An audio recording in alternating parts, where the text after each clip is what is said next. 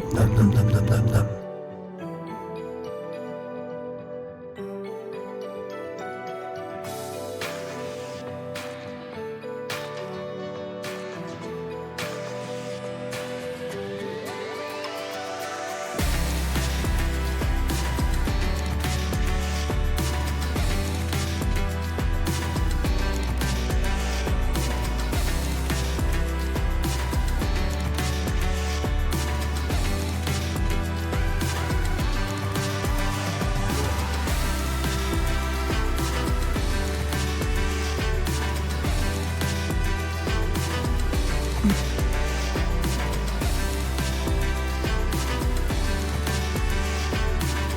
Nom nom nom nom nom nom.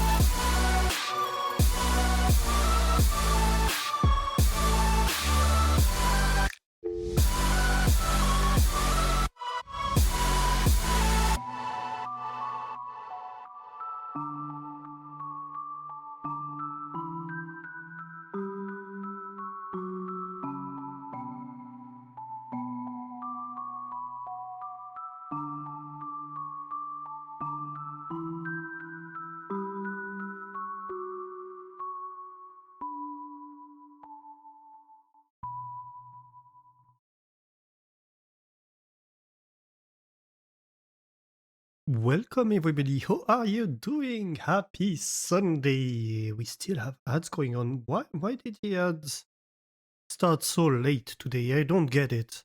But yeah, hello everyone. How is it going? Yeah, I know I'm late. I apologize. I'm just hooked up on this audiobook and can't stop. It's a problem. Blame it on the time change? Not even on the time change. And I'm just I hyper focus on things and then time escapes me. You know. And yeah. But nonetheless, we're playing Alchemy Factory today. And yeah, I think let's just load up the game, right? Let's just load the game. I believe where we were about to start working on Gunpowder. Here we are. Yeah, so that's where we finished last time. And we still have the floating coin in midair. And so we had just finished the Saturn factory and the salt factory right here.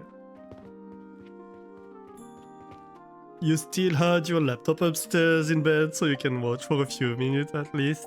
Aww, you miss me. Yeah, I know, I'm sorry, I want to start streaming earlier again. But I just tend to hyper focus on things and then time escapes me, you know. Sneaky time. It sneaks up on you. So yeah, we have these Saturns, and over here we are making salt and diamonds. You know the struggle, right? Yeah, I've been listening to this series of books, The Merchant Princes, which is by the same author as The Laundry Files, if you know this book series. So I finished the Laundry Files and then I was like, you know, I'd like to see what else is published.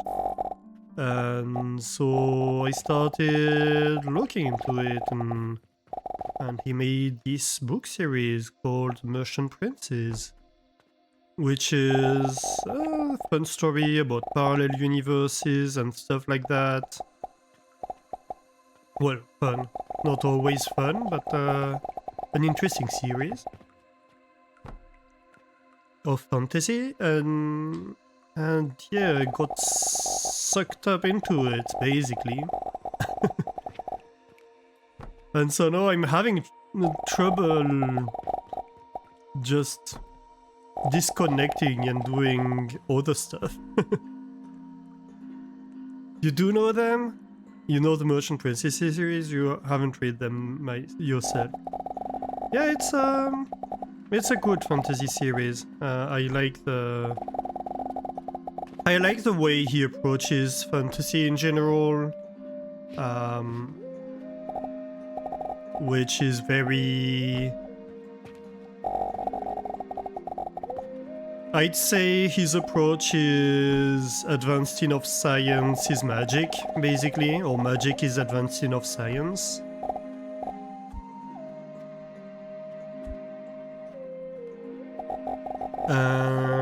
And that's a very fun twist on fantasy, right?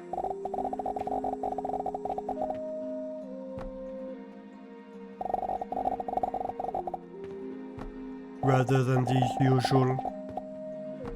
And fantasy in general is a genre, is probably my favorite genre. So, very much enjoying that.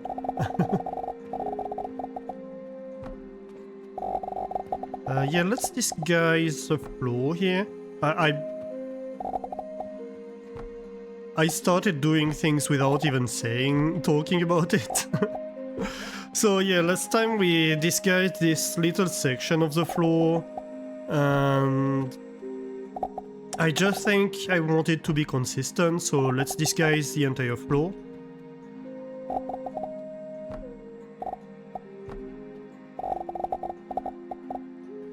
I think it's going to look better.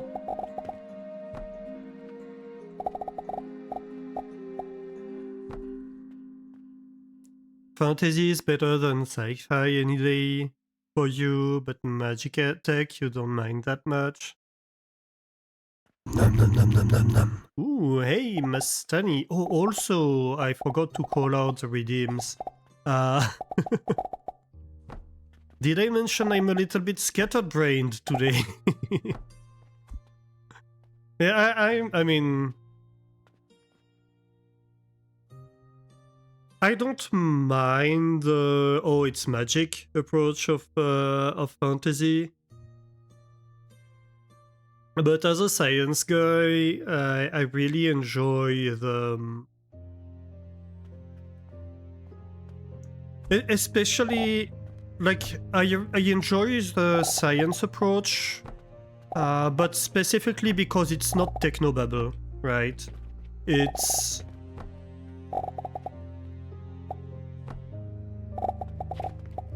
I mean, it's still fantasy, it's not actual science, but it's credible science. And that's something that's very important if you're going to do science in a story for me,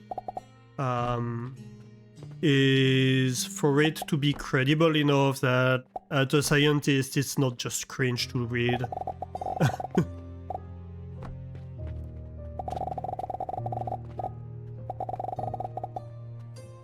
Because a lot of these things, for example, like the stuff in Death Stranding, etc., it's all technobabble, it's using science-y words, but by disconnecting them from their original meaning. And when you know the original meaning, it feels like bullshit. And so...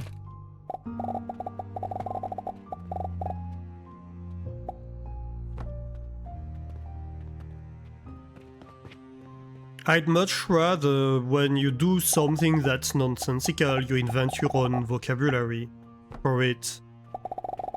Because then it doesn't make sense to anybody. And then that's fine, because you can suspend disbelief. But if you're going to use words, use them properly, right? That's basically my view of it.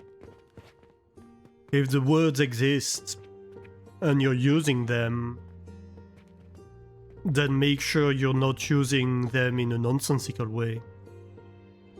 Hey Eskawu, how are you doing? Welcome in. You like that magic is incredible, science already exists, you want something fun and silly, still makes logical sense and has constraints. It sounds like science, but it's not. Yeah, that's exactly what it has. If you look like the laundry files, it's like, oh, if you do like some kind of very esoteric, very advanced theorems, then it distorts reality and creates resonances with like parallel worlds or something like that. Here it's like, oh, it's parallel worlds, and you have people that can go between parallel worlds, but it's some kind of quantum effect behind it. It's not just science. And he doesn't go, at least from what I've read so far, he doesn't go deep into the science of it.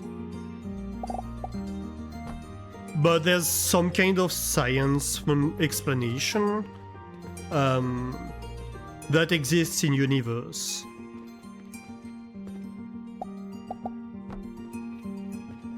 Even though people may not know about it, even though people may believe it's magic or something like that, in universe, there is a science of it, technically.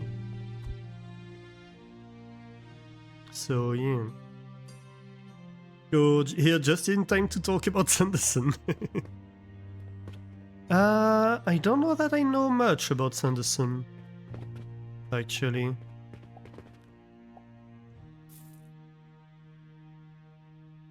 His magic systems are heavily inspired by physics, yeah. Yeah, here it's kind of the same with oh crap, what's his name again? I forgot. Charles Stross. It's a similar approach, and I'm really enjoying that. It's often very dark universes, though. It's not particularly light reading. But it's good writing. And I enjoy the style. Yeah, I think that looks a lot better. And you have this step across. Maybe we add like one more row? Like that? Why not? I kind of wish it would connect to the sides. Alas, it doesn't.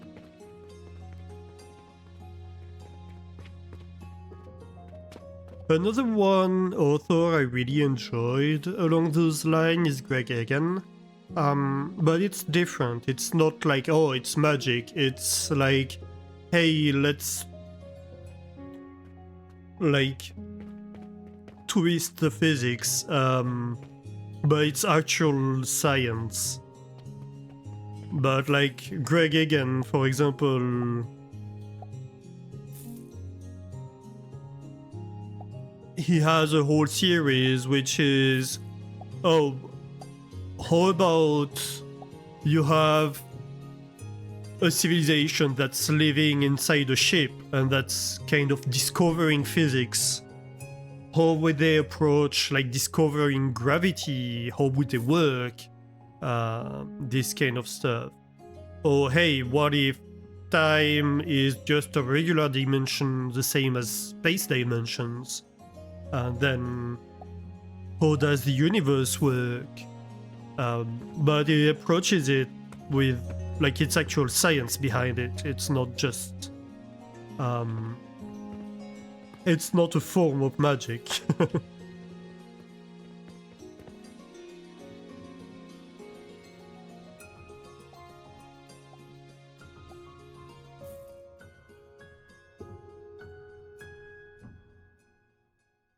He never uses the words, I assume you're talking about Sanderson.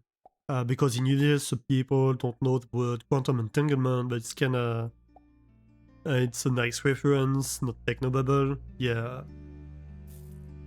Actually, it's something interesting in The Merchant Princes. Because, so you have these kind of parallel universes, which are kind of branching timelines in a way. And so when you move to other timelines, they evolved separately. So they don't always have the same vocabulary to talk about stuff. So like you have this entire branch of history where an atomic bomb is called a corpuscular pétard. and I'm really enjoying that, like this little touch of, hey, actually, like, I mean, when you think about it, it's absolutely a vocabulary that makes sense in universe. That could have been how our vocabulary would have evolved. But it's different, and so that emphasizes the separate timeline side of thing. It's really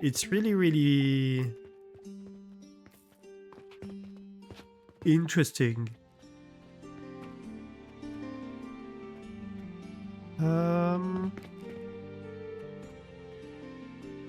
Why do I have this cannon that points nowhere? Maybe because it's the old cannon that used to feed that, I think. Yeah, I think that's what's happening here. I used to feed this.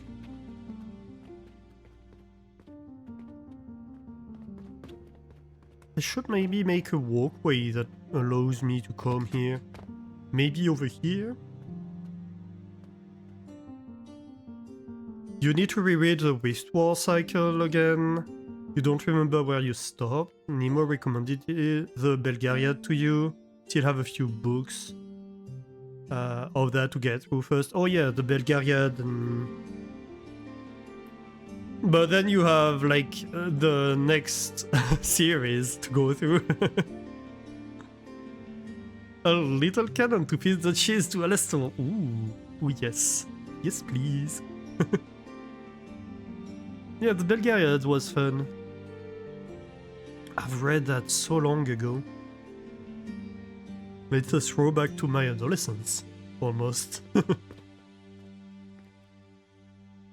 Yeah, 5 books of Belgariad, 5 books that follow on it. I think there might be like a few disconnected books. I don't quite remember. But yeah, it's not a huge series. It's like 10 books.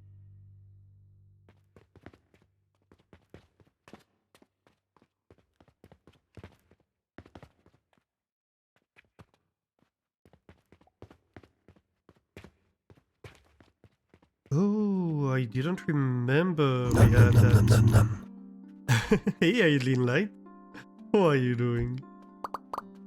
Oop.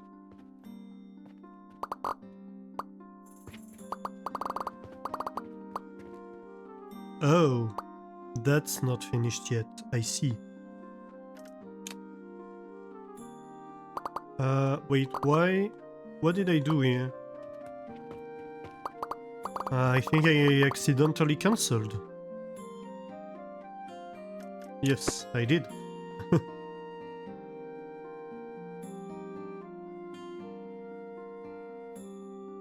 The cheese it calls to you. Have a nice evening, Aileen Light. Yeah, so let's see like the redeems actually.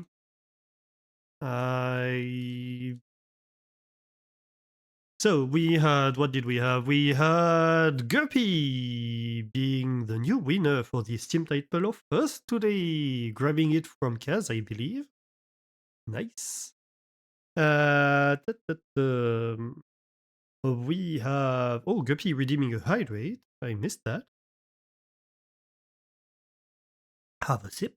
Doran entering the cheese zone and coming out 29% more brews for a grand total of 62% today. Nice. Just before Kaz enters the cheese zone to become 26% more bursa. And Zeta entering the cheese zone to become 23% cheddar. Doran lurking, have a nice lurk, Doran, and booping too. Ooh. I entered the cheese zone to become 38% raclette for a grand total of 70%. And Hippie grabbed some brie, 22% brie for a grand total of 483%. Ooh. Not bad. Oh, and Mastani entered the cheese zone to become 13% more trou du cru.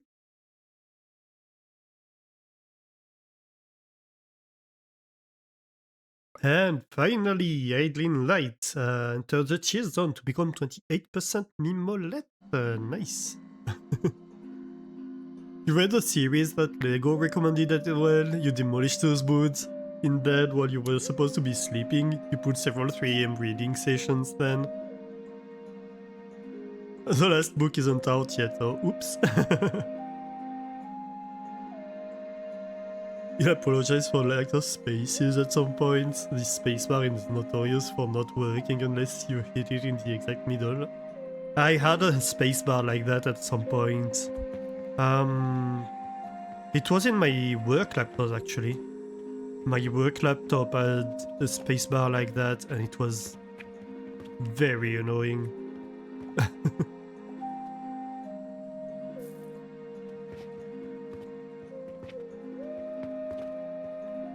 So I can't have a floor here.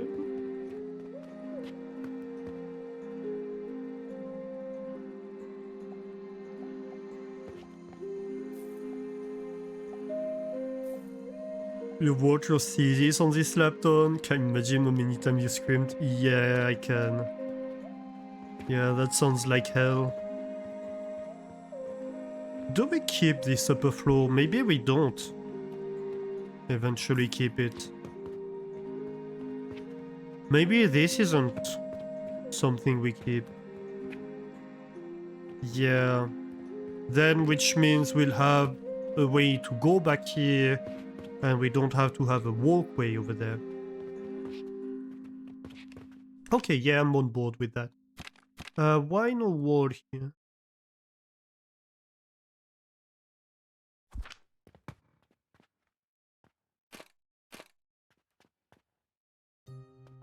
I'm going to have a hard time with the controls today, I think.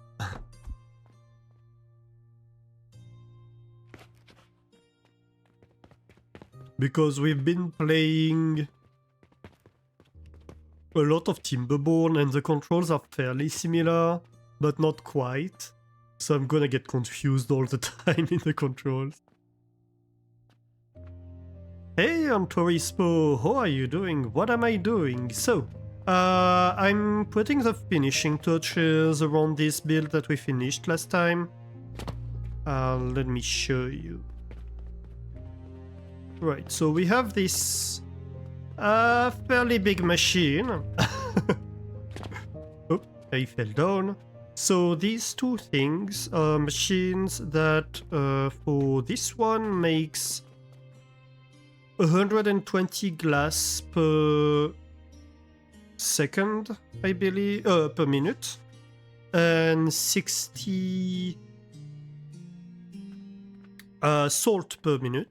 This one makes 120 bricks per minute and 60 salt per minute, or the reverse maybe. I don't remember which is which. I think this might be the bricks actually. Yeah, that's the larger one, that's the bricks, and this is the glass. And this one just makes 100 salt per minute and turns the sand into diamonds. The extra sand into diamonds. And actually we have a little bit extra sand from the bricks also that we turn into diamonds in this. So that's the bottom floor here.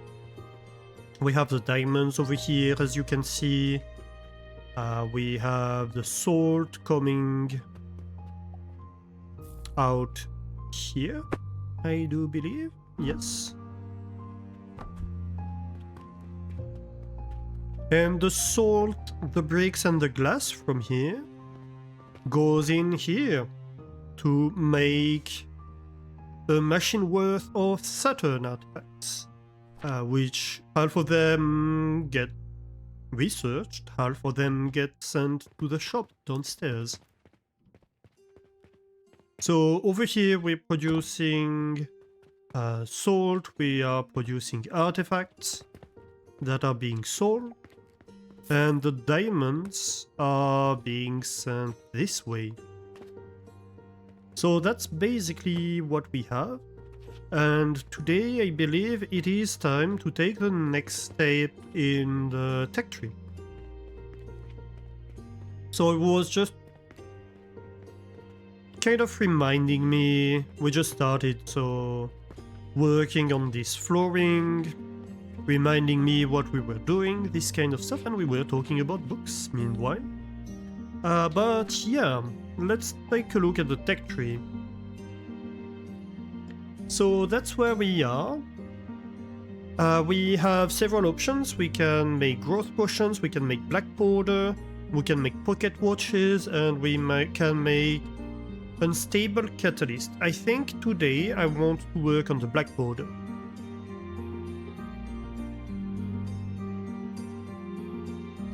It's also why you haven't booted this laptop for 5 years. until last night. Oh no. Yeah, that makes sense. Bedtime for realsies. Have a great night, Evie. And maybe see you tomorrow morning. No, hopefully not. Hopefully I get to bed before then. But you never know with me, so... So yeah, I think I want to start working on black powder today. There are challenges with that. Well, the first one, of course, is gonna be that we need to make the black powder, to design a build for it. The second challenge is we have a centrally distributed coke powder system, right? Which feeds fuel a little bit everywhere in the factory.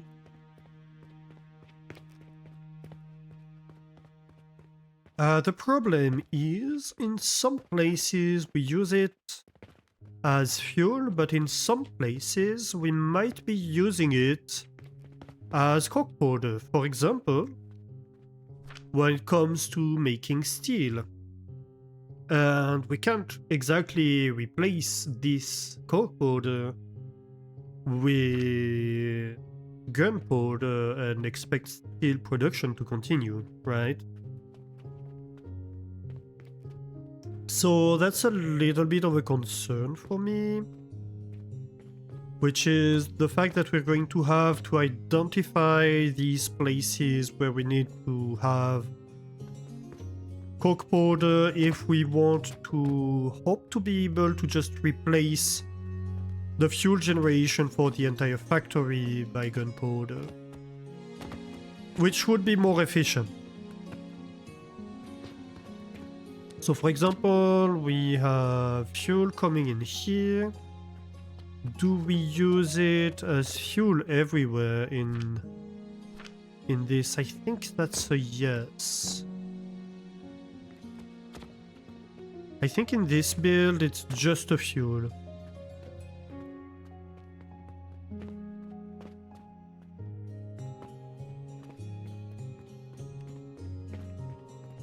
So yes, steel is one where we're going to need to keep the coke powder. I guess the easiest way would be to just look at what we can use coke powder for.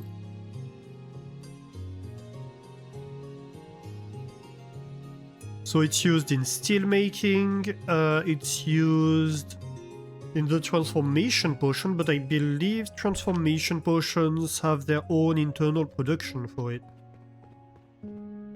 I don't think they take an input of... don't they?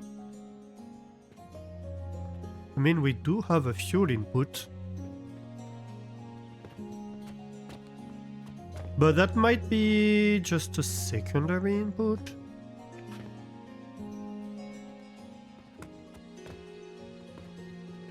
I'm not quite sure. So this is gonna be a complicated one. Ooh, hydrate. Thank you, Guppy.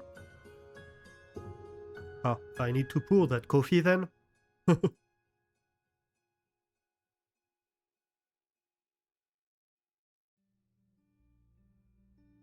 And why riot? Why is Guppy rioting?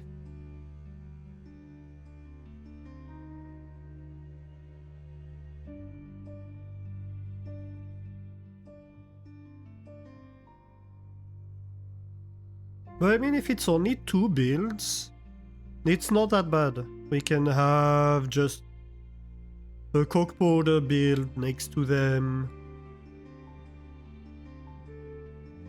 The steel might need a bit of a redesign, but I'm not too fussed about it because it's a mess anyway. So I wouldn't mind redesigning the steel and iron part. Better question is, why is everybody else not rioting? On the one side, yes, but on the other side, don't you dare. Oh, we sold 3 diamonds today, not bad. Look at that, we're making so much money.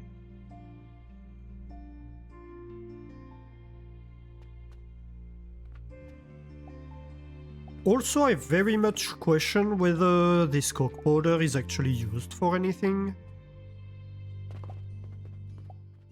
I'm not entirely sure it's ever actually used.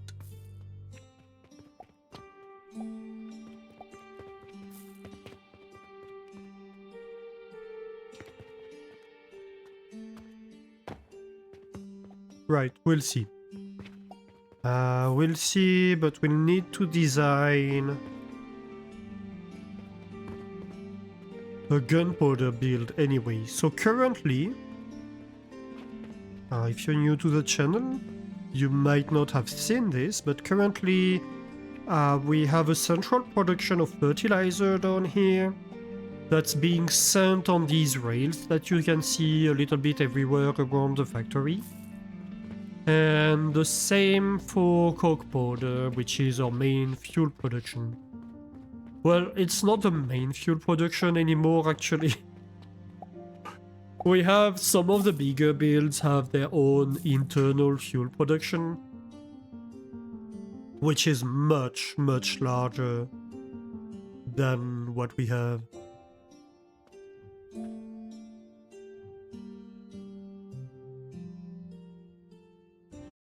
Thanks for the giant emote, Peppy.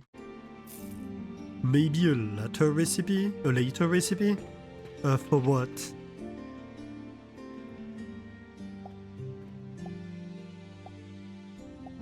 So yeah, we have entire builds upstairs that consume and produce much more fuel than this is ever producing. For example, so that entire floor is fuel. So is this... no, not this one actually. That's not fuel, but this is fuel.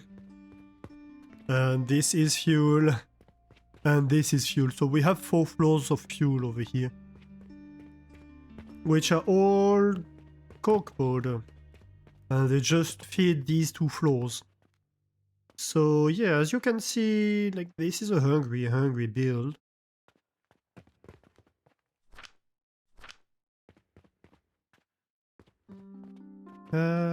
Question actually.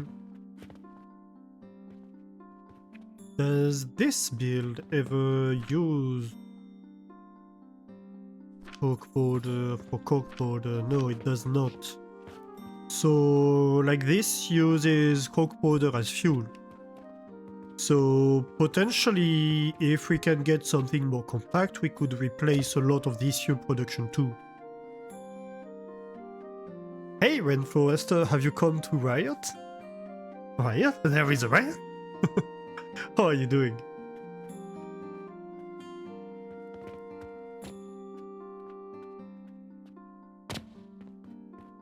Yes, I've heard rumors of guppies rioting. Unsanctioned rioting and all that.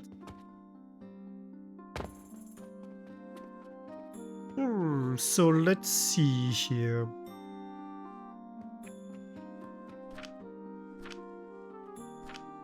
I think I'd like to keep half walls over here.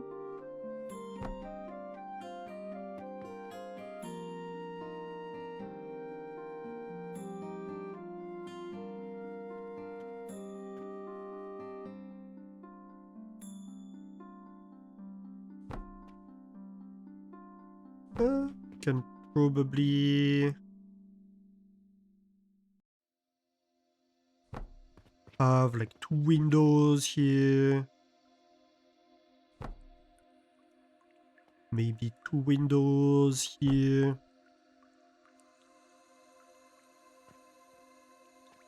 This, of course, needs to be a half wall, which does mean that this needs to be a half wall. And so does this.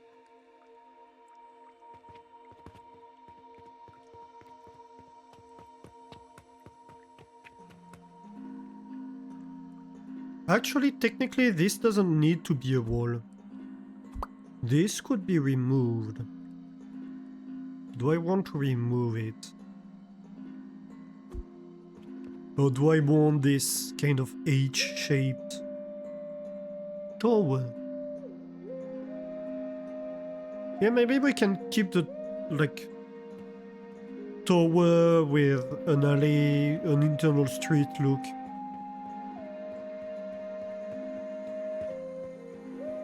When guppies riot, is that a thing? Guppies always riot.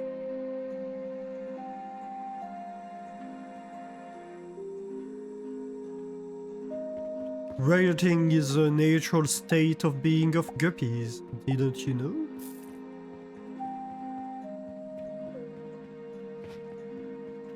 Oh, before, actually, while we're looking at the building's looks,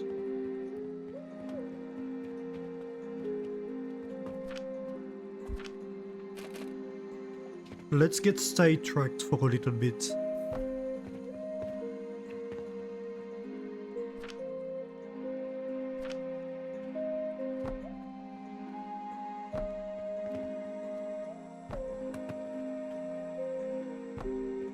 And work on the aesthetics of the alley.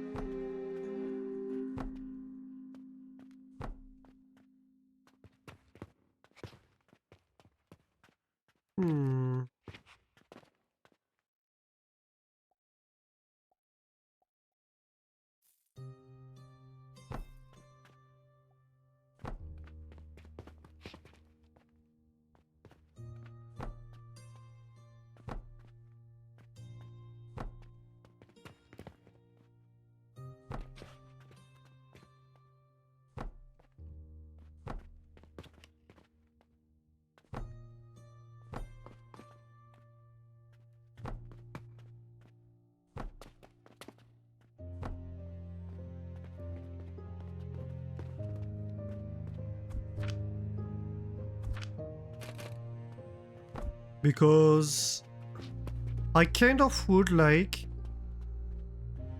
That's interesting.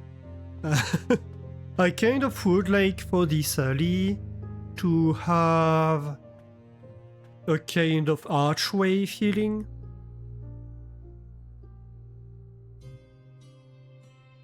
Oh, a book title, When Guppies Riot. I don't know, maybe?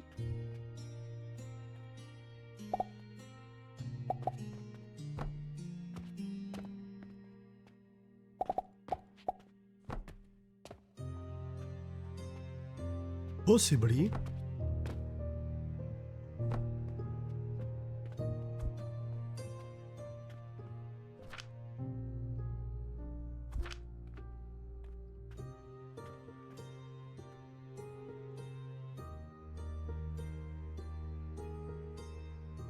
Let's see.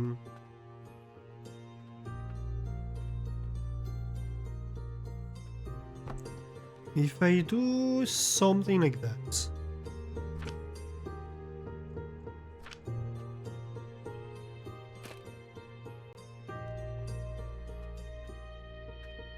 Invalid position because it's too short or because it's too long? Because it's too short. This would be too long, I assume. Ah, dang it, I can't see. Yeah, it's too long. Okay, so if I want to do that, I have to use a retractable beam. That's a possibility.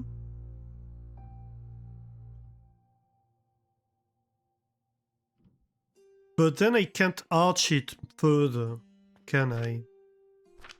So what if I have...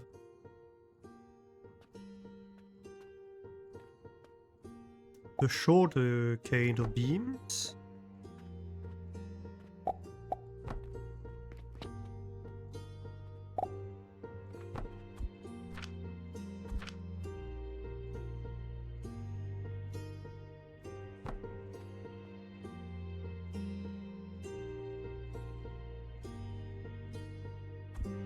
How about we start steeper, actually?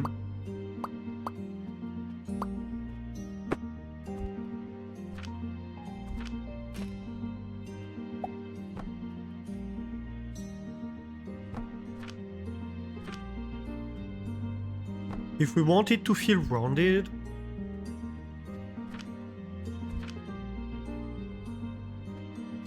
it would better be steep.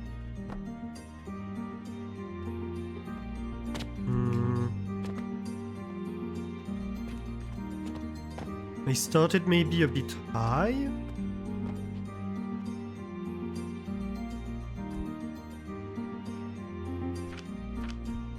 Ah, here we go.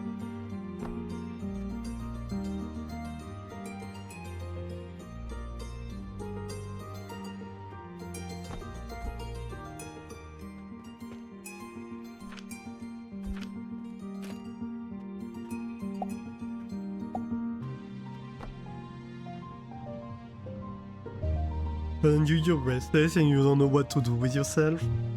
Ah, that's fine. As I was saying, I'm very scatterbrained too today. I'm kind of all over the place a little bit.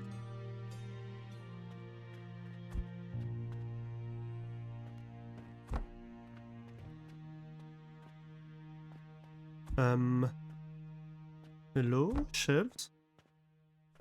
Nope, apparently this won't do. When you try to paste a shelf, it just doesn't work. It's a little bit disturbing.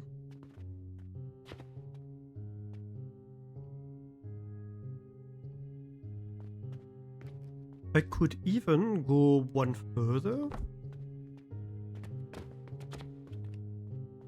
Possibly.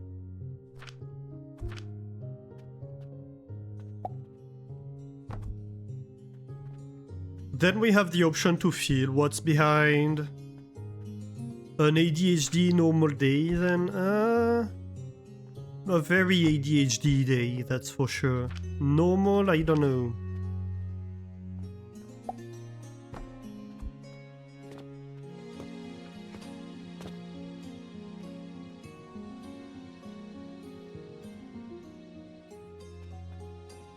How does this look from below? Do you think that looks arched? Doesn't look very arched, does it?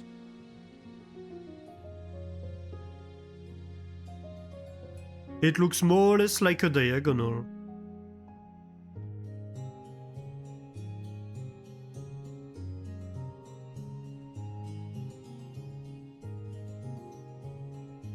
Maybe if we transform the last stage into a flat beam stuff?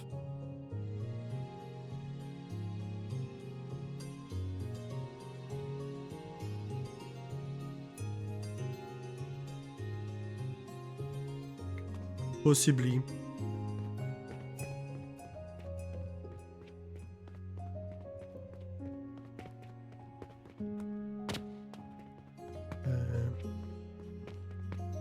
Oh. That's awkward. Oh well. Thankfully, not a problem yet.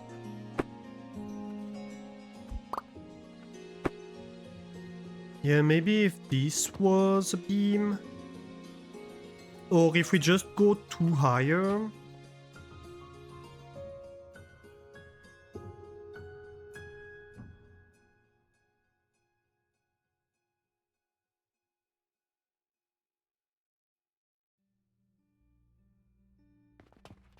I don't quite know. Let's try mirroring it.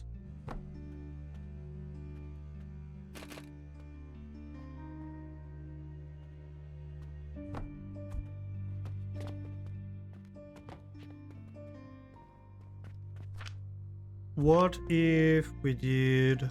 This could look fancy. It's a 6 long beam. technically I could go with steel here.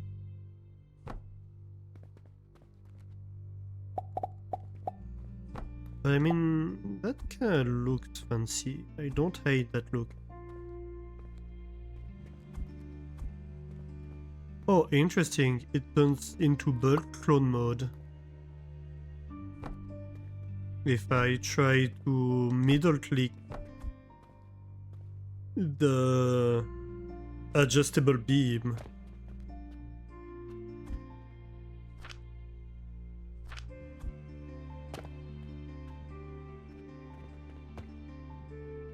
How does this look? I think it does look more arched. I don't know that we gain anything really by using the adjustable beam though, because it just looks grey from here. So we might as well just use a steel beam instead.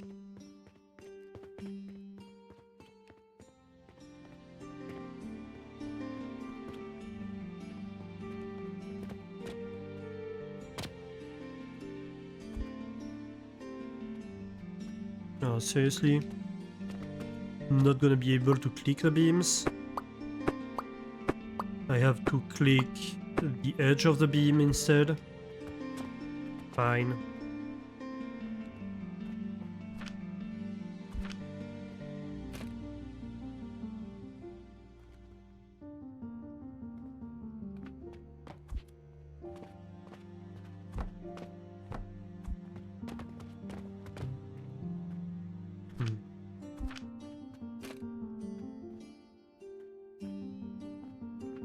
Yeah, that should be fine, I think.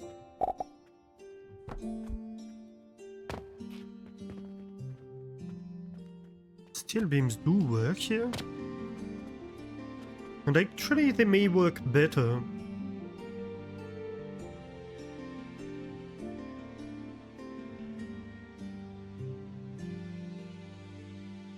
This looks a lot more supported.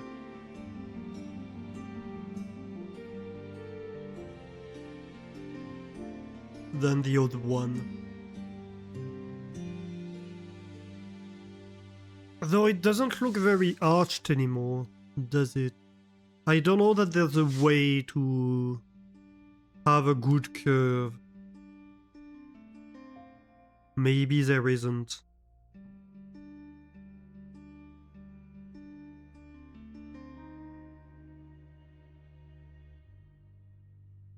Maybe there's no way to get a good curve.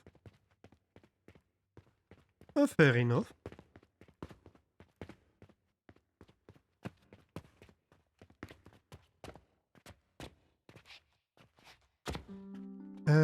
Let's see. Can I have more boxes to stand on?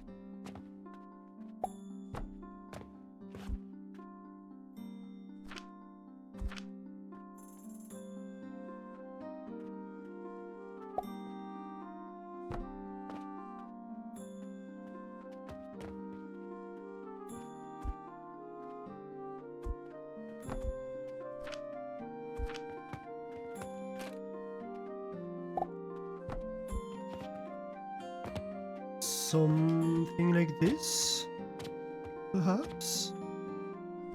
Can I have beams in the front here?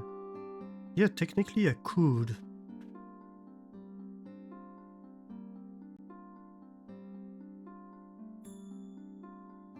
Would that improve the looks, though? Because I'm pretty sure I can't have a second beam on top of it. Like, I can have this, but I can't have the second one over here. I suppose we can try.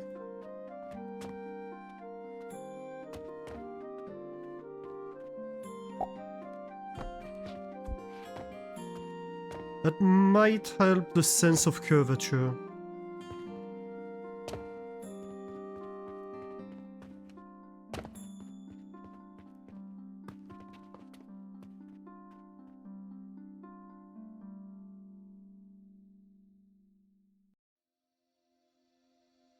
Not really.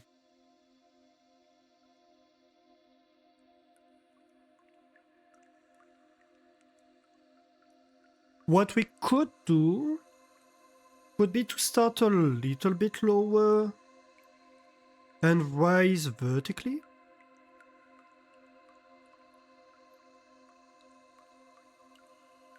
Before we start curving. That's a possibility.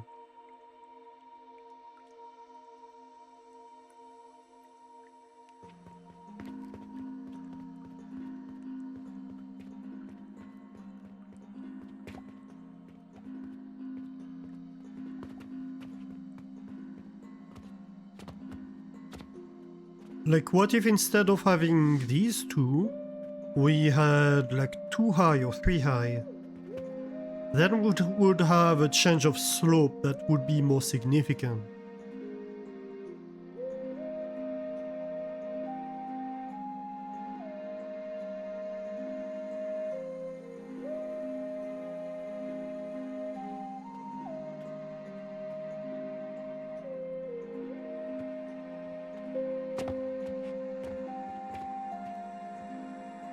Why do I have bags over here? Never mind, we'll see later, I suppose. When I'll rediscover the bags and be like, why do I have bags over here?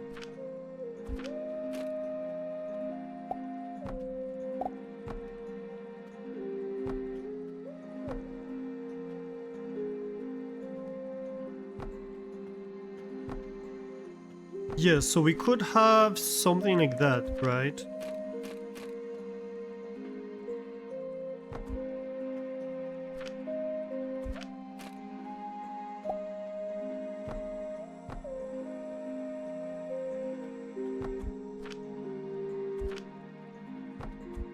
Does this feel more curved? That feels a little bit too tall, maybe. This is very thick.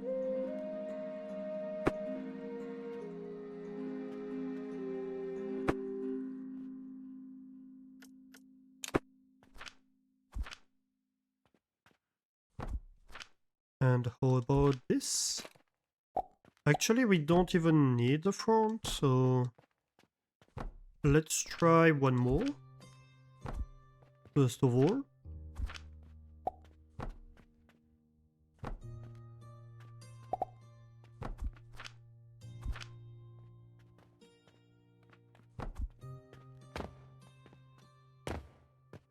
That may feel more curved, actually.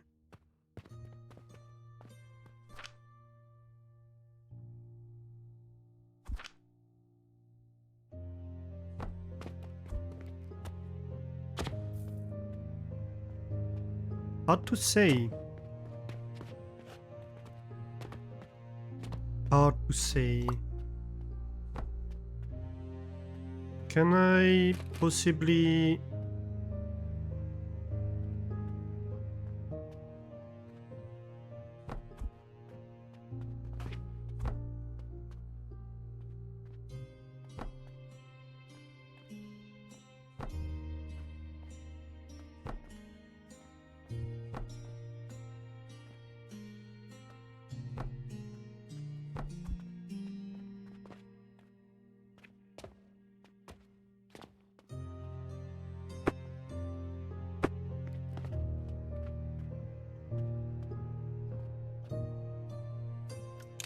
I think let's remove all that. And we try to copy this.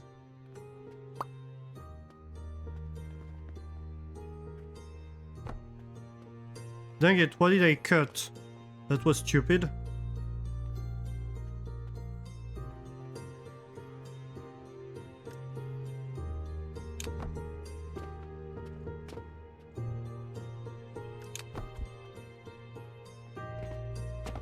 Oh. Interesting. Well, how about this, actually?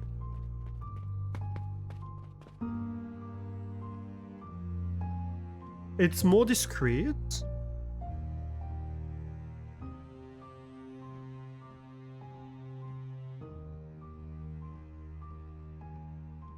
I think I prefer the outline that the beams do give.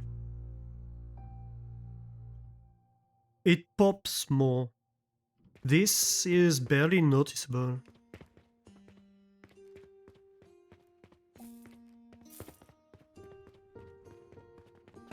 It needs kind of an accent color, and the grey can play this role of an accent color.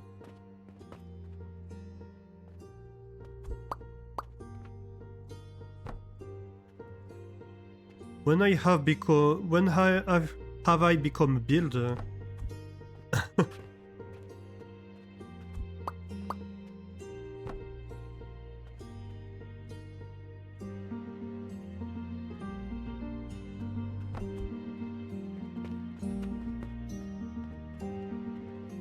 And this needs to get shifted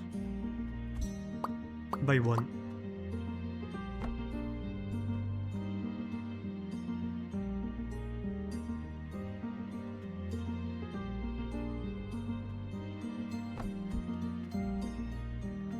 And 1 higher. This is difficult to place.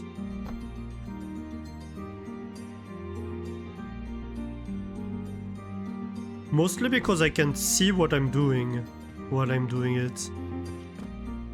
It makes it very hard to build.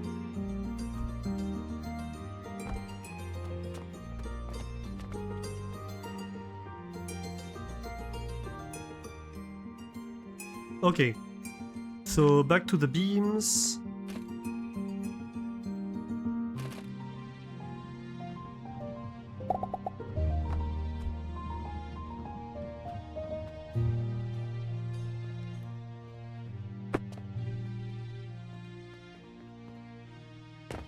Oh. Dang it. I need 1 more beam.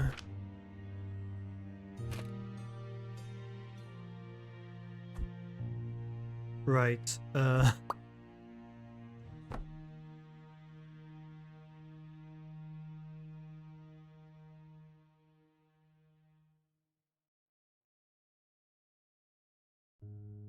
Two maybe even. 3? Seriously, I missed that many? Fair enough.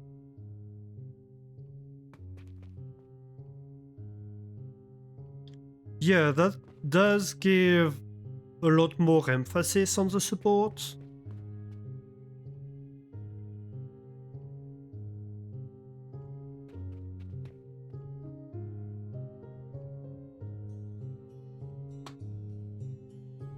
I think it does look a lot better.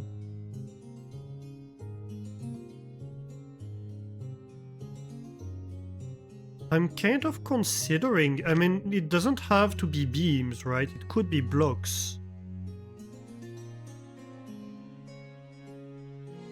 So could we make maybe the entire arch stone blocks? Or even bricks if we want to.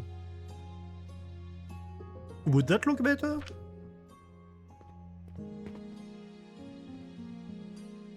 I mean, we'll have the shelves no matter what.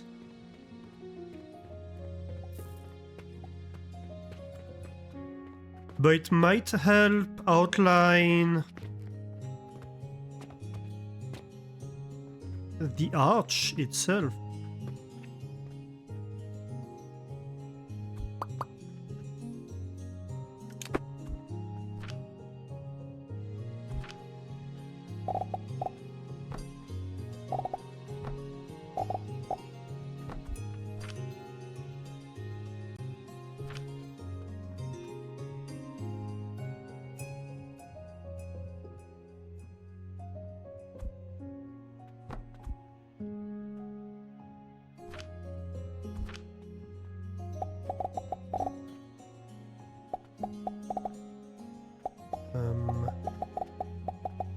Here we go.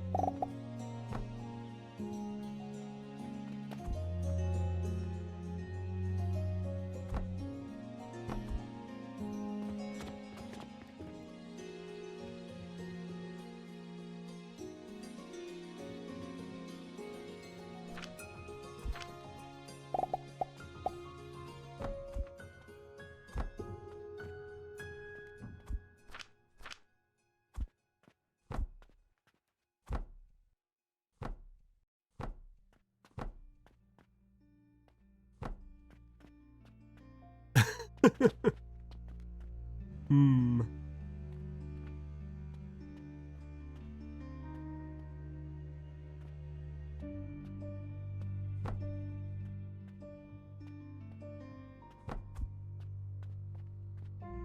Yeah, that seems correct. I'm stuck.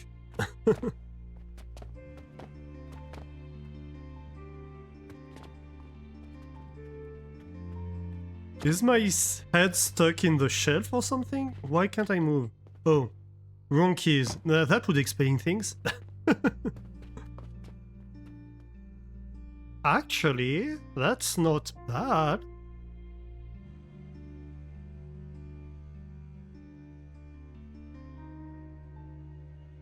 That might even benefit from another layer of stones that transition a little bit better. Hey, Crying Casual, how are you doing?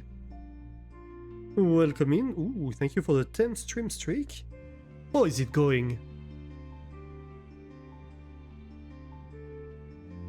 Yeah, I think, like, if over here we had, like, 3 blocks of stone instead of having...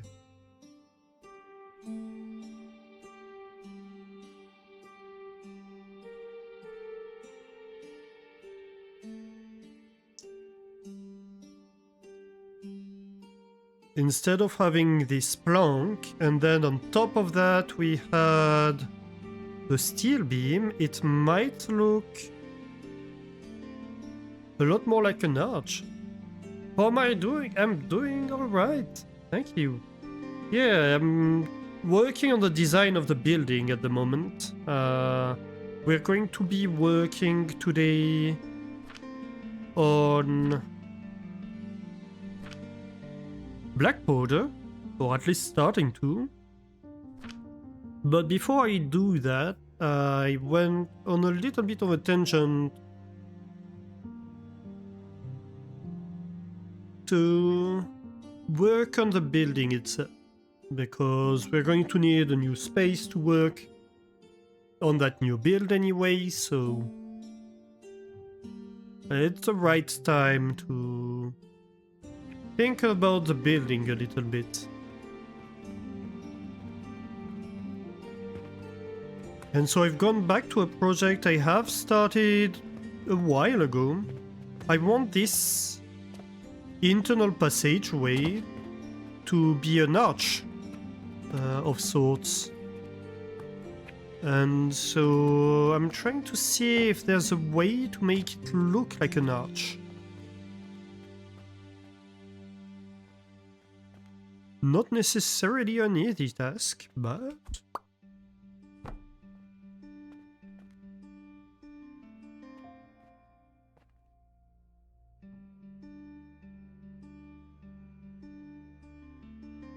this is one too low, isn't it?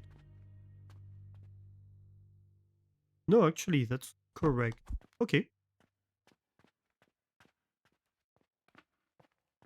Yeah, so let's see here.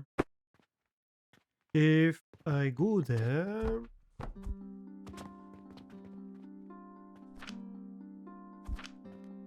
And then I have a layer of blocks before we transition to steel beams.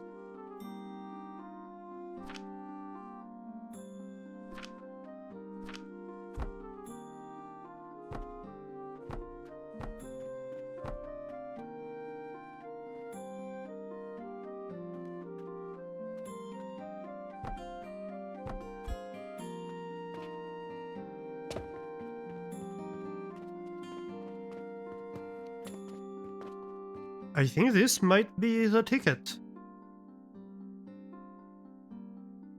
Maybe... possibly a second layer of blocks behind this. This might be the best we have.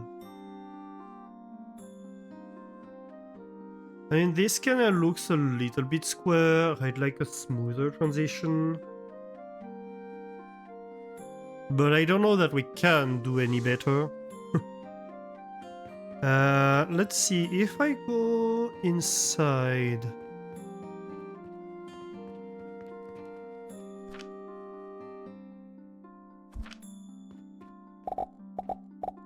Like, ideally...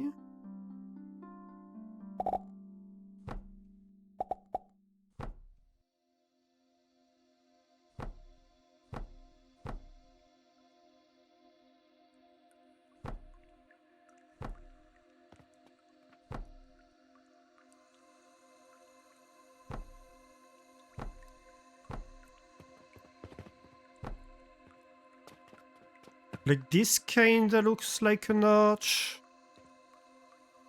Even then, it's not amazing.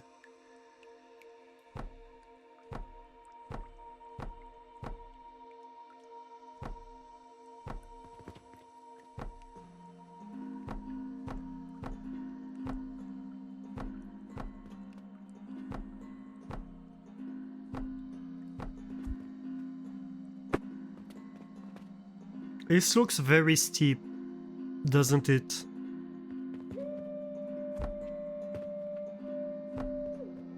So... maybe actually, what if I do that?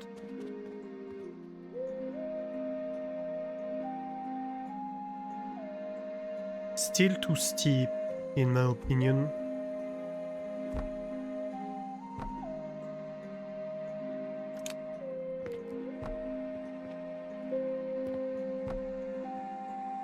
In a way, I would say my inspiration, what I'd like to have ideally, would be kind of this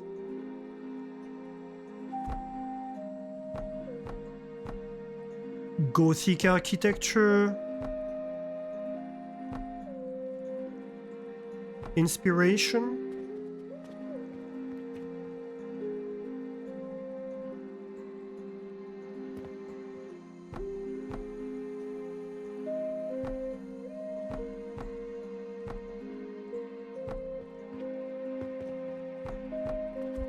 How does this look? Not bad.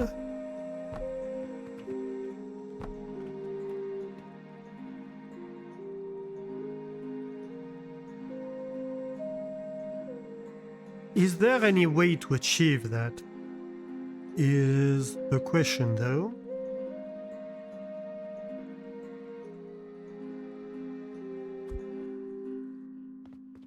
Because then what we would want is kind of the negative of that.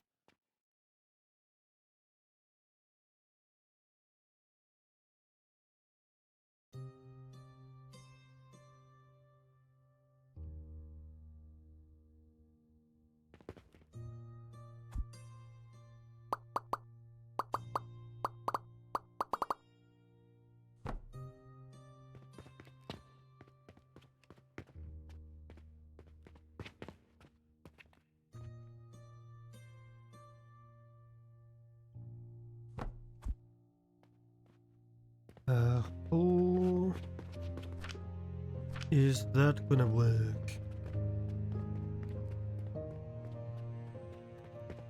First things first, if I have walls around it,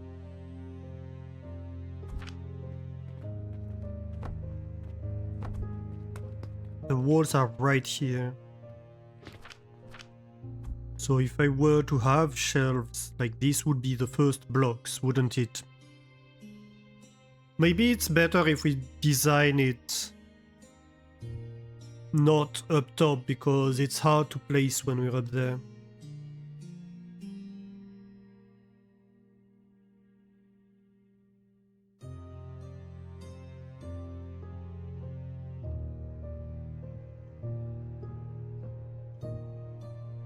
We're making so much silver.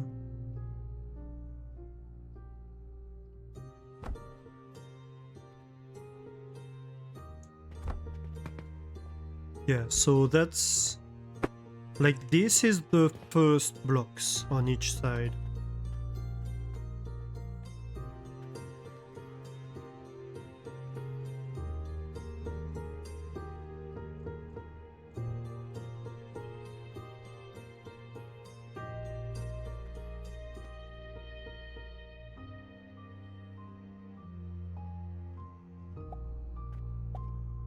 So is this possible to make as an arch? And how much of it needs to be stone? Let's first replace the top layer. All these blocks here.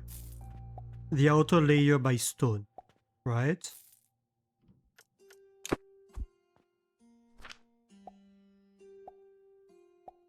And see where that gets us.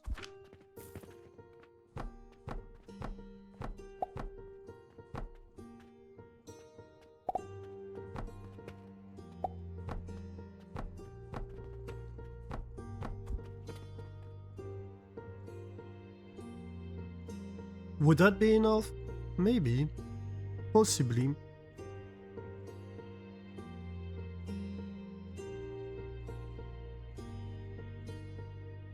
So, second question is, can we design that? On shelves.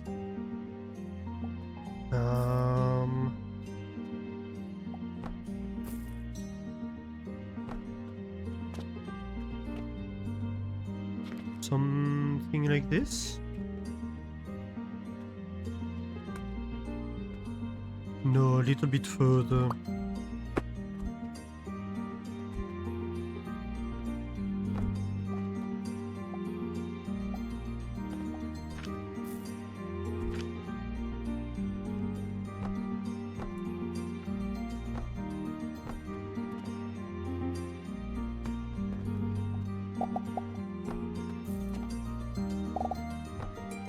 This needs to be the thickness of the shelf, because we're going to have other shelves, of course, to support the next layers.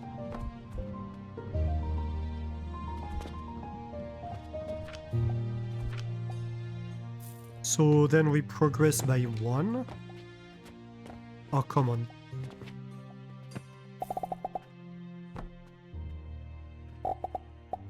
And can we stick a shelf on that? Yes, we can.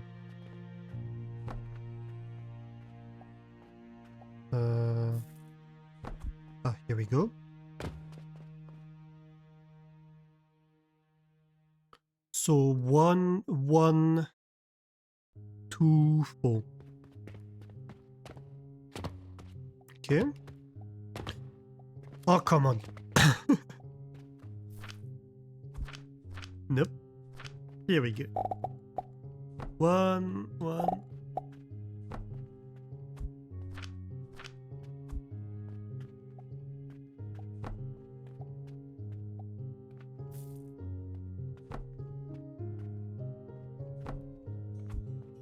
And then 2.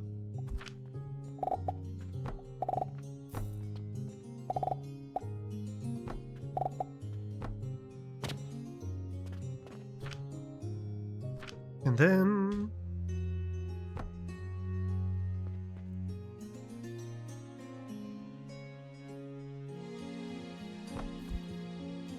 Ah! Come on. Game. Stop playing tricks on me. Ah. That's better. And 4.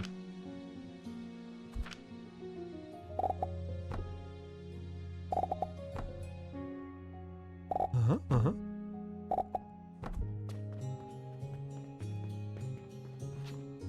That does look arched. Okay. So, can we place that above?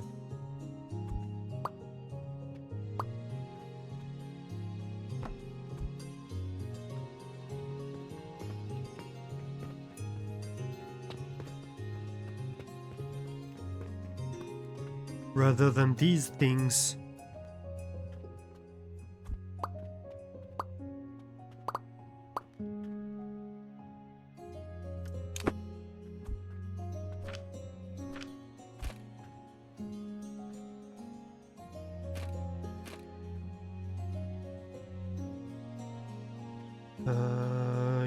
Yes, that's correct. in terms of height. Hmm?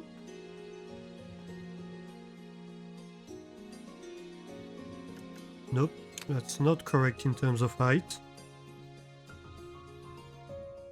That's correct in terms of height.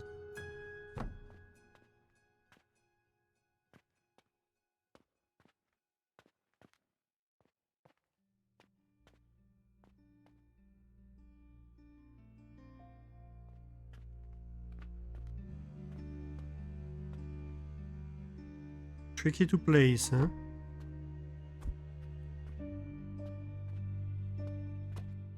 But I think we got there.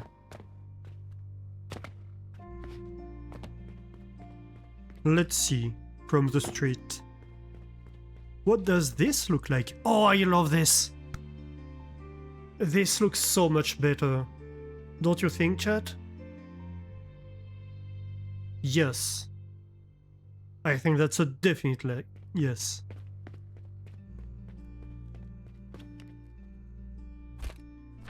Let's save this.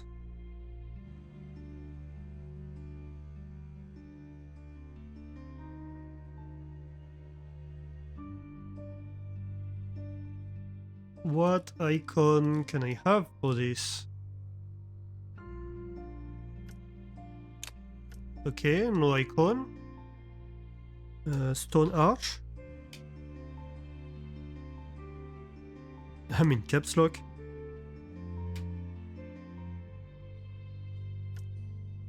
The caps lock key is the same key to lock the height of a blueprint when I'm placing it, so I keep getting into caps lock. Semi-intentionally. Yeah, you agree, chat? Nice.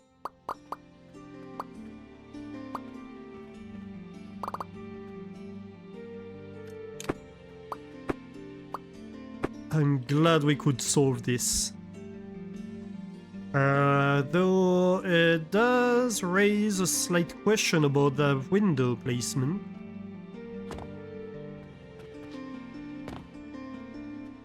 So 1 to 3rd floor. On this tower. 1, 2, 3. This one. Is it used for anything? I don't think so.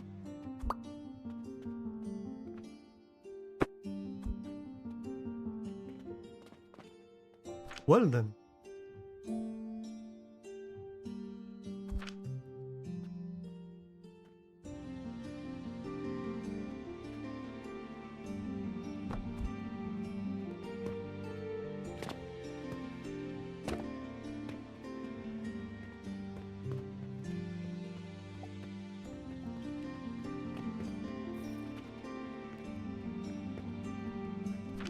So, blueprint, stone arch, build.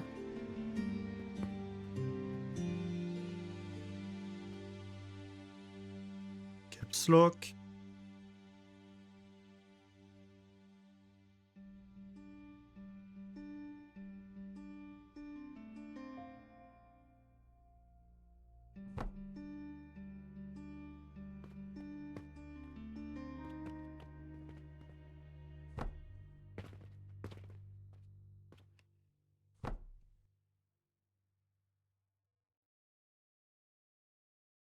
Oh god.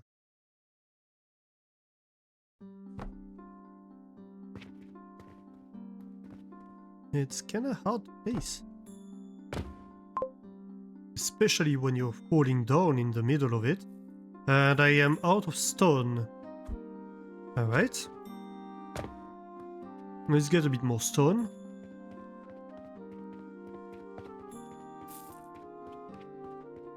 And a skill point, huh?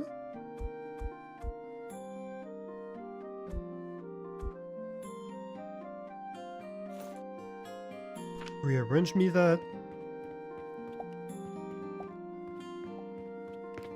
No, wait, I need to go downstairs for that one. A little bit of abandoned wooden block.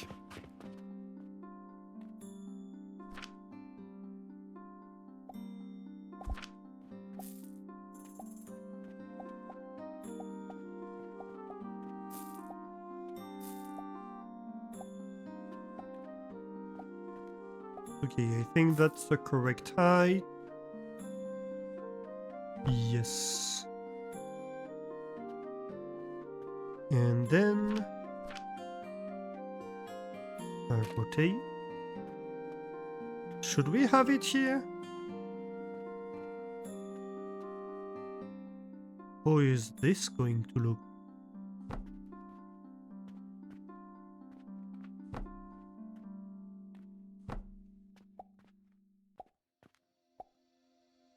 Invalid position. Why invalid position? Interesting. Ooh. This needs to be one further.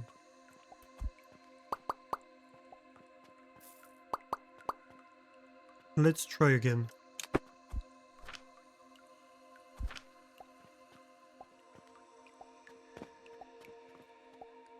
Oh my god. This is...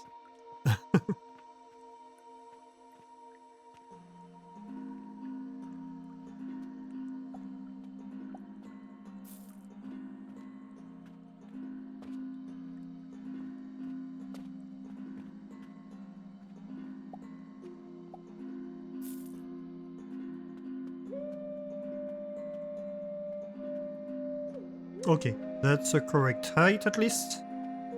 Now we rotate. We come as close as possible.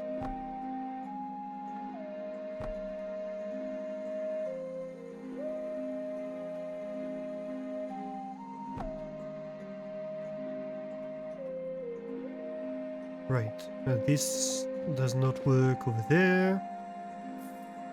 And yeah, this floor is gonna be a problem possibly. If we want to have that in this alleyway, it would be a problem. We could have it over here though. I don't know, is this overdoing it or not?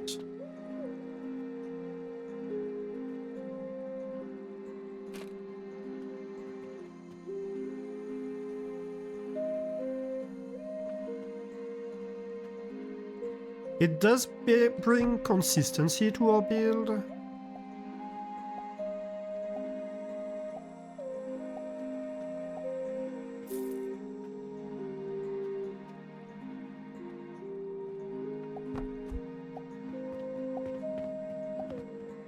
Yeah, I think we couldn't fit one more.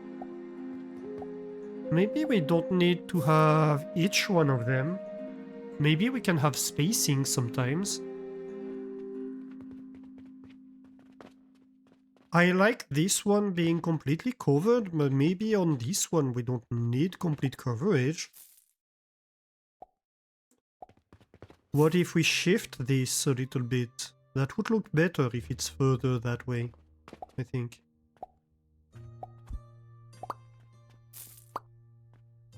Which probably means moving that.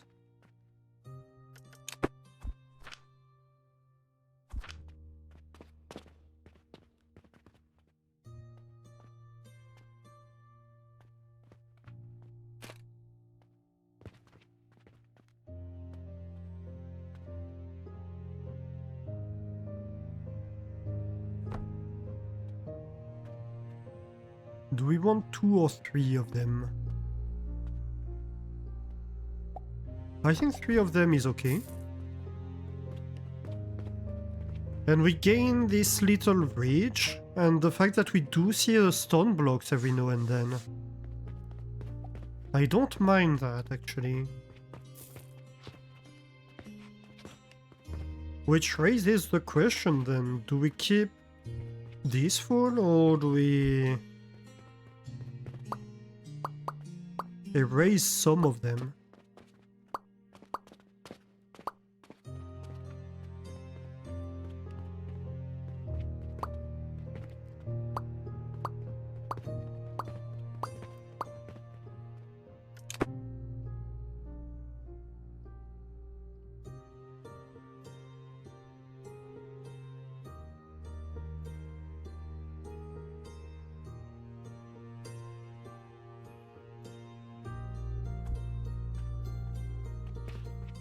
Hmm.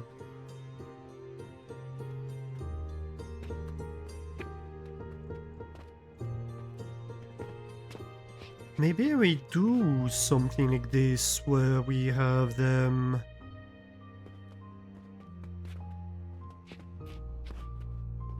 a little bit spread out.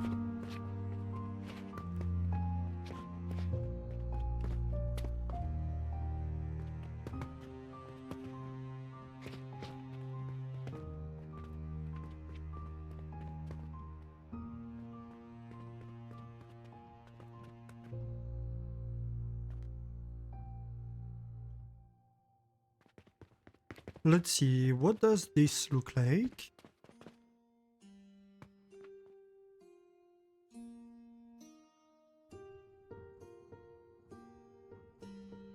And technically we only see the stones on the edge here. And then we just see the wood. So the stone does give a feeling of an archway, more than just seeing the wood. But it would be reinforced, I think, if we could see several of them. I wish we could move this little stand here. So let's try.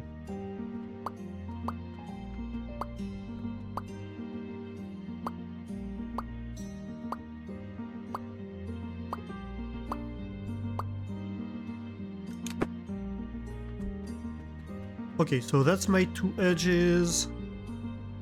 Can select stone arch. Then we lock the height.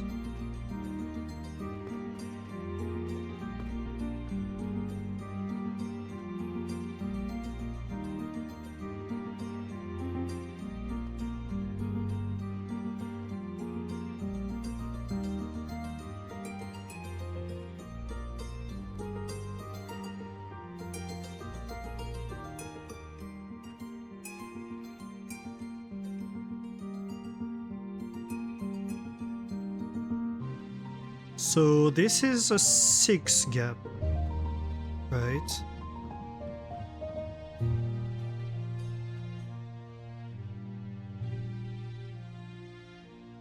So this is a 6 long unit, and we had...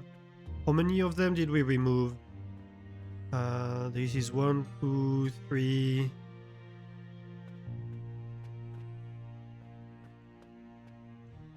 So...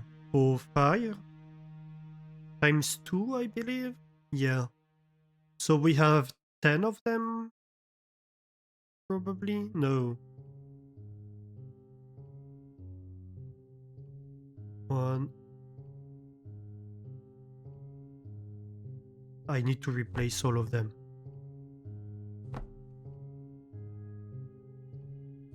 Just to figure out what kind of gap I can have to have them regularly spaced.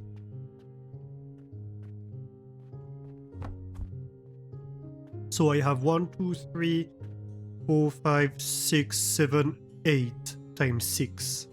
That's my total space.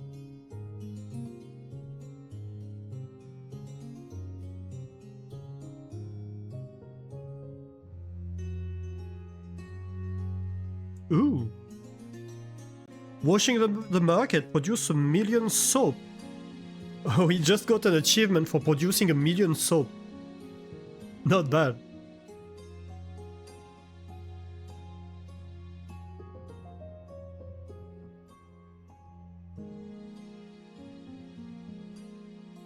So we have a 48 gap.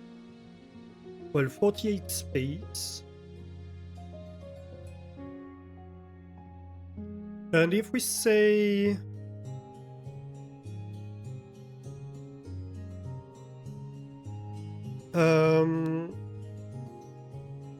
well, the problem is... we want 1 unit on each edge, right? So really we have 42 divided by 6 plus the spacing. And that's the number of gaps we're going to have. So 42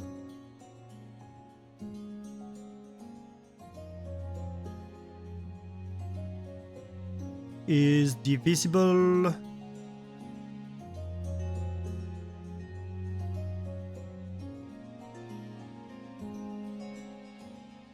by 2, 3, and 7.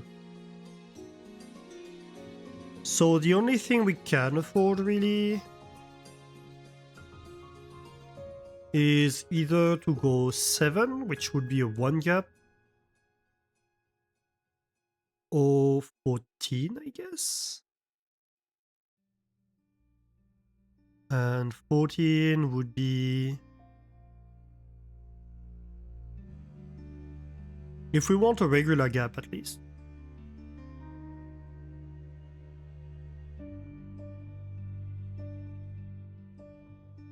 A gap of 8. We can try that.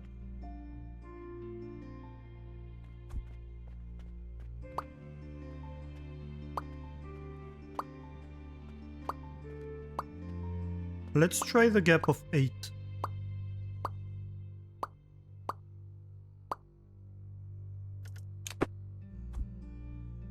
So we pick up the arch again. We adjust the height.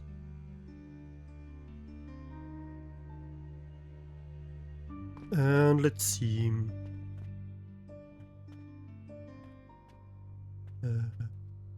1, 2, 3. Oh, 5, 6, 7, 8. 1, 2, 3, 4, 5, 6, 7, 8.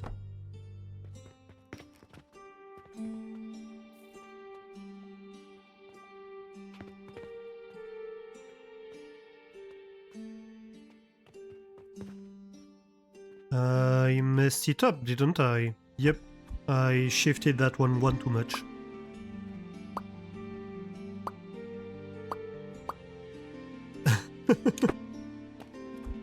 This is surprisingly hard.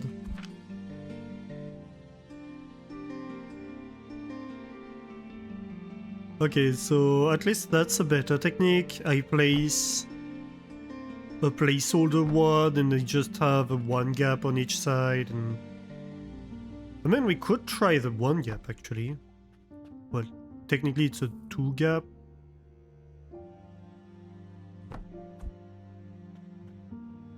First things first, what does this look like?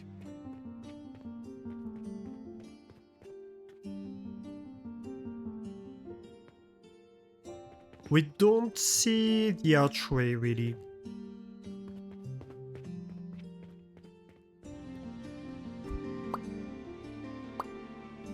So then we remove 1 every 2. And what does this look like?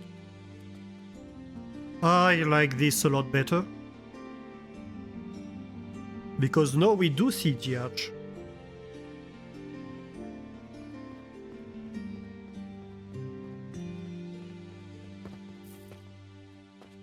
It even makes it so it's not so strange that we do have a gap over here. It also means we can remove that one because that's going to be the same gap. So that looks consistent with that now. And well, we still have the problem over here, but we can deal with that later. We're probably gonna have to redesign these walls somewhat. Do we deal with that? No. I have ideas. So maybe it is the right time to do it. Where... that would be the diamonds, wouldn't it? Yes, yes.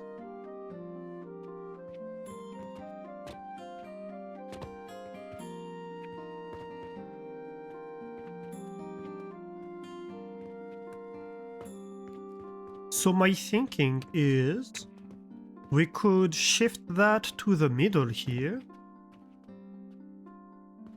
and have like one wall on each side. And then that would be alright.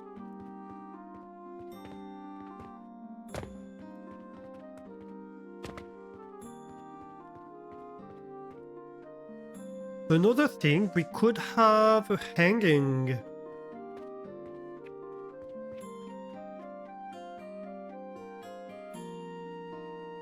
A hanging belt here from the ceiling that would be at the level of the things.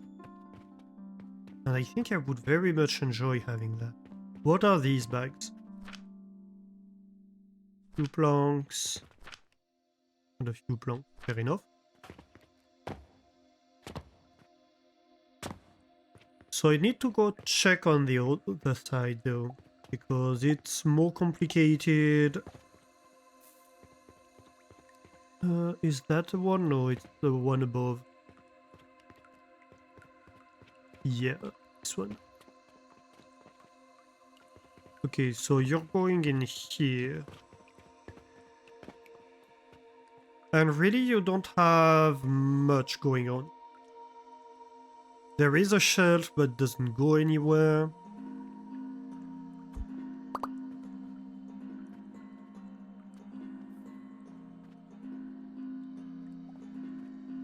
So if I do that, we don't destroy much.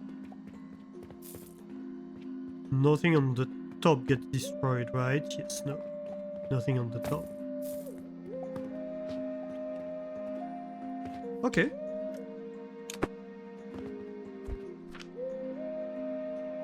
It does mean I have a bunch of junk in my inventory, but that's fine.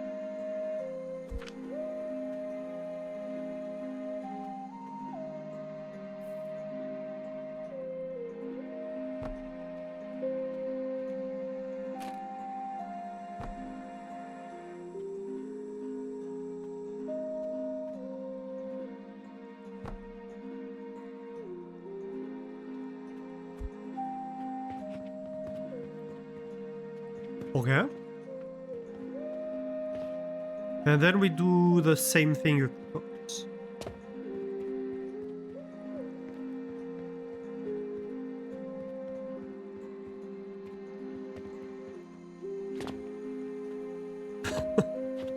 Well, maybe we try not falling down the stairs. That would be possibly better.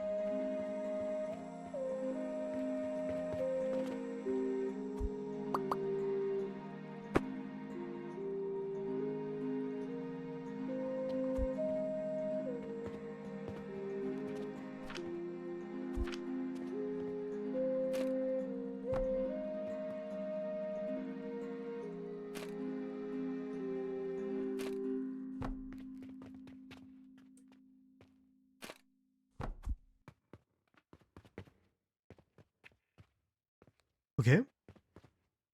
Then we go place the archways, which I believe are now compatible with the architecture that we have. Yes, yes.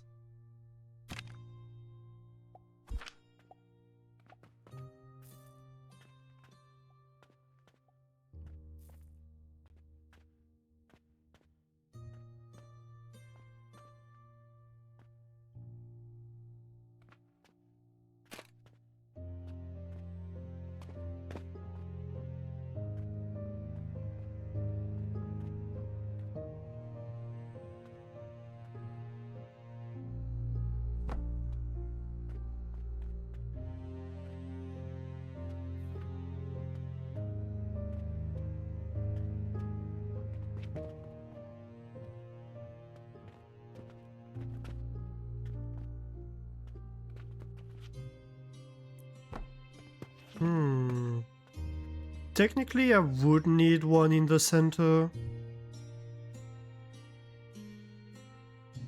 But maybe we can skip one and that's not too weird if we have something in the middle instead. So maybe if instead of that, in the middle we have a drawbridge conveyor.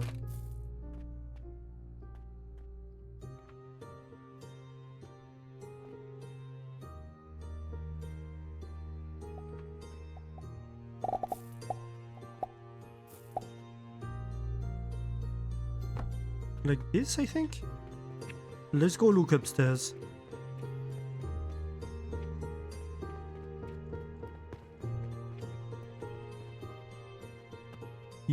Yeah, I believe so.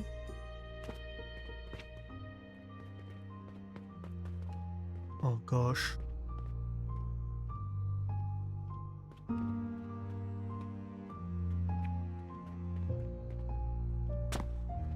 Or am I going to need to have like beams going across? That's also an idea that we could do.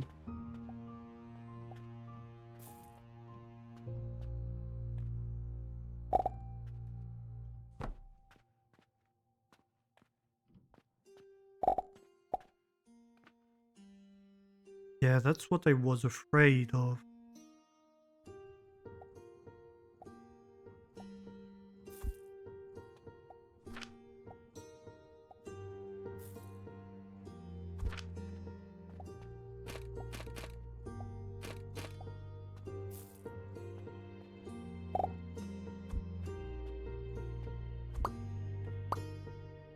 Okay, other possibility. Maybe we can use the new conveyor beams.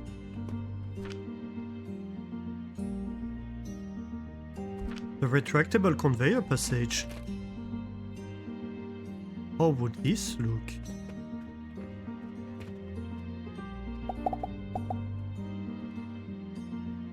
This would look too short.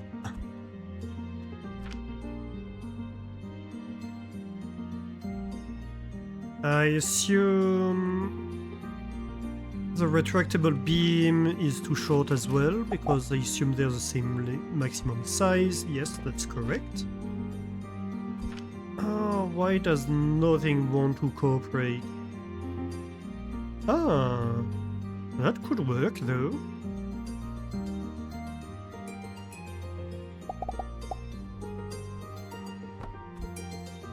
Maybe we do this, then.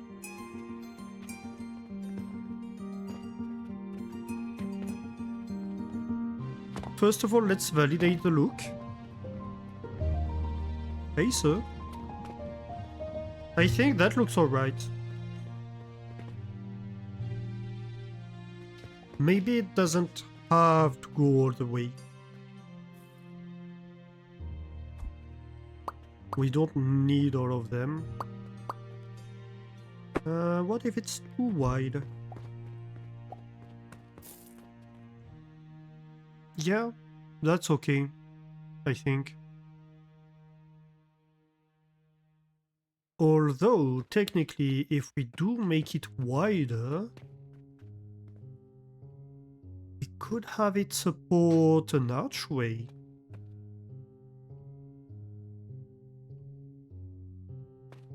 Wait a minute.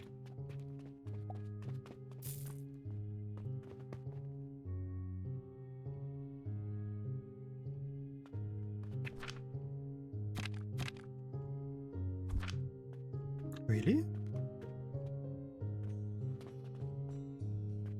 Are we sure it doesn't fit?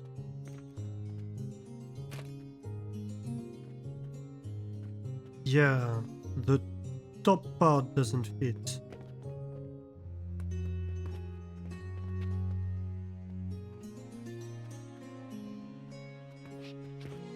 So this would want to sit 2 blocks each side of these beams. Interesting. Can I do that? It could be fun.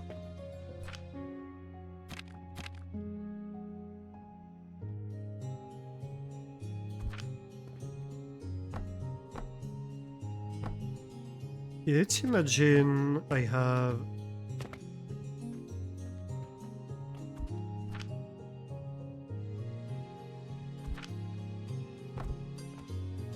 stone blocks on either side.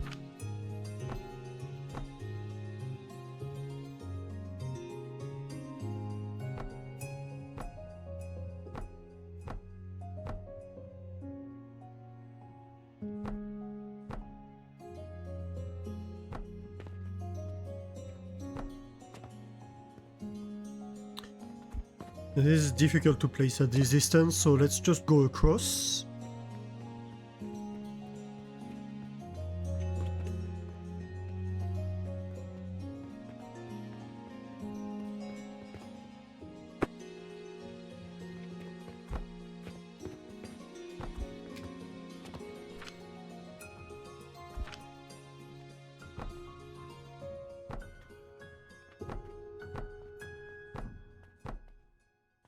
Okay, so in theory, I think that's all the support my archway requires. So does this mean we can place the stone arch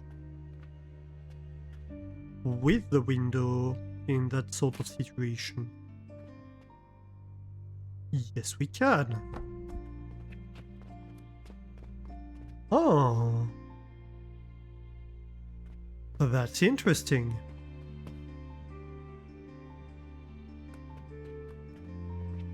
Yeah, I don't mind that actually.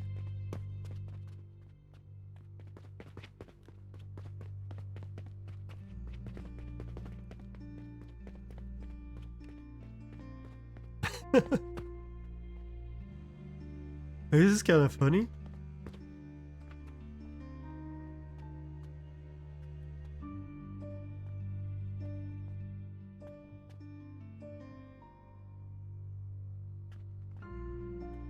Do I want to make this a little bit wider, possibly?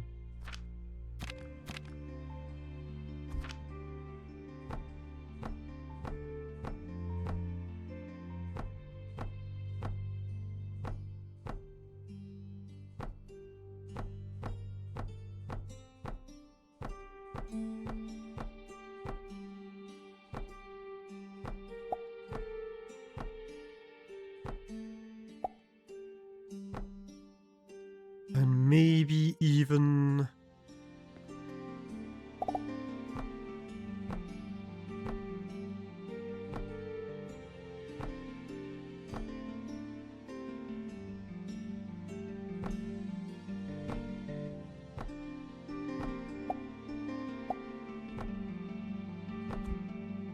something like that? Yeah, from inside that looks a lot better. At the very least. It looks a lot less like we have an archway that's supported by absolutely nothing. It's all cosmetics, I know. But cosmetics are important in this kind of game. For me, at least.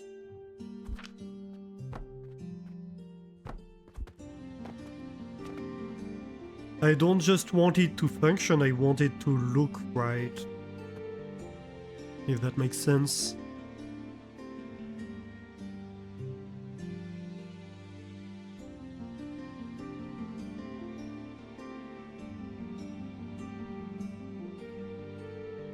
Okay, so we could catapult things across. But since we have beams, maybe we just want belts. Right? Ooh, I have a diamond in my pocket now. I have a pocket diamond.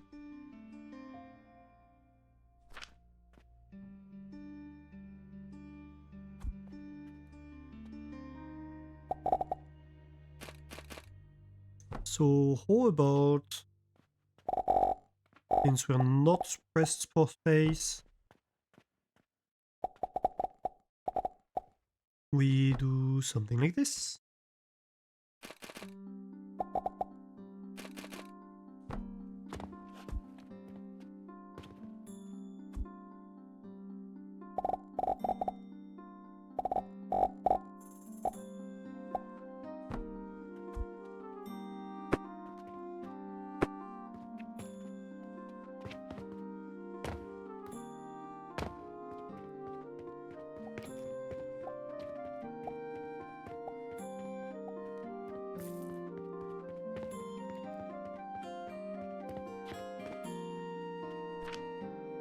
Uh-huh.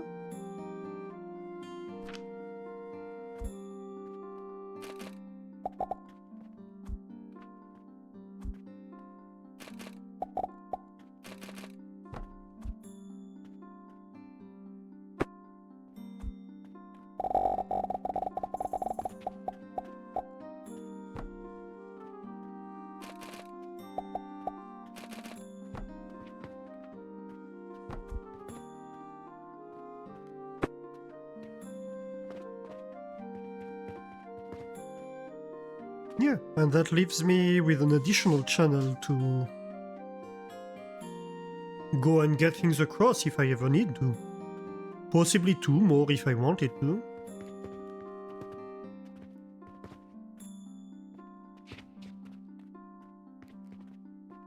I like this. I might need to go put the diamond on the shelf.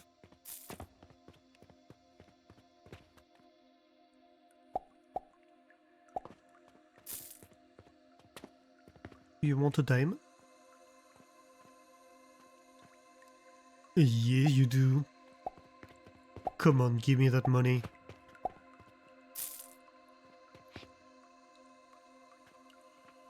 What else are you gonna buy? Malachite. This guy bought a lot of jewelry.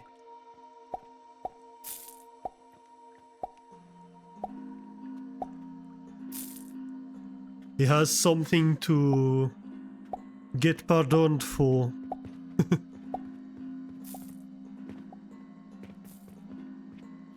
Okay, yeah, I love that.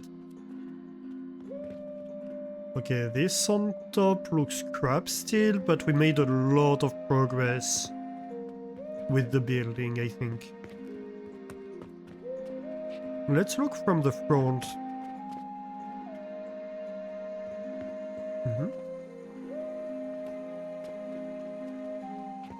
Yeah. We're going to have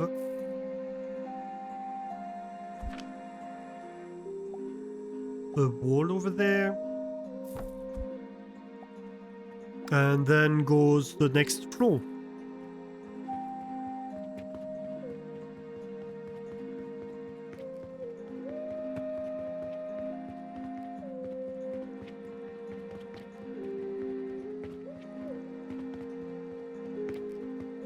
Because this is all below... Dang it. I believe this is all below. Just want to check. Do we need to go 1 floor higher?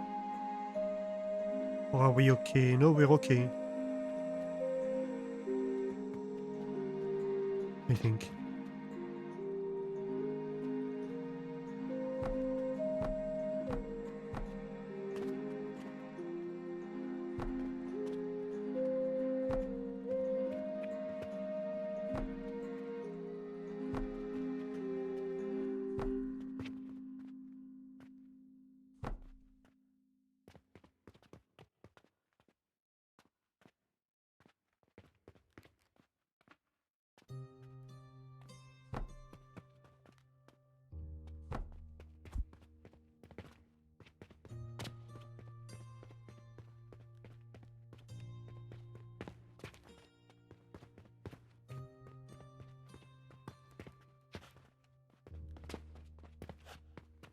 Ah, interesting. Maybe this could be a door. Wouldn't it? Do I destroy anything if I remove that? No, I do not. Okay.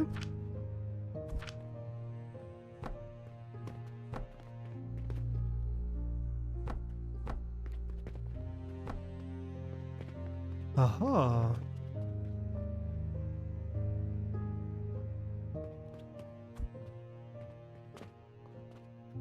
Ooh.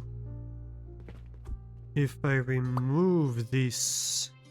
No, that's purely decorative. Fair enough.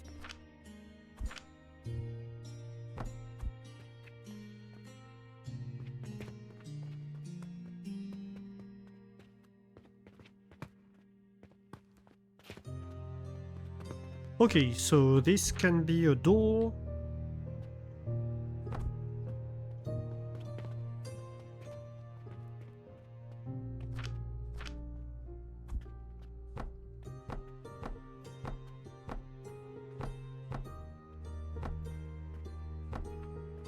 This doesn't look good, but that's the best I can do to have something like that looks a little bit supported.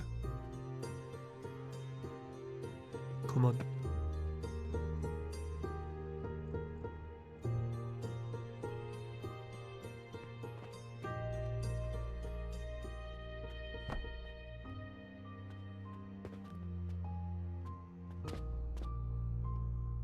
Ah! Why? Why won't you get placed? Ah, here we go.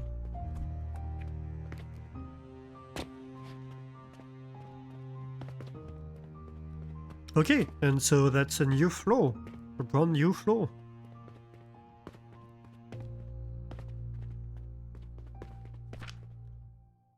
For consistency, can be a bad thing to have. Actually, small ones I think might be better in this case. Yeah, 2 small ones fit better than a big one.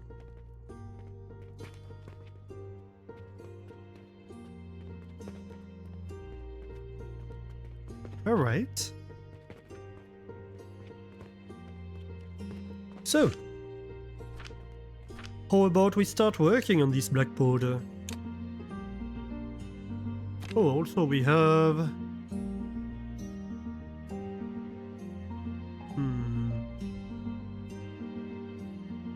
Do we do fertilizer or fuel efficiency?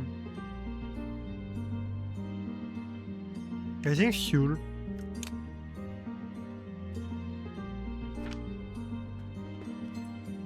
Because fuel efficiency should make this setup slightly more efficient.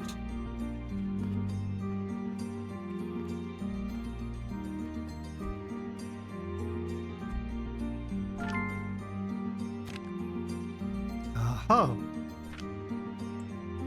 Let's see.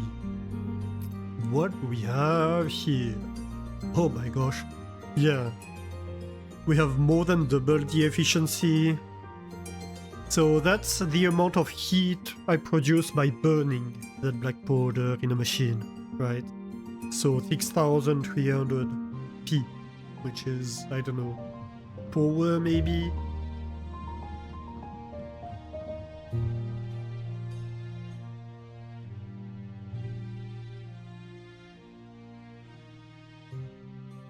And this is the base value at the start of the game. This is the bonus I have from the research I did. So that's a lot. Yeah, so here we take charcoal powder and we upgrade it with sulfur powder. How do we make sulfur powder?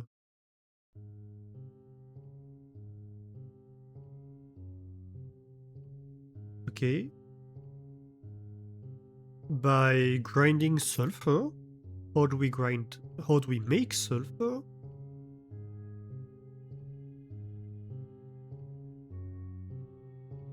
Taking pyrite ore and smelting it, which is going to produce a mixture of iron and sulfur.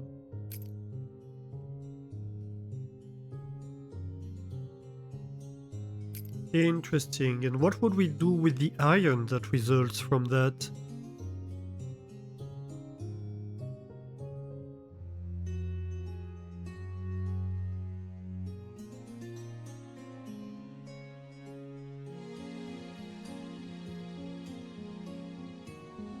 Possibly steel, possibly iron sand, nails. What of the iron sand? Copper powder and impure copper powder, which can eventually be purified into money.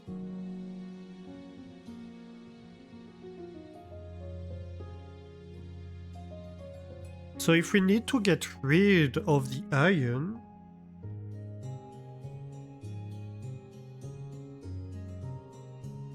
We could do it by refining it into stuff like that. Can I combine it with anything else?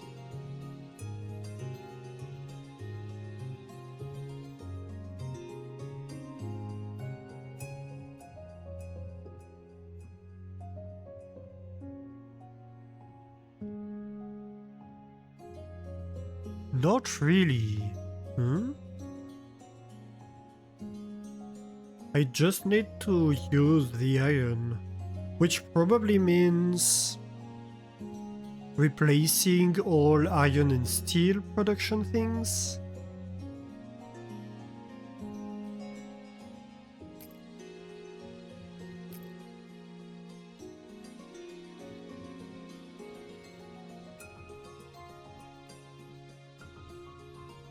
And that's a mixture of soap and... What's the blue thing?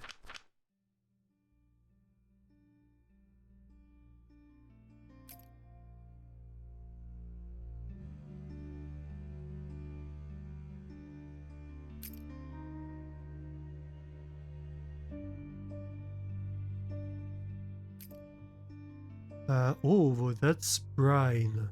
Salt into water, I suppose.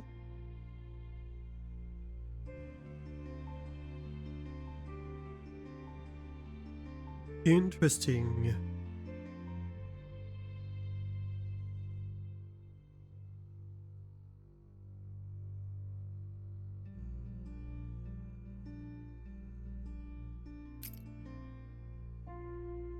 So yeah, really the question is, what the heck do I do with my sulfur powder? Also, there are other recipes with sulfur powder. So should I do a sulfur powder production? What else do I produce with that? Unstable catalyst would be one.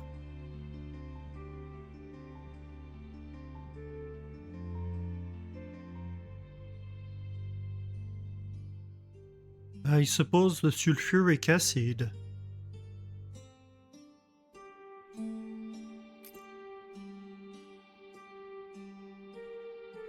Which goes into topaz.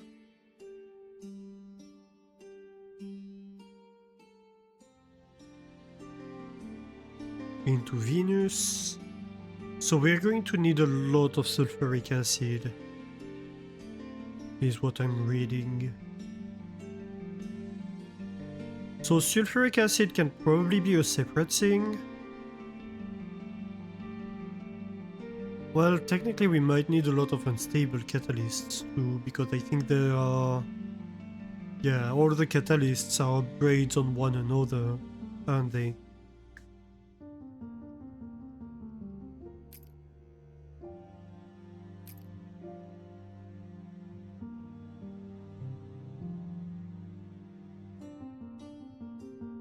But I can't sell that one.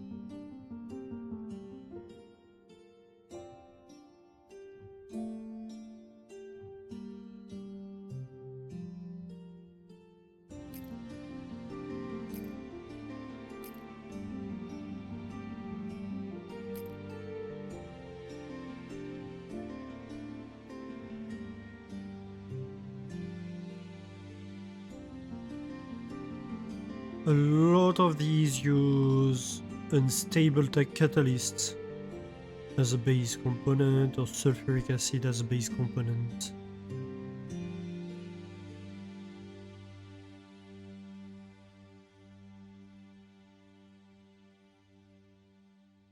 Interesting.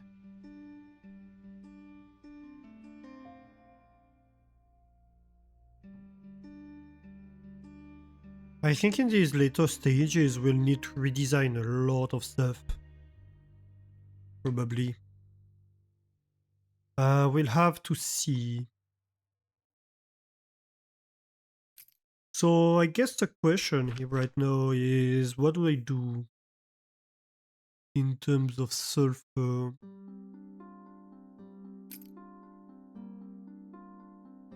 I need to spend the iron in some way.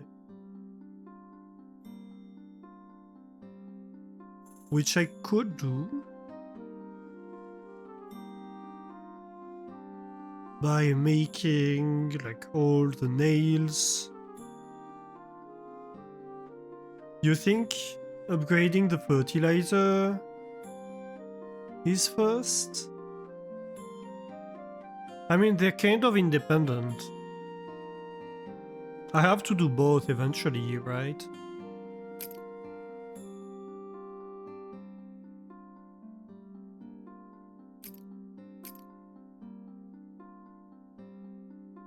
Maybe the way to go is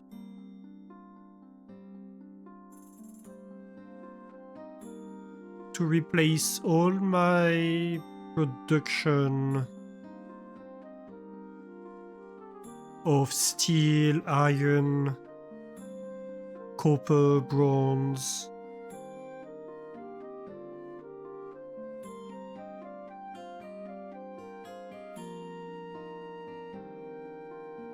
I don't technically know how much. Let's see. The problem is I'm going to need an arbitrary amount of black powder.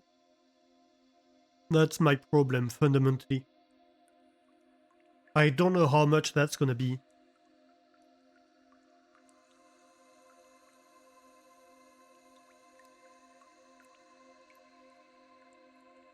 So I could make a totally independent thing. But if I wanted to do that...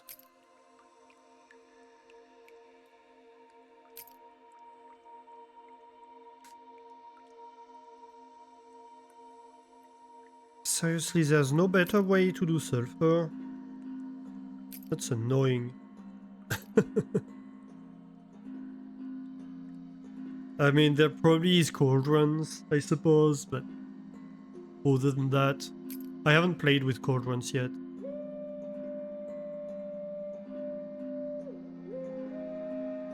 So ultimately, if I don't want to hook up my sulfur production... Nom nom nom nom nom nom. Ooh. Noises in my ear. Hey, Bailin, how are you doing? Welcome in. Grabbing Gouda today and becoming 19% more Gouda for a grand total of 139%. Wait. Didn't you already have the achievement? How does the math work here? Yeah, you got the achievement a few days ago. What happened? I don't get it. Let me check. What's going on?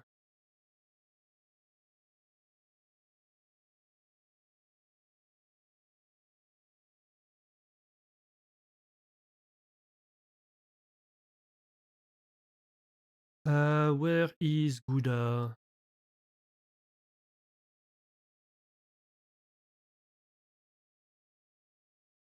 Oops.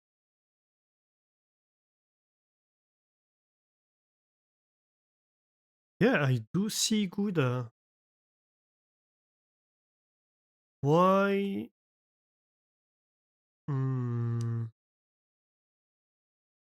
I don't know. Now's not the time to debug my bot.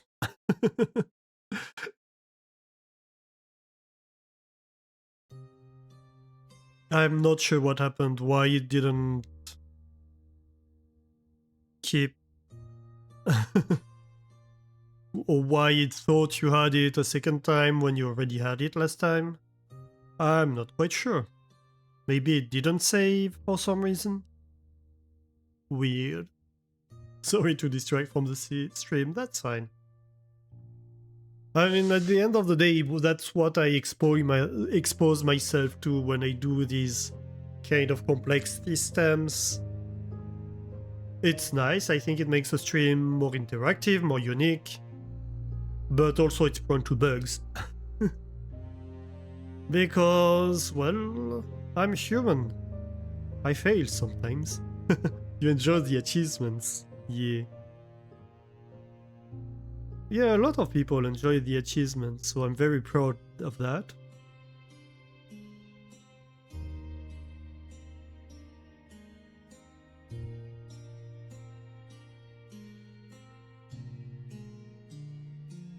So maybe a way we could do things could be to have it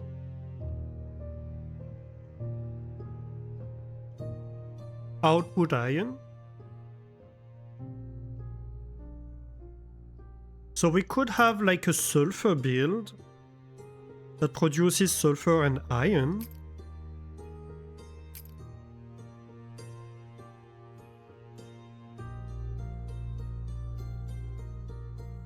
And then an iron, like a steel and iron build that uses iron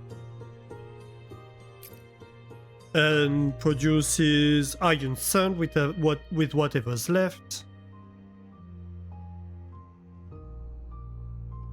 And then a bronze and copper build that consumes that, and if necessary transforms at the end of the day things into money.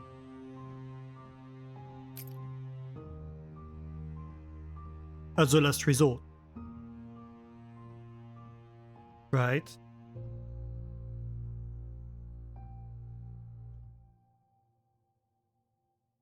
And that would completely replace all the chain of steel, iron, all that good stuff.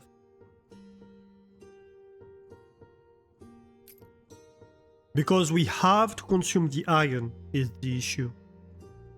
So we can make a black powder build where we say, okay, we have a line where we provide the sulfur, and then we deal separately with producing the sulfur and consuming the byproduct of the sulfur production.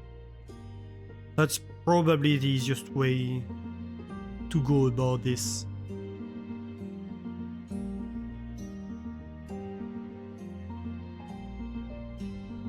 Because what else can we do with sulfur?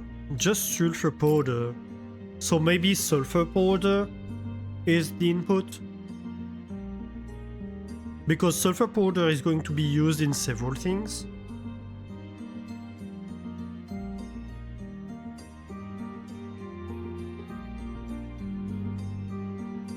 Yeah. I think that seems reasonable. So we're going to have a build that produces sulfur powder and iron. We're going to have a series of builds that consume that iron.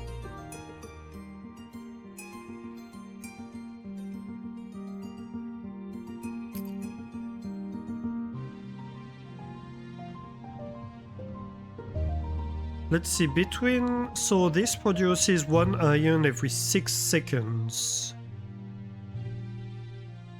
120 times 6.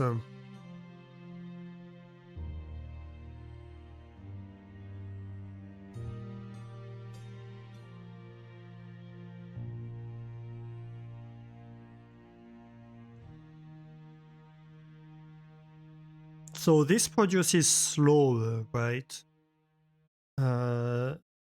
If I say calculate 960 divided by 120, that's 1 every 8 seconds.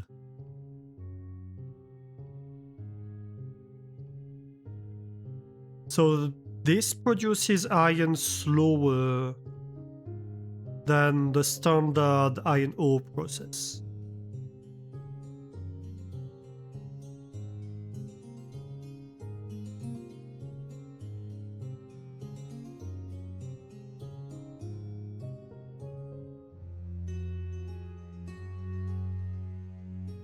But also this produces 1 sulfur every 24 seconds. That's not very fast. How much sulfur are we going to need?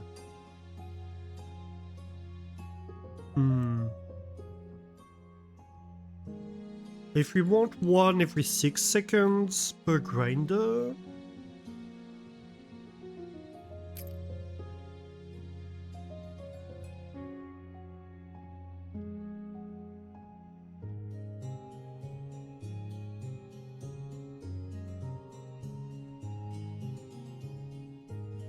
Let's see, this consumes one every 12 seconds.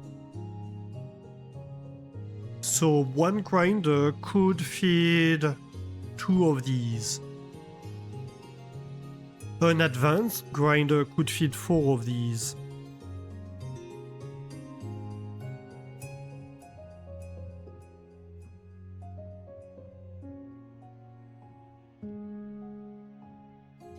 And that would be like 1 every 3 seconds. We have belts that can go like 4 items per second. More than that, technically. How about we produce a belt? But then it means we're going to need to have the capacity to burn that much iron.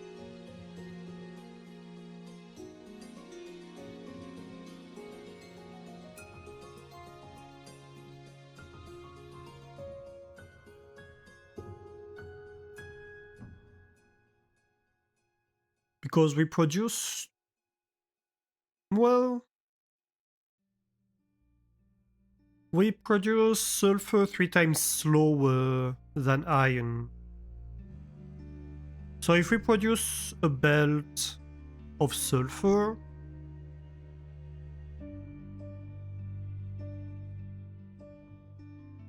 we need to burn 3 belts of iron. That's a lot of iron.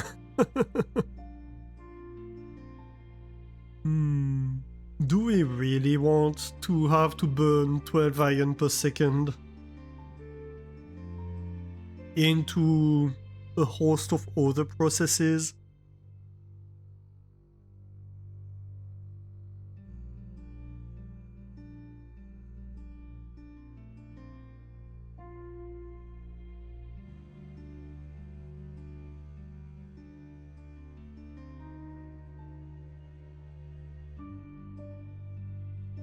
Are we ever going to need that much? That's a real question. Because I can build the capacity to burn 3 belts of iron per second. That's not a problem. It might be a little bit of a challenge. It might be a big build. But I can do it. The question is, should I?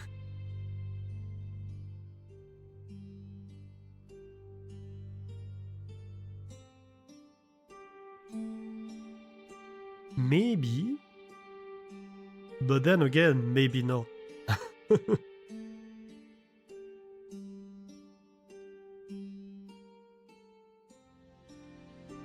Because we're kind of entering scary build territory if we go like 3 belts of 4 per second. That's like 12 items per second to deal with.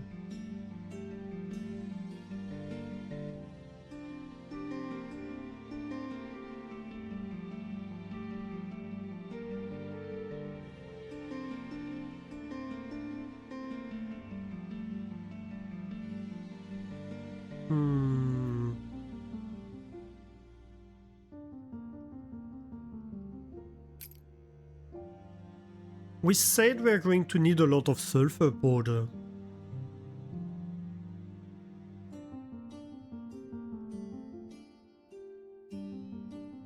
So maybe let's go with it. But if we do that...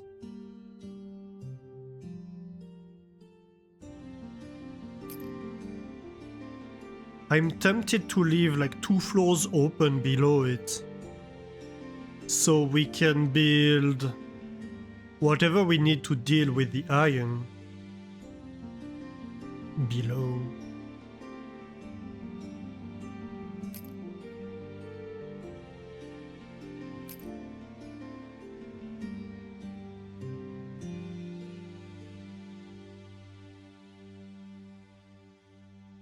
Well, let's see. First things first. what would it...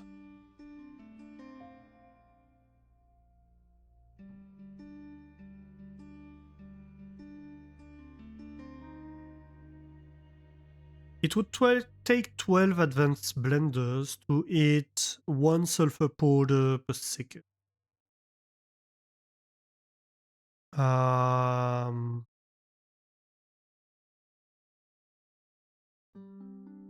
And a lot of charcoal grinders. Oh gosh. Am I going to really do that?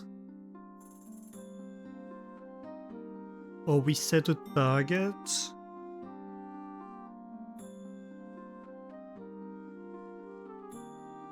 Because if we say, for example, 1 black powder per second, then it's only half a sulfur powder per second.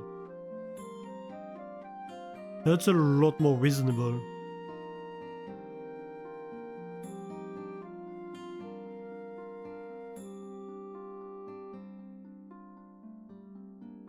So maybe we can do a build that does like 1 black powder per second.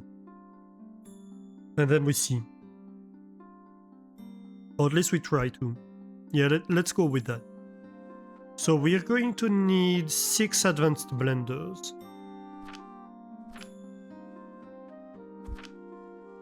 No, that's advanced assembler. Yes.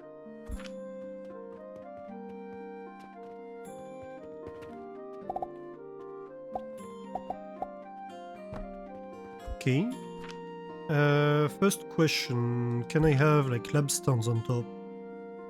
Yes, I can. Okay, that's great news.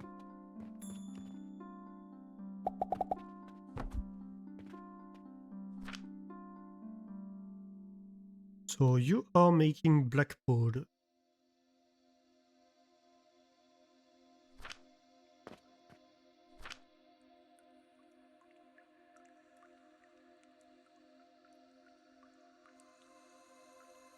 I'm making 1 black powder per second. I need 6 charcoal powder per black powder. So I need 6 charcoal powder per second. In an advanced grinder, that's 1 every 2 seconds.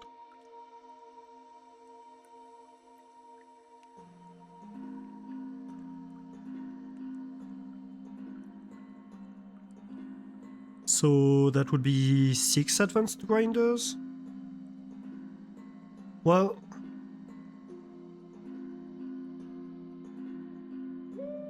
yeah, if I want 1 of these per second, I need 6 of these per second, so I need... wait, no, 12?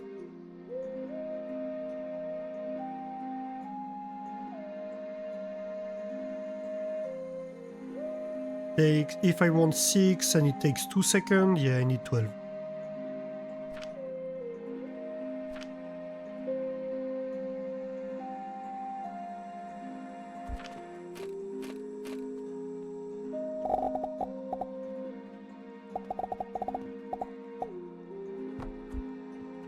So these would be the charcoal grinders.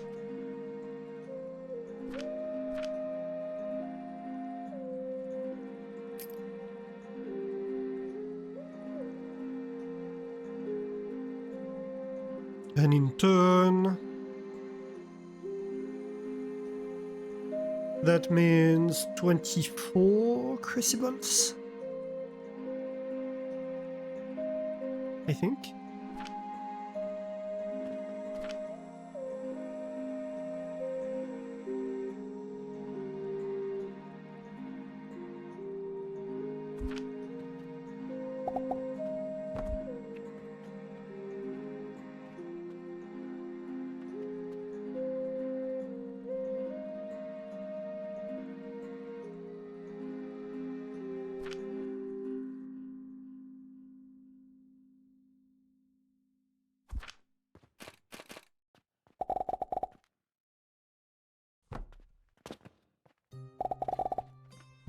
Like this.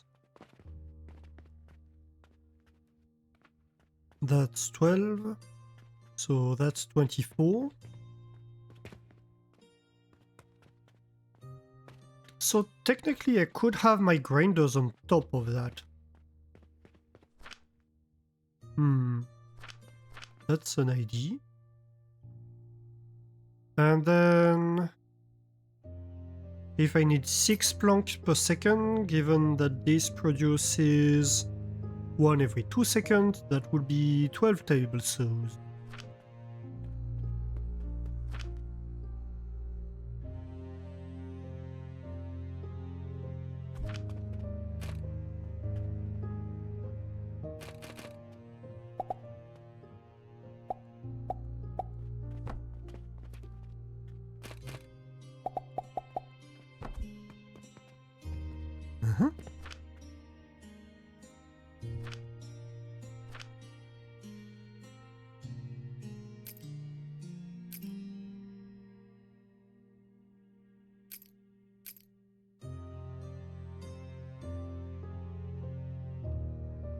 So, in terms of lime water,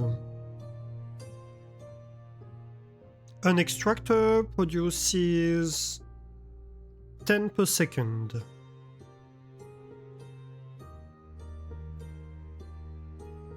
If I need... Oh gosh. 75 per second.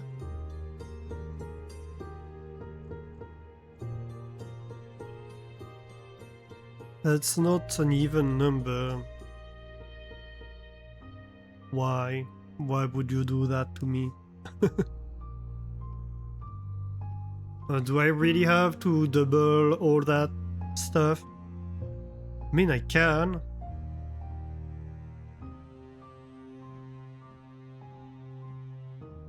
I guess I have to if I want to be on ratio, which I do, so...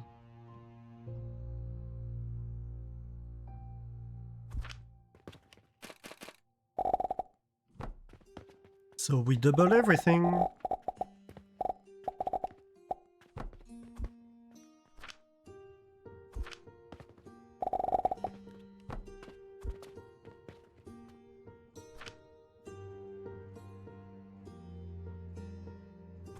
Another row of advanced blenders. At least it's not hard to stack them.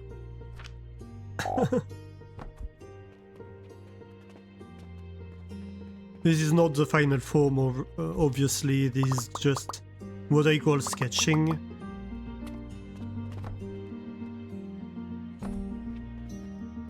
Just so I have an idea of what machines I need, how many of them I need, etc. to then start organizing the build. So, then I need 150 per second. If each extractor is 10 per second, that's like 15 extractors.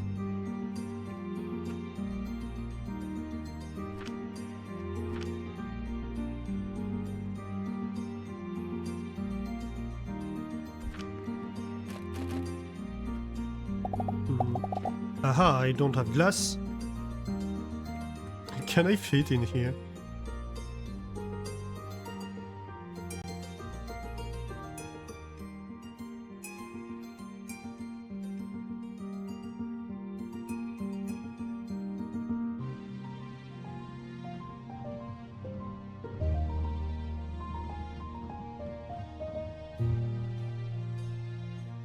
Let's see.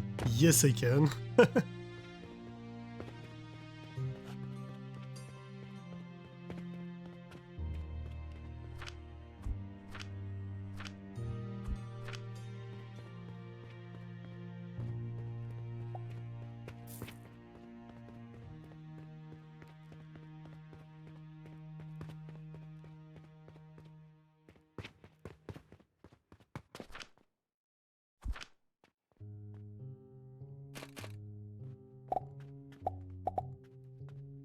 Six, 7, 8, 9, 10.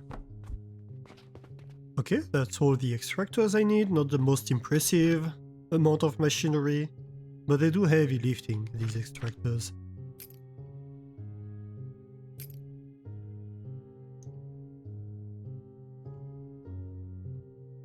And so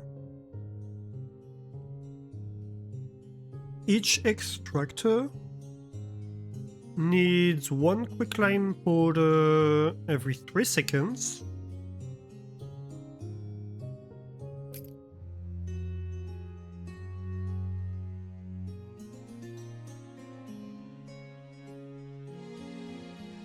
So 150 divided by 30. So I need, what, 5 per second? I need 5 quicklime powder per second.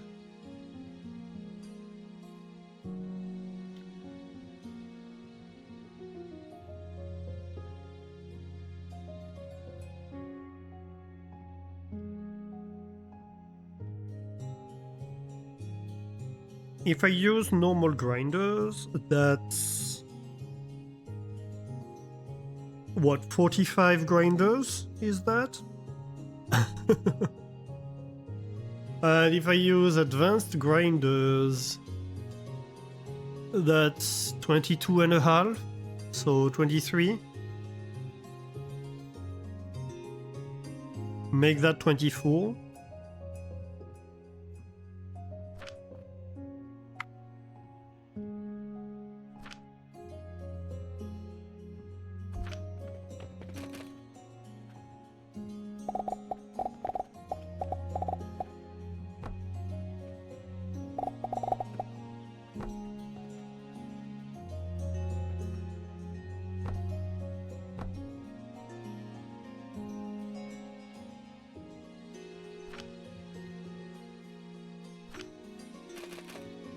Technically, that's what I need.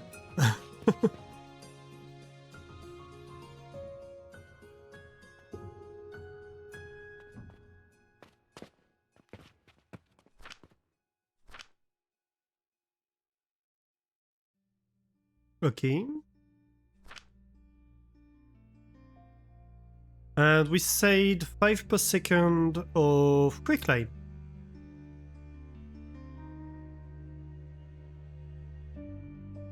So that would be 45 crucibles producing quicklime. Oh my gosh. This is... this is gonna be a big build. I can tell you that already.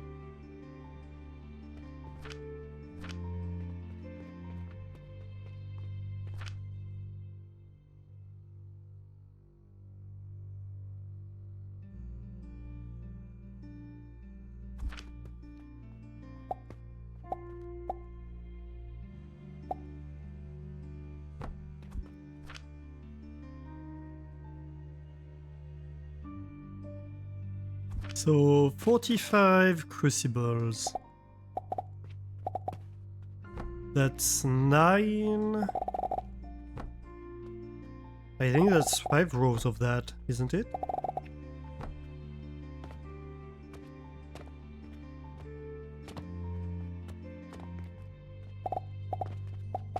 I don't have enough steel.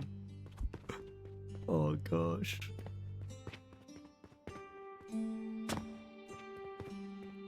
Let's go get more steel.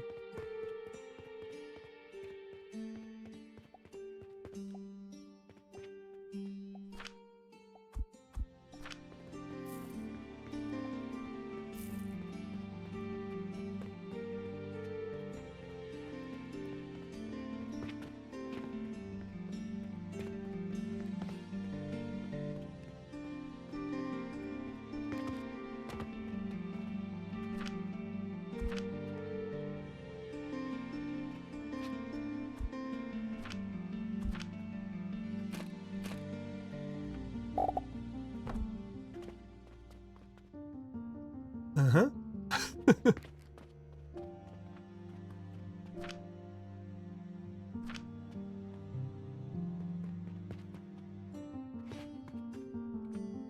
Well, on the plus side, if I follow these by normal grinders, it would just be a grinder per machine. But yeah. And so 5 stones per second.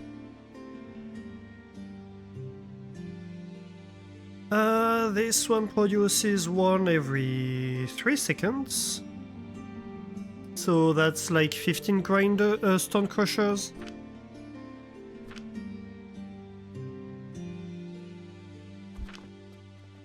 That's not the worst part by far.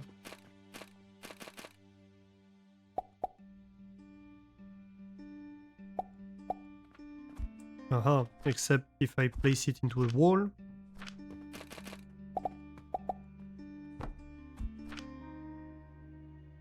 And I believe we can have a little metal stand on top of that, don't we? Oh no, we don't. Dang it. That's the one that does not go below below lab stands. I remember now.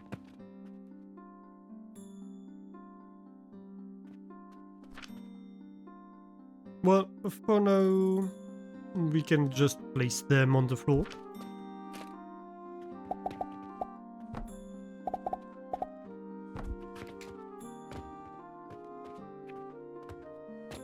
And that's all I need. It's just a tiny bit of machinery. Well, plus the sulfur powder, of course. Which we could technically make part of that. Maybe we should actually make part of that. Should we?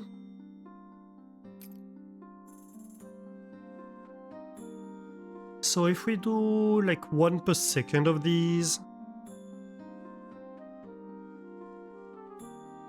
Wait, did I go 12 or 6? Yeah, it went 12.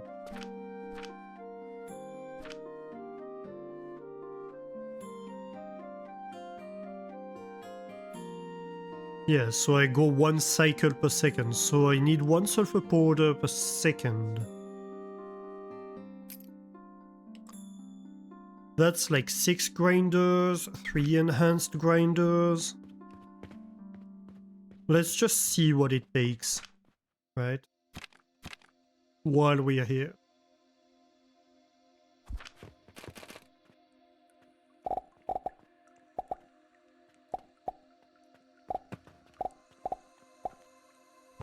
So far, not that much.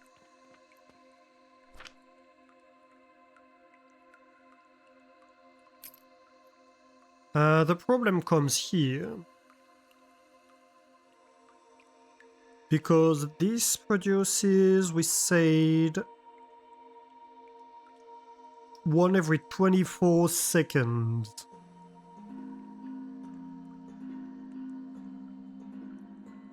And we need...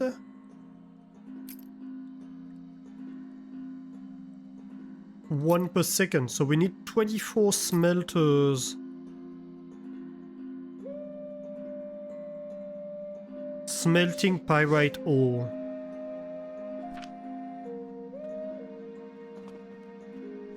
Okay.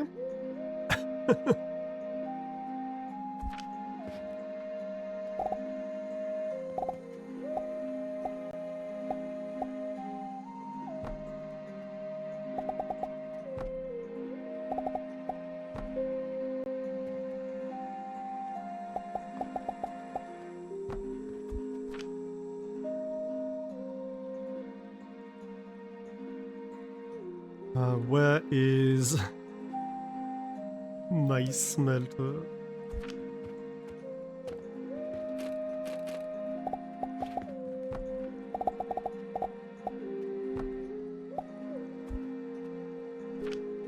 You know, just a few smelters.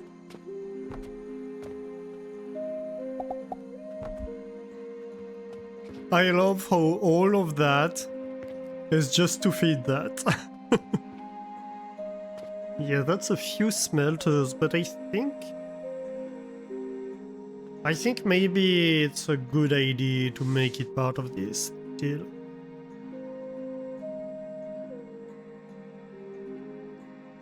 It's just a lot.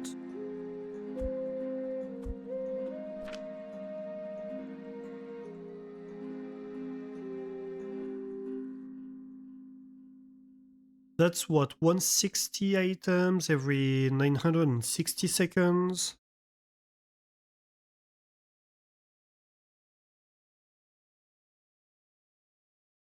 So that's one item every 6 seconds. So 24 is 4 items per second. So technically, all of this feeds an entire belt. I can deal with one belt of output and then sort things out. And then sort out the sulfur and the iron.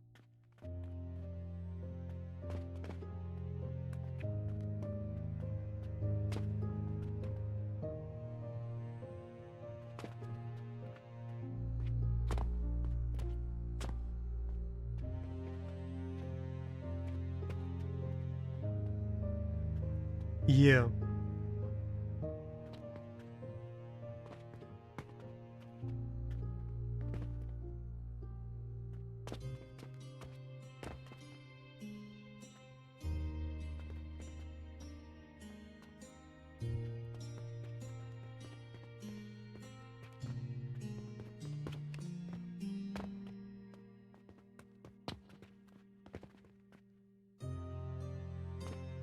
Well, that's my work cut out for me, isn't it?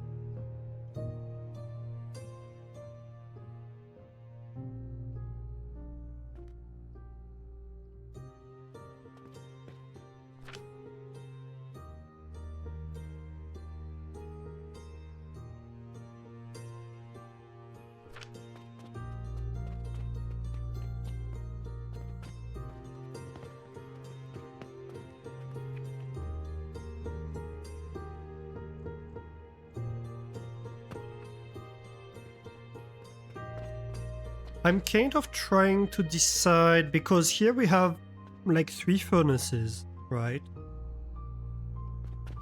And here we have 4 furnaces. It would be nice if we could combine both of these. But it's like, not one is not a multiple of the other, so it's kinda awkward. It wouldn't really be balanced.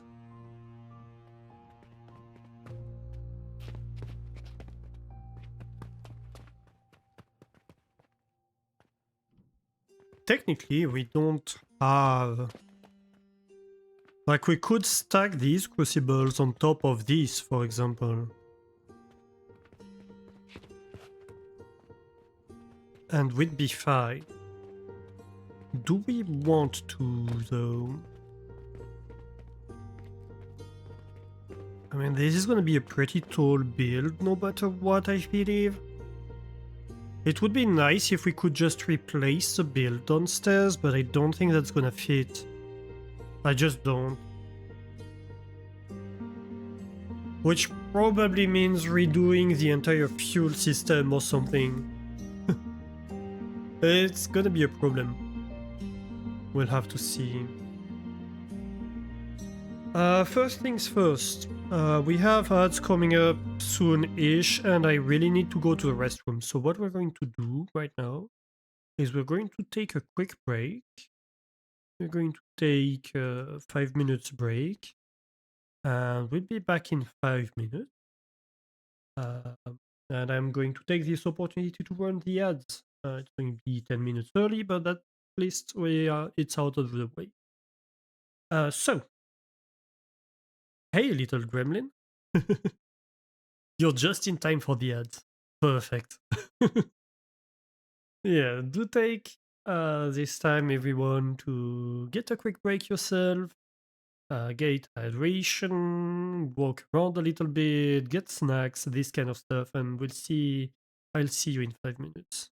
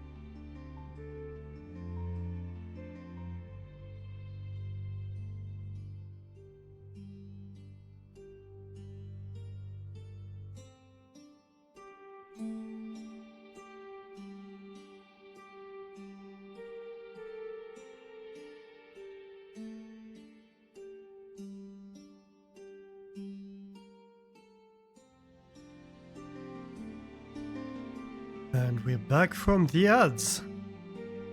Just in time for the end of the day. Welcome back, everybody. I hope you all had a good break. I thank you for all the welcome back, Flame. Your brain is all gobbly-goo. You were doing blueprints puzzles. Ooh, nice. I need to get back to blueprints at some point. I kinda burned out on it when I was playing it on stream. But I want to finish it at some point or another.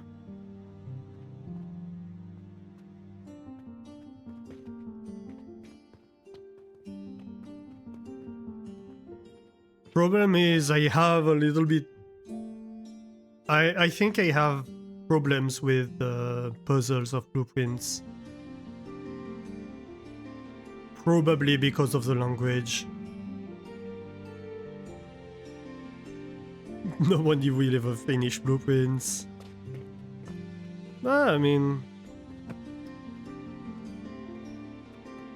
hopefully some people will, but yeah, it's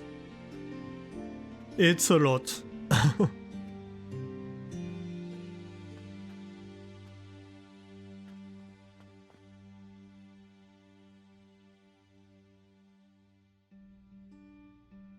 You just got back to it to make bingo runs? Yeah, to make objective runs. I think what Little Gremlin was saying was more in the sense that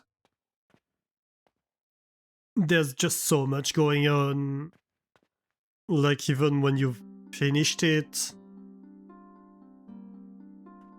you haven't really unless you have understood everything, and there's so much going on. So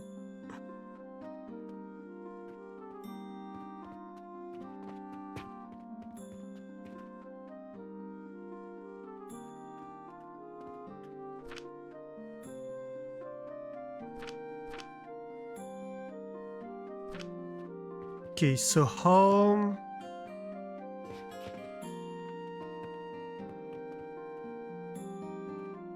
do we manage that?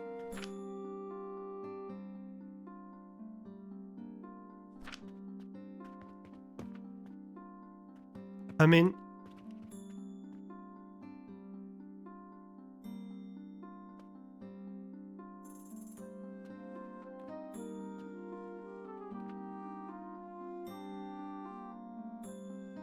it's not easy, is it? Because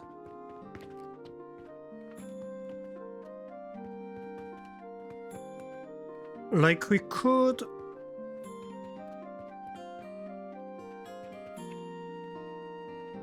have the pipes in the middle, but then that would be a mess. We could have the outputs in the middle, but then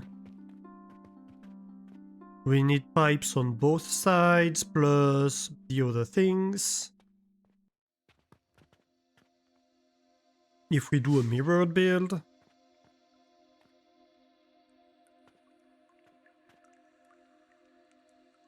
It takes a lot to really get everything, yeah. You believe on April Fool's Day 2026 you'll be in my Twitch stream?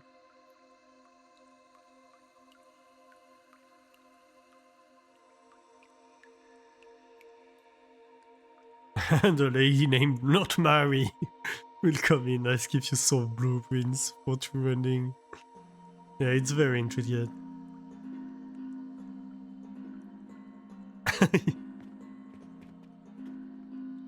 It's not just a matter of time, is the thing.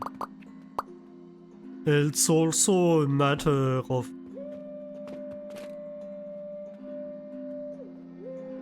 I guess attention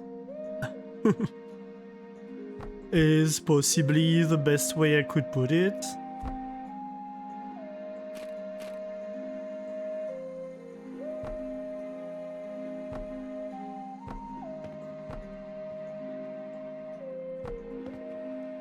Or energy, I don't know.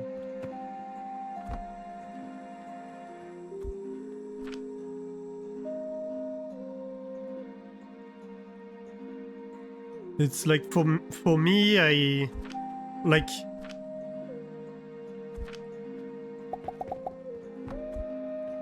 technically I finished the game, which means I finished the tutorial.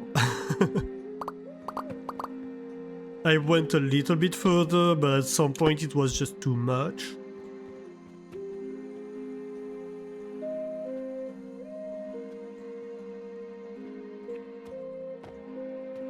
And I could have dedicated a lot more time to it, but not a lot more brain power to it, I suppose.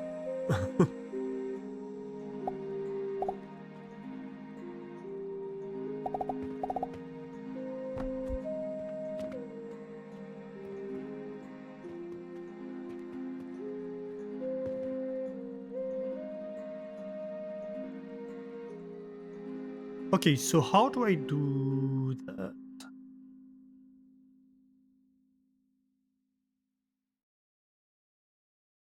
Because we're going to obviously need some kind of a pipe on each side here, right?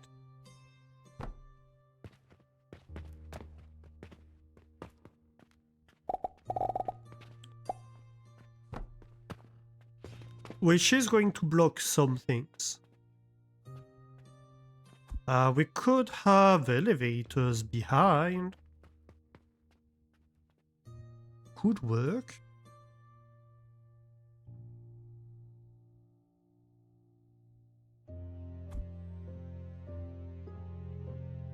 Oh, we can have lab stands that work on top of that. Interesting, I didn't think that would work.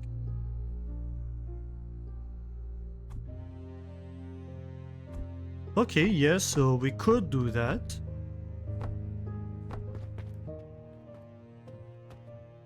You let yourself hyper-focus on a lot on it, yeah.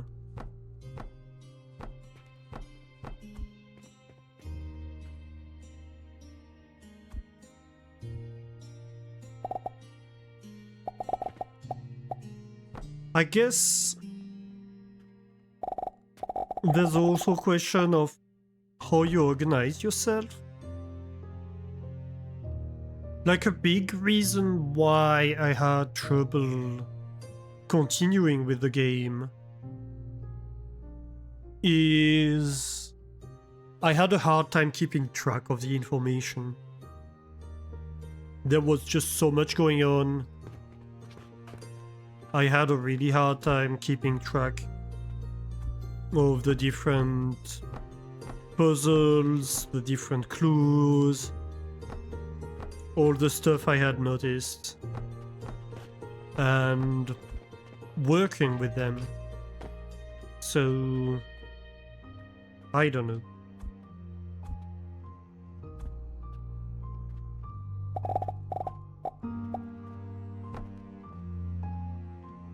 Maybe depending on how you're organized, it might be easier for some than others, or not.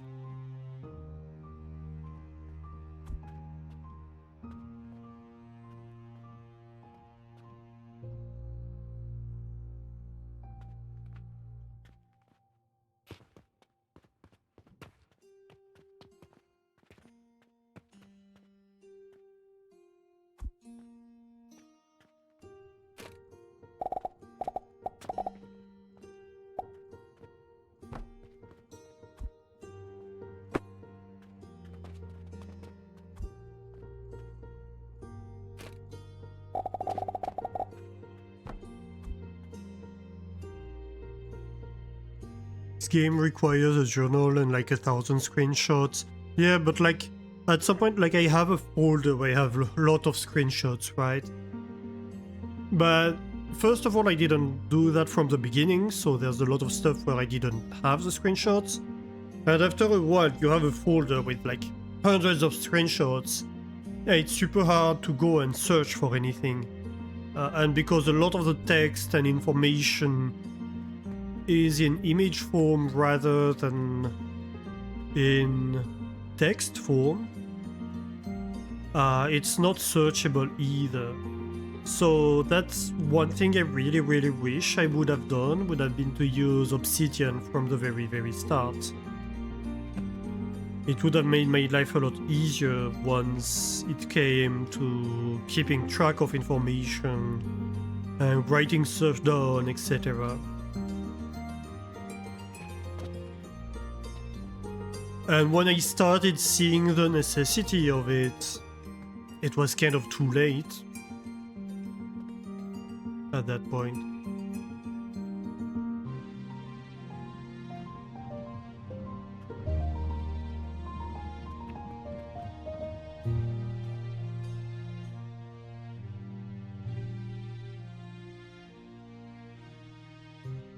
Lorelei and the Laser Eyes has a much better system for that. What is that? Is that a game? I don't know about it. Never heard about that.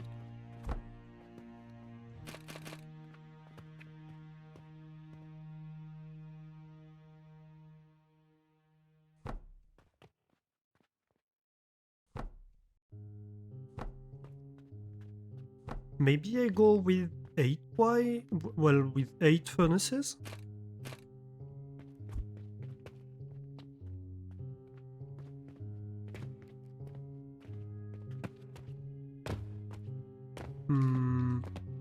I can't stack iron smelters on top of each other, can I?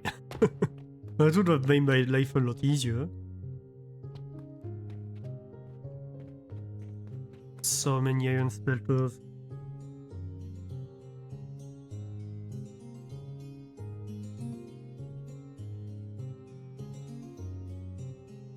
The House of Leaves, the escape game. That's the name of the game, the House of Leaves, the escape game? Yeah, I've never heard of it. Let me write that down.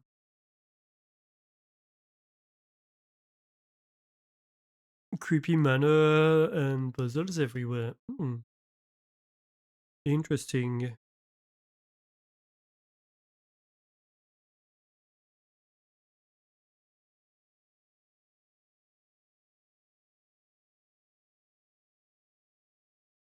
Yep, I'm in caps lock again.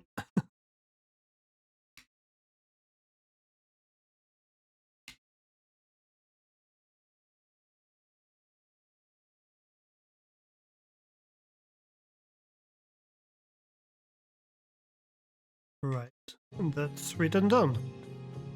I'll take a look at it. Actually, I could look at the Steam.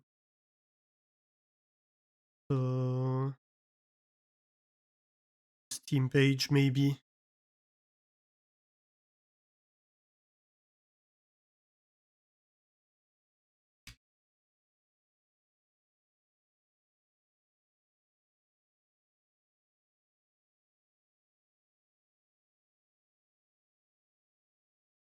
I don't find it, the House of Leaves.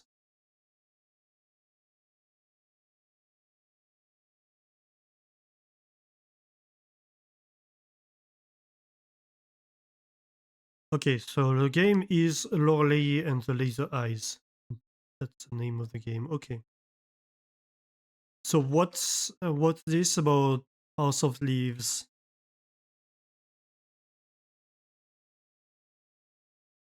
Oh, that's a horror book with interesting editing choice. Okay, I have never heard about it either, so I guess that's not a good reference for me.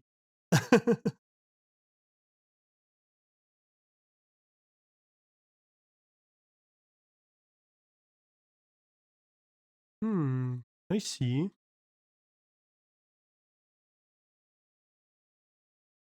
Interesting.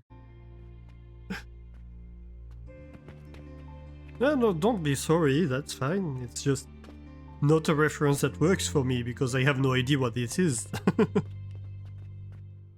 Well, that's fine. It's not a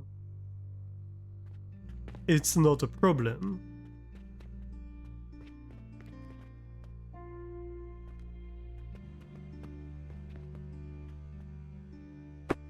Okay, so that's my fuel output. I can feed it back to my furnaces.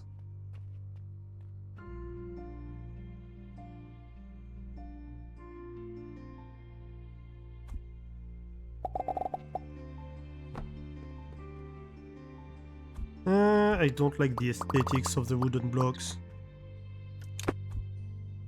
I prefer the stone blocks.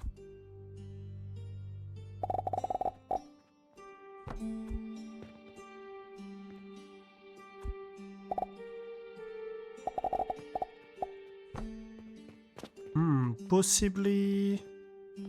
Hang on a minute.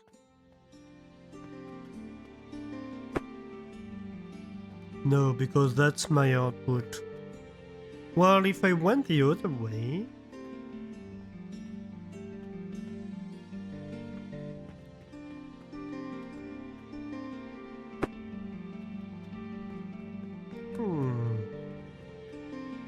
Maybe.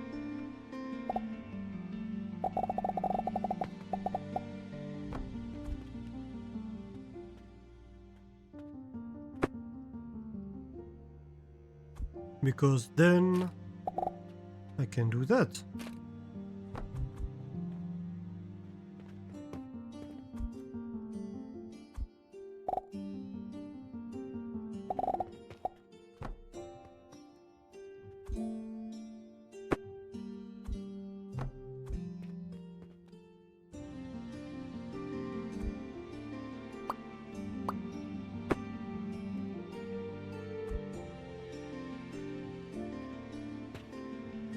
And that way it doesn't poke out, I guess.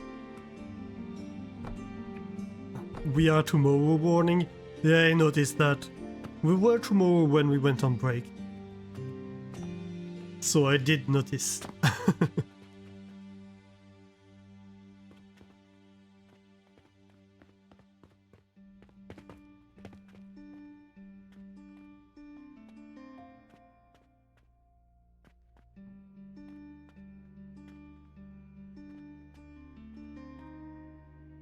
Aha, but what do I do with the grinders then? Because I have a lot of grinders for both the charcoal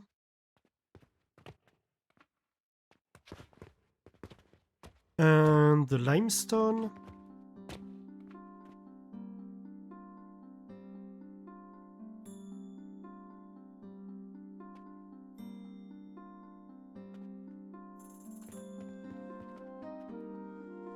And well...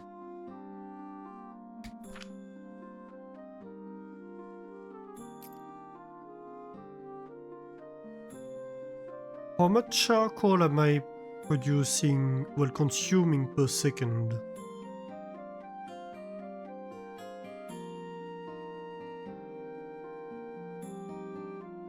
I do 1 cycle per second. So I want 12 charcoal per second.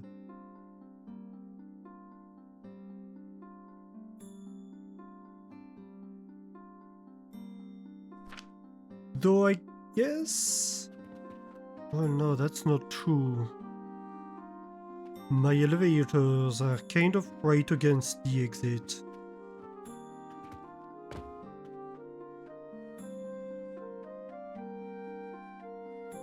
I could have the grinders be below.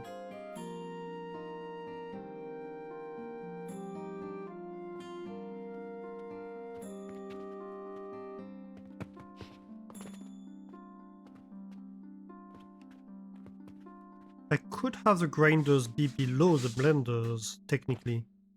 They take the same width.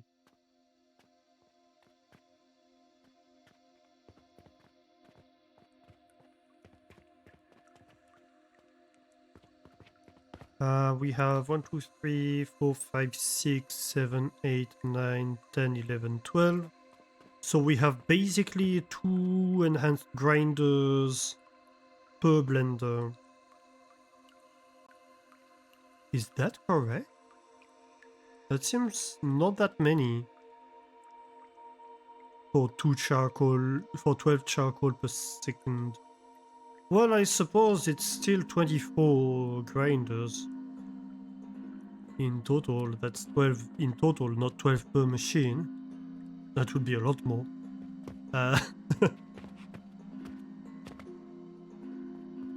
Okay, yeah, no, so that works. So that's 2 per machine.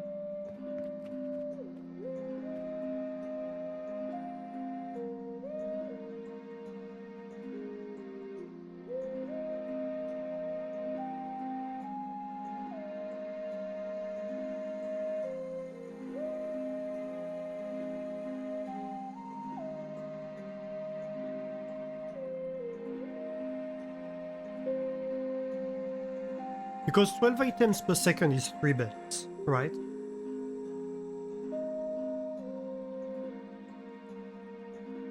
So it's like a belt and a half per side.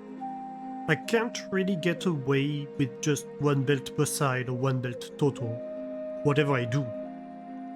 And this charcoal, whether I'm looking at the border side or at the charcoal side, it's 1 to 1, so it doesn't really matter.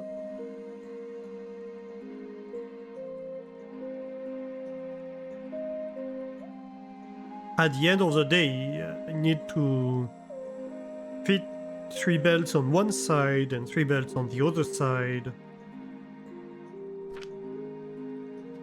of this grinder.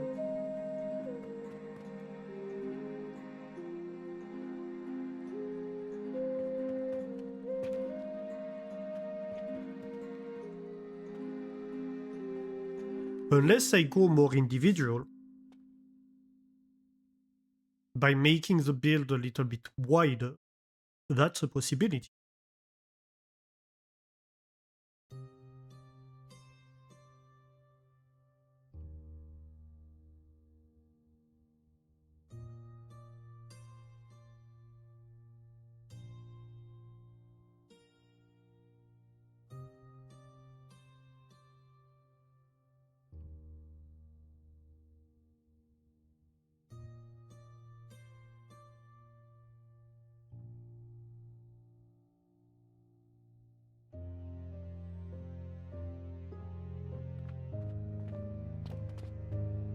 The problem is, how do we deal with this central tile, basically? Right? Because we can say, okay, so you have under this blender, you have these 2 enhanced grinders, for example.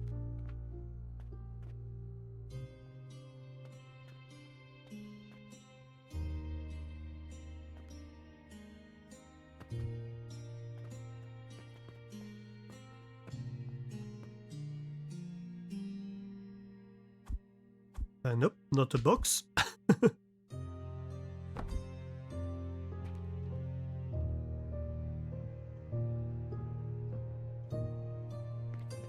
This is only too wide. So I need to feed it within a width of 2.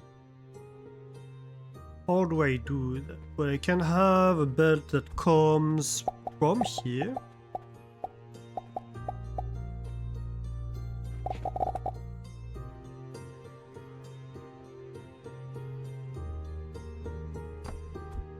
And you have to imagine that I would have the same happening on this side, of course.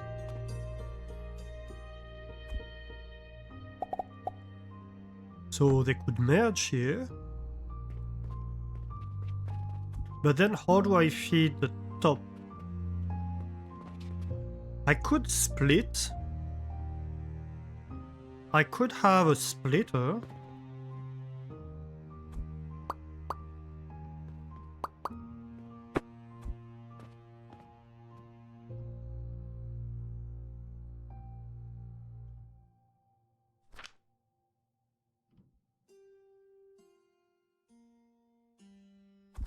Yeah, whatever, priority splitter if you want to.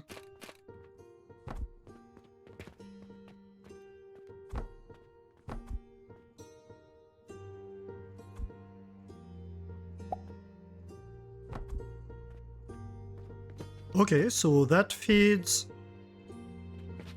these 2.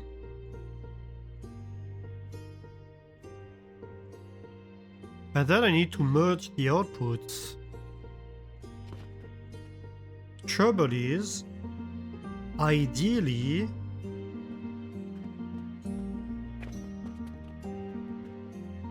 I'd like to not go further out than that. I'm going to have to, won't I? I think there's no choice but have a merger here.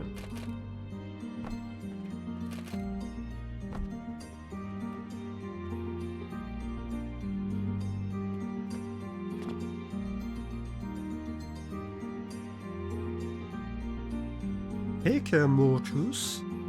Place the mergers under the grinder and splitter. I could go one taller.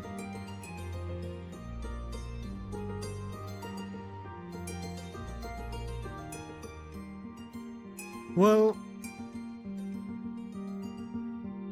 ideally I'd like to keep the build within a 1 floor height, but I don't think that's gonna work. I think we're going to blow it, definitely. So I'm not that attached to the height limitation. That's a good idea. I could go horizontal then. No, I can't really go horizontal. The problem is...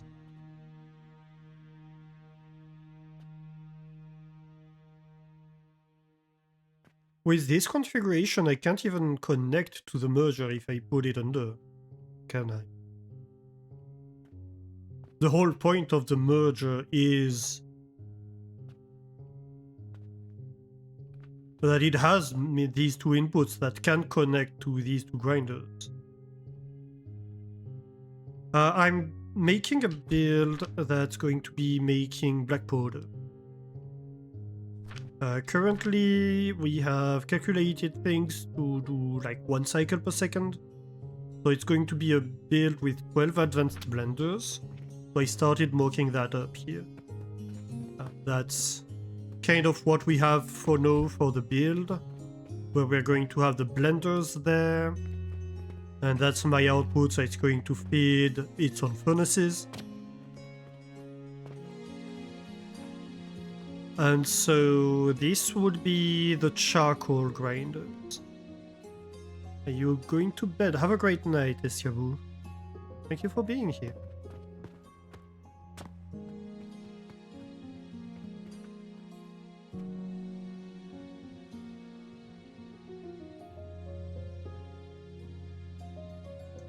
I guess I'm not super attached to the width constraint either. I can go wider.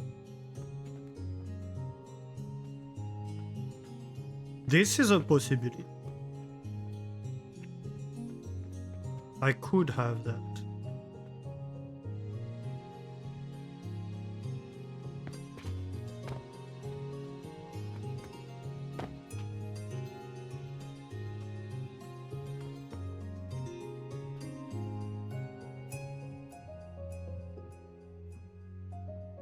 Or I might be able to do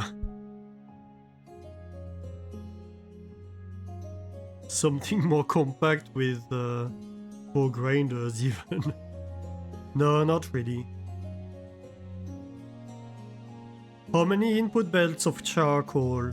3 in total. But if we... because there's 2 grinders per blender, right? So if we go this wide, that's not a problem. That's all my crucibles. So if we go this wide, it's actually very easy to just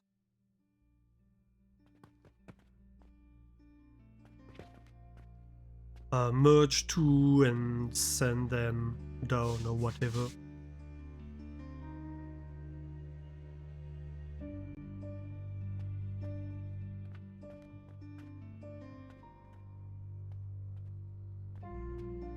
Or merge 4? I guess merge 4.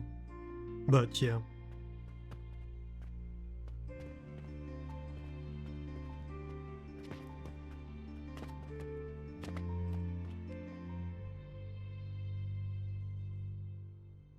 Alchemy Factory won't be ready for 1.4 release until the Adele store as Deckard Kane narrator.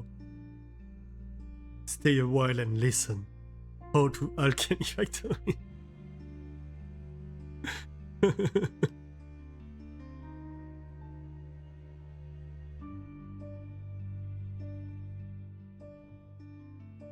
I'm not sure I get all the references, little gremlin.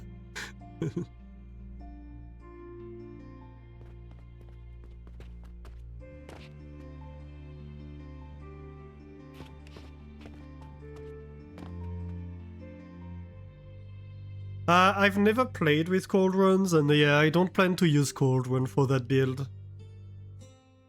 Yeah, pure machine factory, basically. I don't have a single cold run in that entire factory at the moment. And I think I kinda like that, though I don't know, maybe I'll give up at some point, but so far I wanna stick with that for now. So this build is definitely gonna test my design skills, possibly even more than that one. This is my build for Saturn and Salt. It's 4 floors high.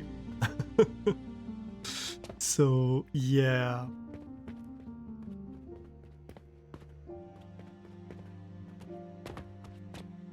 The City Elder in Diablo is Delcard Kane. I've never played Diablo.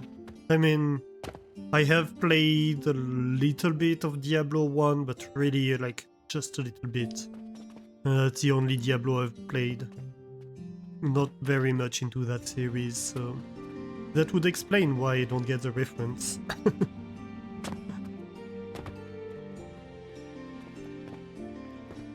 So do I do that? I suppose it works.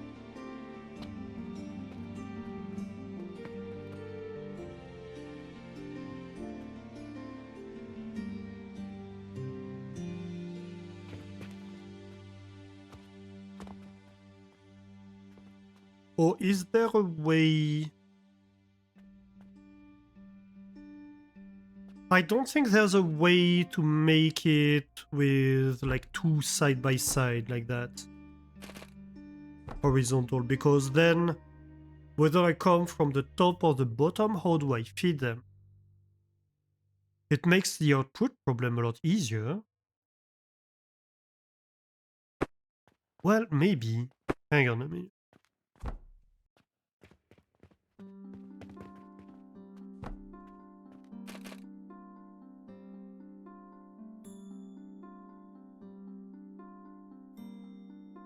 Yes, so my problem in that scenario is if I just take one side into account, it's very easy because I can just have an elevator, right? But this can't fit both sides, so how about I get them one further apart? Then I can make it work.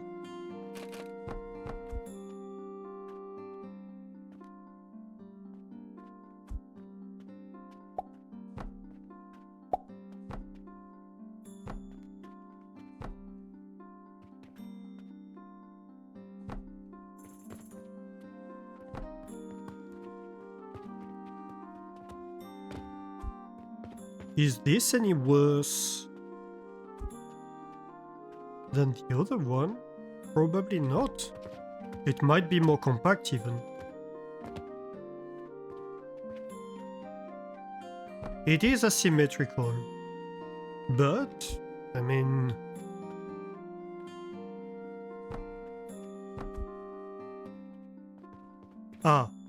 then we come down to the same size. With less fancy stuff, but same size. So I guess it doesn't really matter.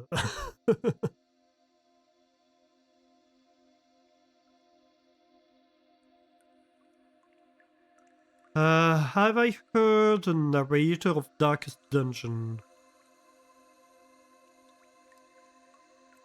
I think so, yeah. Did I? Probably. I need to hear it to tell you.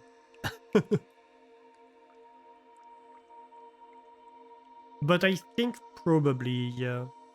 But like if you tell me same voice as the narrator as the Darkest Dungeon, I can't hear it in my head, basically.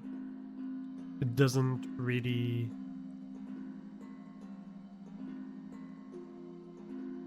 talk to me in a way.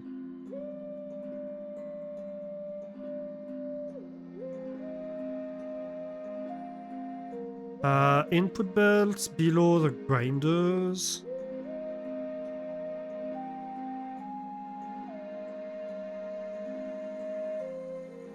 With a lift going into the splitter. Yeah, I mean, that's the same as that, right? The problem is I can't have a lift that feeds two grinders one on top of the other. And I need two grinders per blender. And so they need to fit in a too wide footprint. So whatever I do, it needs to fit in a too wide footprint.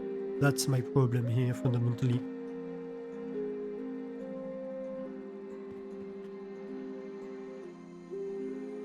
Also, that still doesn't answer how I'm going to feed the charcoal to these grinders, even if I do that. I guess I could have a common input on the bottom and have this output on top. And then I elevate to this, to the blender. And since in total I need 3 belts, because that's 12 items per second, then I can just potentially have 4 belts and feed the build from the sides. Because there's 4 sides. So that's a possibility that would fit into 4 belts.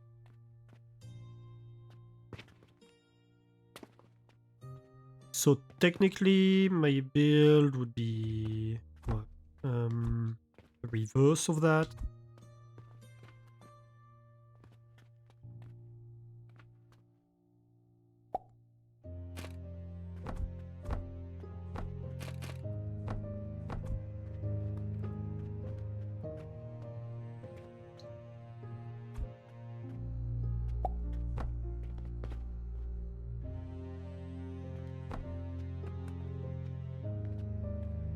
Something like that, probably like whatever it comes from the side. Whether it's one or the other doesn't really matter.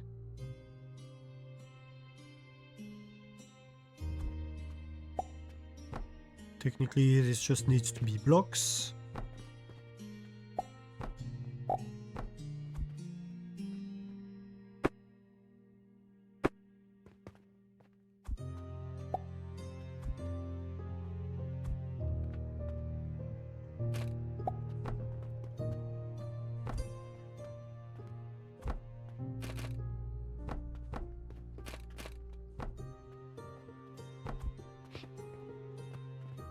And then, well, I guess we can do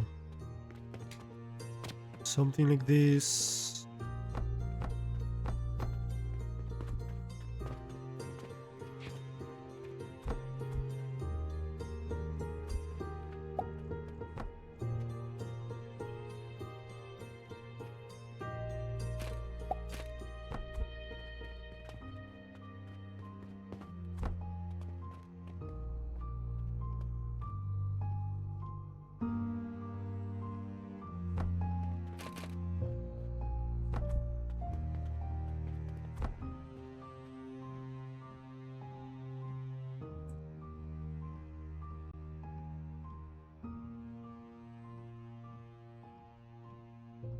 Compacting contraptions is always a fun puzzle to figure out.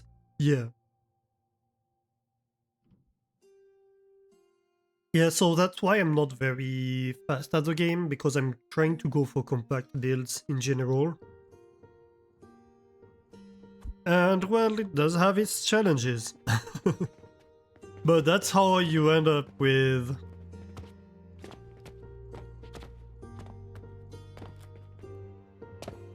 builds like that.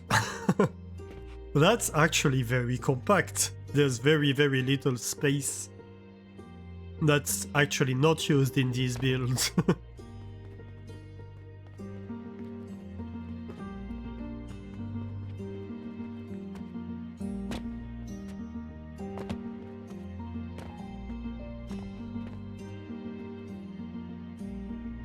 Overconfidence is a slow and insidious killer.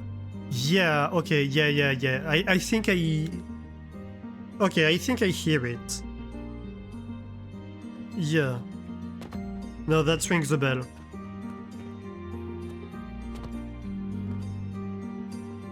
I think I see which voice you're talking about.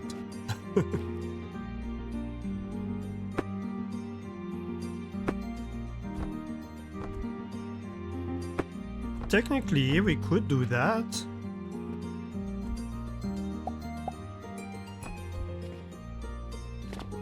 And then fall down. Because we're very clever. Right.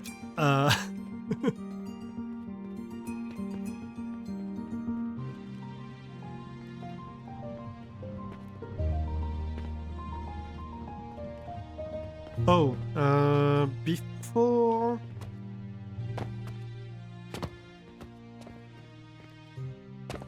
Wait a minute, I need to check a thing. Yeah, this has been... finished. So let me... I don't even remember... Oh no, I'm out of wood. Oh gosh. Well, we needed to pause and go collect stuff anyway, didn't we? Yeah, because when we were working on this other build, we had a ton of wood that we needed to do something with. And I don't know if I need to reconnect something or not. So let's go and check.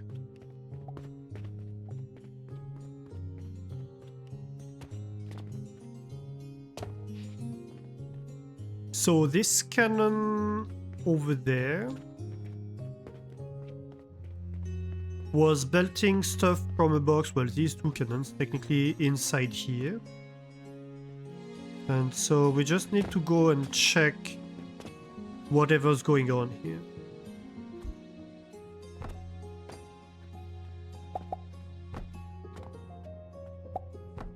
Which I think I previously did using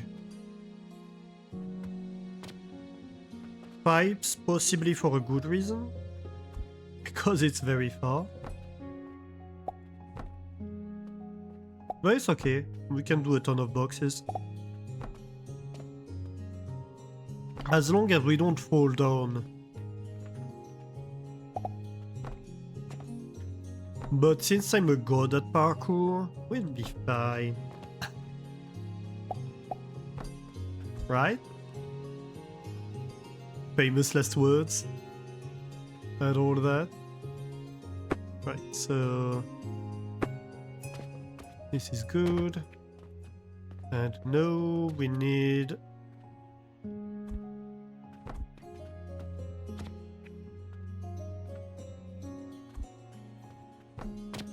Ah! Aha! To reconnect the wood. Perfect.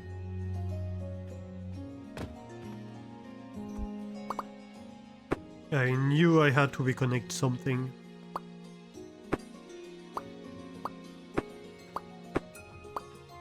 Well, no, I didn't know. But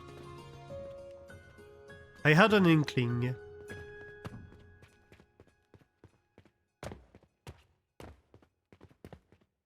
The only downside to combat build, troubleshooting internals when something goes wrong. Yep, I know that pain. We've been there.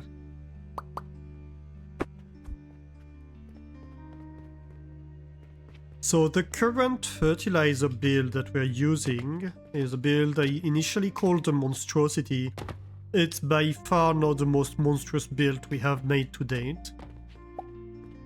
But that's the Monstrosity. At the time I thought it was huge. It's not that bad. Also, I could do it a lot better nowadays. I have learned a lot of design tricks. Also, the game has improved things, and I have other design ideas that I could apply if I were to redo this, so... But yeah, that was a monstrosity when we designed that.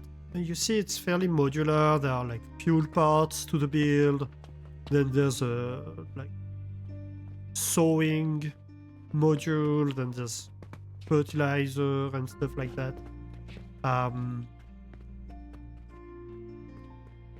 It took us 12 hours to design. When we finished, there was a problem like somewhere inside this assembly because we had like a cut paste that didn't reconnect belts when we pasted or something like that.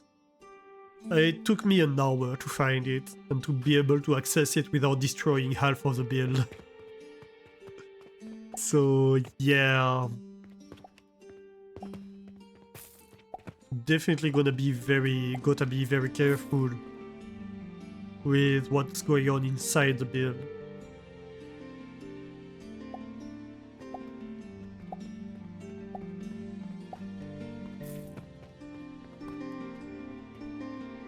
Game has gone easier since the first release. Well, I don't know about the first release, but since I started playing it, well, it was pretty close to the first release, wasn't it?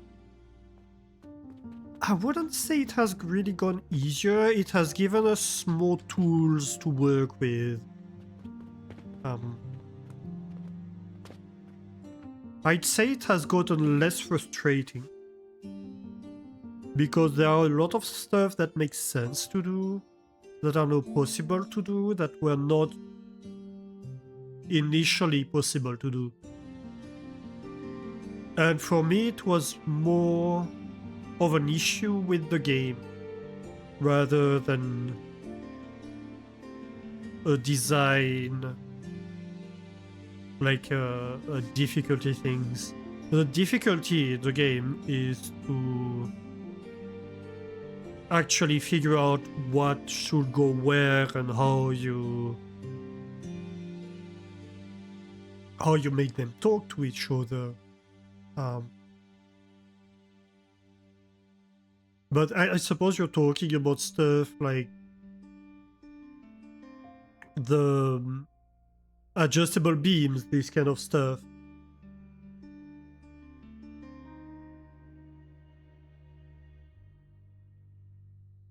Probably played 500 in-game days without a column, and the wall support junkiness was quite a challenge. Ah, I see. Yeah. But you see, it's...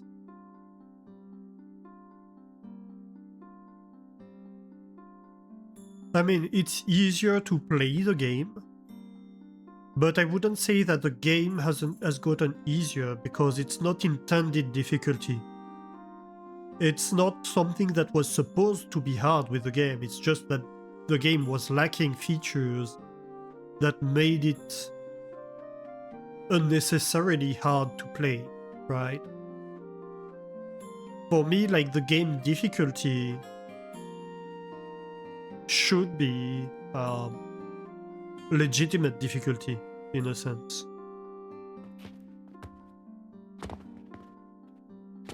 That's why I was taking issues with the lack of components like the retractable beam, right? Because there's absolutely no reason why I can do that, but I can't do one that's like one tile shorter. It makes no sense. It's not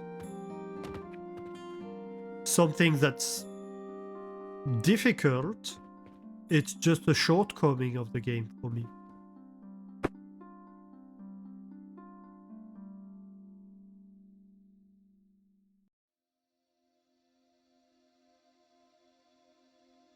Yeah, they have adjustable beams now. And that's great. I love that they have added that, because I think it was really something that was very much needed. That's what I'm saying. It's features like that where it's like, yeah, it's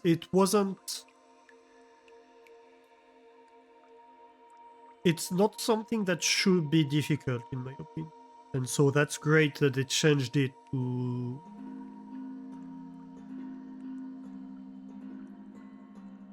make this easier.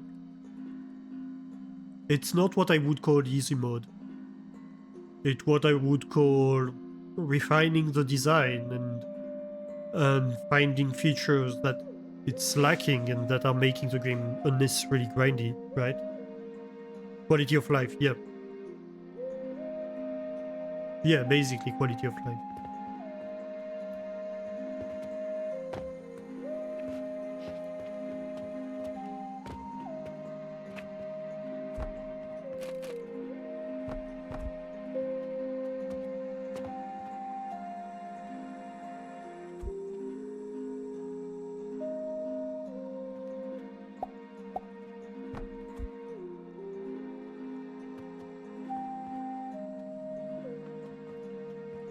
Okay, so let's say I do that.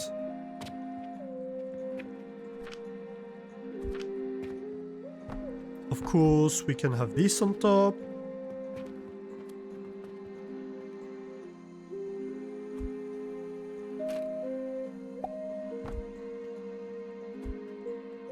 We have the output.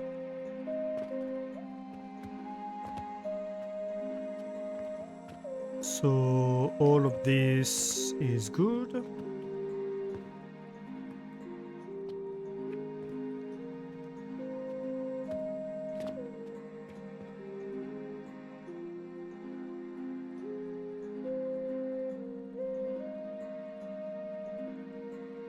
Interesting. So here we're going to need to feed that input, right? What we can do, because over here we have the pipe, and we're going to need to have the pipe that comes from somewhere.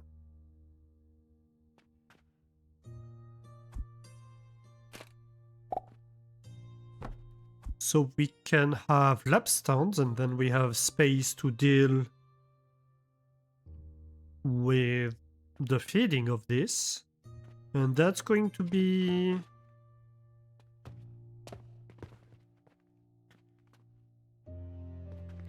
That's this, isn't it? That's the sulfur border. Yeah, that's the sulfur border that comes here.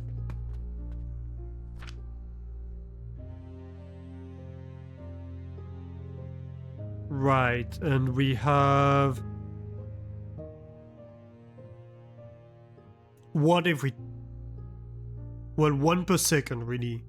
So it's 1 belt total for the sulfur border. So we're pretty fine with, like, a belt being fed however we want. And then we need, of course, a pipe.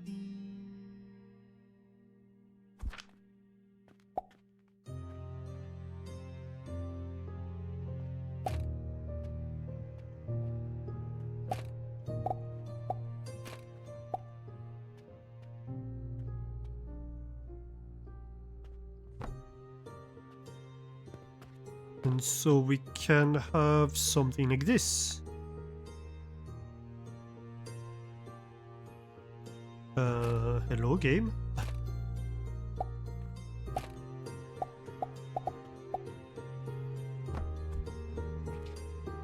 Yeah, that should work.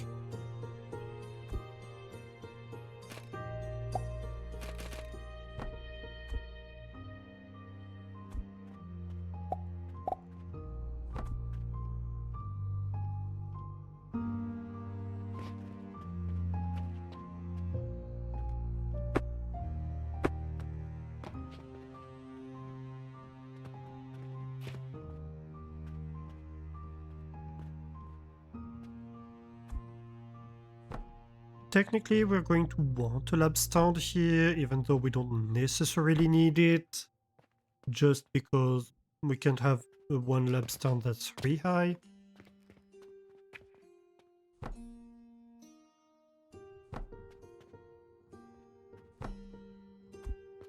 Like this. Uh-huh.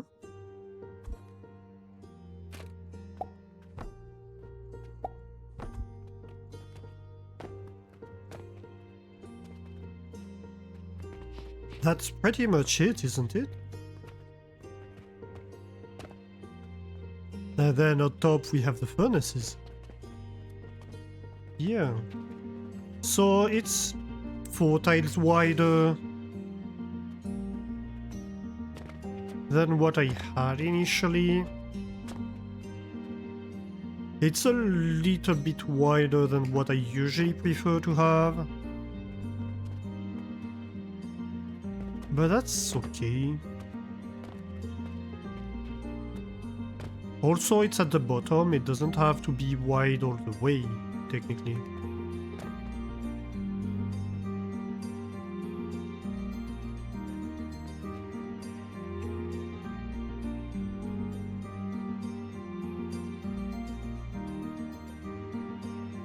We could technically have like a small grinder here.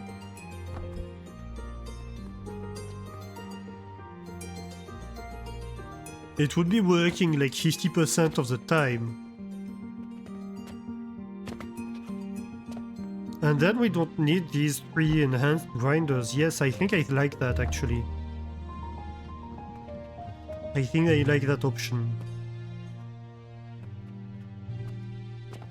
Because I was really wondering where I'm going to put these 3 grinders.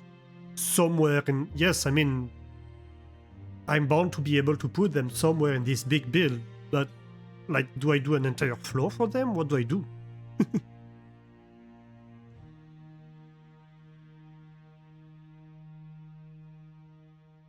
You like to climb uphill both ways and complain about it the whole time? That's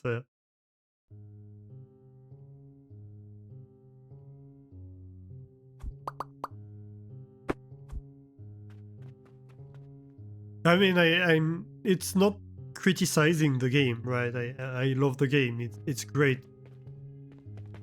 When I criticize games where I'm super hooked up to them and I'm saying, oh, this should be different, it's never meant in a way of, oh, this game is crap, because if I'm playing hundreds of hours of it, clearly it's not crap.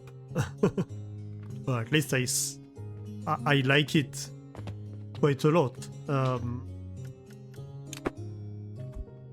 But at the same time, these things could always be a little bit better.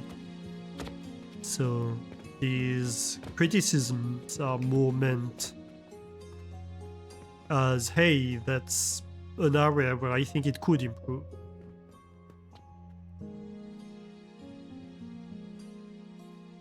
You finally completed the 50-day challenge last night. That was a flying playthrough. What's the 50-day challenge? Is it like completing the game in 50 days? Is that even possible?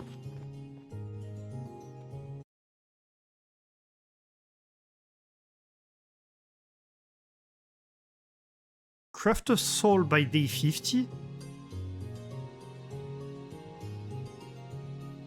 I guess if you don't do any build and you just go for minimum requirement, not trying to supply your shop but just doing contracts.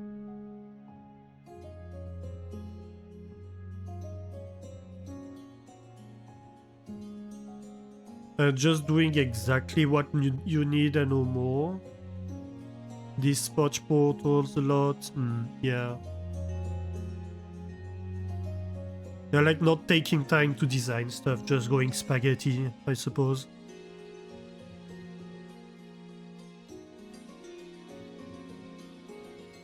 Did you have blueprints? I guess is the question. Did you have pre-prepared blueprints, or is it a matter of... Ah, you designed the blueprints in Sandbox. Okay. Because, like, if you have blueprints, yeah, obviously it's relatively easy. Without blueprints, that's a much larger challenge.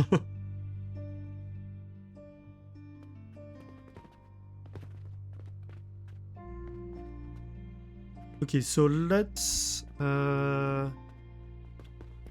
It's a money challenge as well. Yeah, but like, if you have blueprints, it's a matter of doing the stuff fast enough and making enough money and stuff like that. If you don't have the blueprints, then you have all the design to think about as well. That's a lot more complicated, right?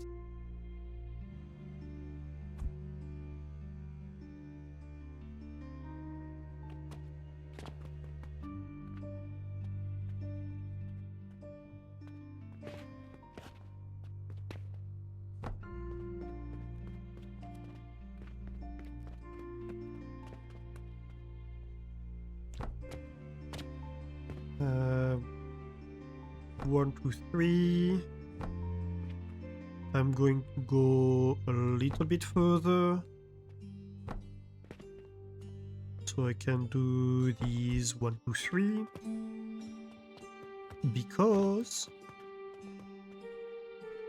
I need to mess with belts, don't I?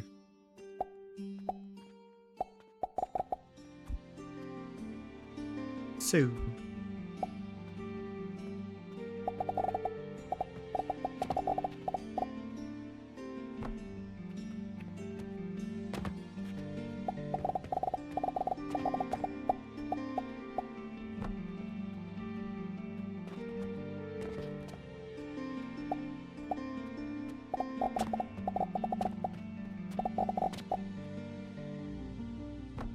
Alright.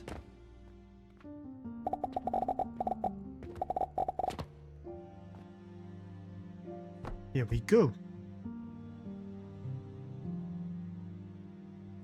Decided to do the architect achievement, crafting a sword without purchasing any land plots. Ooh.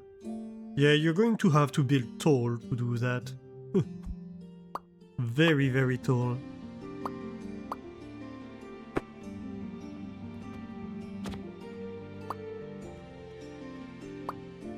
I suppose we can keep that.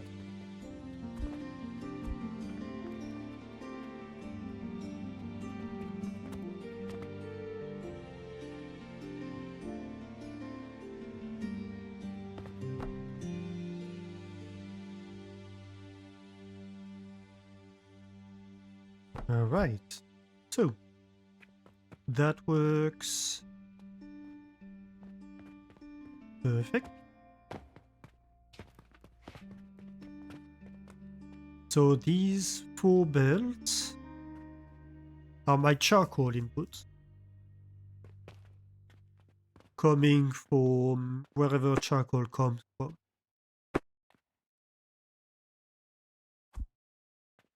This is my output, which then goes to feed furnaces. And so next up is furnaces.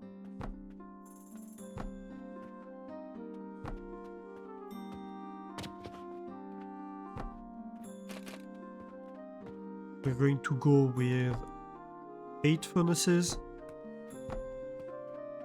Seems reasonable enough.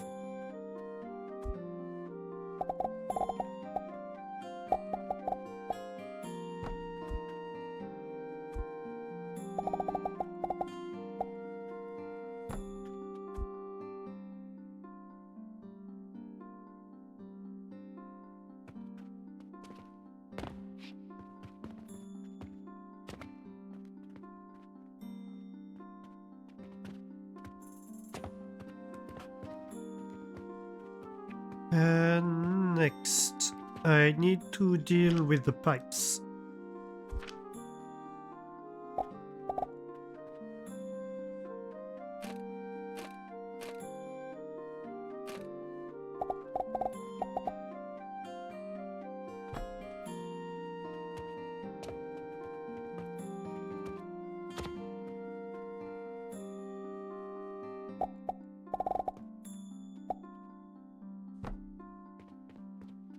Okay. Pipes connected together. Alright. Not too bad, not too bad.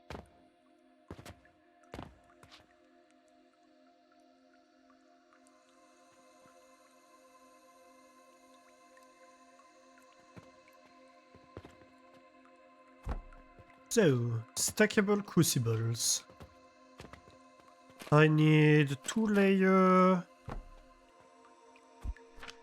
Dang it. I need 2 layers on each side for the chalk.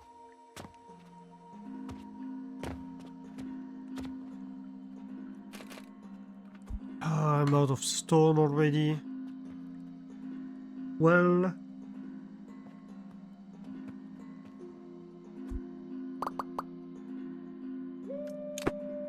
not really.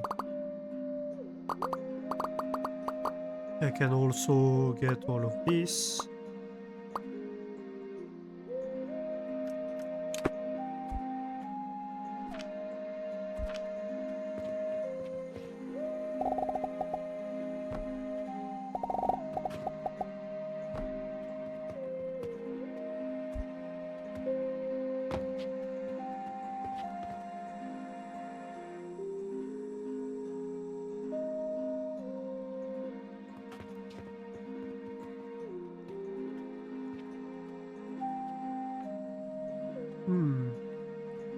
Or should we revert them, actually?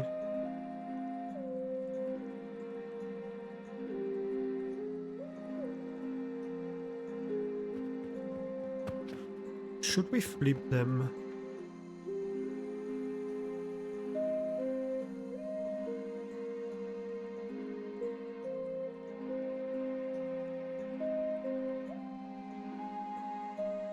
That could work.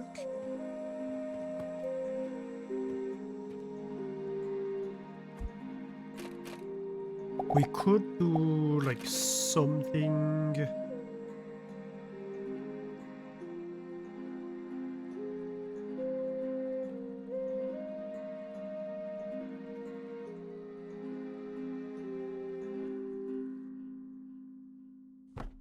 Like this.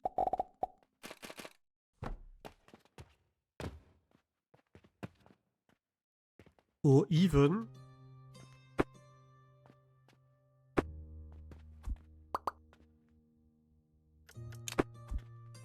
go or something like that, which would look definitely better.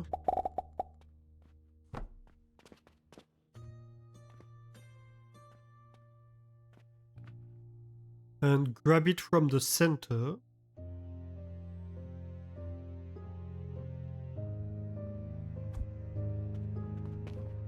Which might be easier than whatever's going to have to happen with 45 furnaces, well, crucibles for the stones, isn't it?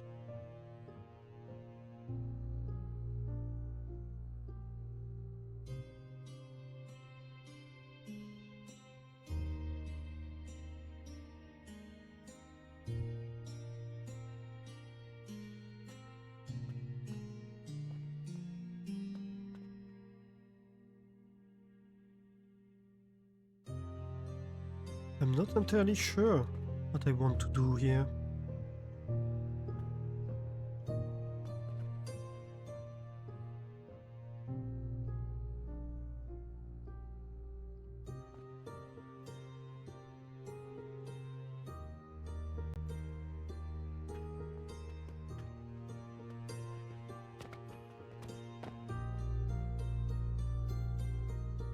Because on the other hand, bringing the planks to the outside is going to be kind of a pain. Because for the table saws, we're probably going to have something similar to this. Right, where we have table saws lined right against the outside.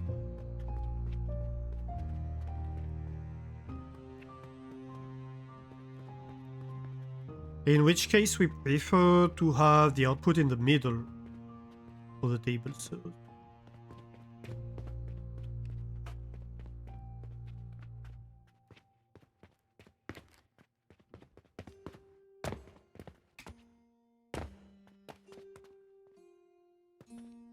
Right, so maybe we do want... Dang it. But then, maybe I want this to be replaced.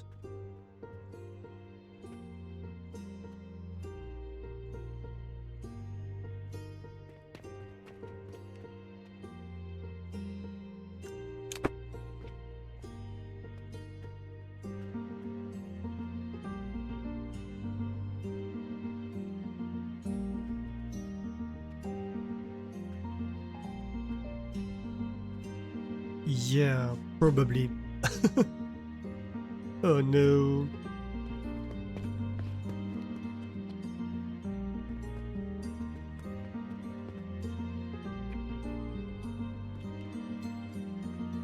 Okay, that's fine. What do we do? We're going to...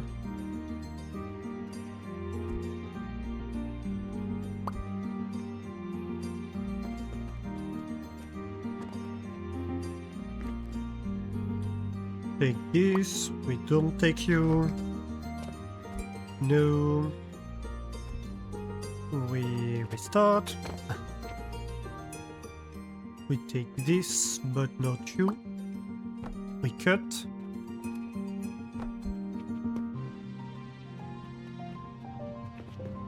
Okay, that's a whole unit.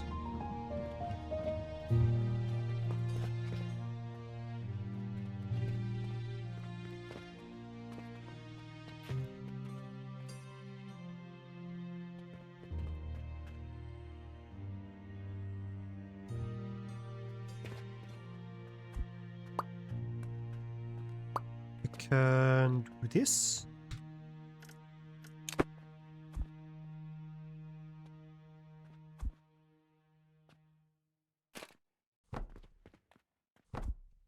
Like that. Do I even want to go one further? Potentially. So you know what? We're going to do the whole row.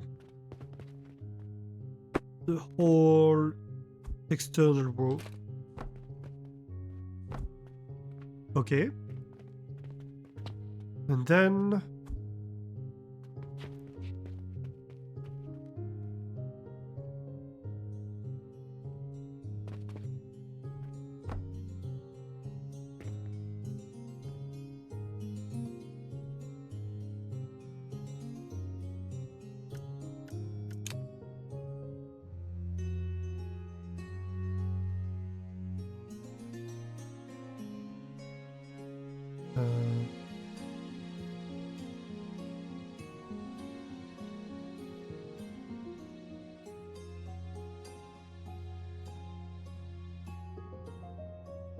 the heck?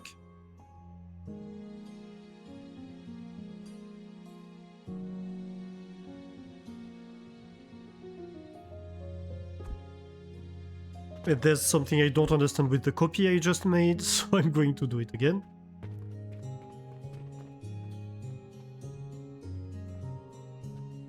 Why doesn't it look like it superposes? That's weird. Caps lock.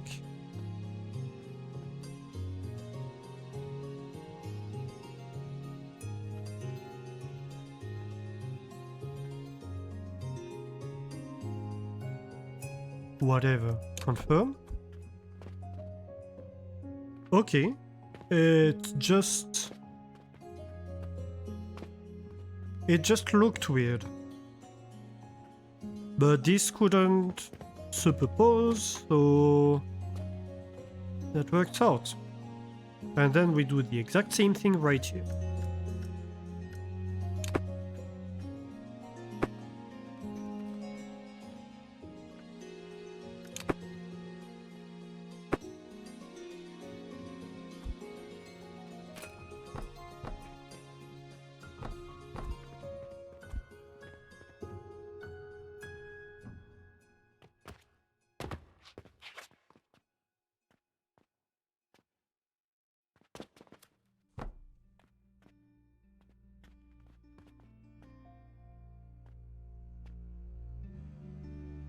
Yeah, it kind of looks as if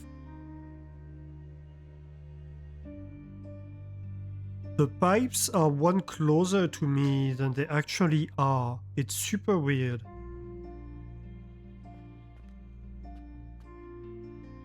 Or lower? No, the pipes look lower than they are in reality.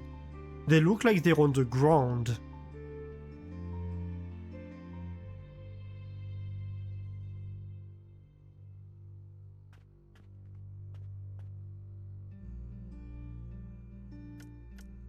Weird. Interesting, but weird.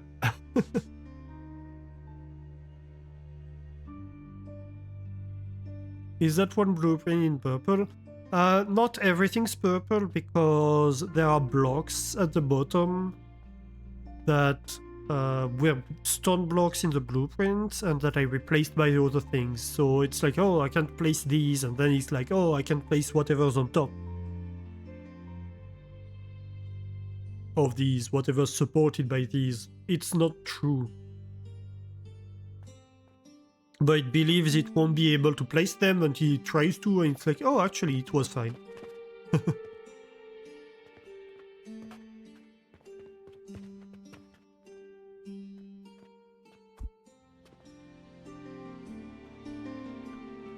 Yeah, the preview of the pipes is definitely off. I never noticed that before. I haven't played too much with copy-pasted pipes because they're annoying. But yeah, for certain the pipes preview is off.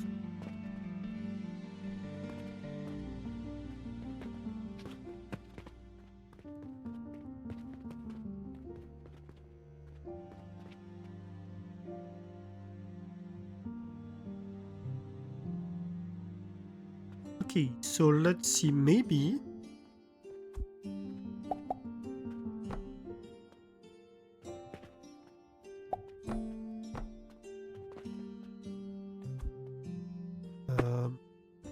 that one is weird. So let me replace it. Perfect.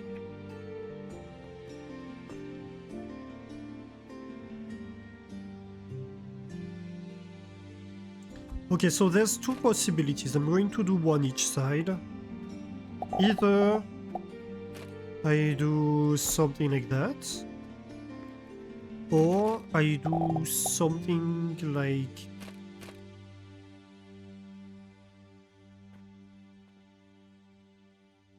this, and then I have to merge these two floors. Oh, I mean, I guess I don't have to. This one can be like against, and we can have the other one that takes the other side that takes the top. That's also a possibility. I think I kind of prefer that, but yeah, I don't know. I don't quite know. Okay, so over here, we're going to have 5 extractors on each side.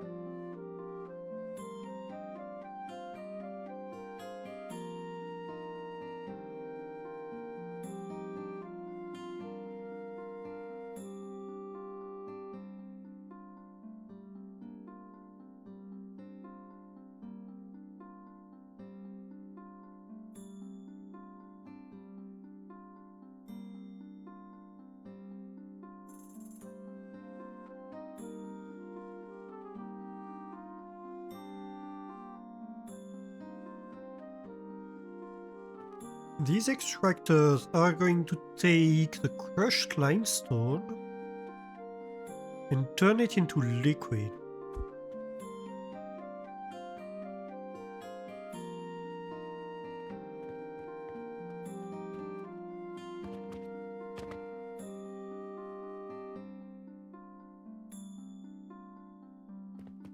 So here's a thought. If you imagine that this is sulfur, right?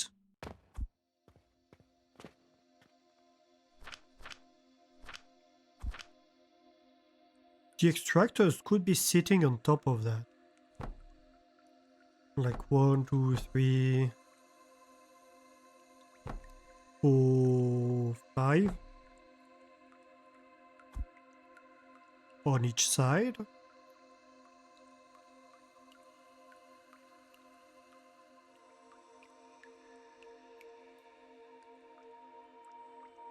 Who bothers with lime water when you got cauldrons? I don't have cauldrons. That's the thing. I don't got cauldrons.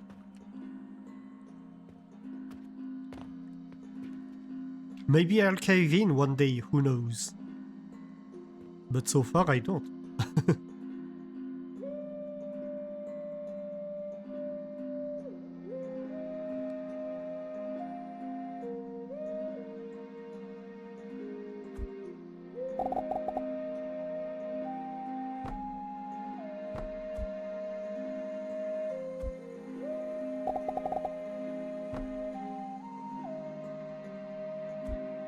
You were caught.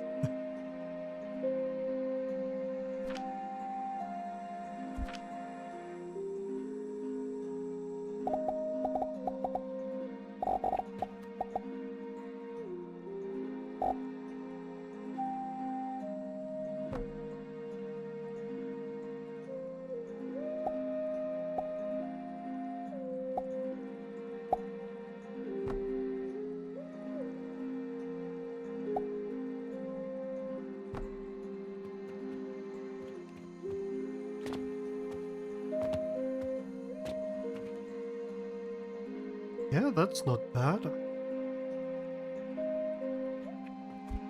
How much limestone did we say this is?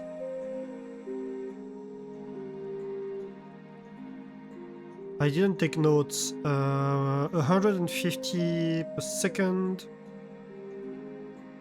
divided by 50 by 30. That's like 5 per second.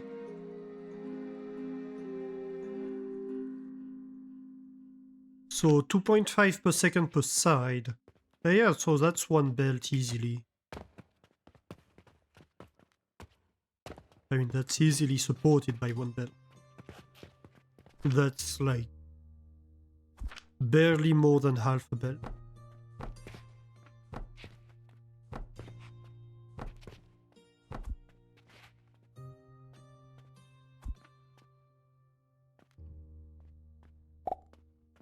You were caught, get cauldrons. I don't know. I don't know that I want to, is the thing.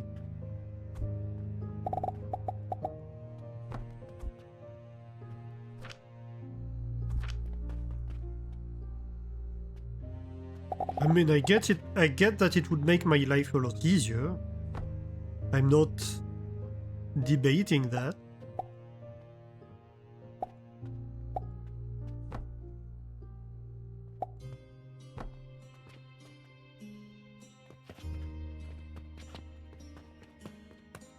But in a way, I'm kind of enjoying the challenge of it. If that makes sense.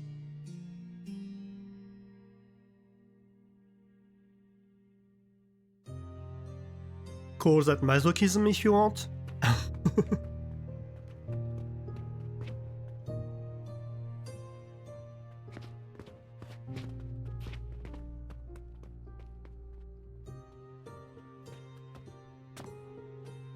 Right, so let's see.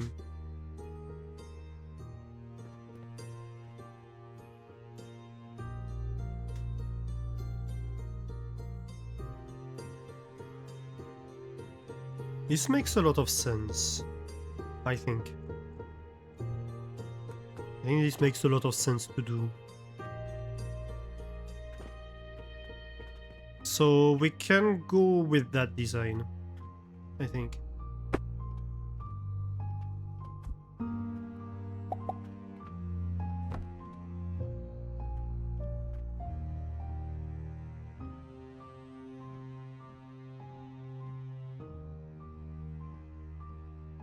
you earn gold in this game, and one purchase portal into one cauldron, your needs can get ignored. Your fuel needs can get ignored. Yeah, but that's the thing.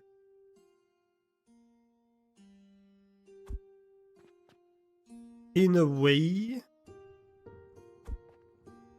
it kind of feels like the cauldron is bypassing part of the game. To me.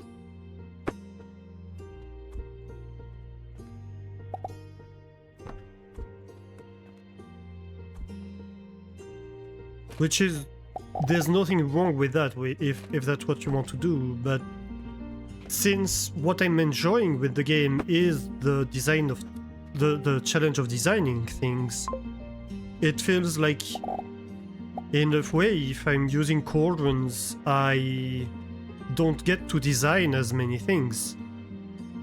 It's the same reason why I don't really like doing bot grids in Factorio.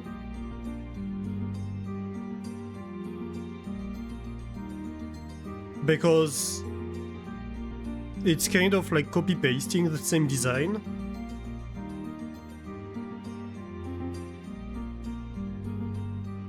And just changing the recipe.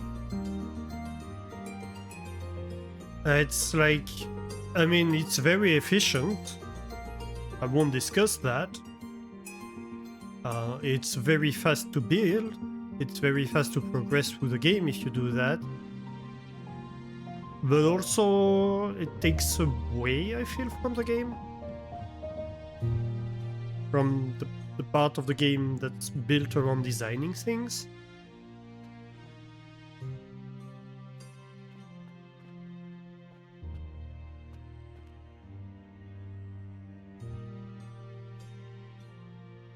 Cauldrons require a lot of input balancing too.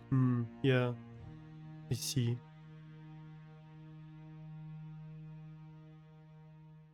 I've seen so many people complain that the cauldrons messed up and started making the wrong thing.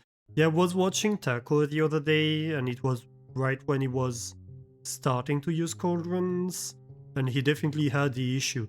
I'm not saying the cauldrons are trivial to operate, to be clear. That's not what I'm trying to say. It's more like... I might be wrong because I've never actually used them, but... it kind of feels like... it's like one machine that makes anything, and that it bypasses the fun design challenges of having to assemble these machines together, you know?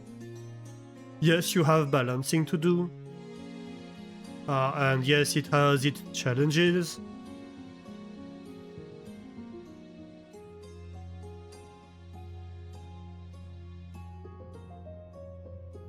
But also it makes all the other machines obsolete.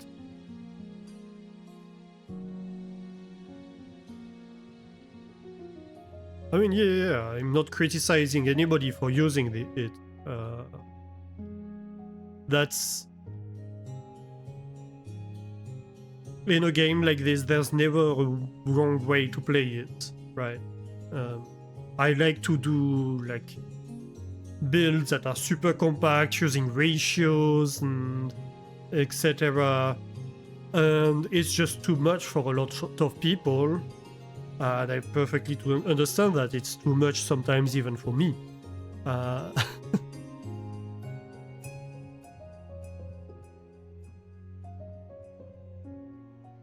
So I'm not criticizing anyone for having a different playstyle at the end of the day. Different things they enjoy in the game. But I'm trying to, you know, explain why I personally don't feel like I want to use the cauldrons. I don't feel like I want to use the cauldrons, and I think it's because of that, because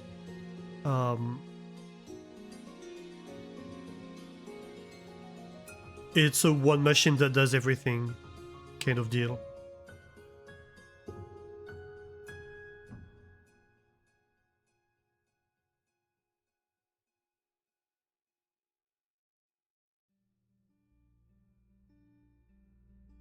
Cauldrons do help with FPS in the end game, not having so many builds machines everywhere. Yeah, and also like the the builds become extremely big. So that's why I'm not saying I'm never gonna use them. It's possible at some point I will be like, okay, this is too much, and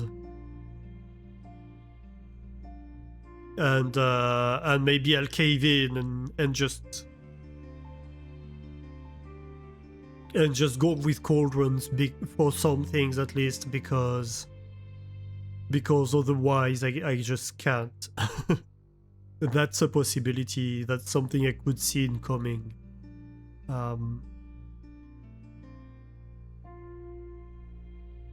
But yeah, that's what you're saying, little gremlin.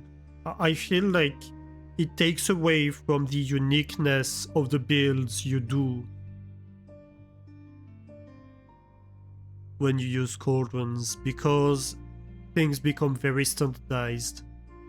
It's not necessarily a bad thing. It has its... It definitely has its advantages. And it's definitely much more efficient in terms of space.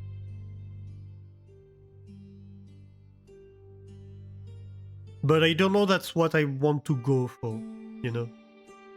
Because I like having these cool unique builds. That's why I'm playing at the end of the day.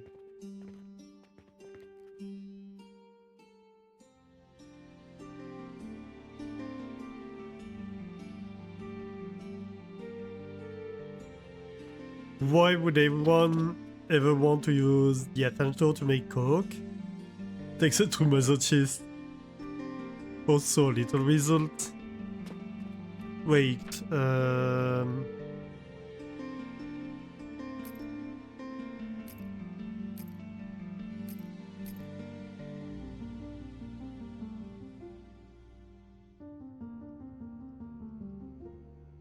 come on, coke. No, it's cool.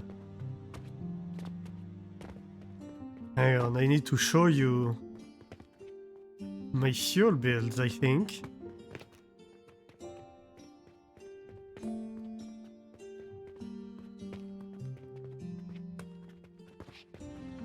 Where are they?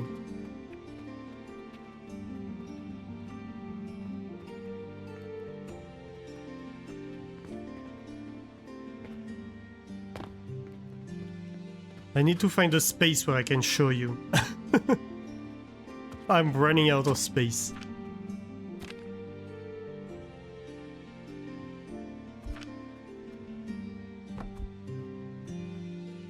Look at that, this is super cool, isn't it?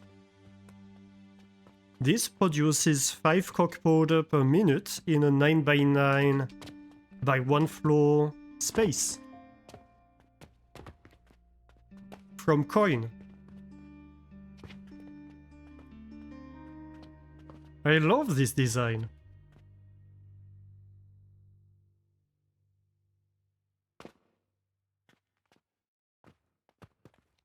I absolutely love this design. That's pretty much... Oops. The basis of a lot of my builds that use Gunpowder. This build is so a story.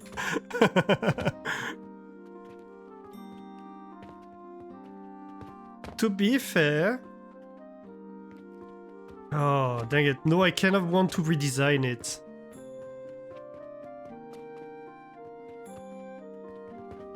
Because, like, you see that? That's something that is made necessary by the lack of adjustable length beam. Now that we have the retractable beam, I can shave an entire layer of that.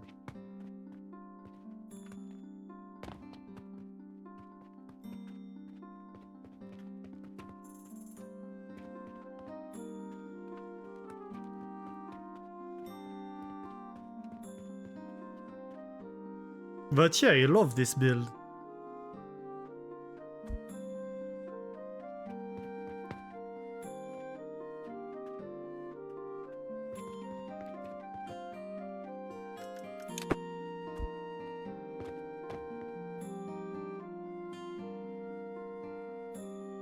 It's currently what's feeding my entire base in fuel.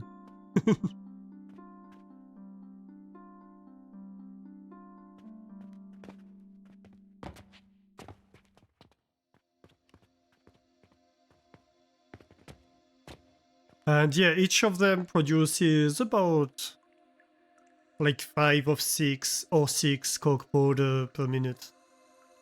It's not very fast, I'll give you that. It's not a very fast build, but it's a very cost efficient one.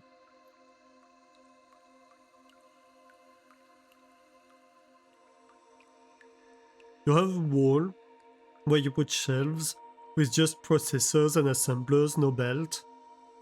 And you will put in materials for 20 outputs. Wow.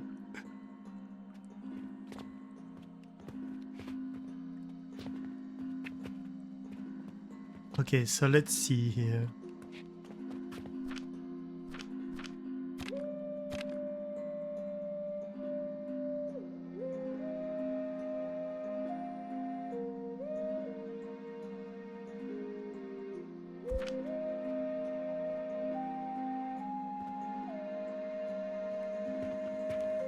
Right, I can't have something that goes on top of the extractor. At least not with the... Not even with that one? Oh, that sucks. I need a 3x3 to go on top of the lab stand?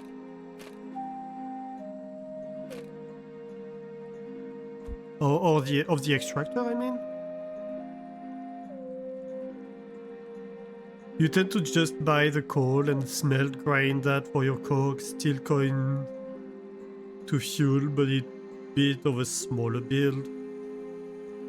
Yeah, it's a lot less cost efficient though.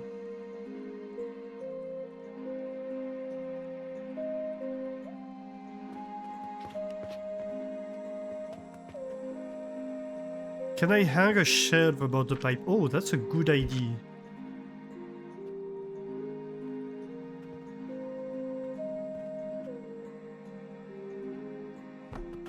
I can. Hmm. Yeah, why not? Though... That's going to cause problem to bring elevators down. I was kind of intending to use this space for elevators.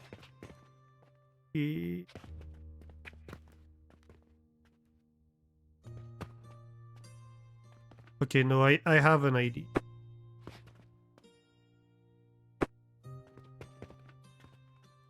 I do.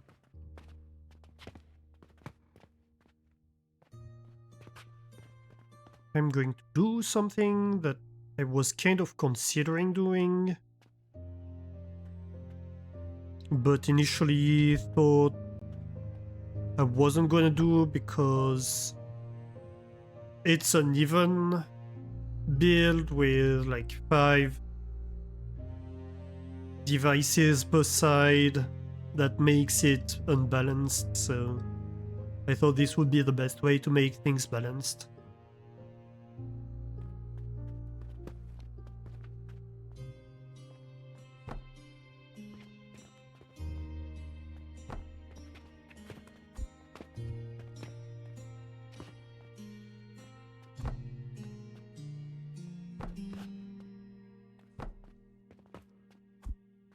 One, two, three, four, five.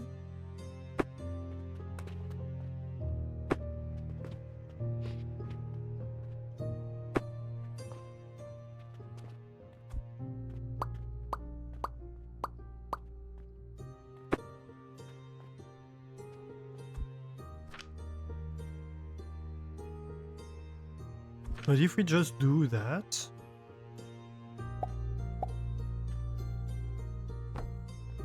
That works too, doesn't it?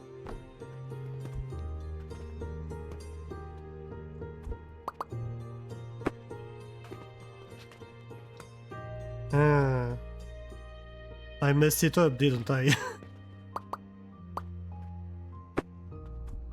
Dang it.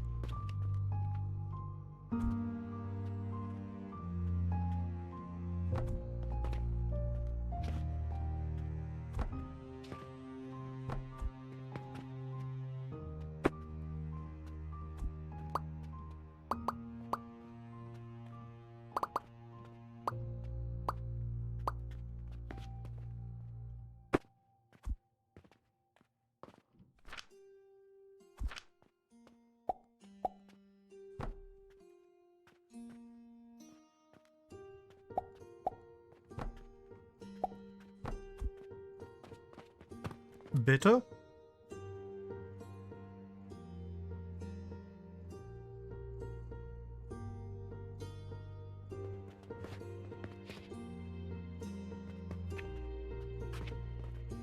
Gremlin can make bullet build ideas? Yeah, definitely.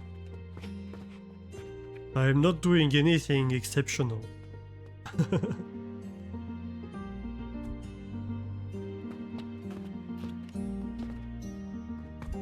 How wide are we? 12 wide. That's a beam, isn't it?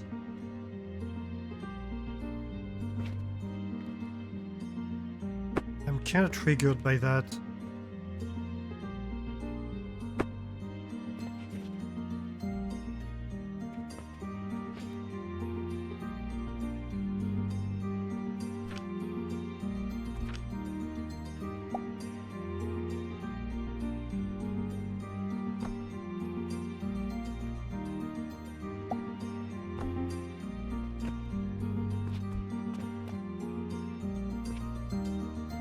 Pretty sure there's a beam that's 12 wide.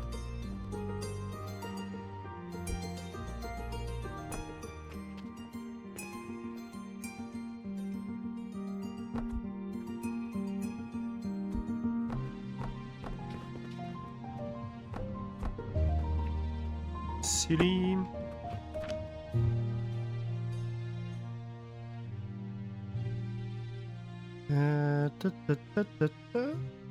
Like this. Oh no, there's not a beam that's 12 wide. And I'm pretty sure there's not a beam.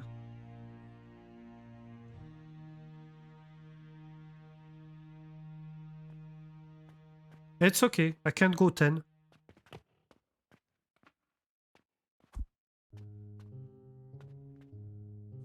We're fine.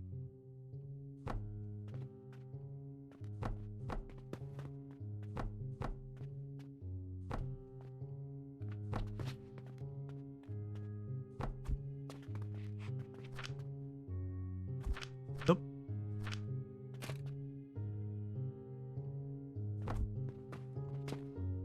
Yeah, that works.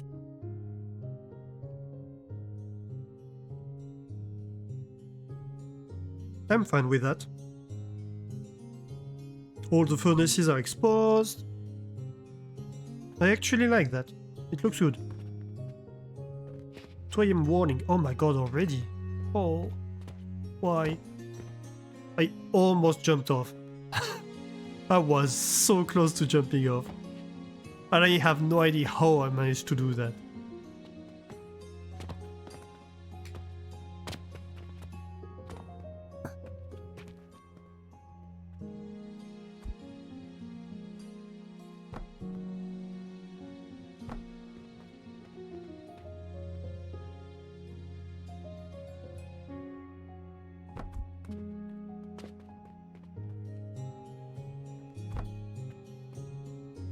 So 1, 2, 3, 4, 5.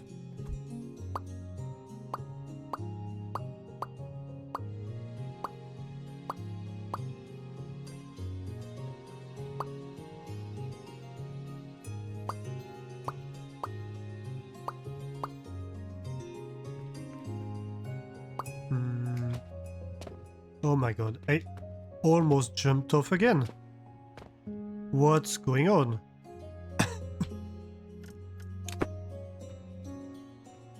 My fingers are doing things I didn't tell them to do. They're rebelling.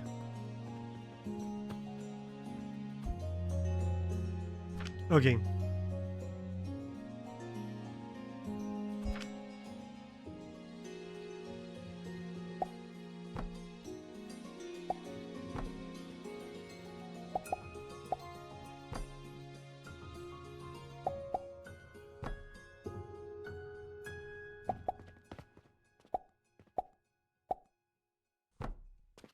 Aha. Okay, cool. This looks like a mailroom copier. Hmm.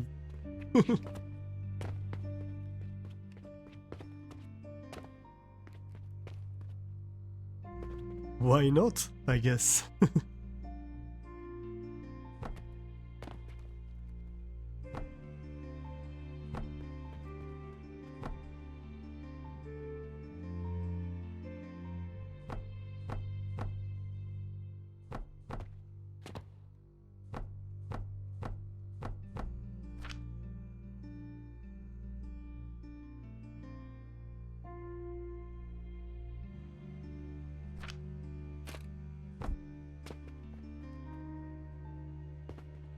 Alright, so next step. All of this.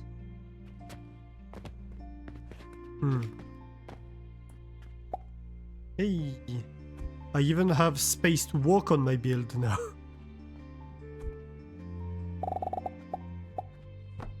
Which is usually an issue.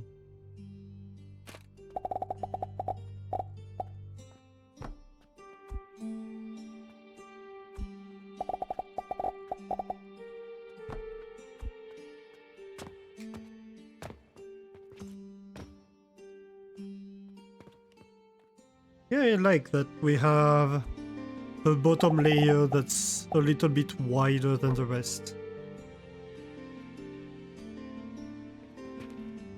It's kinda unique even among my builds.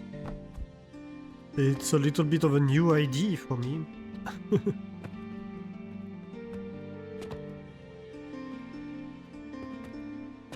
It's nothing crazy.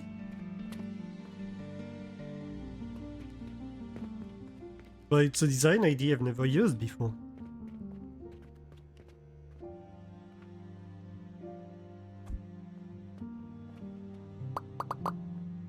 Yep.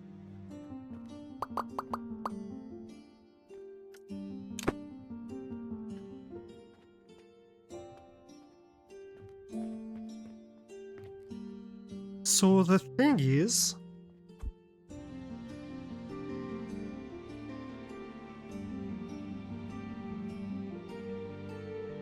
I'm not quite sure how to deal with this. Because we need to feed this with limestone, right? Crushed limestone. So we're going to need to take the stone, feed it to crucibles, burn the stone, and then grind it down.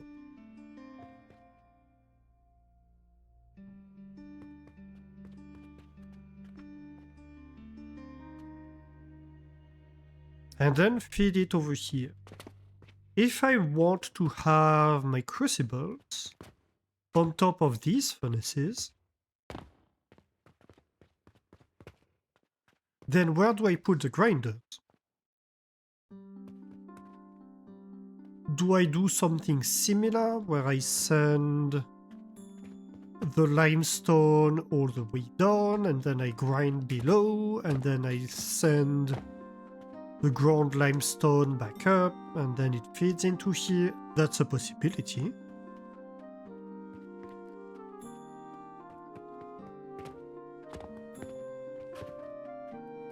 Or Do I have a second row of codices with my crucibles and stuff like that? That's the question, isn't it?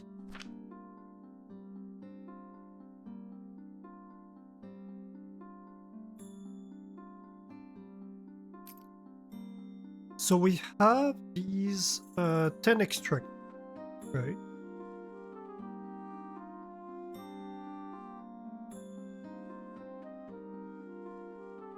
Is it 10? 5 per side, yeah.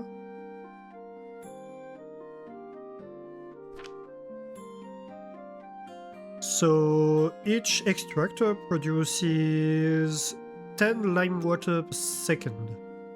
Wait, why do I have 10? I need 15.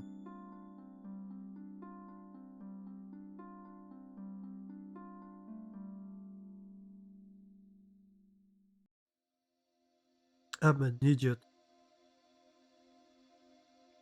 I need 5 more.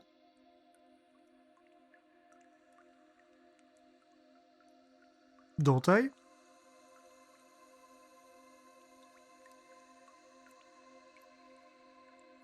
I'm pretty sure I need 5 more.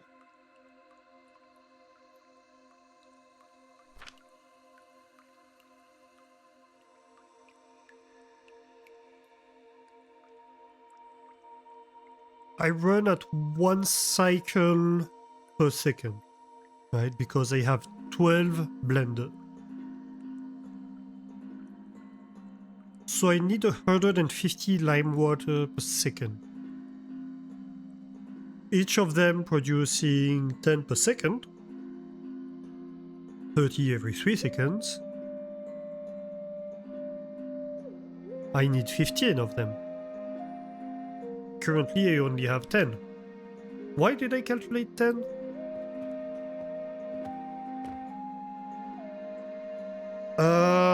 That doesn't work.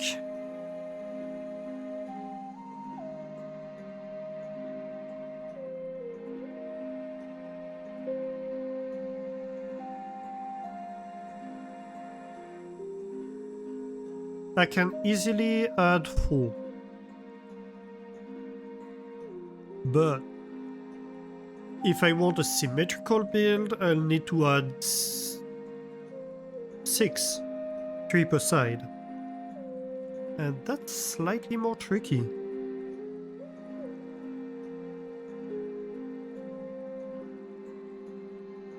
I could fill all of these. But then what do I do with the pipe? How do I bring the pipe down?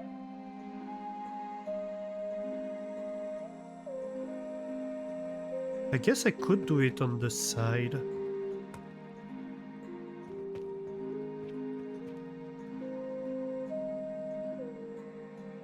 Okay, ID.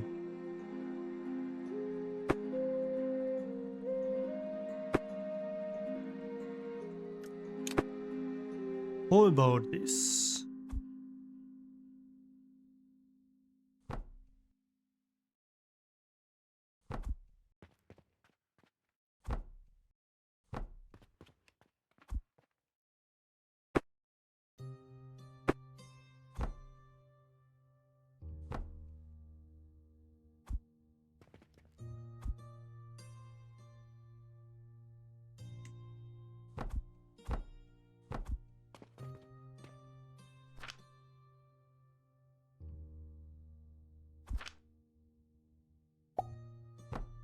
Okay.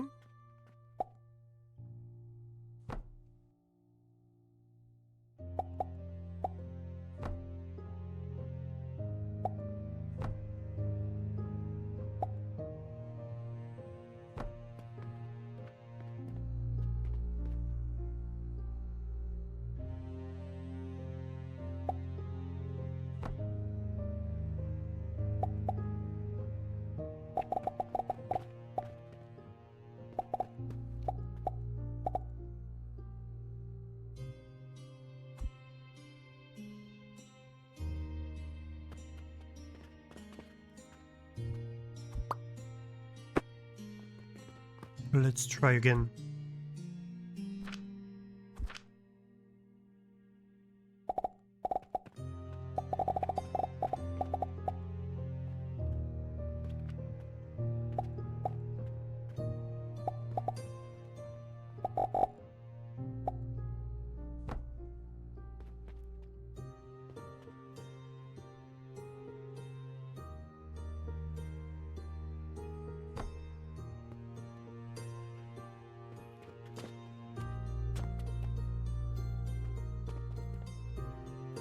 That would work.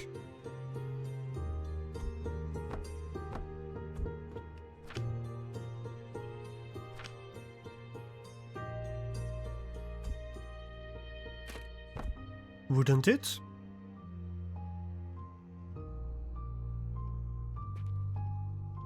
I need another lab stand here. I'm not sure I'm a huge fan of that though. But I don't see many other choices.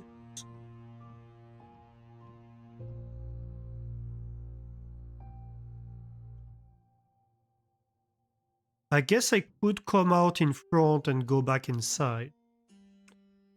That's also a possibility.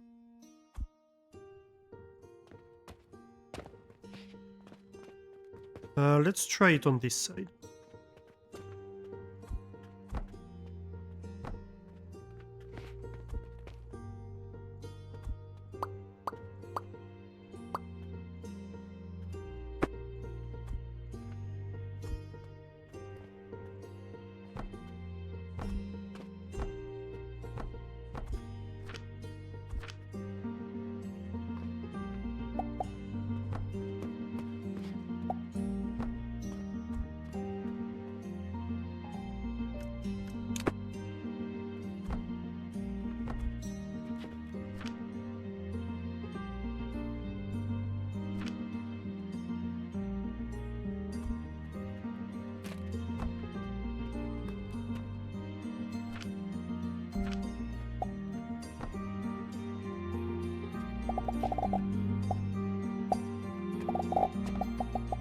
Ah.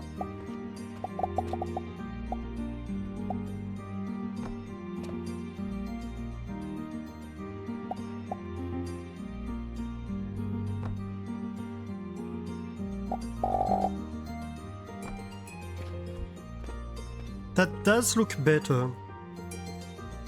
I could even, if I'm going to do that,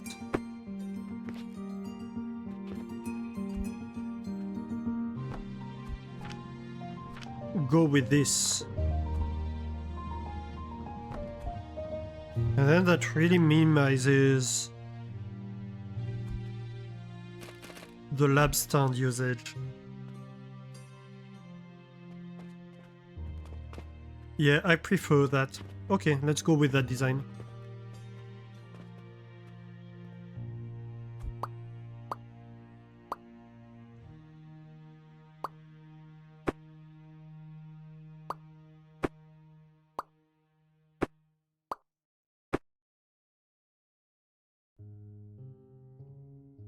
Technically...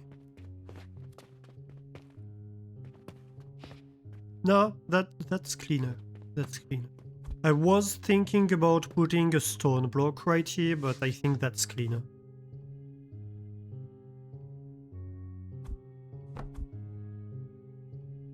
Because the stone block would hide the blender behind. And I'm not a huge fan of that. I want to have access to these machines if possible. If I need to check on them or to fix something, you know.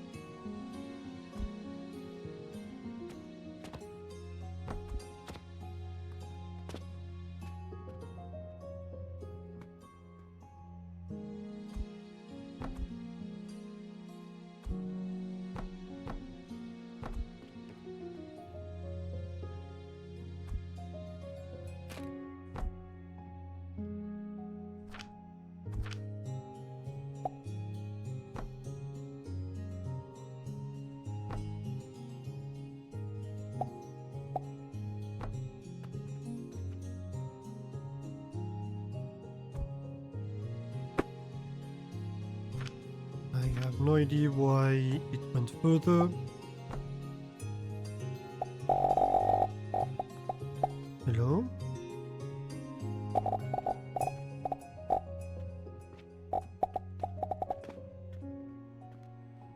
Okay.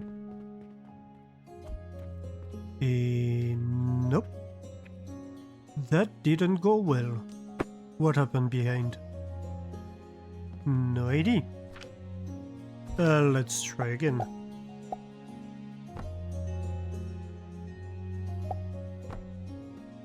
That would be better.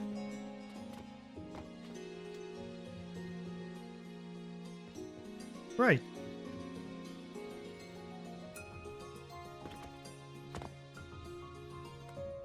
And now, of course, we reconnect the belt.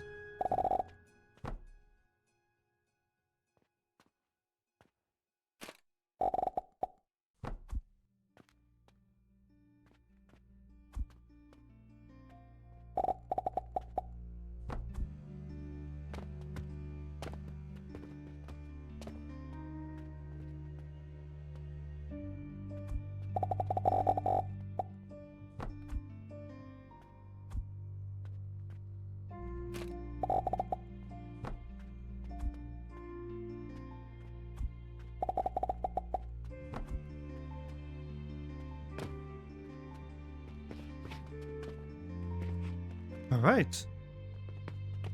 Oh yeah, I like that build. I already like that build. It looks so cute.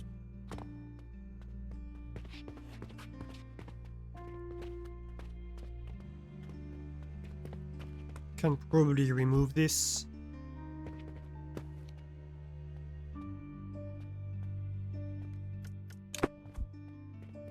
That's going to be the part that's going to be painful, the sulfur part. Especially if you consider that we're going to need to deal separately with the iron. But oh well. Okay, so.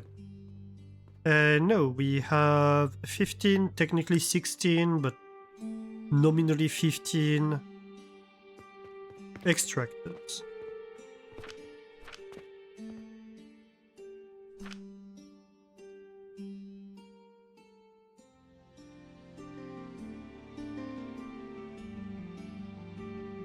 So that means we want 15 quicklime powder per second.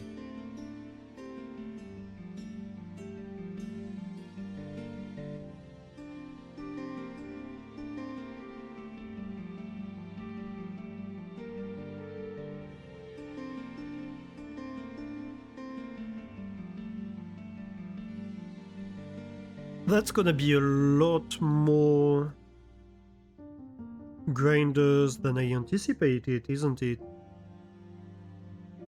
That's gonna be...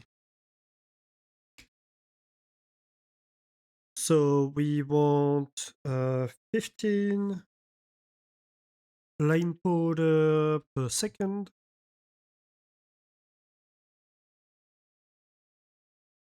Times 9 seconds. Divided by 2. Because the advanced grinder is twice as fast. That's, yeah, 67.5 advanced grinder. Yeah, I slightly miscalculated how many we would need. So 68 enhanced grinder. That's 34 per side.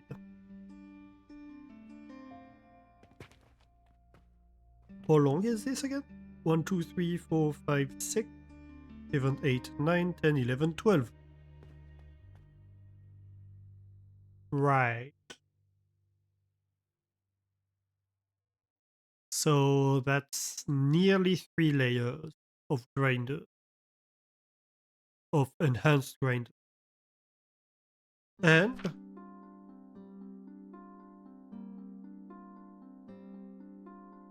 each enhanced grinder is 2 crucibles.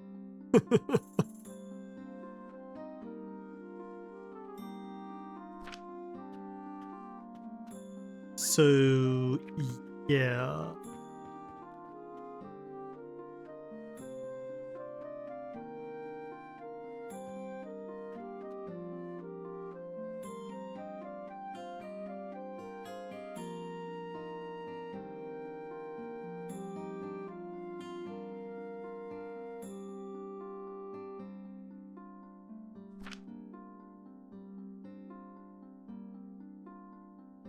How much lime per second did I say that was?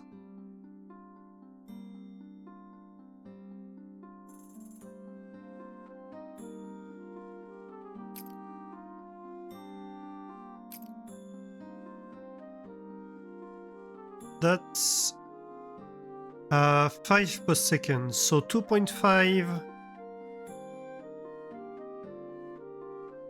per side, is it?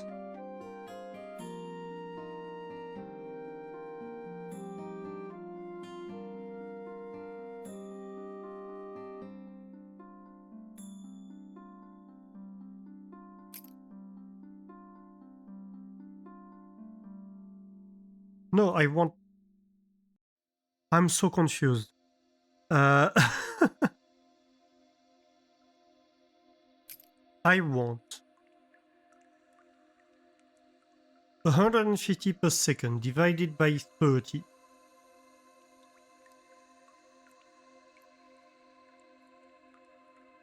That's 5 per second quicklime powder.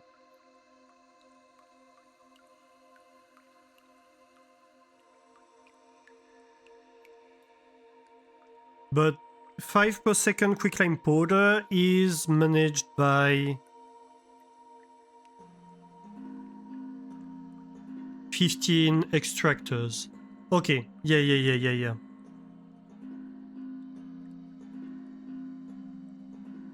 Cold ones? Still no? Okay, so I do need 15 extractors, but I need 5 quicklime powder per second. That's a lot more manageable. Because that's 45 grinders divided by 2, yada yada.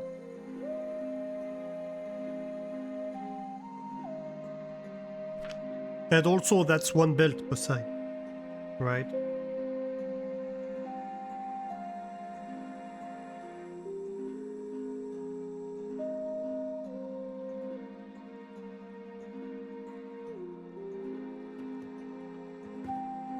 Okay, so let's see. We need 45 grinders, 22 and a half. That's 1, 2, 3, 4, 5, 6, 7, 8, 9, 10. Yeah. So 22 and a half per side.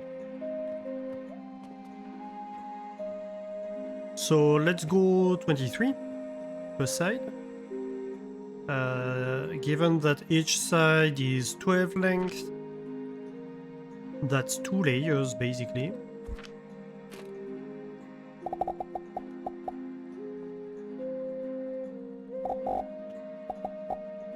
One, 2, 3, 4, 5, 6, 7, 8, 9, 10, 12. So 23.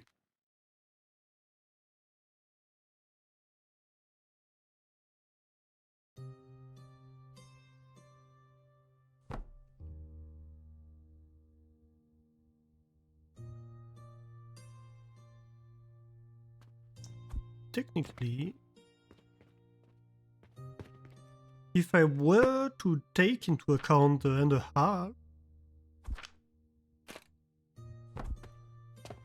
could do that. And that might not be a bad idea.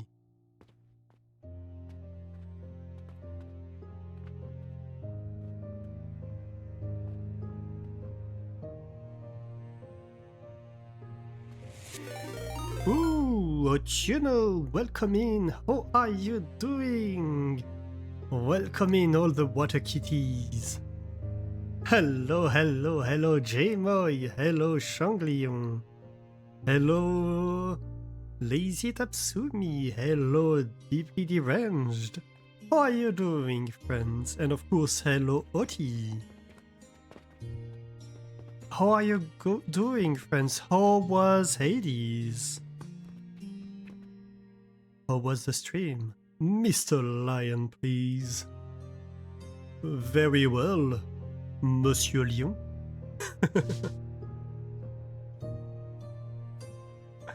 Oti Raid, yes, welcome in the Water Kitty himself. How are you doing? How was stream?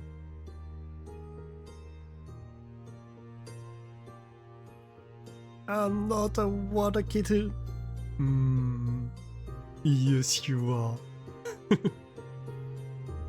Yeah, welcome in, everybody. If you're new here, first of all, welcome in. I'm Alistair, and I play a lot of factory building games, city building games, colony building games, and puzzle games. And today we are playing Alchemy Factory. Hey, Pinol Boy, how are you doing? Welcome in too. Yeah, we're playing Alchemy Factory. If you do not know the game, I've been playing it for quite a while, so if you've been here before, you've probably seen it. But Alchemy Factory is a game about running an alchemy shop. This is our little shop. Well, half of it anyway. That's the cash registers over here. We're selling like potions and mortars and a few more mundane stuff like ropes and pulleys and glass and stuff like that. And we're selling jewelry that we're making and alchemical artifacts and stuff like that. And we have the other side of the shop over here that we started making recently. Oh, actually, I need to remove that. We were playing earlier with designing the building because one of the quirks of the game is that little by little you buy new plots and stuff like that and you build up your factory, right? So we made these archways earlier for this kind of little internal street that we have. So this is our shop. It's occupying this entire block. And right about now we were on top of this tower over here where we are designing a new part of our alchemy factory. Hey, obviously, did I say hi? I think I forgot to say hi, so hi! You have to go raid and lurk. Yes, of course, Oti. Do take care of all the post-stream stuff that you need to take care of. And thank you for the raid again. Go grab those nubs. And so yeah, there are a few fun stuff with the game. We are using cannons and catapults to shoot things across the factory, to put them on the shelves. So when you see like customers buy stuff, we replenish the shelves thanks to the magic of cannons. And then of course in the back rooms we need to go produce all the stuff. So we have portals in which we send coins to buy raw materials, and then we transform them and we transform them again and we transform them again. So on this floor we're making fuel and fertilizer. This is our fertilizer. This is Gunpowder that we're producing. That's the main fuel for the factory at the moment. Over here, that's where we are resupplying most of the stuff in the shop. But on this side, we are producing a lot of stuff like copper bearings and bronze rivets, for example, over here. This is stone stuff, wooden stuff, iron and steel, these kind of things. And so, yeah. And as we go through the game, as we advance, we unlock more and more technology and more recipes to build more and more complex stuff, but also sometimes to make stuff better. So for example, here you see that this machine is making a Jupiter artifact. And these artifacts require a lot of material. 2 per second, 3 per second, 1 per second. That's a lot. And that's not to produce very fast, like 1 every 10 minutes with this rate. So this machine that makes Jupiter, we have like 6 of them. But that is the easiest artifact to make. We have since been making much more complex artifacts. For example, this build that we finished last time is producing Saturn artifacts. This machine is 4 floors high. It just feeds this. These 2 columns just feed that. This is producing salt. 1 salt per second. It's also a pretty big one. And technically it's like the top part of these 2. And so currently we are designing a new build right on top of this other one. This build is going to be producing a brand new type of fuel. Black powder. Yes. We're going to hit stuff with kabooms. Yeah, so we're starting to produce black powder. And to make this black powder, well, it's a fairly intricate recipe, so we have laid out kind of all the machines we need, and little by little we are assembling them into a consistent machine. So that's what we've been doing here. So to make black powder, we are going to blend lime water, charcoal powder, and sulfur powder into advanced blenders. So we have advanced blenders here. The charcoal powder. The charcoal powder is charcoal that we are going to be making by feeding plank into these crucibles over here. We're not feeding them anything at the moment because we haven't done the planks part. These are the machines that are going to do it. And then they put charcoal on these belts, which go down these 4 elevators on the side into the grinders that you see downstairs here, enhanced grinders. We have 2 per machine. And then they go into these elevators and inside the machine. So that's for the charcoal powder. So we make charcoal here, we grind it into powder down there, and then we feed it into the machine. And we were considering... Oh wait, before that. Lime water. To make lime water, we need to feed limestone powder into these extractors. So we need 15 extractors, we have 8 on each side here. And we need to feed them with limestone powder. Limestone powder is stones. Well, limestone that is going to be crushed into these crushers, into rocks. These rocks are going to be fed into these crucibles, cooked into limestone, then the limestone gets crushed into these grinders to make limestone powder. So I'm currently trying to figure out what we do in terms of doing that, how we set things up. These crushers for the limestone powder are very slow. Yeah, so that's everything we sold today into the shop that you see here appearing on the screen, and how much money we made doing so. And also you'll see everything we bought to make that and how much money we spent. So we see the balance of what we made, what we spent every day. So you see these Jupiters I was showing you earlier, we sold 6 of them today. These diamonds, we sold 4 of them, and you see that by far it's what's making us the most money. 400 silver. A silver is 1,000 copper, so this is a lot more than like most of these together. And yeah, that's what we bought to make all of that. A lot of limestone, a little bit of iron, lots and lots of logs, and a few rotten logs. 69 of them. Right, so let's look at the recipe. Lime water. We have 12 advanced blenders making the black powder, so we're going to be making 2 per second.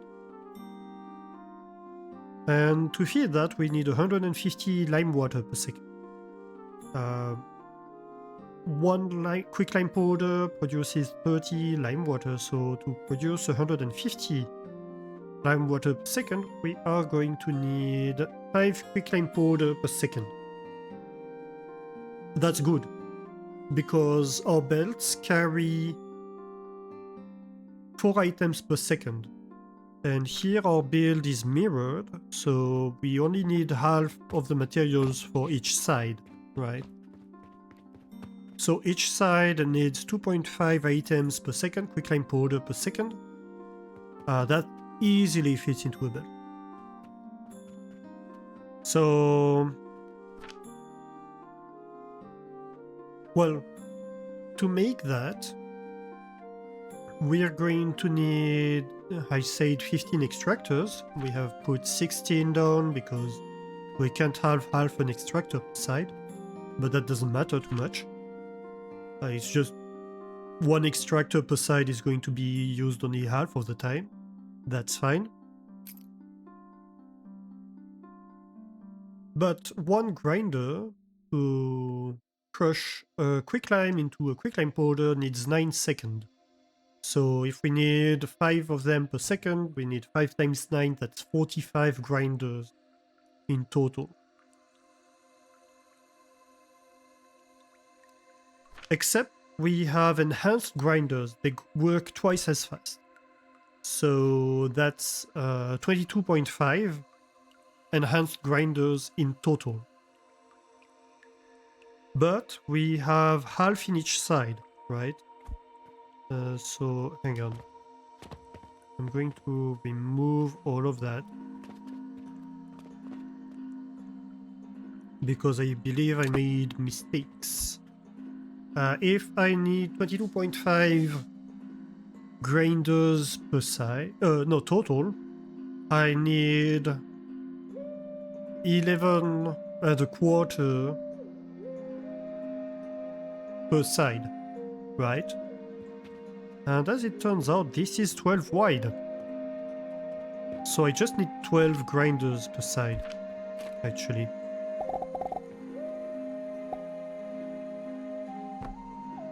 Yeah, that's gonna be nice.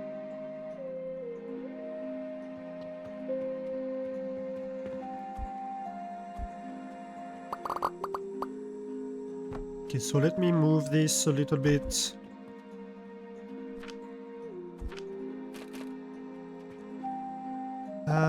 Let's see, can we do something like that, perhaps? That way, we have one belt feeding each side. I need to shift it one further.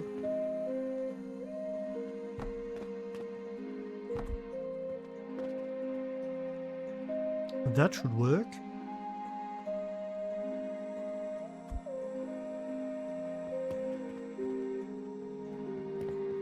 And then on each side, my output can be one belt.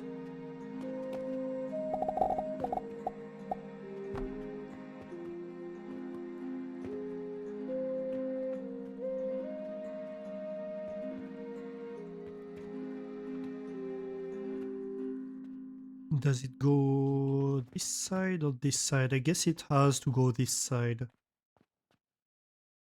Which is fine. I might have to switch the pipe to the other side.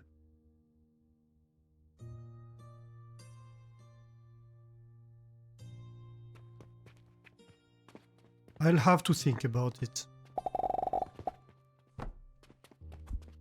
Right, let's see. How wide is that? That's 1, 2, 3, 4, 5, 6, 7, 8, 9, 10, 11.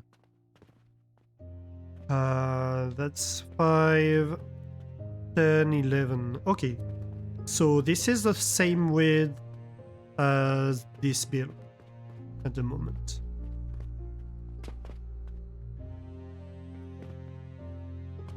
I think that's good. Okay, so my problem here. If we say, okay, the sulfur powder, we don't need a lot of sulfur powder. And actually we're just going to feed sulfur and it's going to go into these grinders and each grinder is going to be enough to feed its blender, right?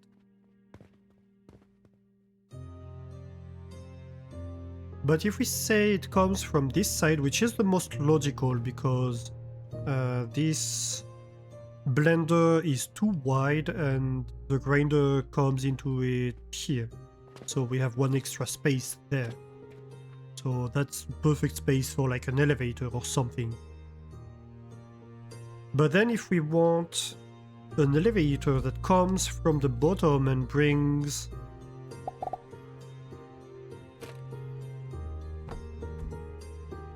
my quicklime powder in here,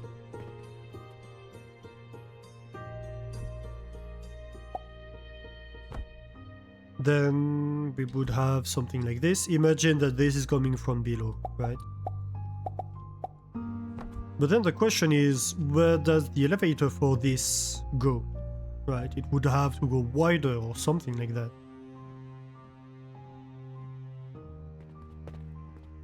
Or it would have to go... yeah, I don't know, there's no space for it. So why not go on this side then? Well, that's all good and all, but I can't fit a belt over here because of this pipe. So I'm thinking maybe we switch the pipe to this side.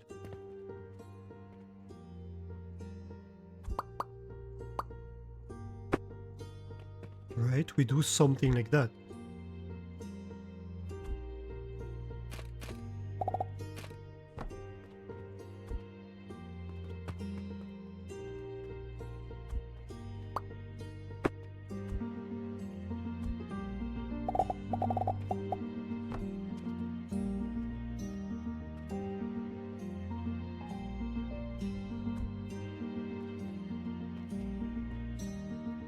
Because I don't have an obligation on which side I connect. I just chose this side at random. Yeah, I think that's for the best. And then that means my output here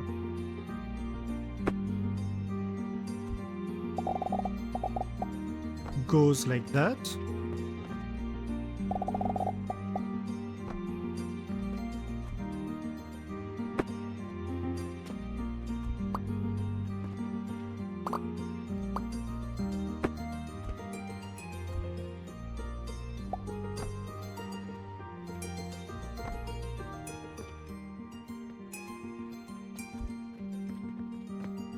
Yeah.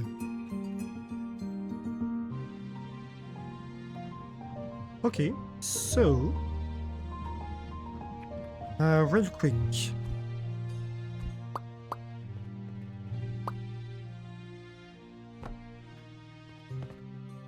Let me cut this so we can modify that.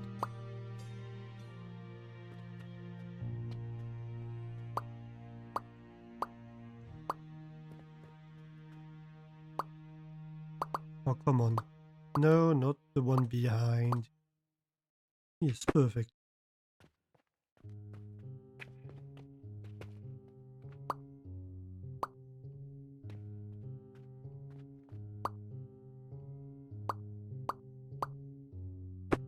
Actually, that might be easier if I do it in this order. Let's place the pipe before. It's going to make my life easier.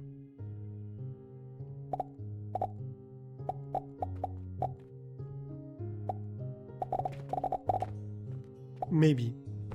Pipes are a little bit troublesome to place in this game.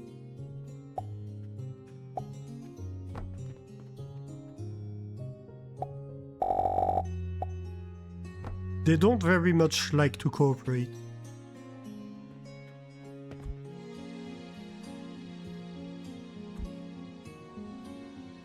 Okay, so we can have a lab stand over here, and then a stone, and then another lab stand, and then on top of that we're going to have the beam assembly and whatever. That works. Yeah.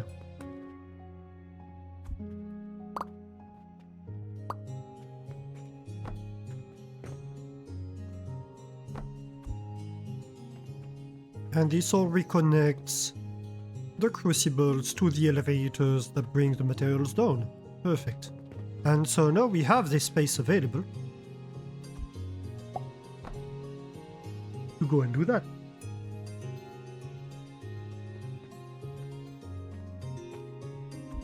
And this space is still available for an elevator down or something. Perfect.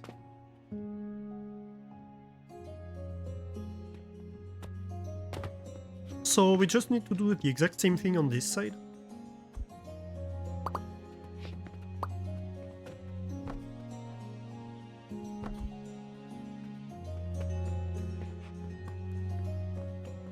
Yep.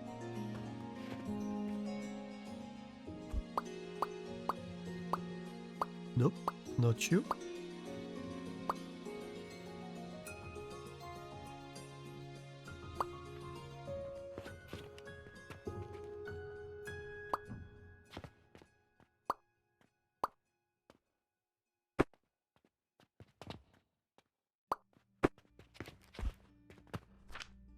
So, pipes. Ah.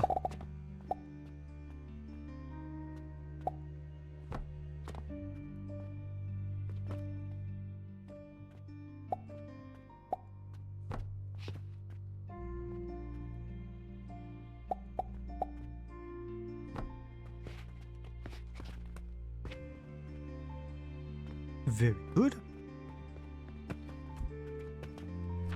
Second lab stand. Block lab stand.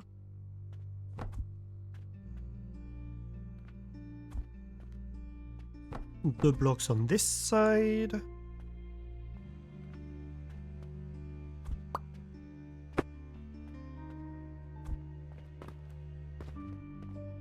Where has this lab stand gone? Oh well, doesn't matter.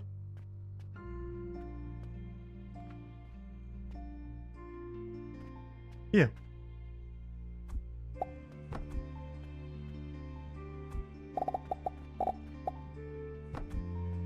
And then we feed the stuff. Okay. So we just need this back. So we're in the middle of a design phase today. This build is probably not gonna run today. I fully expect that it's going to take us several streams to design the entire thing, because well, we have the limestone to take care of, so both like the grinding, which is all we've almost finished, and the roasting. Then we have the raw materials like birches and smelting to take care of, but also we have these iron smelters here.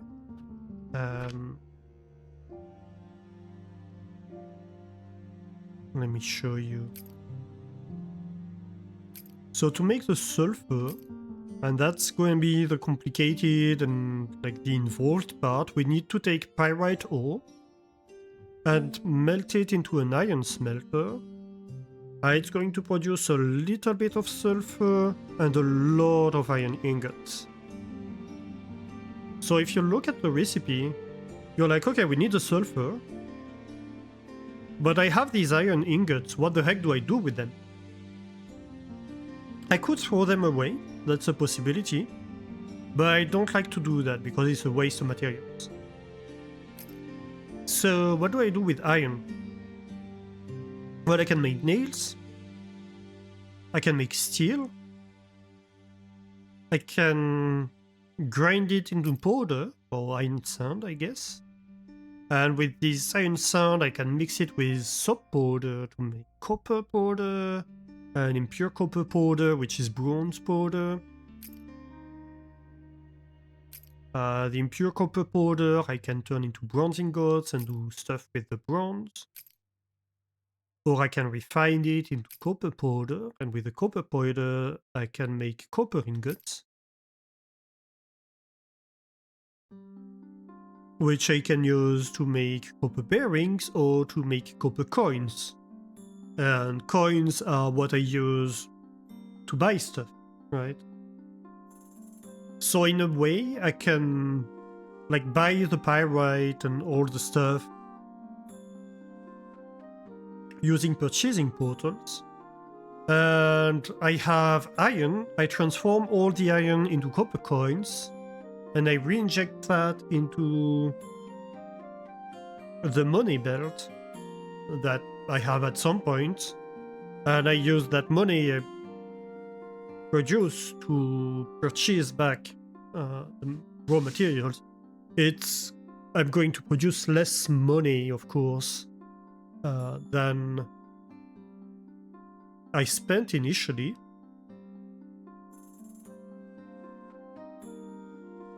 But that basically reduces the price of buying the raw material, right? So I think that's what I'm planning to do here. And so I haven't planned that part at all, basically.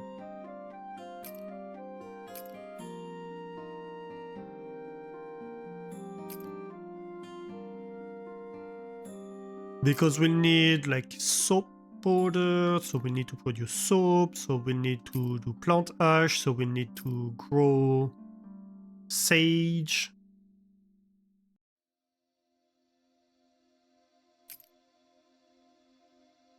And we mix it with even more quicklime powder.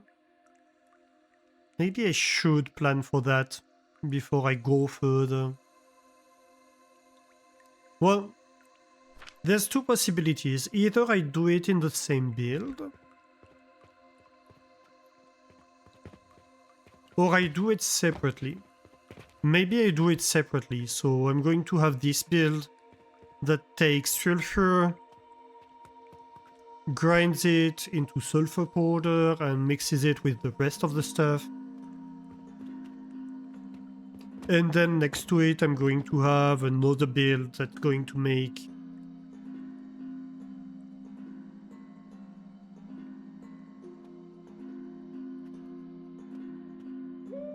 my sulfur and deal with the iron. I think that's probably the wisest way to approach it. Otherwise it's just going to be a huge build for no real reason. It can be modular. We already have a lot of table saws and stuff like that. It's not like the furnaces.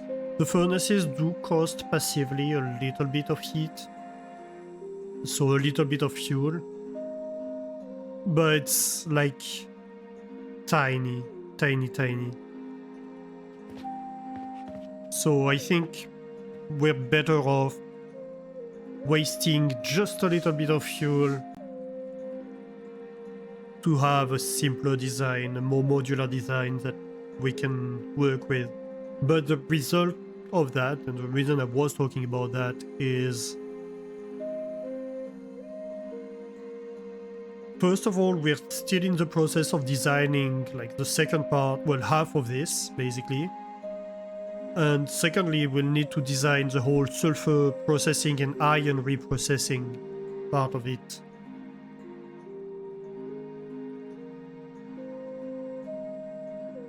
And we're probably not going to even finish the full design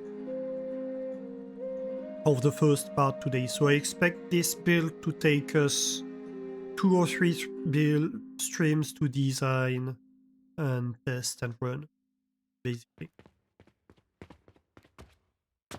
But it's gonna be good. It's going to be producing...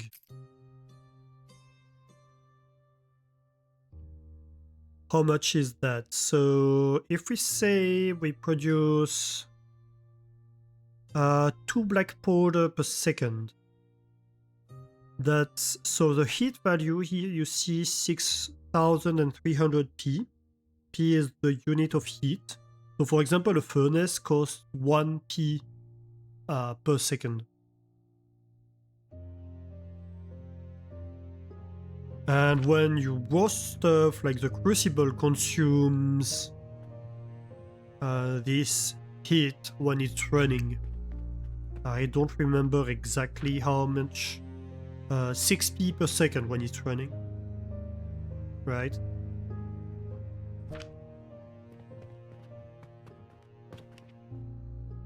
So all of these are going to be consuming a certain amount of fuel.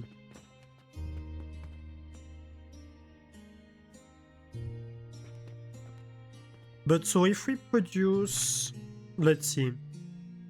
So we produce 12,600 P per second.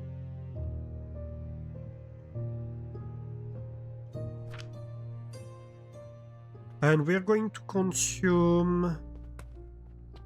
How many crucibles do we have? So each row is 12. So that's 24. Plus, how much is that? 54, isn't it?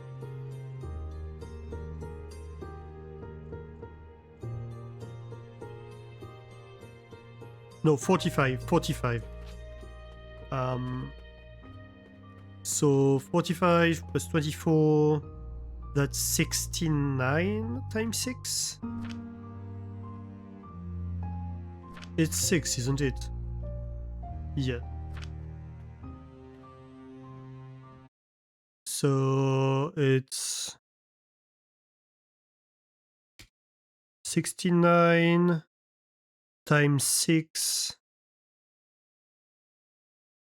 per second. 414 per second. And we said, how much did we say we produced?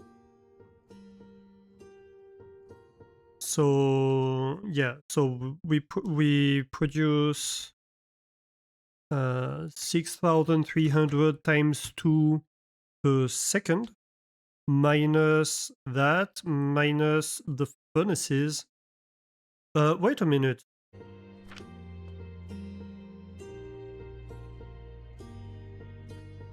Okay, I miscalculated, I believe. So we have 2 rows of 12. That's 24. But we have twice that. So 24 times 2 plus 45. That's the number of crucibles that are going to be running. They're going to be running all the time. Plus the furnaces, we have 8 per side. So minus 8 per second. So they just consume 1 per second.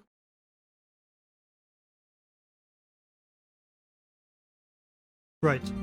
So roughly we're going to be producing 12,000 heat per second. Well, minus whatever this consumes. I don't quite remember how much an iron smelter consumes. 9 per second. And we have how many?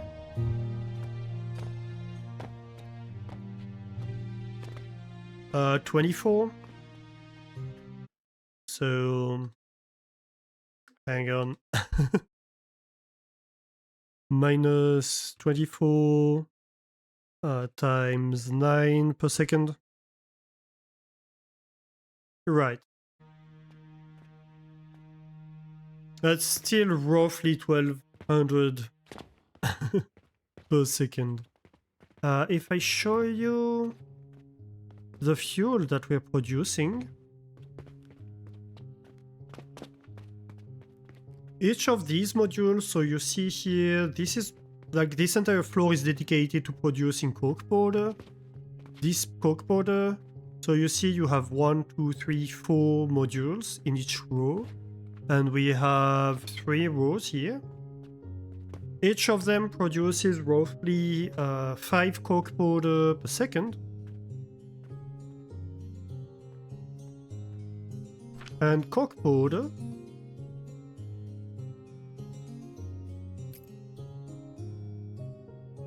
is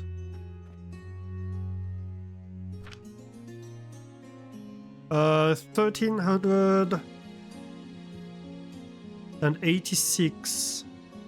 So 5 per second times 1300, no.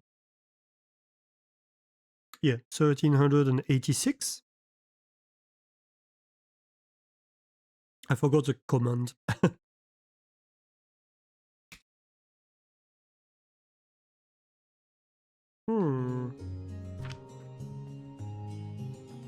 Well, okay. It's not that bad actually. Each of these builds produces roughly... Wait, is it per build or per column? I don't quite remember. I had a spreadsheet somewhere. I made a spreadsheet to calculate how much this would produce at some point. I don't quite remember where I have it though.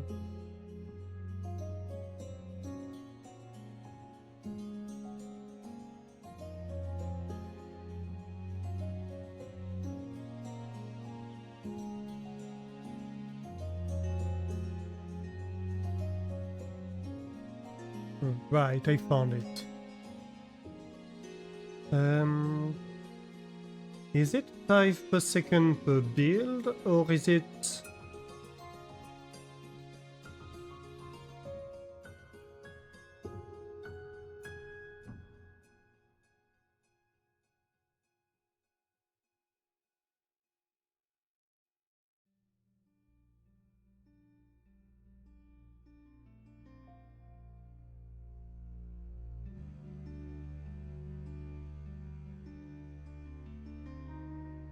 Yeah, 5.69 per line.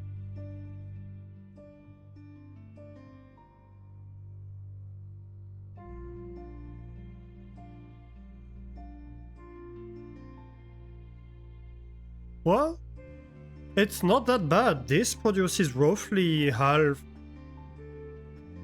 Like each of these produces roughly half of what the build we're doing is going to produce. It's a lot smaller.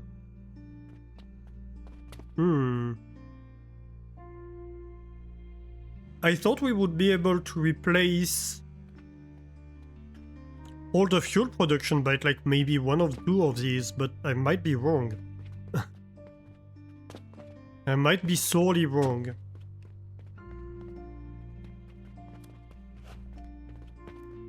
Anyway.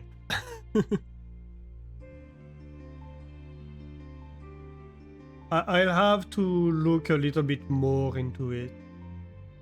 But it feels like maybe I underestimated just how much fuel I'm consuming and how much less compact this is gonna be than the previous build.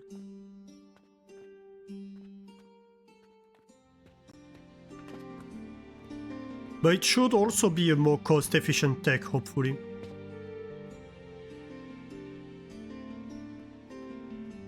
We'll have to see. I'll have to look into that too.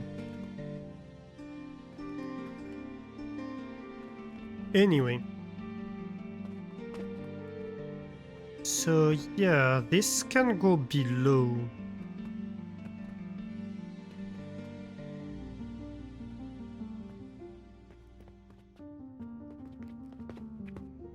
And then I'm going to have my crucibles on top.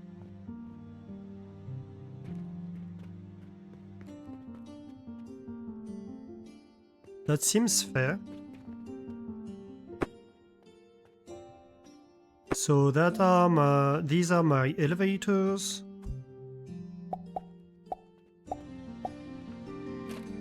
They go this way.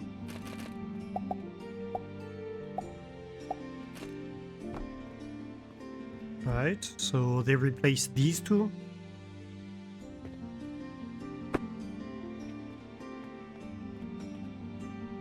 This one and this one. The 4 gaps are 1, 2, 3, 4. Perfect. So that's settled for this.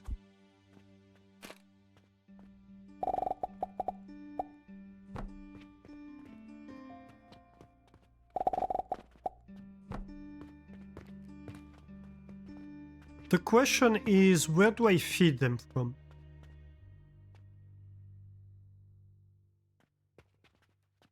It could be in the middle, I suppose. That's not necessarily a bad thing. The space is free after all.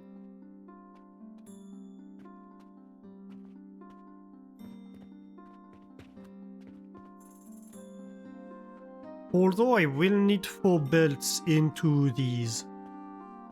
So I do need to be mindful of that. I need a gap here that I can pass stuff through.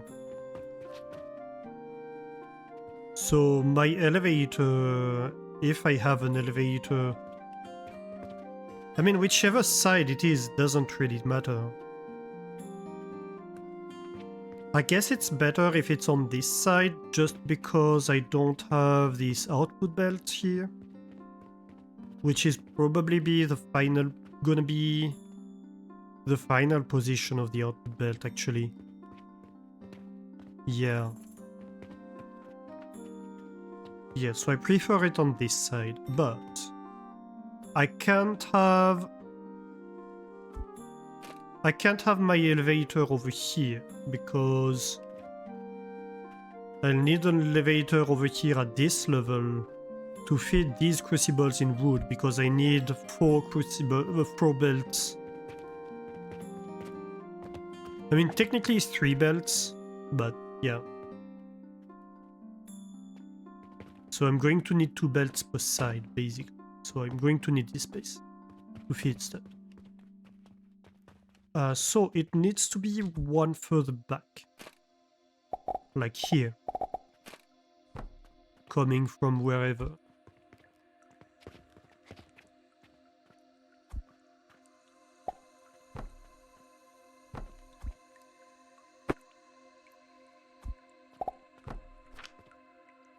Nope, misclick.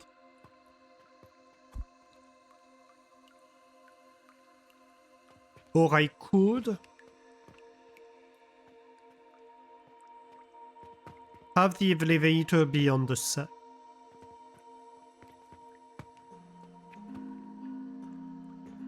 It's a possibility.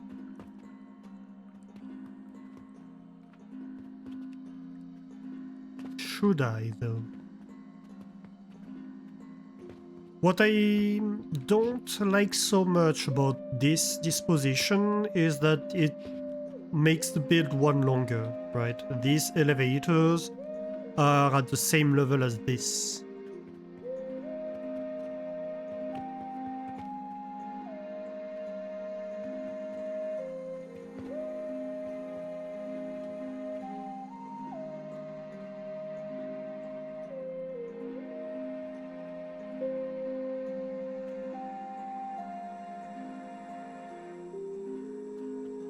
So having it on the side could be somewhat of an advantage, but then again, if I don't make it longer, then I have issues of how do I get the stuff in the elevator. I could also just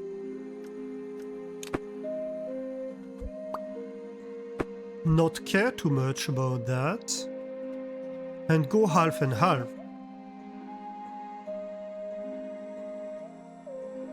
Then I don't have the problem.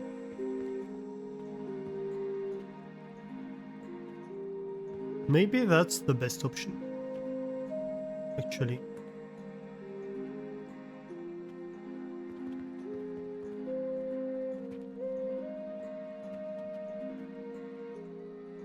Yeah, now that I think about it.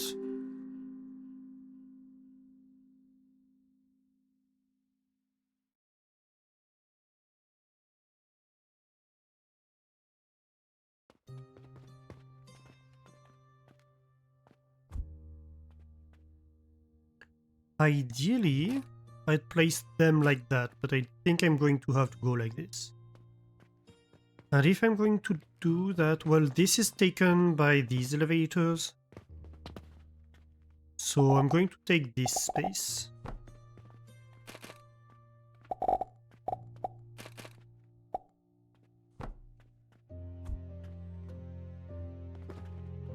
It's not going to come from that high. I'm exaggerating a little bit. But you get the point.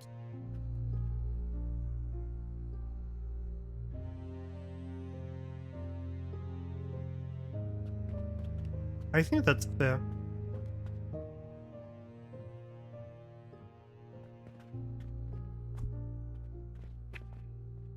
The reason I'd prefer them to be right here and oriented that way is that I prefer the look of the back facing us. I don't like as much the side view of the elevator. So I very much like that we have these backs showing us. But, you know, details, really.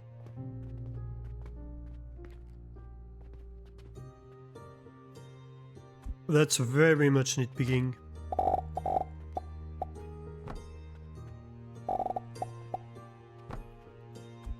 Okay, so should I have solid blocks in the middle?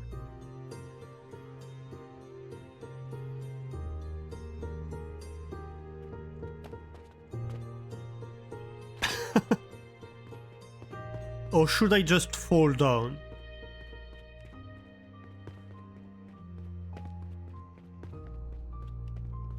I don't know, falling down really sounded nice.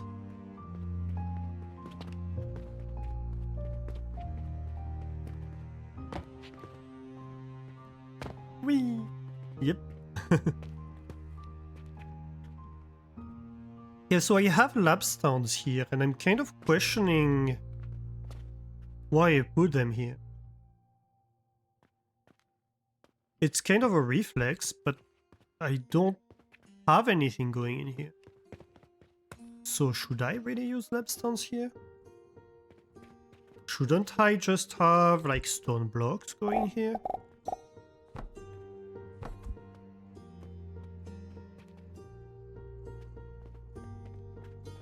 Guess I might as well have stone blocks, right? And that's an opportunity to do that. To fix the lab stands.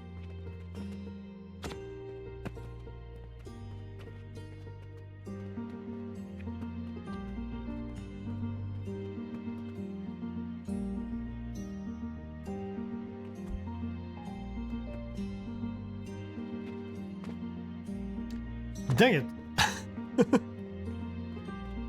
Why? I need to put floorboards behind me, I guess. So I can look from further. I have this temptation to go look at it from further to see below.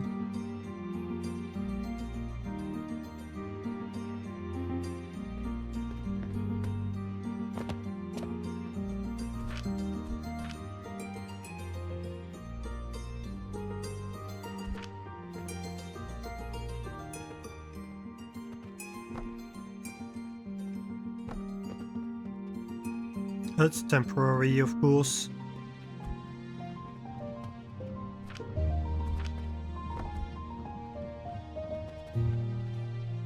But yeah, I can see all the way through here.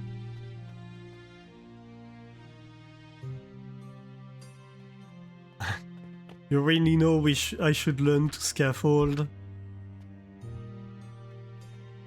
Look, didn't I use your technique last time? Using the pipes and all?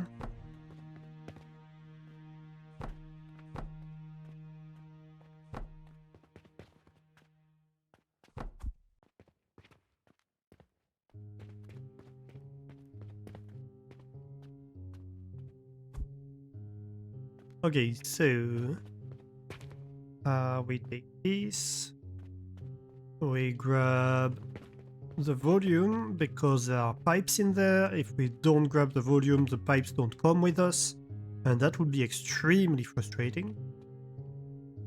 Cut.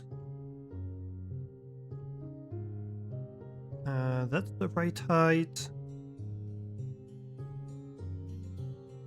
That would connect. What's complaining?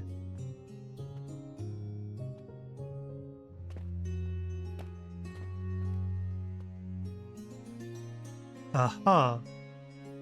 Yeah, no, that makes sense actually. I forgot about that little detail. Didn't I? And on this side?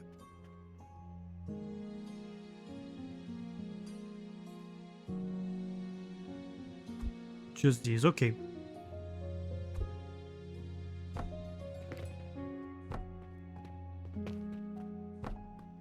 We need a support for the elevators here.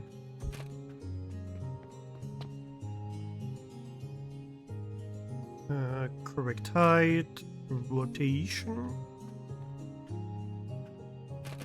The other way. Okay, so that's all good.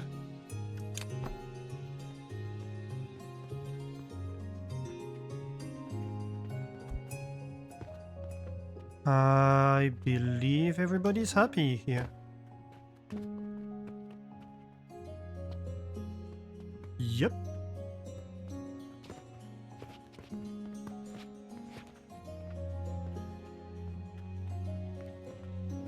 So that's this part of the build put together.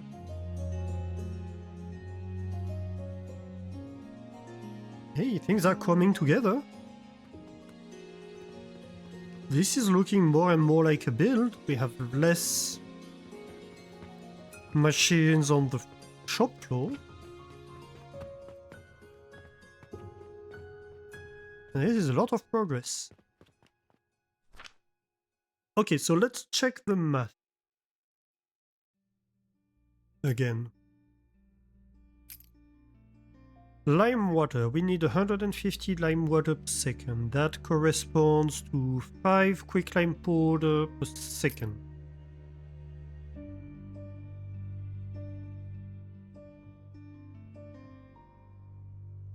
Which corresponds to 5 times 9 equals 45 grinders, which is 22.5 enhanced grinder, which is 11.25 enhanced grinders per side. That's fine. And that's the exact same number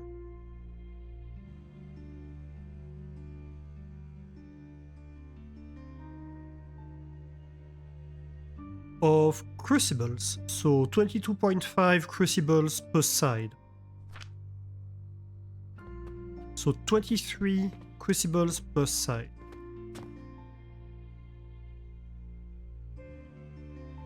Using an ad break to do the math on stream. I didn't time it, but I guess it works out. That way people don't leave screaming and all.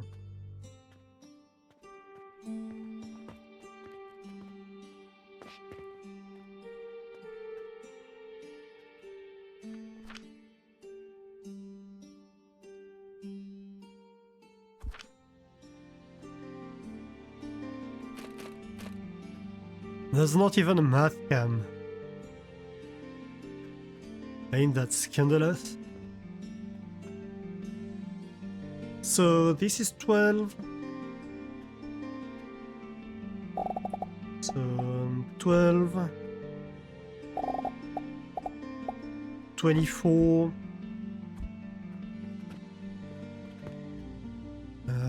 23. I don't know which side we remove one, but yeah.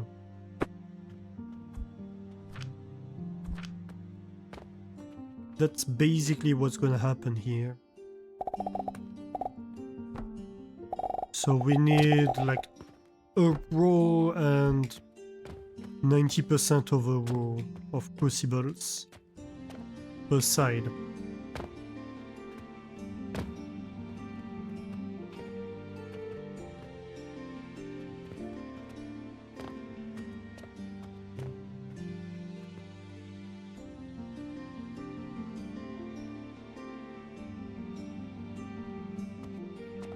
Question is, do I go like this with the output on this side? It's 5 items per second.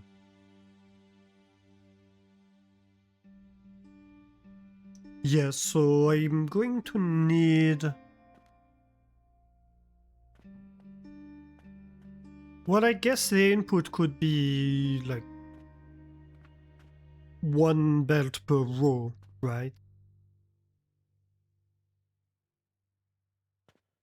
But here I merged both rows.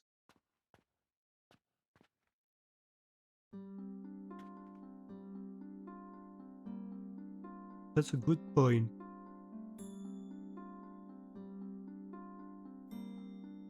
So I am going to merge both rows into a single output per side. I think that works out.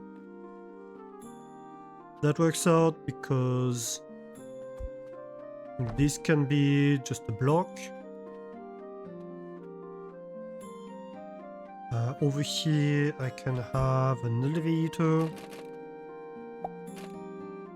that takes the items from this row and merge them onto this belt over here.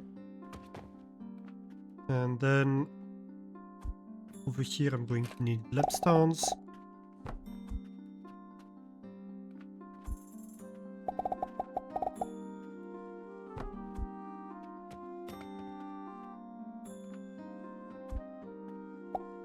And this is going to go into this elevator.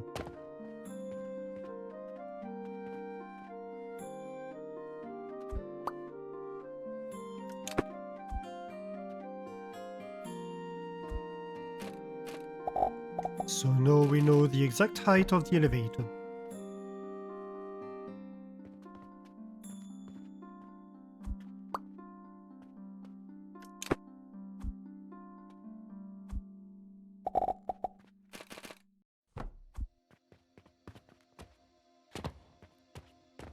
That works out nicely, I think.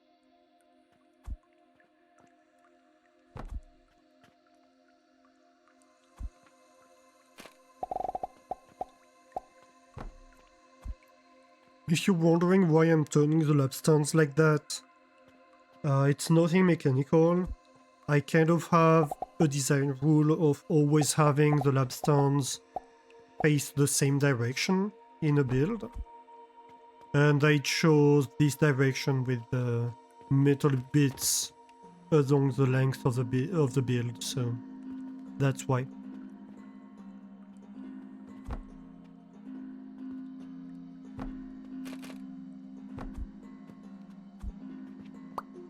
If we're going to do that, we might as well... Hello? Oh.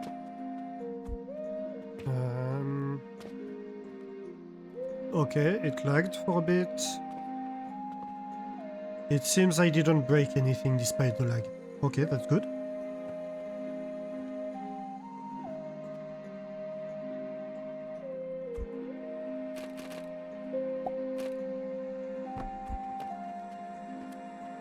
Yeah, so we might as well squish everything that way.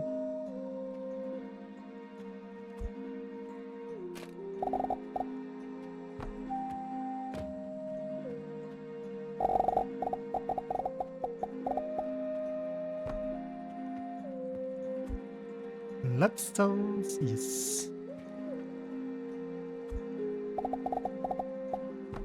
Lapstones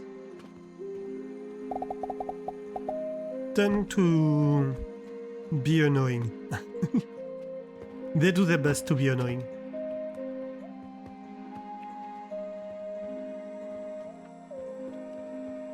They really try. Okay, so the top two rows are going to be limestone, the top bottom rows are going to be wood. And then we'll just need to feed sulfur here and there. And we'll have gunpowder or black powder coming out here. Not bad.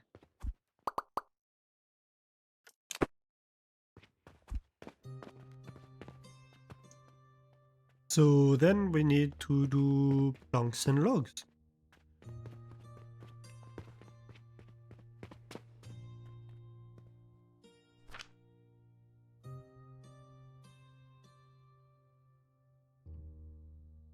So we still need 5 stone per second to make 5 quicklime per second.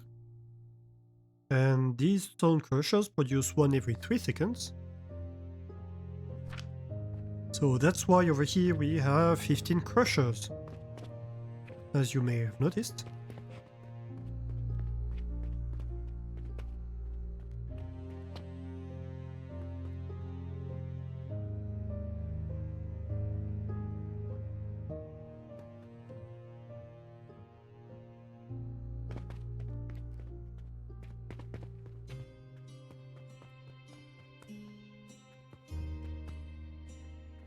And then we're going to need a bunch of planks with these table saws.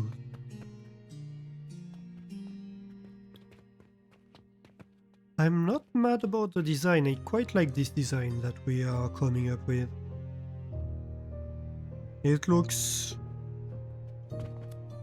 much more organized than I feared it would.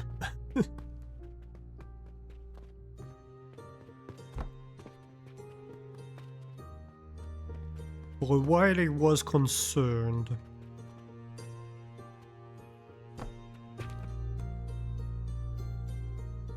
Oh. Out of gears. Interesting. Well, we might as well grab some.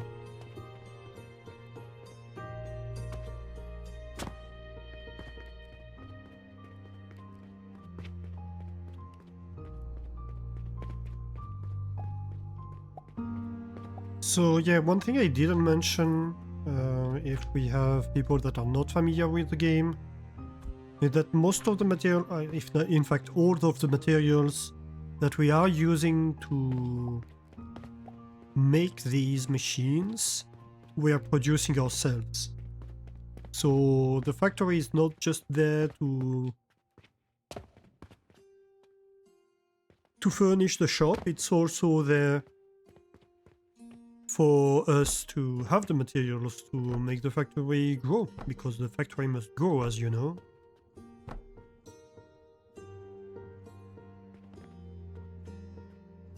Why did I go 5 long?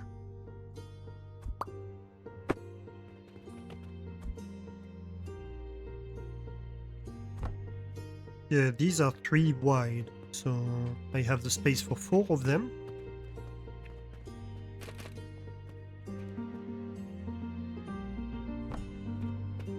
Should I do something like that? That would work, wouldn't it?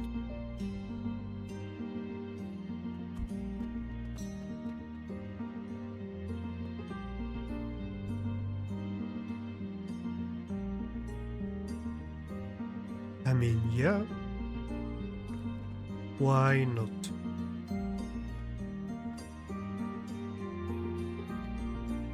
So that's 8. And we want 15.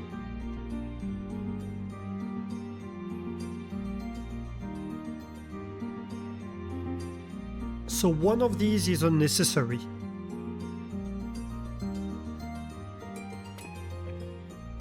Well, we're going to have 2 floors, right?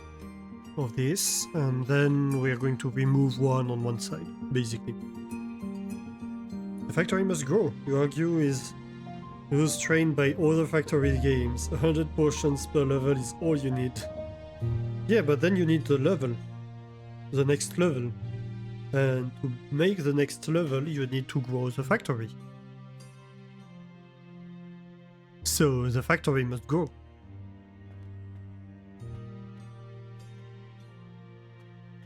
And when you start using radioactive materials, the factory must glow.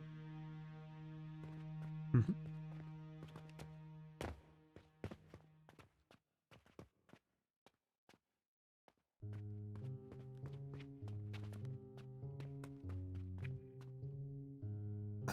I said one on each level, right? Yes, so we're going to have like one having its output this way and the other one having its output this way, and we're going to be done with it, really. That's all we need. Because we have 2 belts of material to provide to this.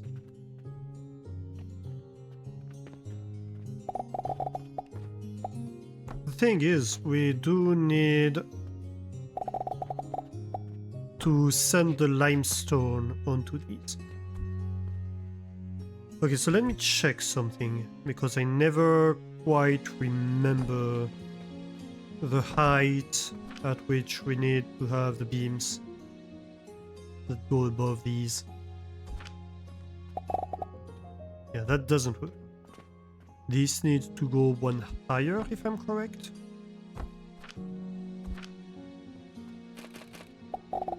Yes. Okay.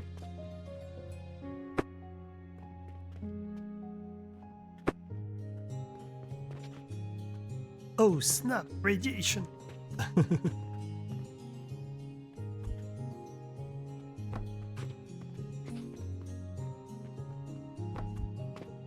This is too long for a retractable beam, is it? Yes.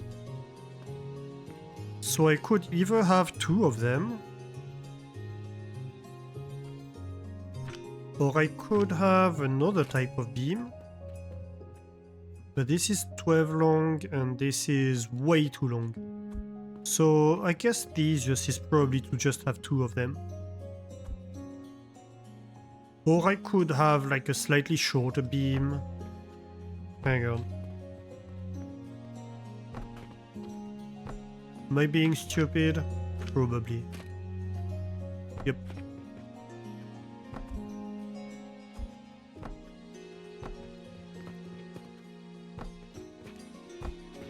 Should I use metal here? Would a metal block look better here?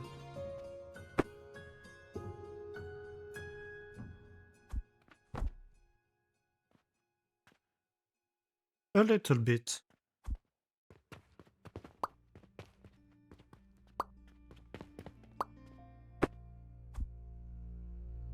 So let's use our first metal block.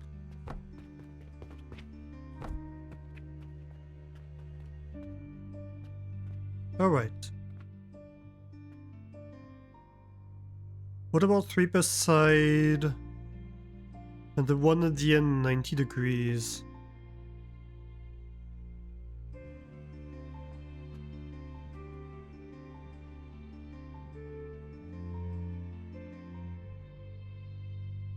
I could, but I'm kind of hoping that the space we free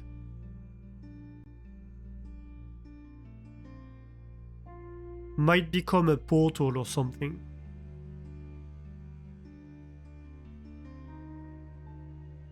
We'll see, we still have time to change it, right? We're establishing the geometry of the floors, but then we can change things internally, they're not that complex, so... And they're not in the middle of the build.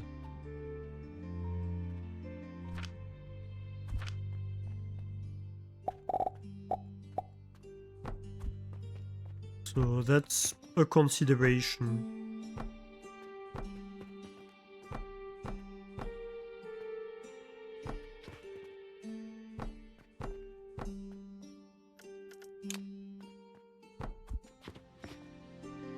All right.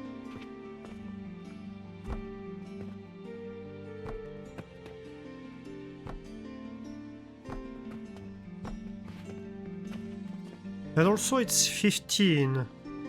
So like it wouldn't be the same on both floors either way, would it? Like we could have on the top floor, for example, one that's 90 degrees. Or the bottom floor. I guess it would have to be the bottom floor, probably. Because that's the one that's feeding two less crucibles.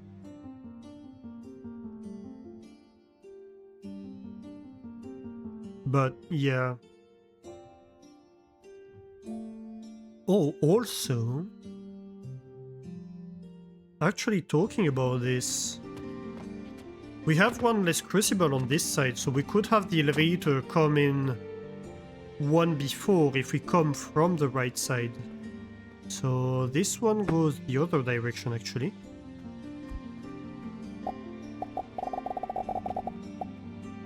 You fit this way.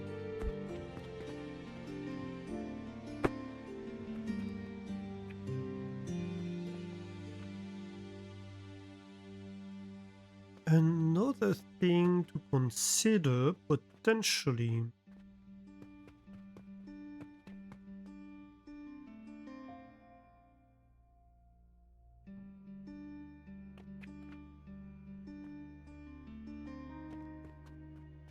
No, I need a beam. I need the beam. I was kind of considering using conveyor passages to send the limestone across. But then I have nothing to support this end beam if it's... or whatever beam I choose to be a conveyor passage, right? So it doesn't help to make it a conveyor passage. It doesn't do any good for me. Because we'll need to feed these in stone. We'll see how we manage that.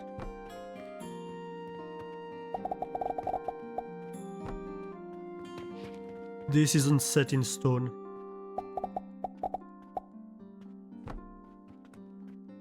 Badumch. No! Why? Every time. Every single time, I swear.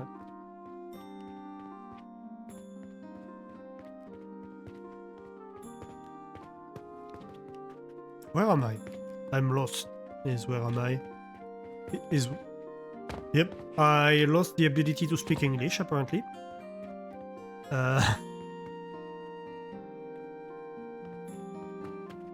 Jolly good.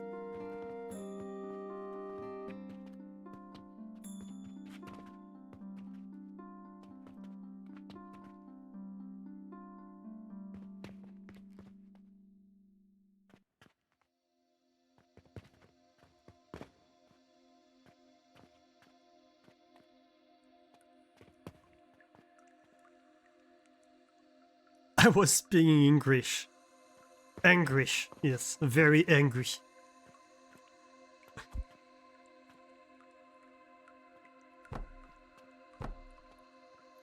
Angrish is when you speak English, but you're very angry about it.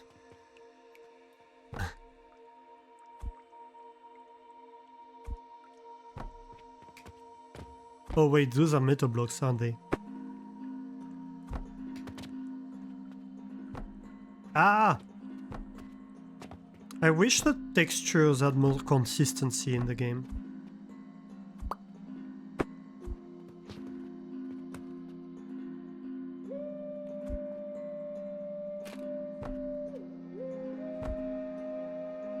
It very much feels like they didn't think too much about the textures. when they made it. Or like they didn't like plan the texture they made.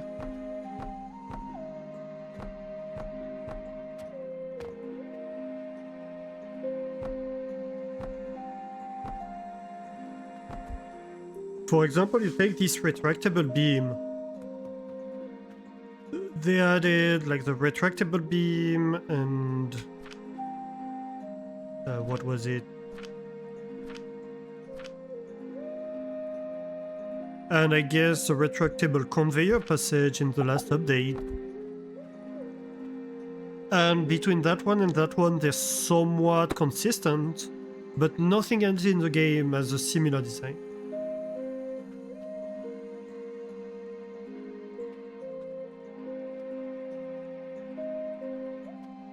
Maybe the conveyor passage?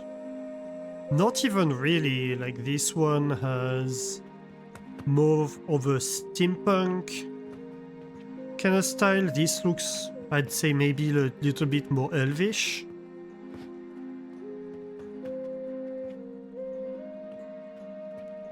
Like you go from rivets and stuff to, oh, fancy designs. Yes, they have kind of the same color, but like these kind of features are present nowhere else in the game.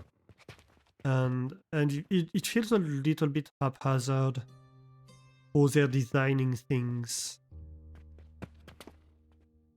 as a result. It doesn't really feel planned. But again, that's an early access game. I fully expect that at some point they will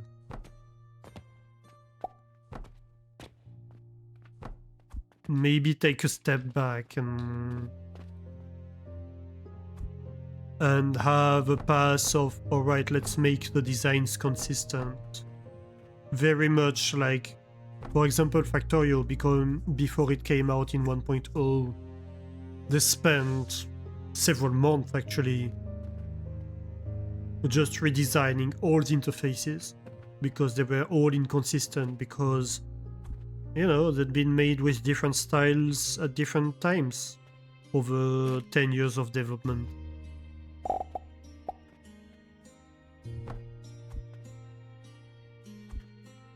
So that's kind of one thing I expect to happen in the game at some point. To have a phase of, okay, let's look back at the designs of like most things.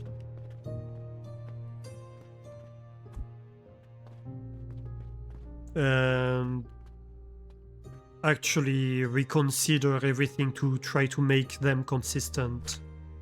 I think actually Factorio had several passes as that. Okay, so we need 12 per second charcoal powder. And that means 12 planks per second. That's 3 belts. We have 2 layers, so that's going to be 4 belts, right? So we are going to have 6 one way, 6 the other way. I'm placing the belts because once I close this, it's going to be much harder to do.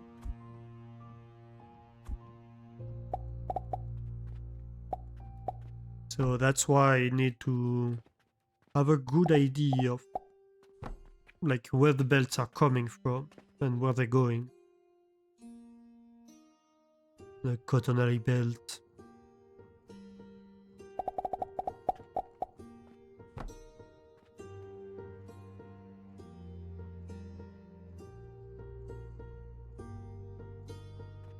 So I think this one's going to come from this side, because then this one can come from this side. It doesn't have to come from as far. And then I need lab stunts.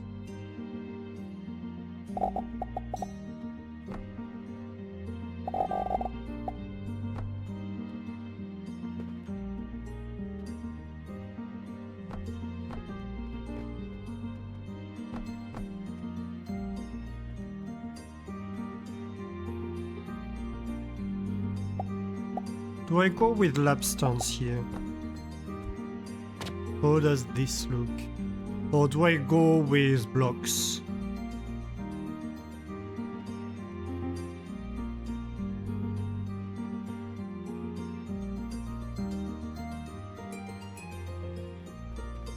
I'm kind of tempted to go with blocks, honestly.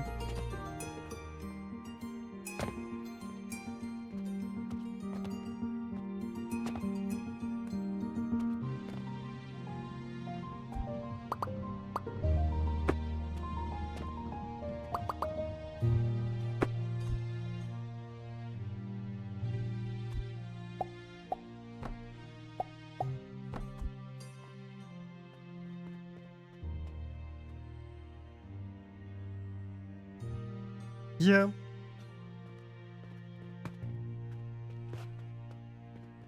I think that works.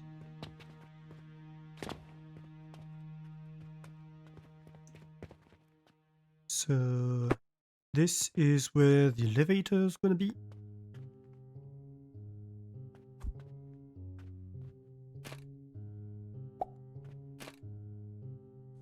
Like this.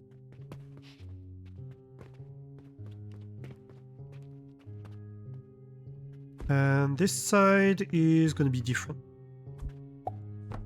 You do go all the way though.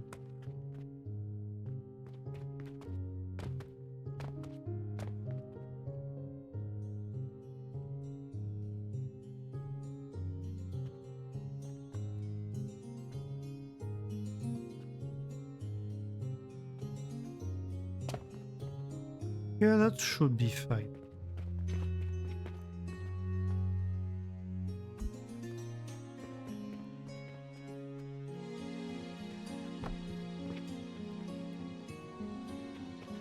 Let's go and paste this on top and see if there's issues. Yes, there's an issue. I don't have enough materials.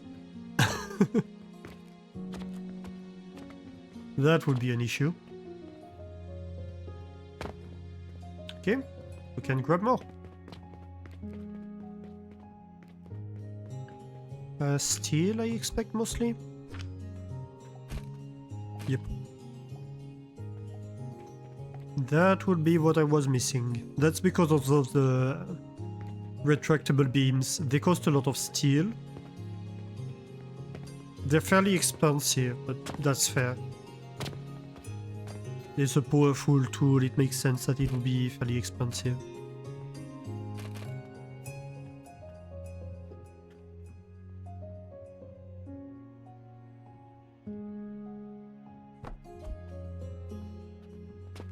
Yeah, that's perfect.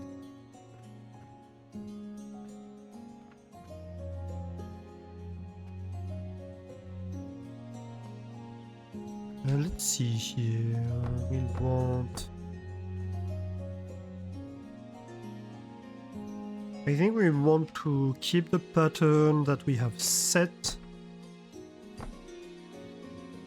internally. That's my output.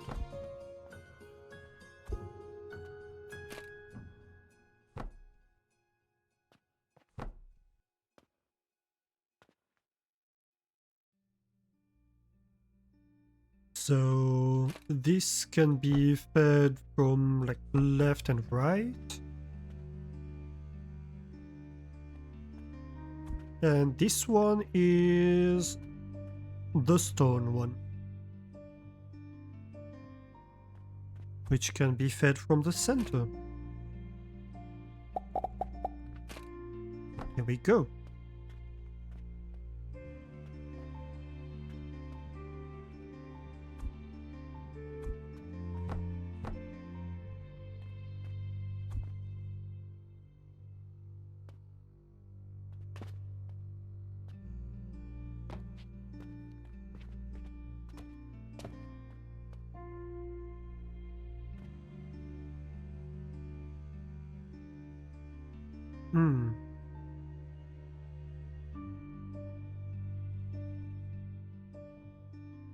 Should I perhaps have a support on each side and a beam instead of having this entire column of stuff?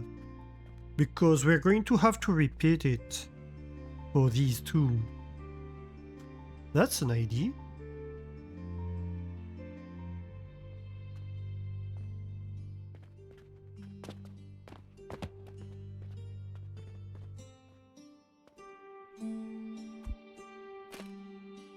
So like we could have something like this.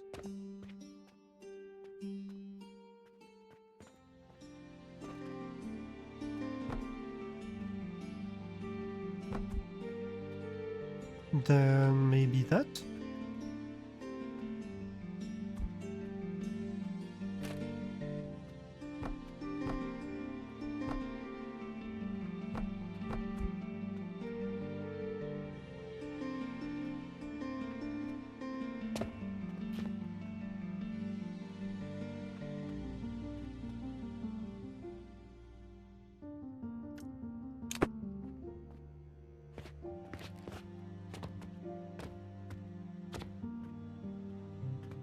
And this is 9 wide.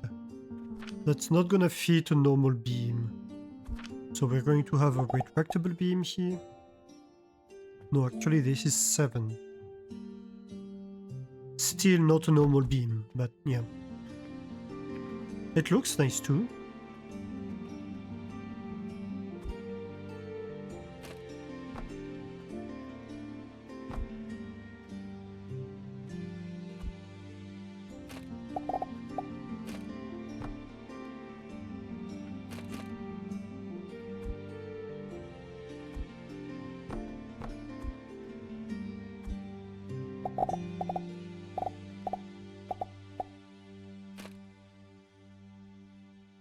And then we can have something like that.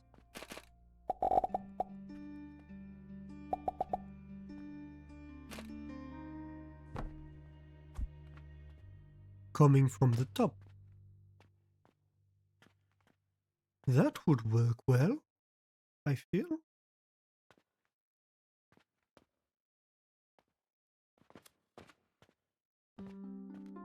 That would be most excellent.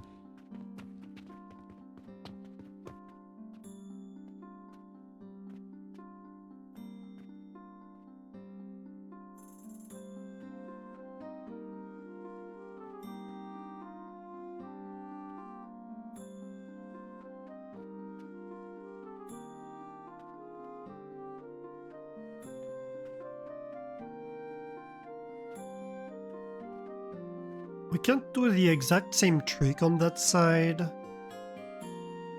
because we have 2 more elevators.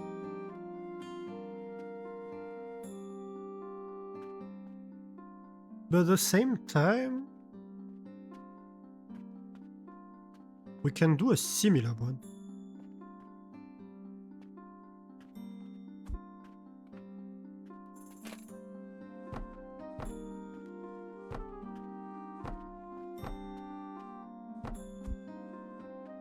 It's not gonna be that different. Just a little bit less wide.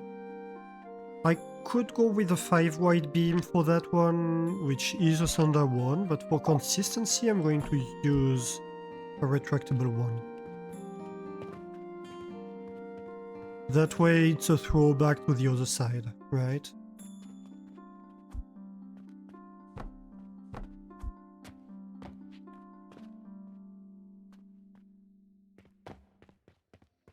And then, I don't know... We're probably going to want to have the same side balancing. Oh, we sold a lot of salt.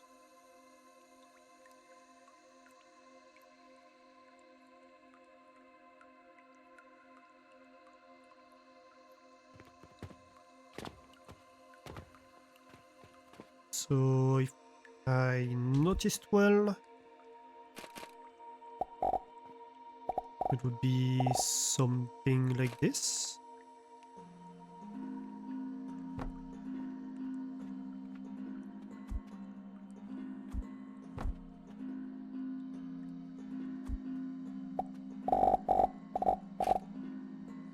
And then something like that. And of course... Come on.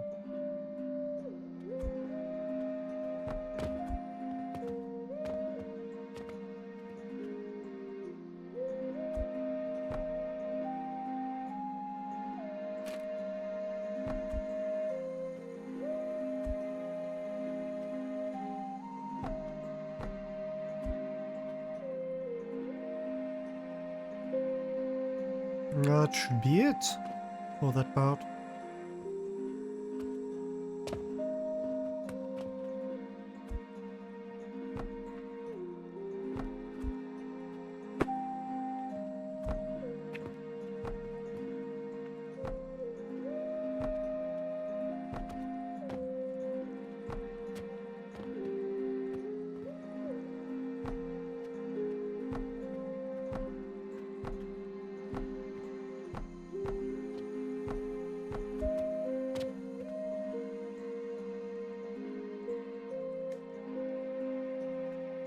So I guess the real question is,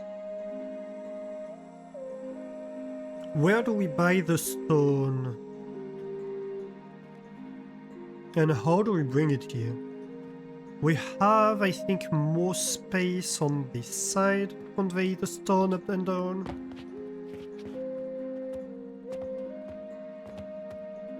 Well, not really, actually.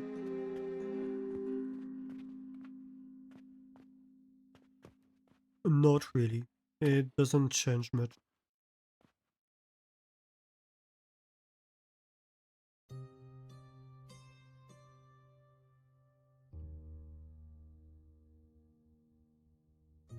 But yeah, that's gonna be the main question, I believe. These are done.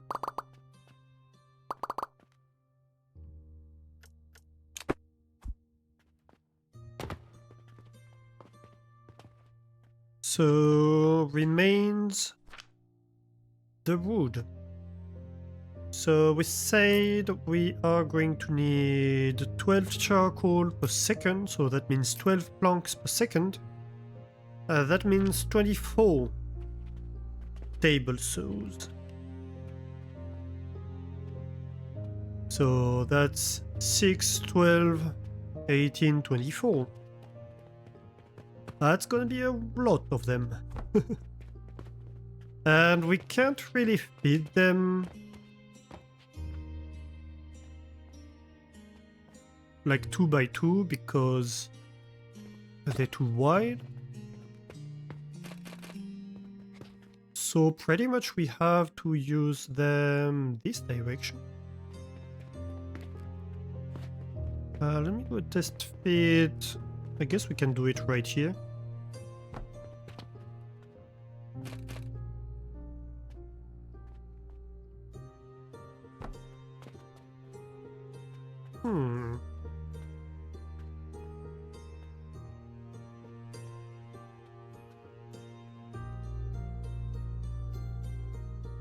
I guess.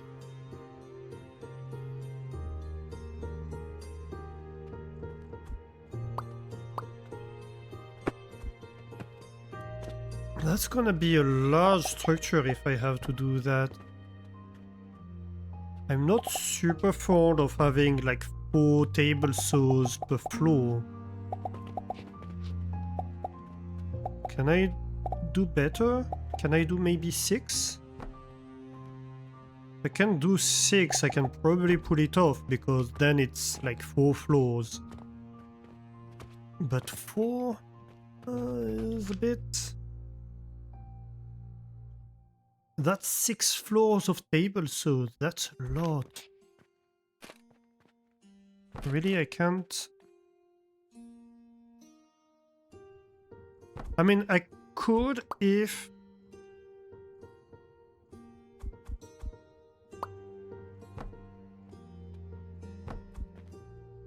If I made the entire build...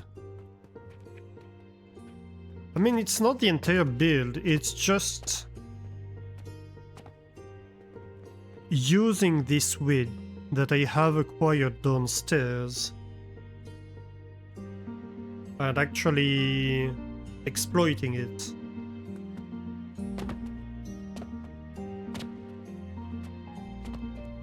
Which I guess I should.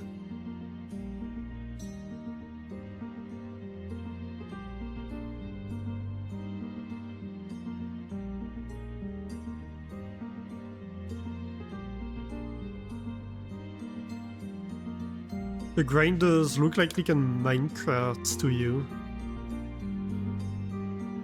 I missed that message. They do, I agree. But very nasty minecarts.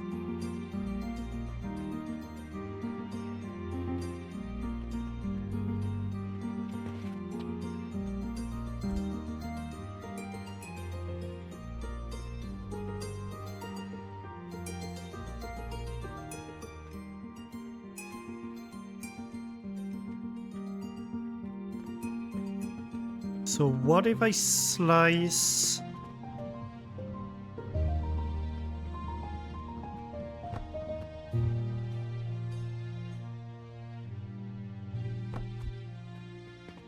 As I said, most of this is temporary, right?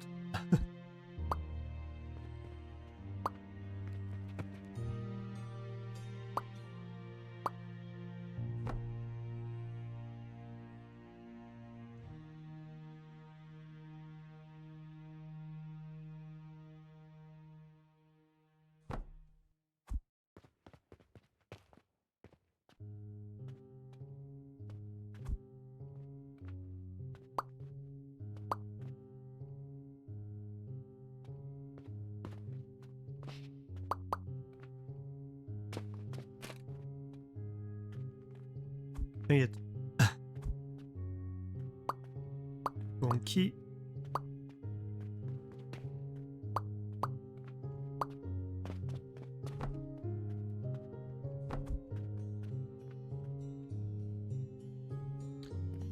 One thing, what do I put it on top of? Oh, up there. I don't really have the infrastructure to put it on top of anything. So how about...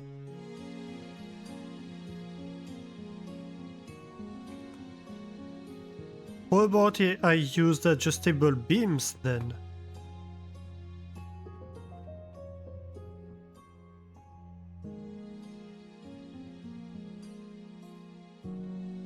Yeah, I'm going to have to, because I can't have...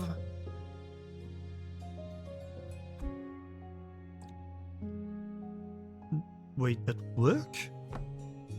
That's weird. It shouldn't. I don't know why that works. Definitely shouldn't.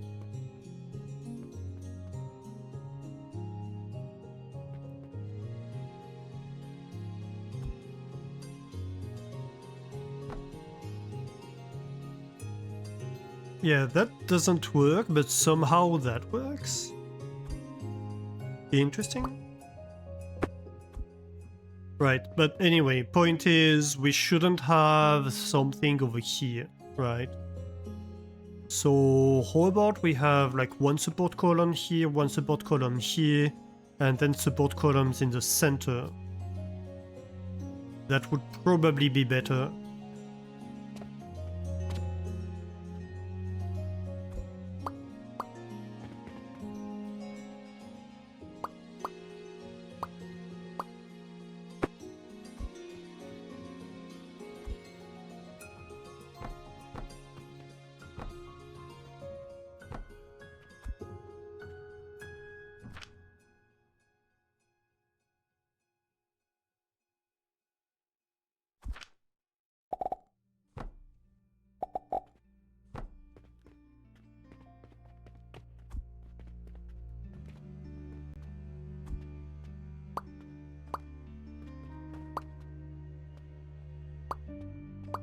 Nope, still not the floor.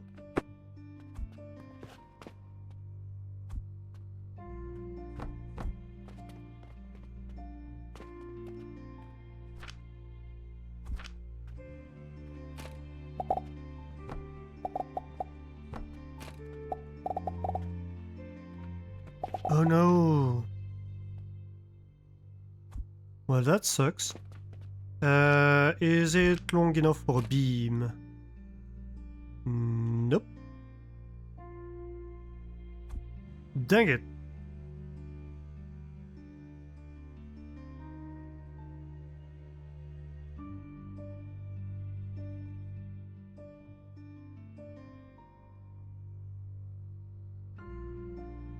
Well, I could always move the grinders to the side and have like smaller beams.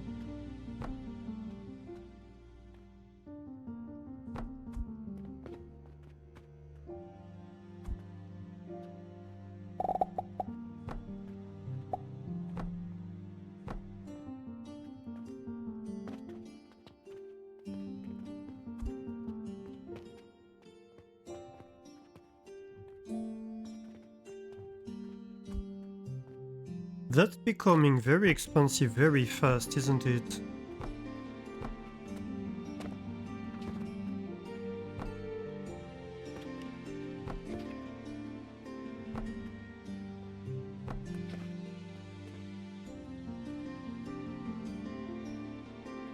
And for very little reason. Do I have a too high metal stand? Yes, I do. I could use the too high metal stand here.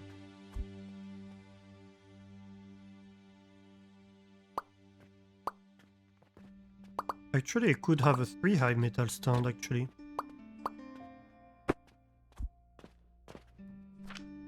Gonna have to sell a few more arms and legs. It's not that bad, but... it's just annoying to have to replace a build that worked well with a much more expensive one for seemingly no reason. Not yet. Why are you buying?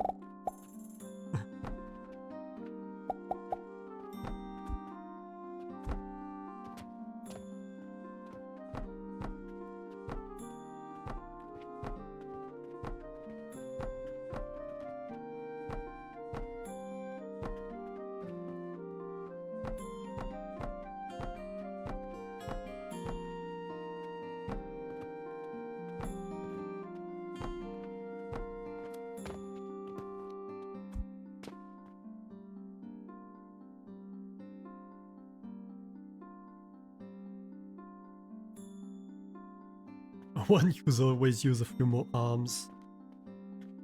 Arguably.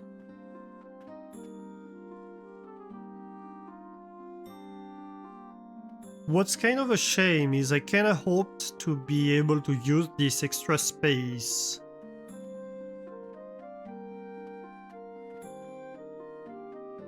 to have like the purchasing portals or to route the stones, you know? And instead it's just empty space.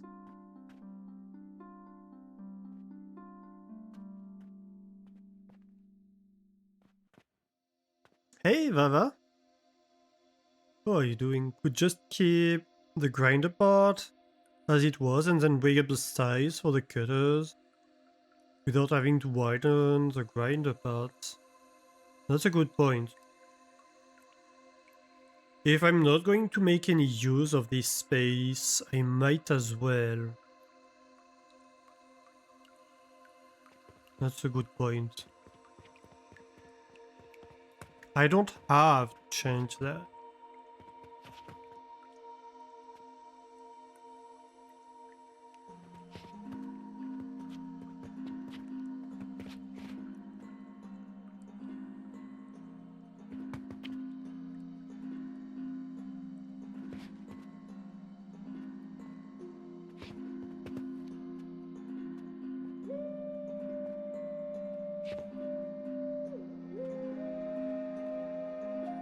The problem is I'm going to have columns that go in the middle here, and that's going to look ugly no matter what, right?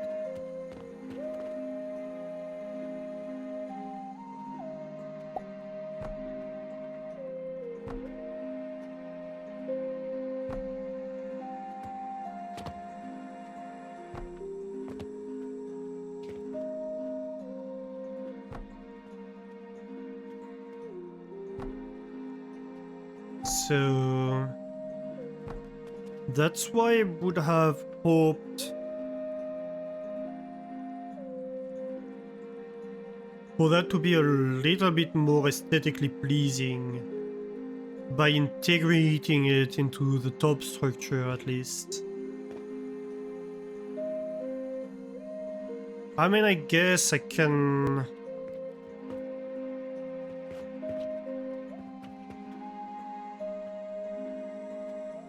Not really. I can't really have beams that come in front because of that pipe.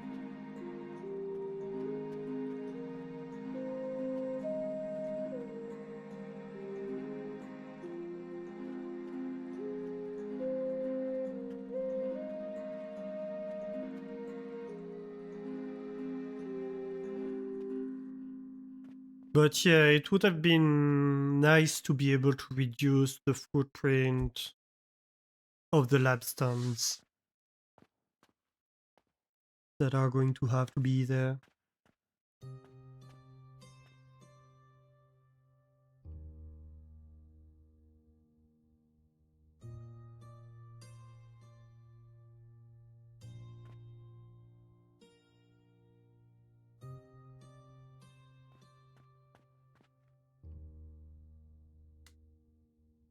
Shelves. That's not a bad idea, actually.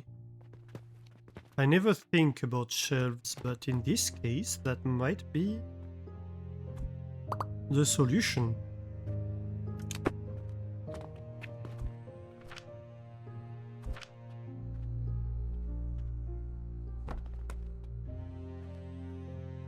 Yes. Oh, but that goes one further out then. That widens my entire build by one block. By 2 blocks.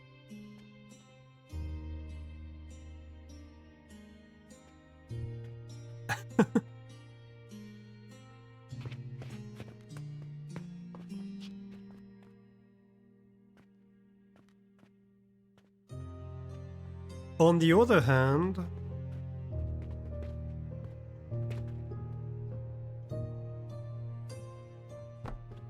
maybe I can make use of 2 more blocks.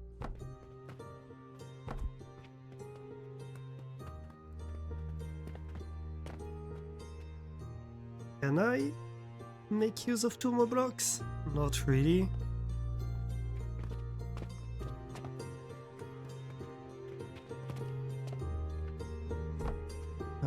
One, two, three, 4.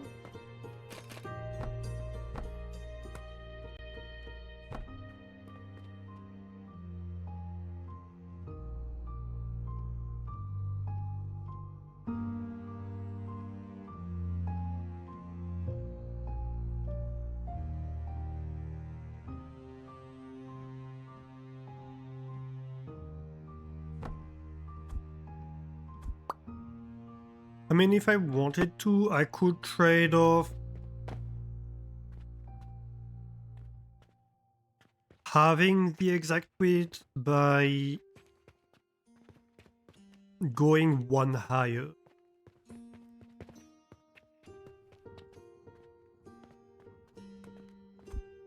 We said we wanted 24.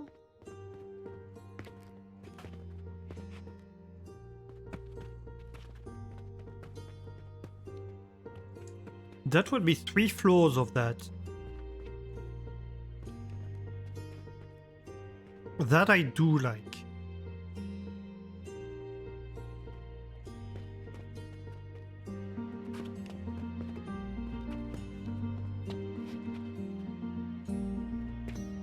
Okay, so how about...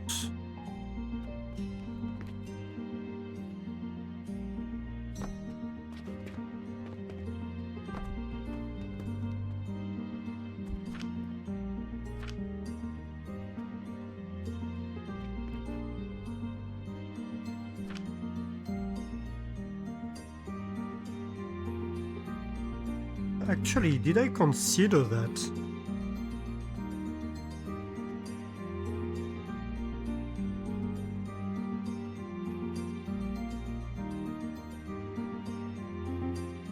I haven't considered the tables. Maybe that's the solution.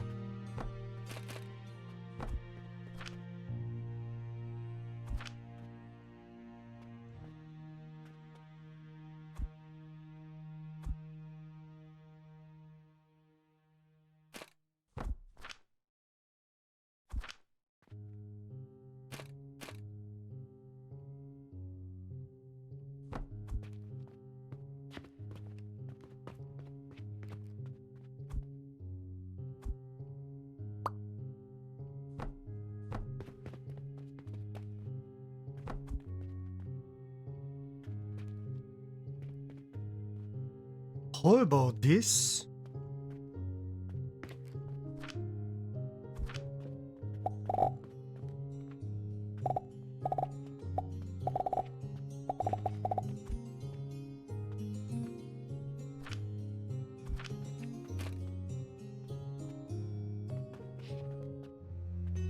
Wait, why is it an odd width? What did I do wrong here?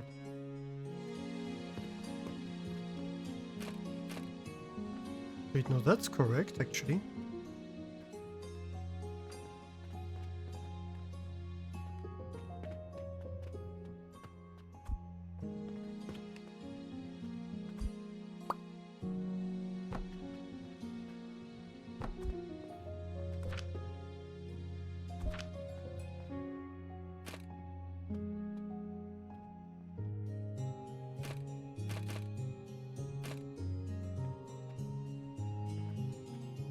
Right, I'm out of nails. But aside from that, I could go 5, 5, 3.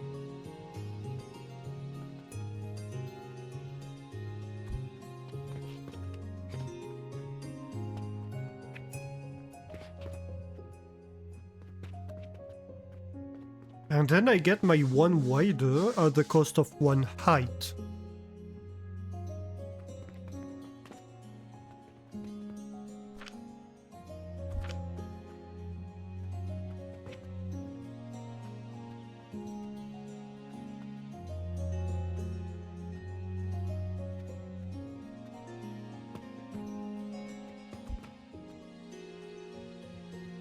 I think I do that. I'm going to need nails, of course. But I think I do that. We have an ad break going on. I'm going to take a 4 minutes break because I need to go to the restroom. So I'm going to do that real quick before it finishes the ads. And we'll be right back. See you in 4 minutes.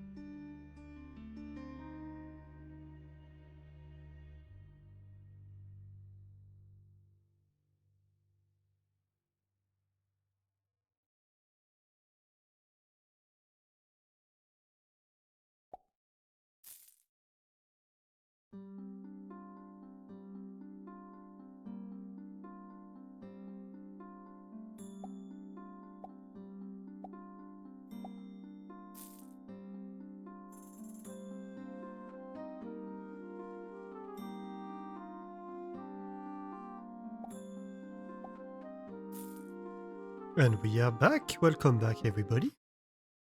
FG really nails the emote games. Yeah, she has really cute emotes. Also, to be fair, it also helps that she has a lot of slots.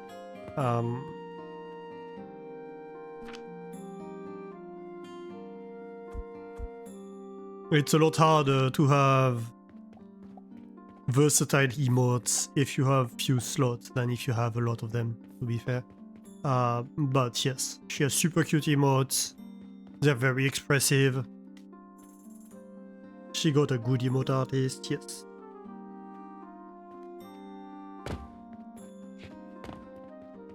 Okay, so I think we nailed it with this, with the tables.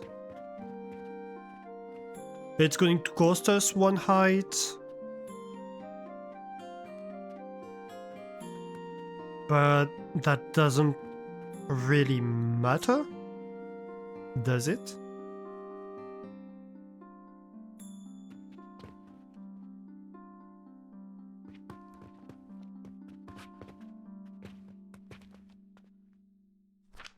And so over here we can be like, okay, 5 beams, 5 beams, 3 beam. And really, that's it. That's my platform for the next floor, isn't it? And so, yeah, you're correct. We don't need to change that then. Because thanks to the platforms, I had completely forgotten about the platform. But thanks to the platform, we can widen.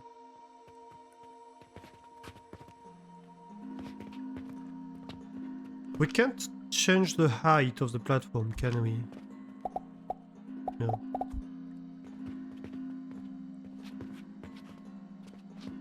Okay, so let's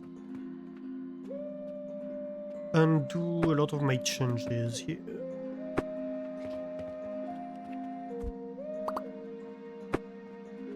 To this level.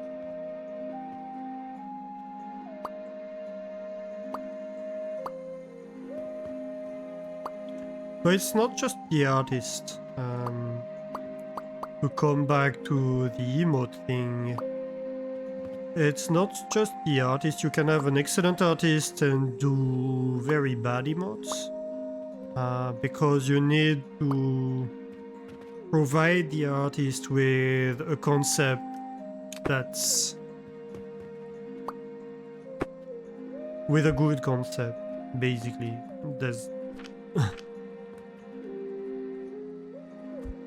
There's no other way to say this, I guess.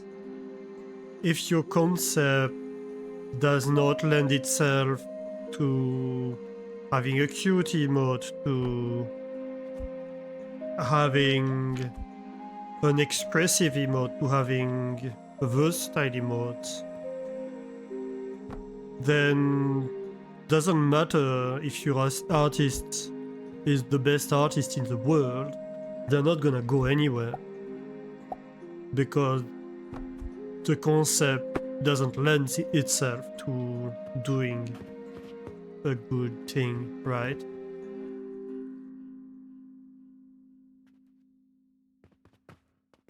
Yeah, platform. Yeah, I forgot about the platform too. But that's gonna be great.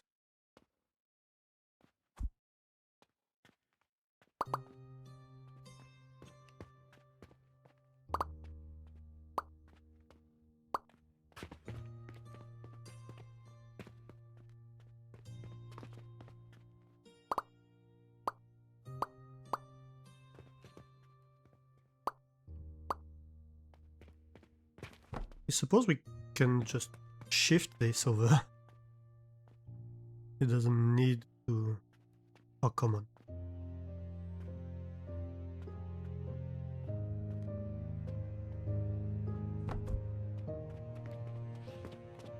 Yep. And then...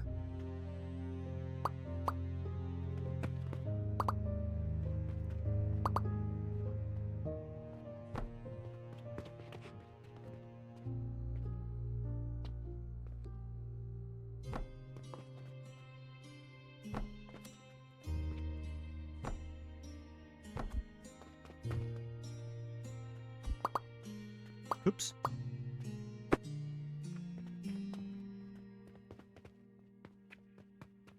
That's one taller. Doesn't matter.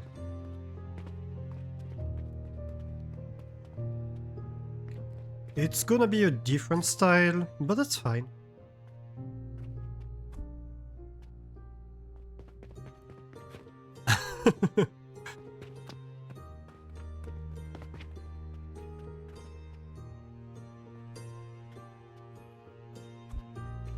Is it emote dump time already?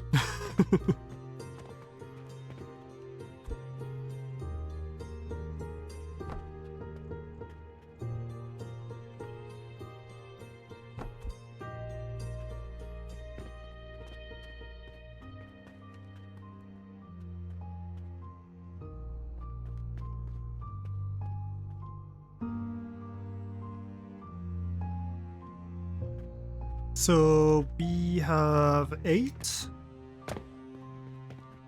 And we need 24.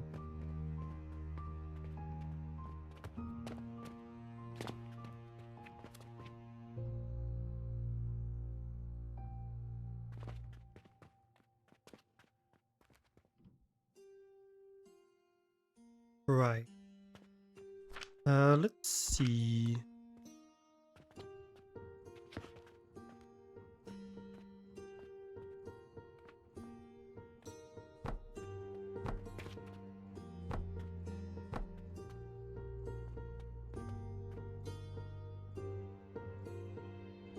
Ah. Well...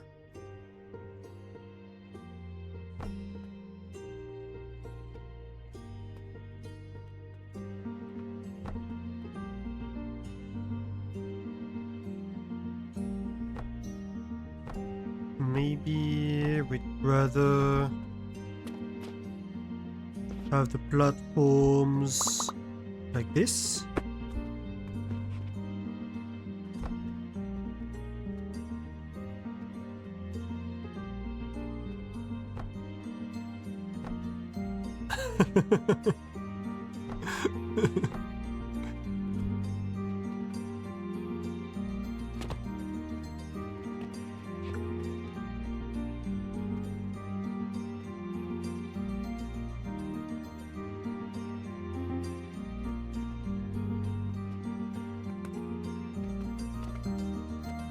Okay, but if we do that,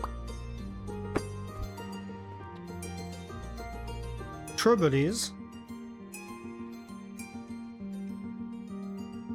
we need 4 belts and we have 3 floors, right?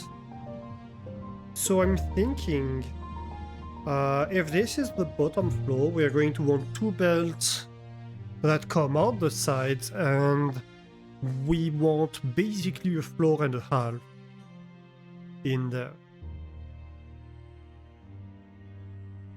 And I think I know just how to do that.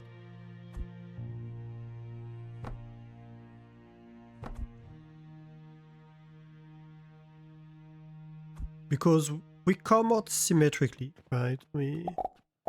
We have a belt that goes out this way and is going to catch an elevator, and same the other way, and you're gonna catch an elevator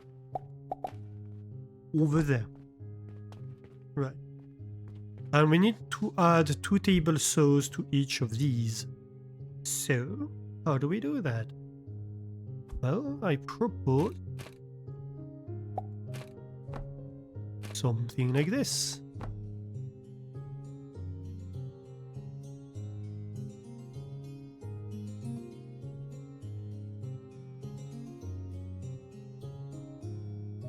Hang on.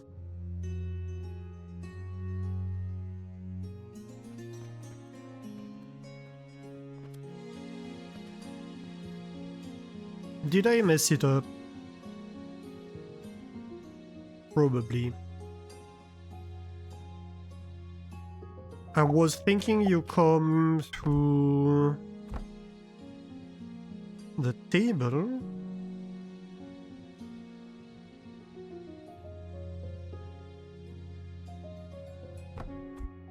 But that doesn't work because you have a table saw each side of you.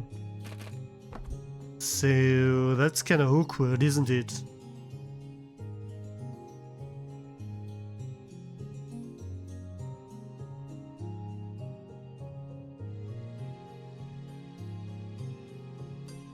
Can I fit 8 table saws?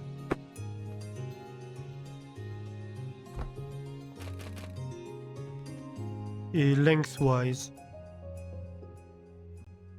If I go lengthwise in the same space. Oh, we sold a Saturn today.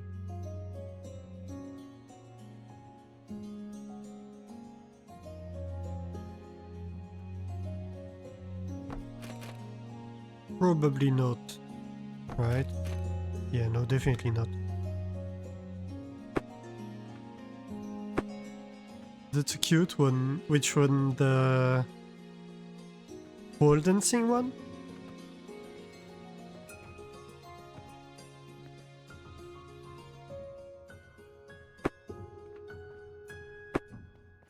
Okay, so what do I do then? Do I have... I have different width, but not different height for this.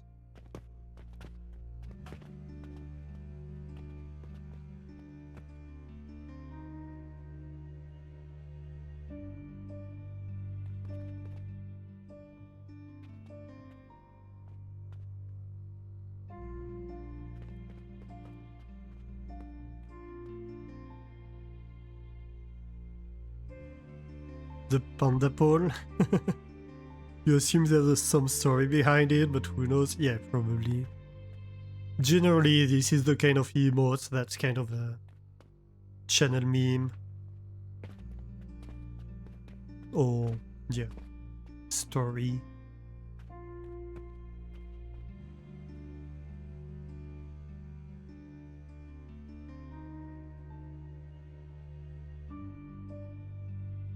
I could go around the problem by raising the entire thing by 1 again. I suppose. But I don't really want to do that.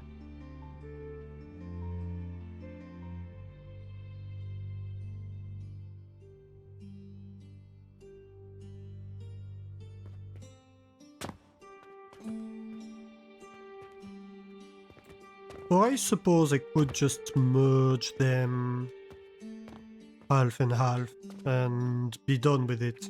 Yeah, let's just do that.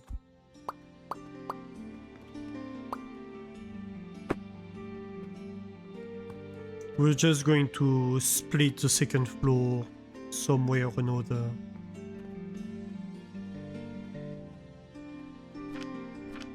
We'll find a way.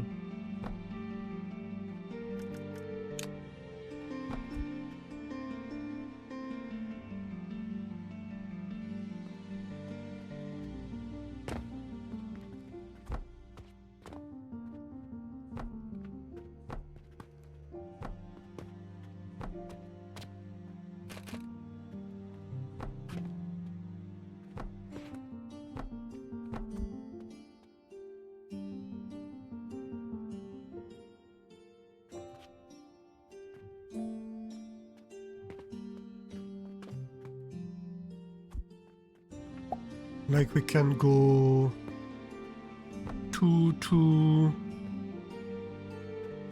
merge with here. Possibly. Try to at least.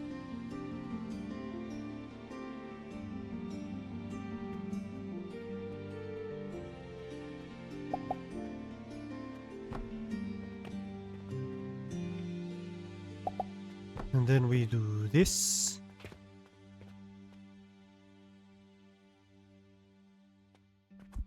We can have elevator.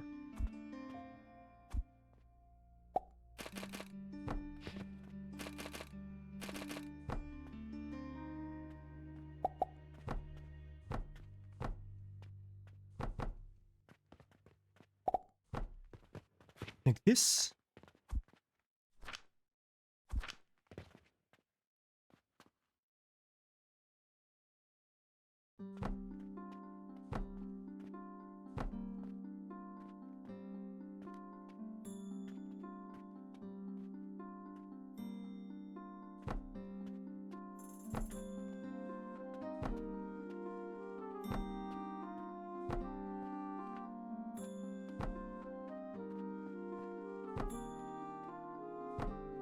For a moment I thought this person was a goat. I saw a goat. Maybe I need to get to bed, I think.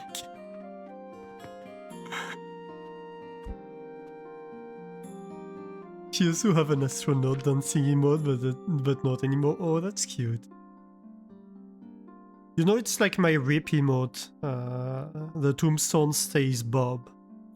And I get the people who have been on the channel from the very start might know what it's about.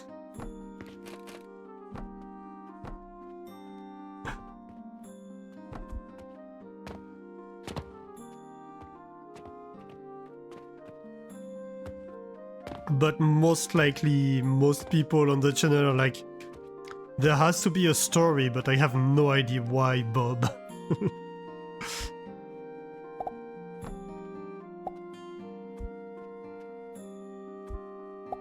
So we used to... Well, the first game I played on the channel was Kerbal Space Program.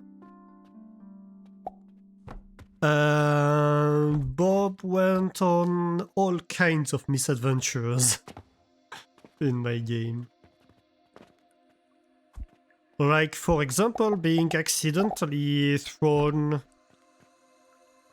in solar orbit, and then we went and rescued him.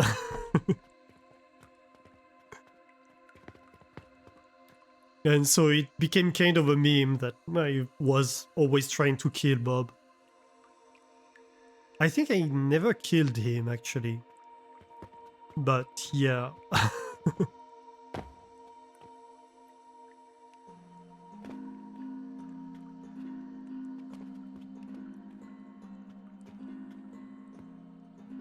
The poor Bob didn't have a great time a lot of the time.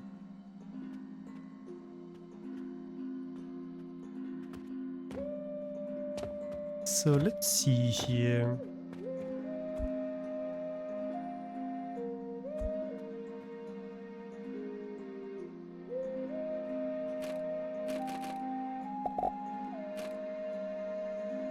Let's assume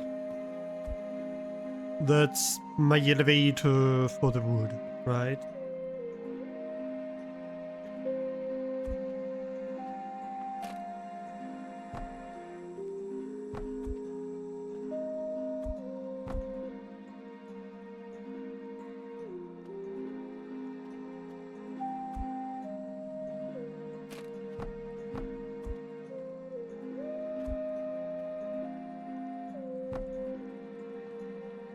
That's called adventure. Yeah, I mean, Fire didn't see it this way.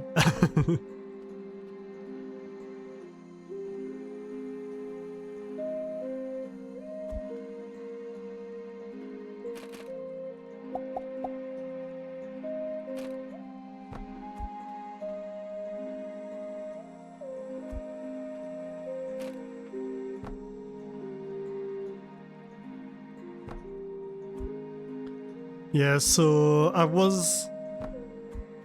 one time I was trying to plan...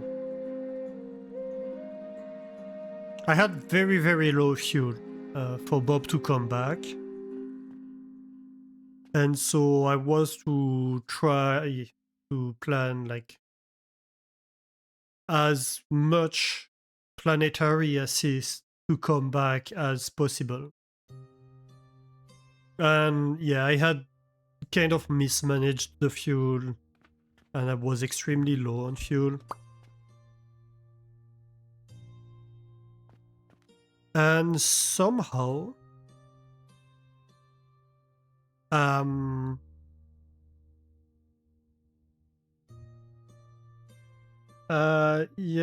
no, not 4 not 4 a.m., 5 a.m.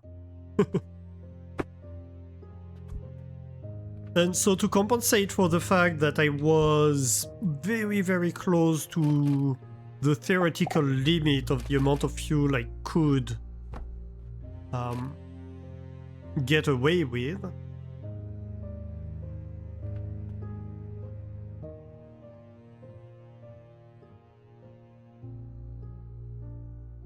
I tried to do like 3 or 4 moon planetary assists in a row. Because that, like, theoretically that would allow me to gain a lot of efficiency, right? Turns out I got like thrown away into a completely crazy solar orbit because I don't know. The game has never been really good at precise numbers and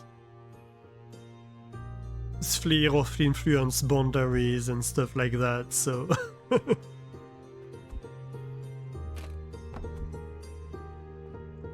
it was kinda wild. Oh, maybe I can do better actually. Hang on a minute.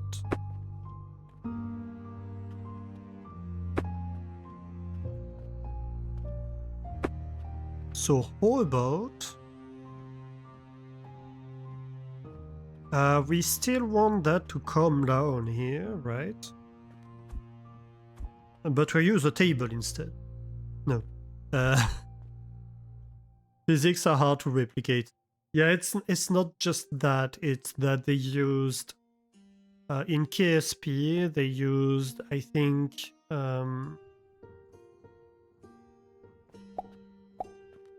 the floating point format they used is like simple length, where it should really be double length or something like that. And as a result, it's a mess.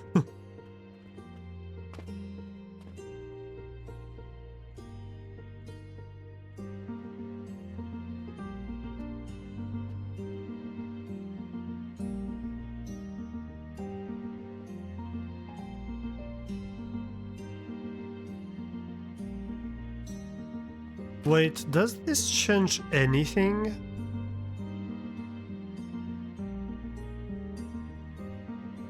I don't think it does.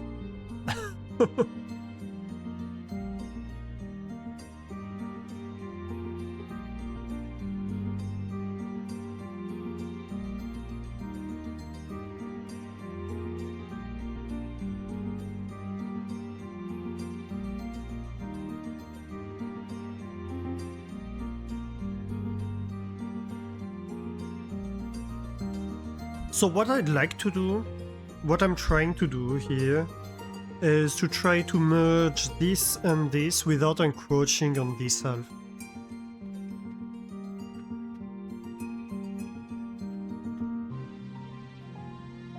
I'm trying to see if it's doable. Yes, it is. It totally is. No. Dang it. I had a great idea and then it wasn't. I was thinking, what if I use a merger right here, but then I have to go one further out to catch the output of the merger. So that doesn't work either. Oh, I know. I think I know what to do. Right. How about elevator right here?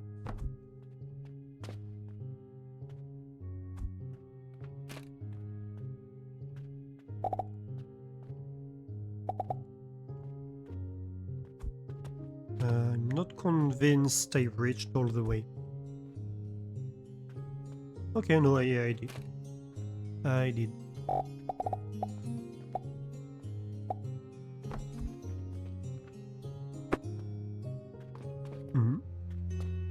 You see what I'm doing?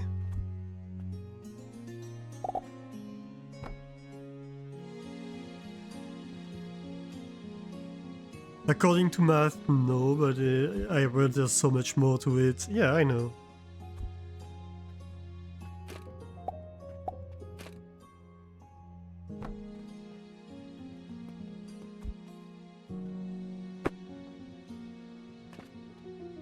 But like, the real curse of KSP was floating point errors. And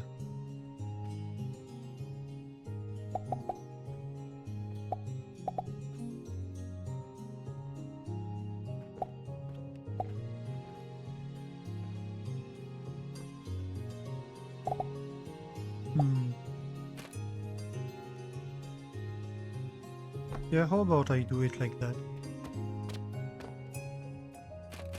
And yeah, a large part of the issue was numerical encoding issues.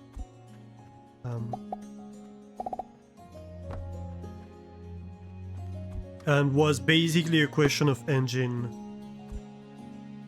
The engine they used wasn't built to precisely simulate physics at this scale. Right, at the end of the day, that's what it comes down to. I think they used Unreal Engine in KSP. And that's a game that's made to make like the special shooters, this kind of stuff, not to make astrophysics simulations. And that's a whole different beast.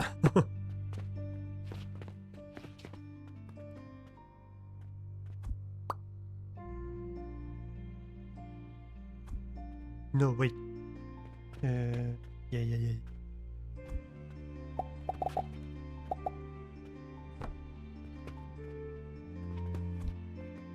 Because the big challenge is you want to be precise, but also the scales are huge.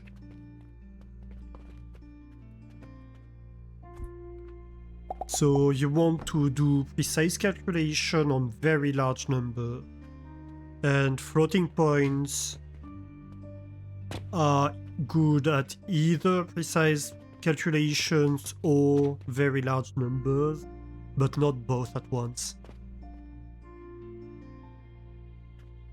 Essentially, that's what it boils down to.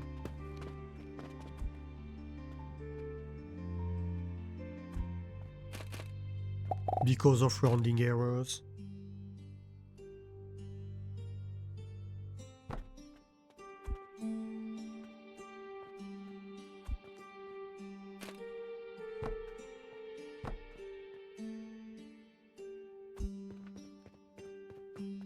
I used the wooden block here.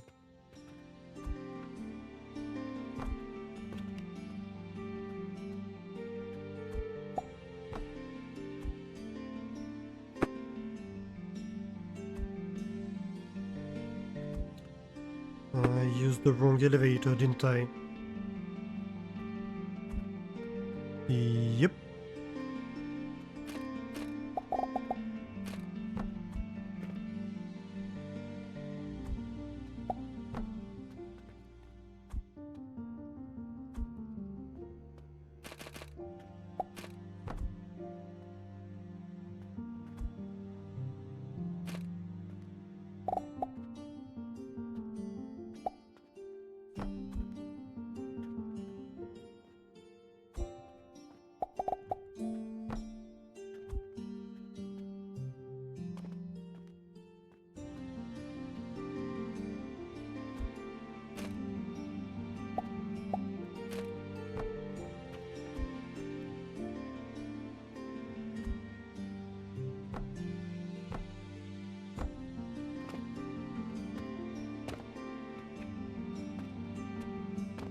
And then of course you have all sorts of problems with like 2-body physics, 3-body physics, multi-body physics, which become extremely complicated to calculate. So you also have the issue of, hey, it makes up approximations because it has to. Then you have issues with precisely simulating the physics because of these approximations. But that doesn't result in the game telling you one thing's gonna happen and then something else happens. That's a different kind of problem, right?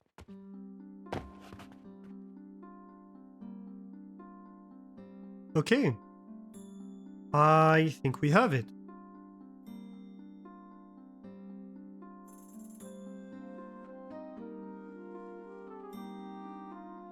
We'll need the purchasing portals. We'll need to deal with the sulfur.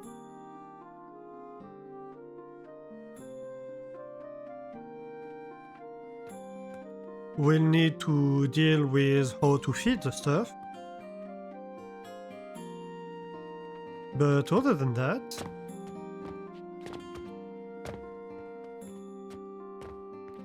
that should work, shouldn't it? We're going half and half.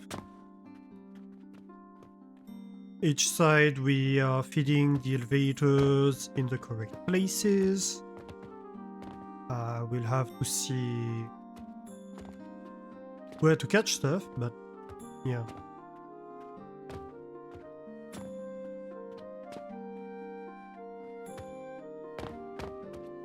I think that's basically it.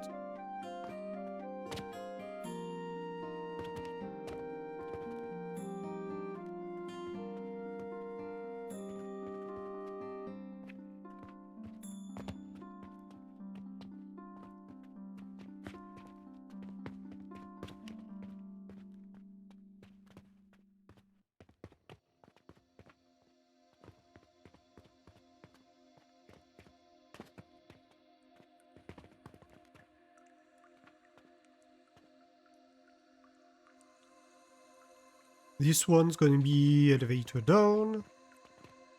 Over here, we're going to have...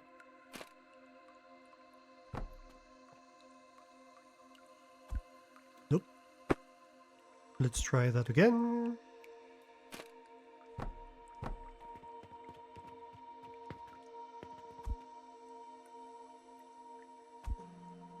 Elevator down over here. For the stone, which means on top we need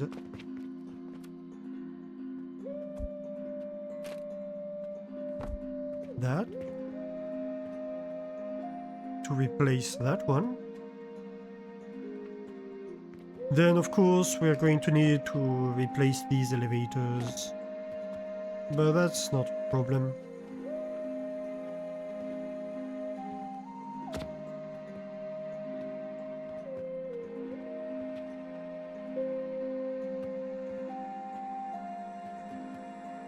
Let's try that.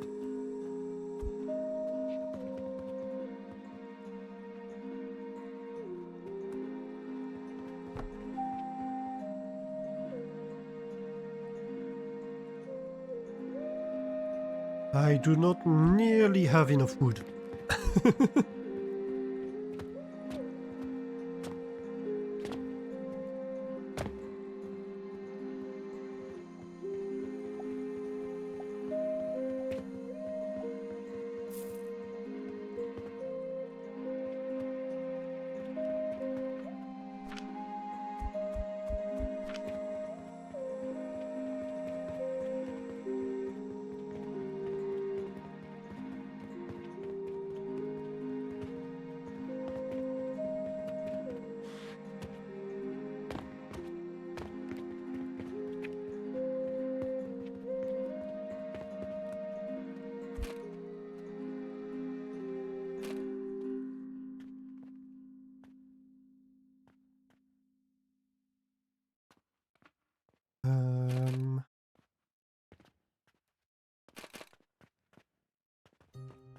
So that's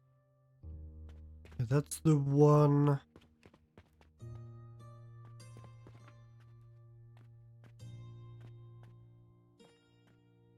Wait a minute, no. My belt goes out this side. Sorry.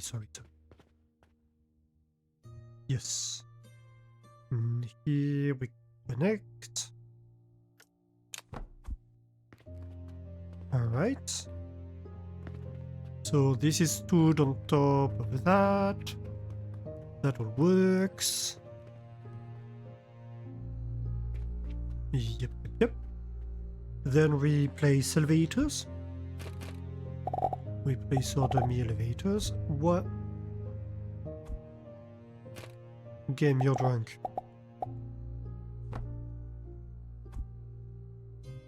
No, wait a minute.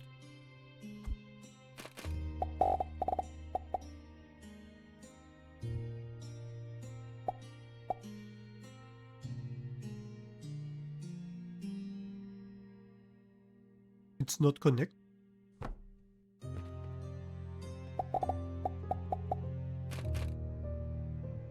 Oh no, it is. At least I think it is. Yeah, so the tall one is this side. Right, yes, we see it blue.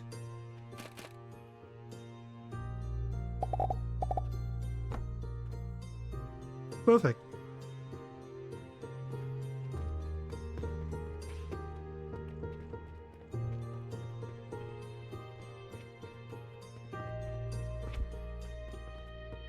Yeah, that fits together well.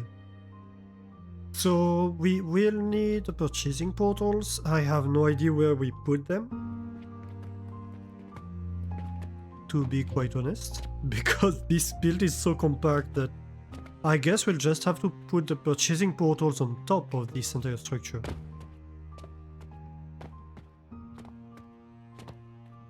Because there's nowhere else where there's room for it. We'll need to route like the wood and stone. But that's all pretty easy. Especially if we put them on top.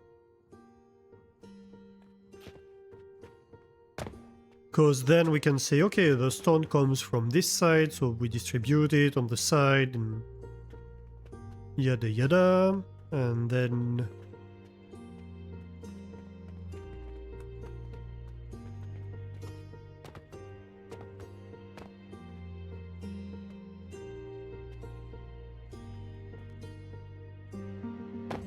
yeah.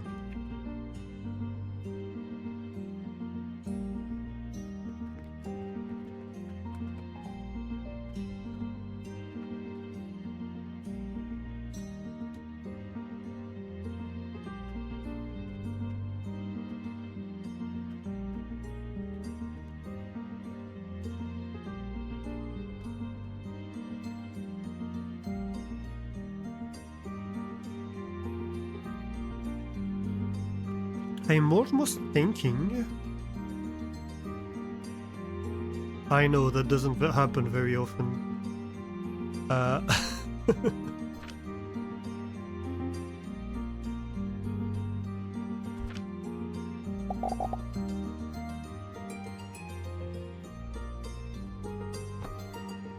I mean, that's tempting to replace this with that, isn't it?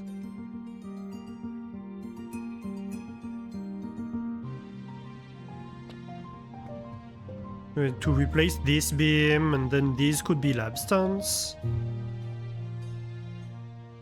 Living dangerously. Yeah. You shouldn't think too often. It can be dangerous, I hear.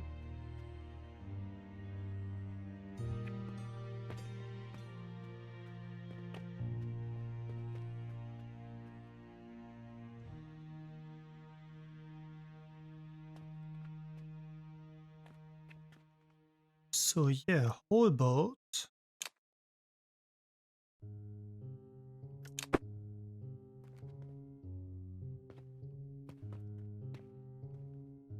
Let me mock this up.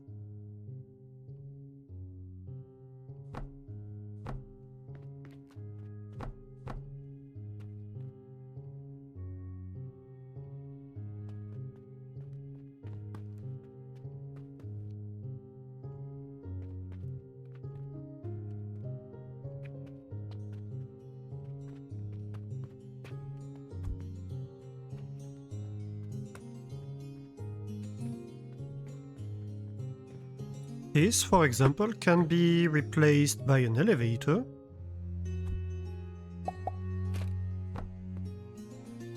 Then we have the stone.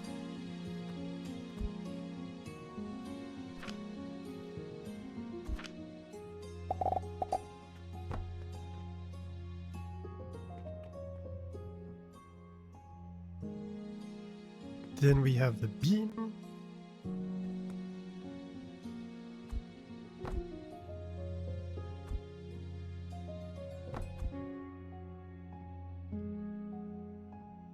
Of course, we're going to have like these beams over there. Let's see.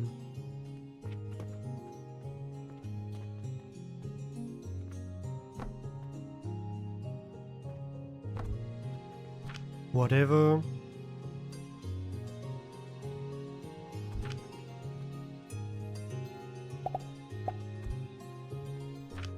Let's try again.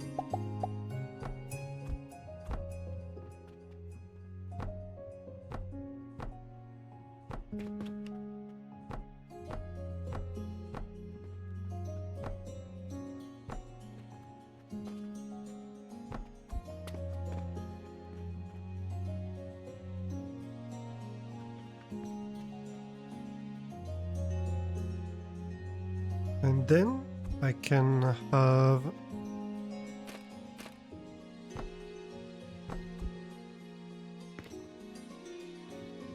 but really that's just it, right?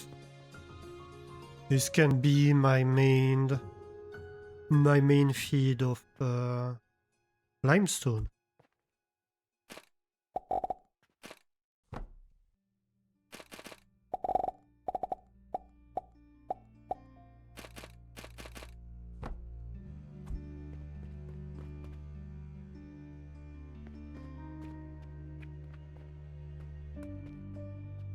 And then, of course, I have the tables, yada yada.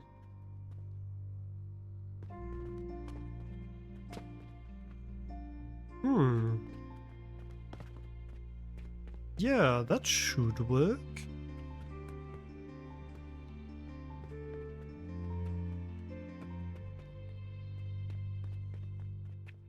So it's just a matter of replacing these beams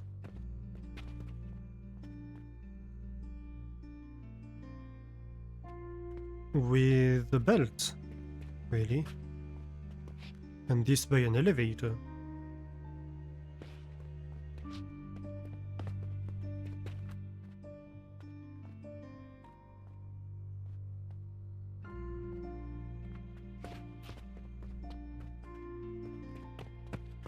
Alright, so.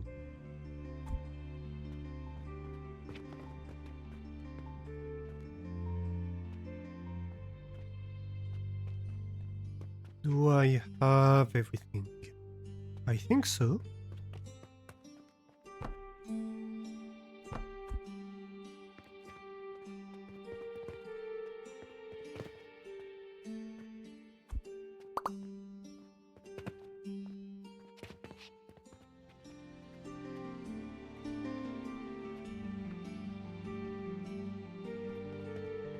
Oh yes, these two.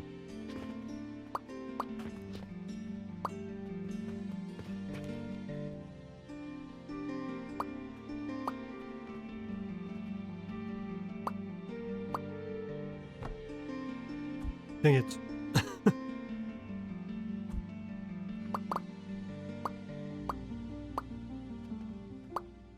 I thought I was removing, not copying.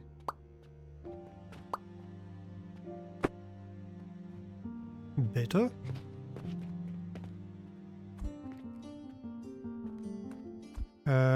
Right, well, I guess...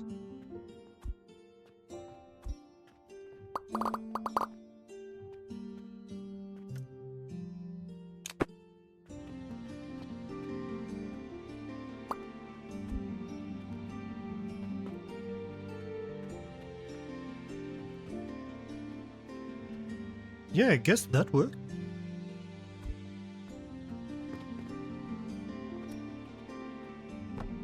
Can directly place it here in theory, can't I? Yeah.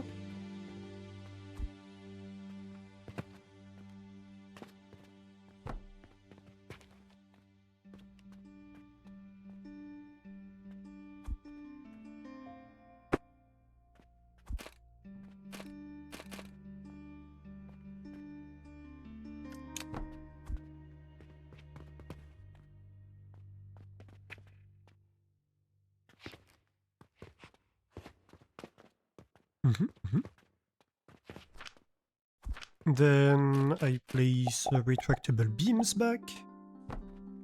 Oh wait, no. They're right here. I already sliced them off, so no need.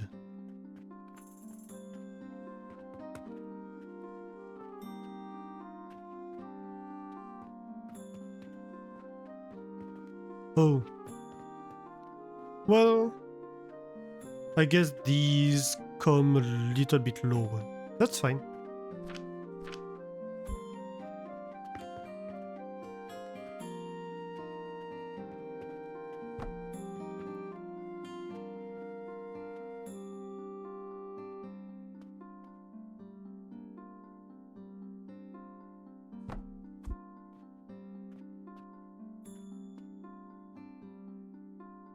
Right, so stones over here.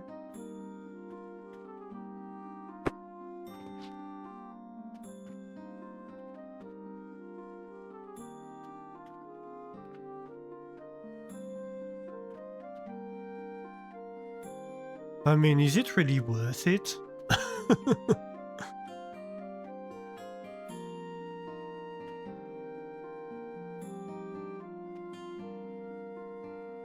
I realized I could, but I didn't pause to think if I should. Like, aside from adding costs, what does this bring to the table? If I'm going to have the belt here anyway.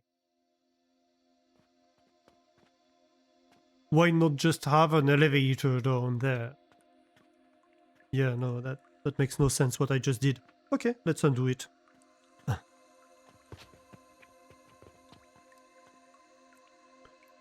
I guess one more proof that I should just do this and go to bed before I break something.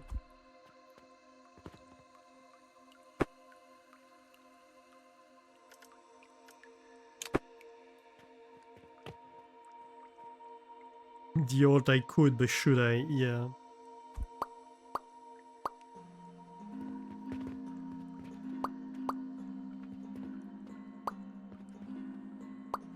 I'm just excited to find an opportunity to actually make use of this conveyor beam. I guess.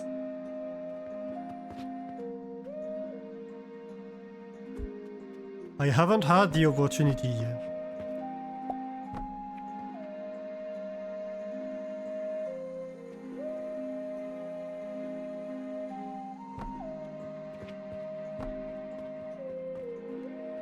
Oh wait, these were metal blocks, weren't they? Because it looked better.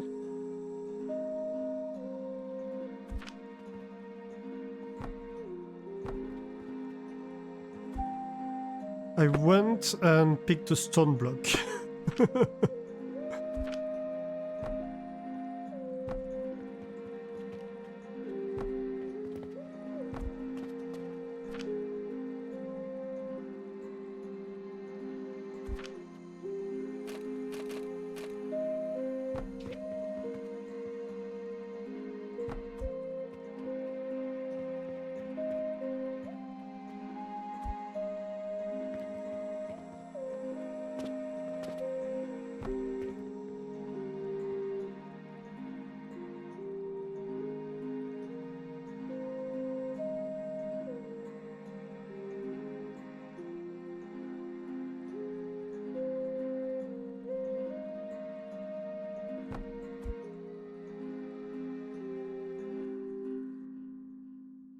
Okay, let's try again. So, if we assume, I don't know, we're going to have to reverse one of them, whatever.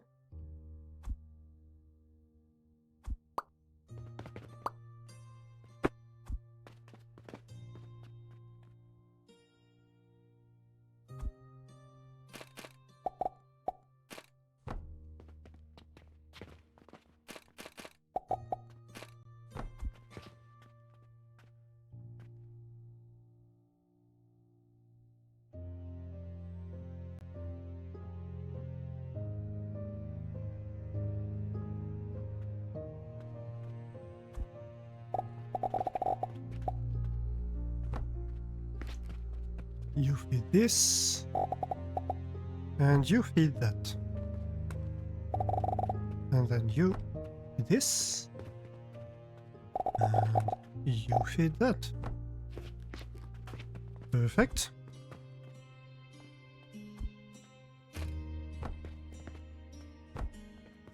And then, of course, that's my main stone feed.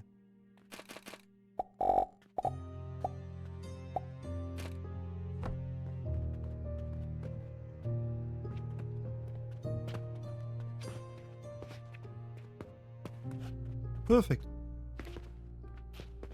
And then I can have basically the same thing here with wood. I can say wood comes from here, goes here, there, here. Okay. So, wood comes this way.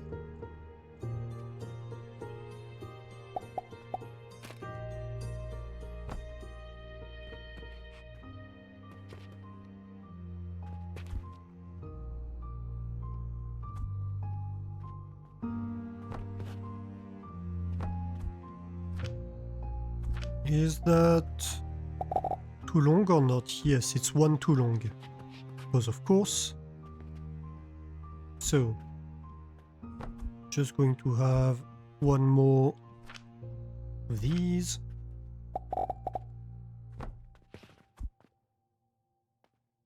To be fair, I should have expected it, considering that I had the exact same pattern downstairs.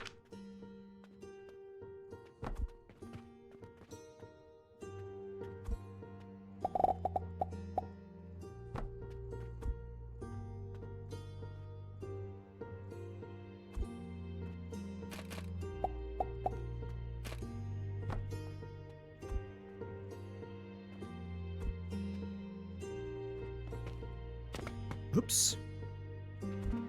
I need more boxes. I'm starting to not see what I'm doing anymore.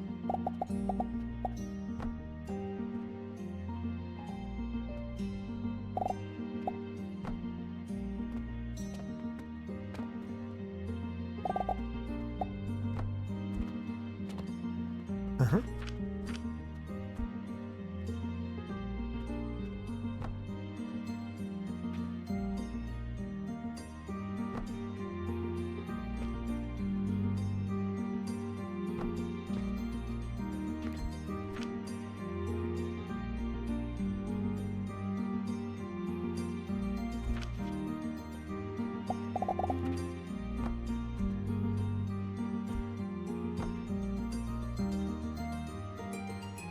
And finally,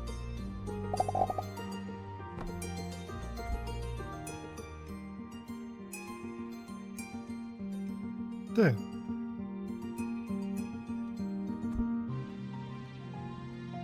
And of course,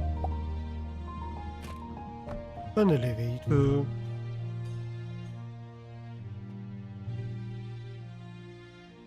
Well, maybe I put this elevator one too high, but whatever. Looking at it, it looks like this might be enough. And so we just need to do the exact same thing on the other side. Actually, the exact same thing, so you know what that means.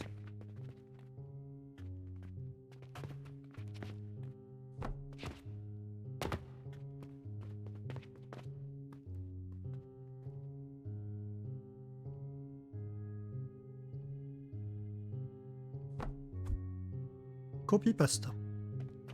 That's what it means.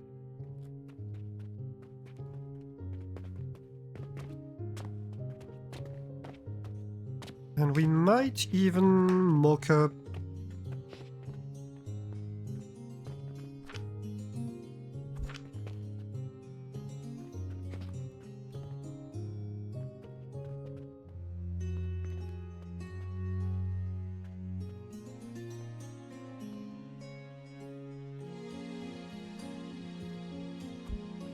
Oh, hello.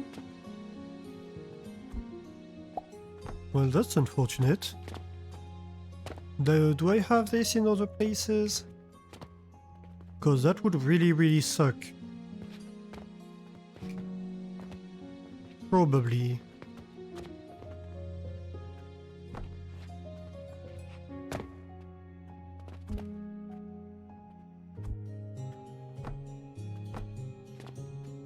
That's the kind of things that break a build.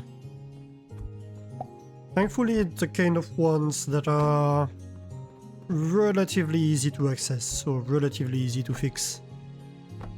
But if that happens in the middle of your build, then you're totally fucked.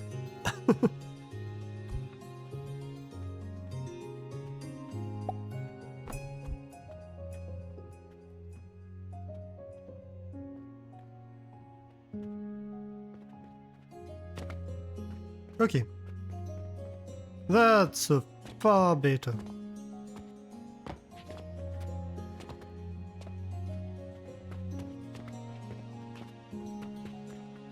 So...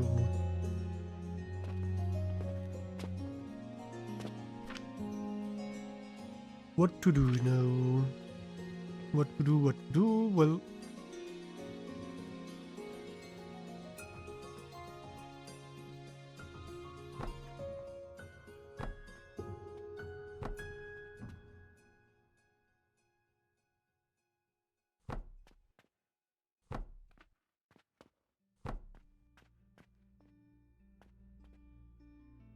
that's relatively easy.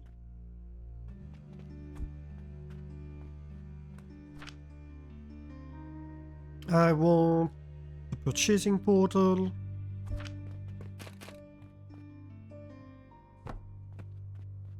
On this side and one on that side. I will want a few lab stands here.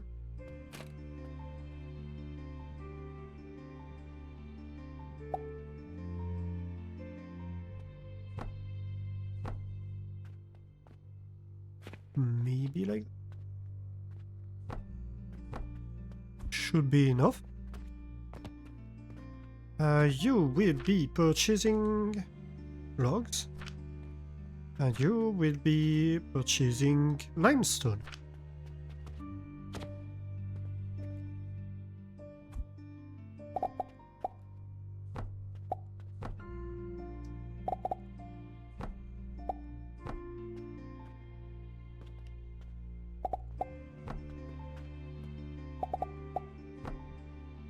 Uh-huh. And finally, I just need to feed them with money.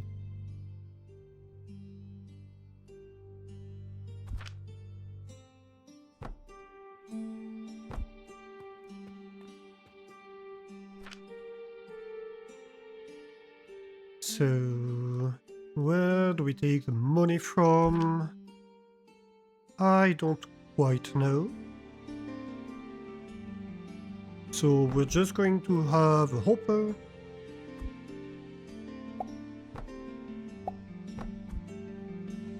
And that's something we can adapt. And here we go. That should be the whole picture. The only thing missing from that is connected both sides.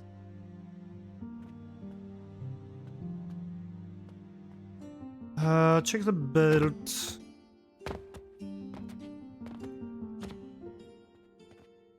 I think I've checked all of them. So that works, that works.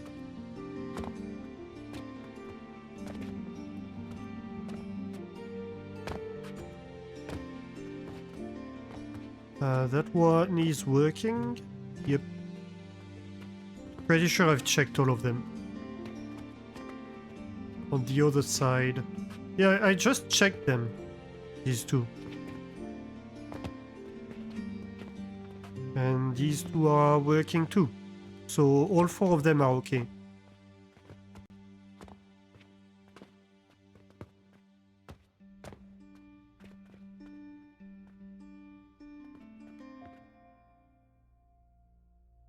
So I think we're good. Alright.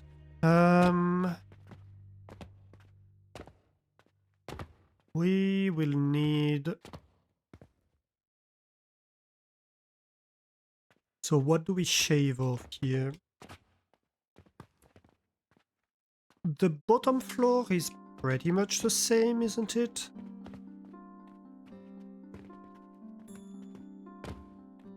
At least in his support structure, yeah.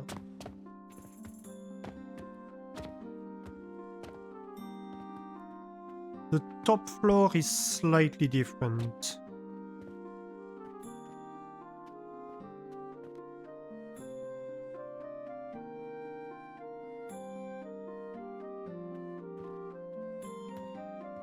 What about the elevators? Where there's no box. You mean these belts?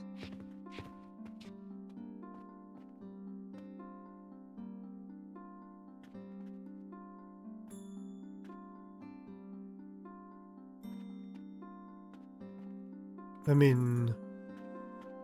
Elevator comes down here. Goes down there into this elevator all the way down. That's correct. And over here we have elevator. Belt, belt, belt. So that's okay. And on this side... I think that should connect fine. I think I see what you mean, but I think... Oh. Well, it does connect fine, but also it's kinda ugly. Yeah, I see what you mean. Yeah, we can fix that. Good point. It would be functional, but also it would be ugly.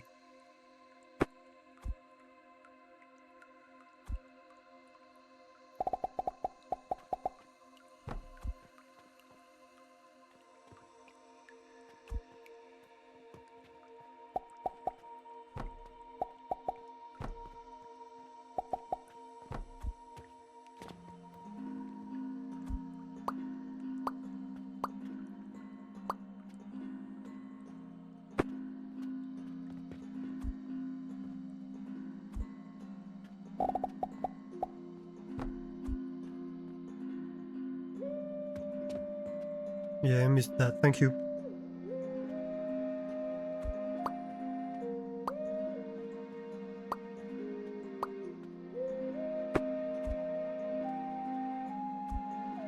I thought you were talking about the copy I did for the edges, because I just had the same issue.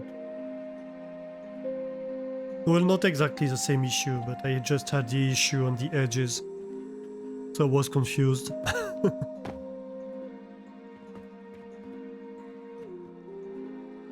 You told me other side, yeah, but I was looking at the edges. So I thought you were saying, like, if I look this and you tell me other side, I go look at this, right? And yes, with stream delays and all, you have to be very precise when you say these things. Otherwise, by the time the streamer reads it, it might be halfway through the base. Or all the way down, maybe.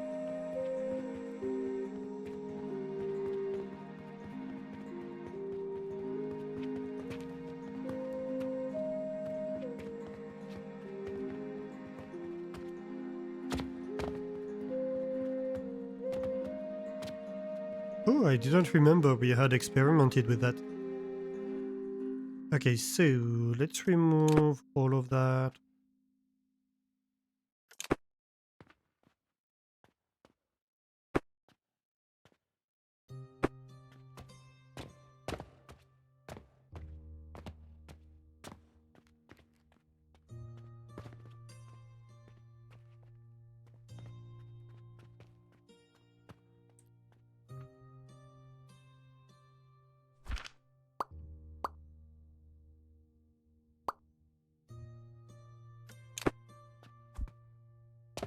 Ah! Oh wait, I have an easy way to access it. Might as well just remove the entire thing. Well, maybe not. Yeah. Except I went with copy instead of delete. Because...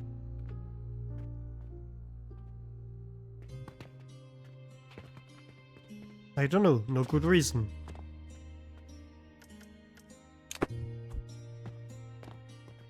Right. Good, so...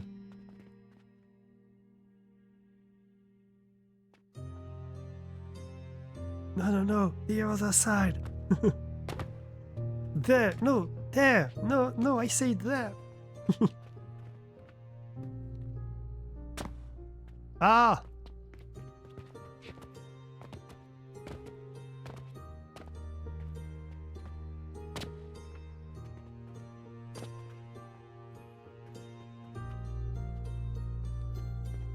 Okay, so I have to have scaffolding in the middle here.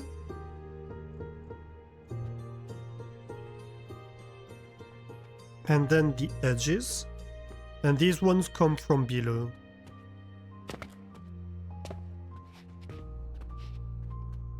Oh, except...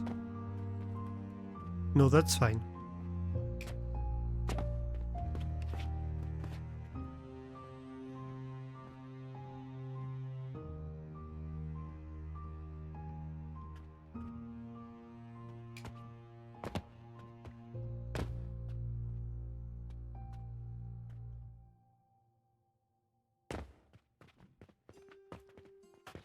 And this, 1, 2, 3, 4, 5.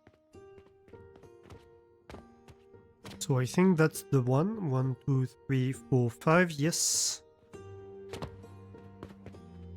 Let's see. 1, 2, 3, 4, 5. 2, 3, 4, 5, 6, 7.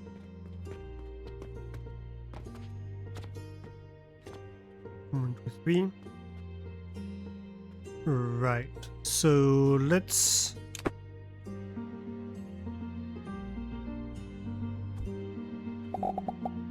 rework this elevator. 1, 2, 3, 4, 5.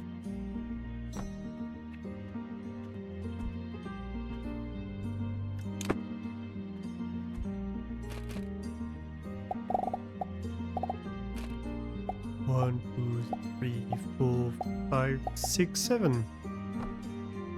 That should be correct, I expect. In terms of height.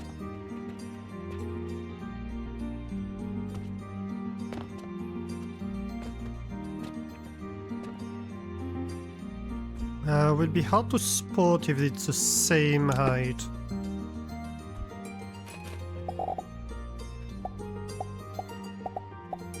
So I think like this, 15 high.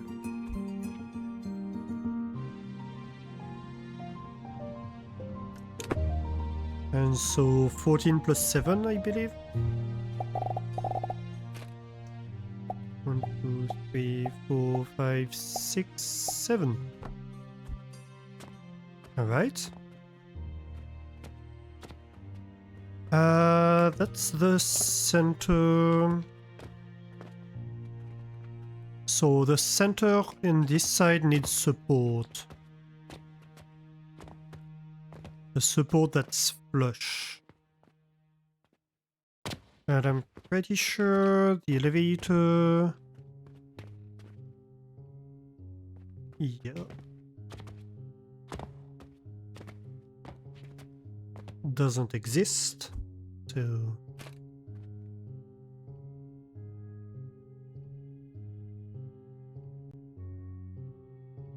This is a lot longer to do than you'd expect.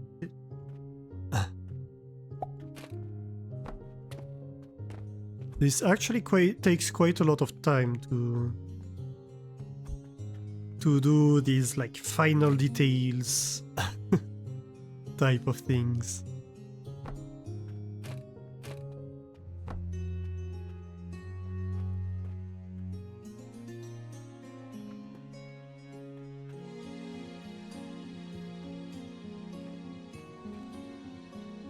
Okay, so that's flush for the center. And I need a support that's flush on the edges. So here and here. Right there and right here. I believe. Wait. No. Not these ones. Did I just gain a skill point? Or what happened? Yeah, I think that might be what happened. I heard a noise. I don't remember what it means.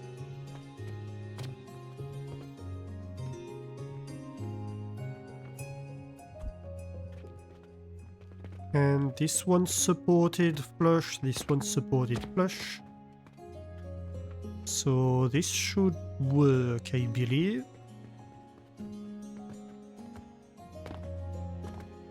Right. I think we're ready.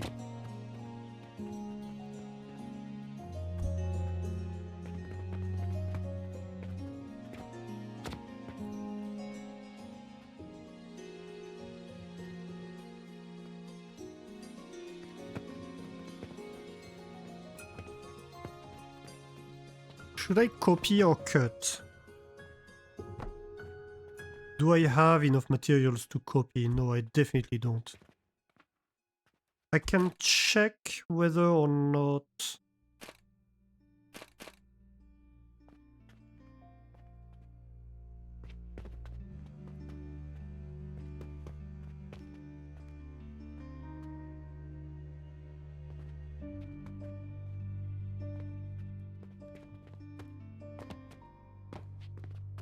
This would paste, but that's about all I can do without cutting. And it won't really tell me. I guess I can see that yes, the supports are correct over here.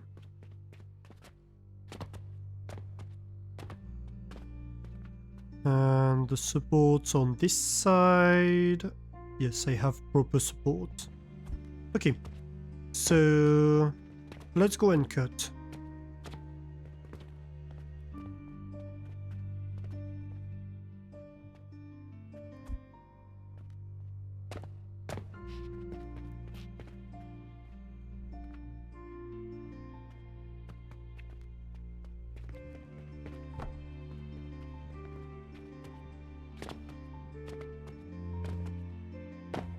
Yay. Jumping off. Oh gosh. I thought I crashed the game for a moment. I think we're good.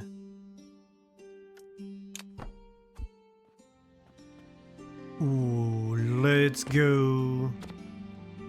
Look at that.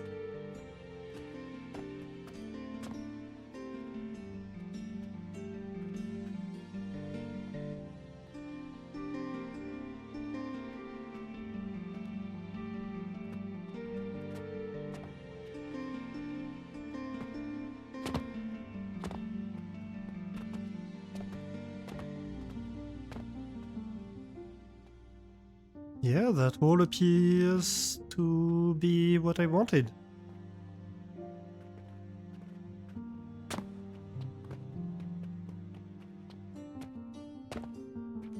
Nothing big, just 3 floors high. I very much went from building horizontal to building very vertical.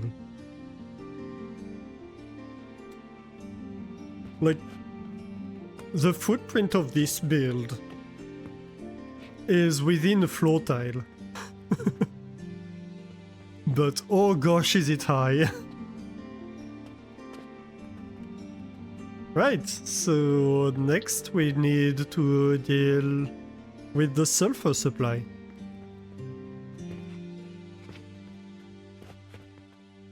Right here.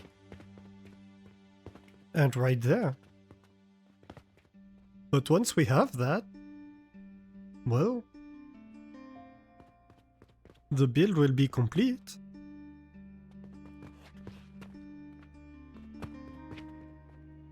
You know, I'm kind of almost regretting to have put a block over here.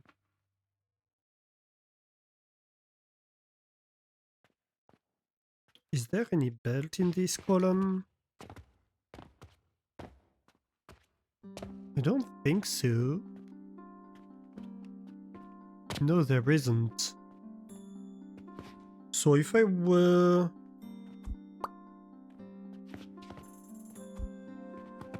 Yeah. Okay. So...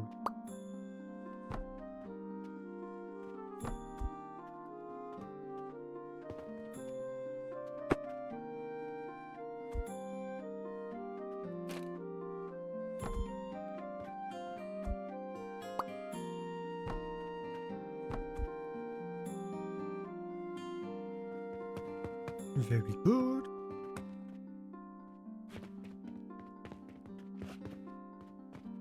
And we do the same thing over here.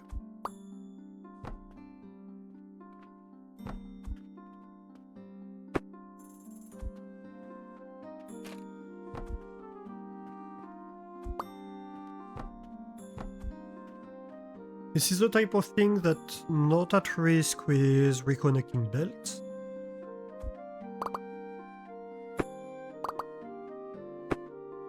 Because we haven't cut a belt, technically.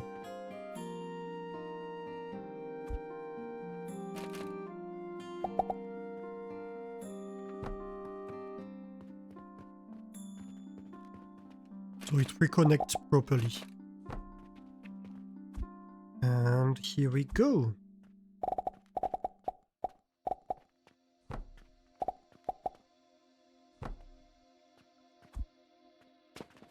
And now I have a single input point for the sulfur supply. And my output is right there. Which I suppose I can...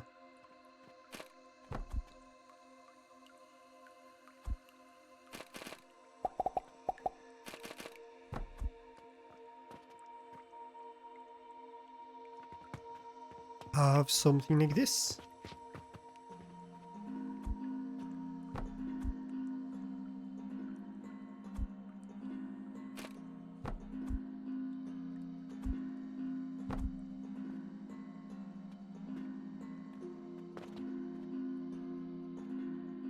Input sulfur, output gunpowder. And input money. All the way up top.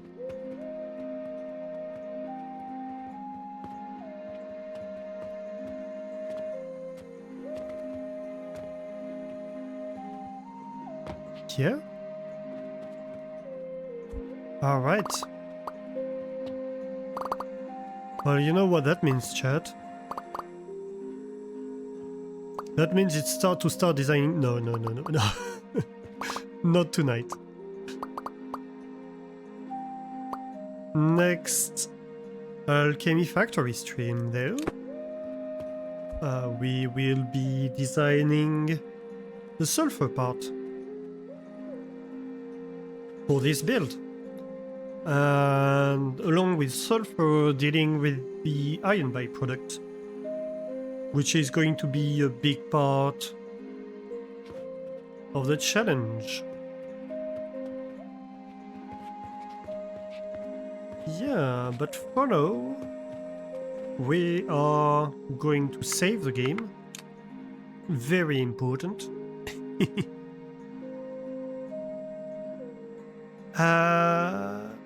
Save 9, yeah.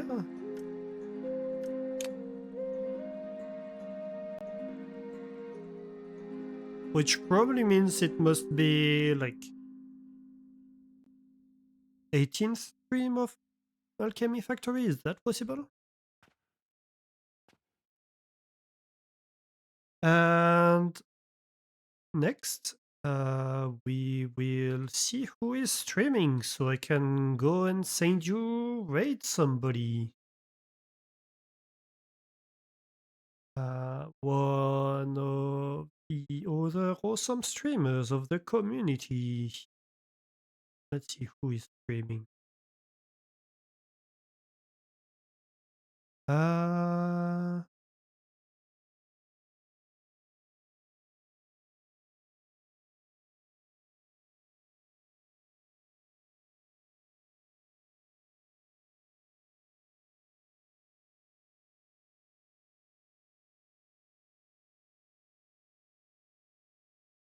Interesting. You know, I think we haven't raided Meg for a long time. So that could be something.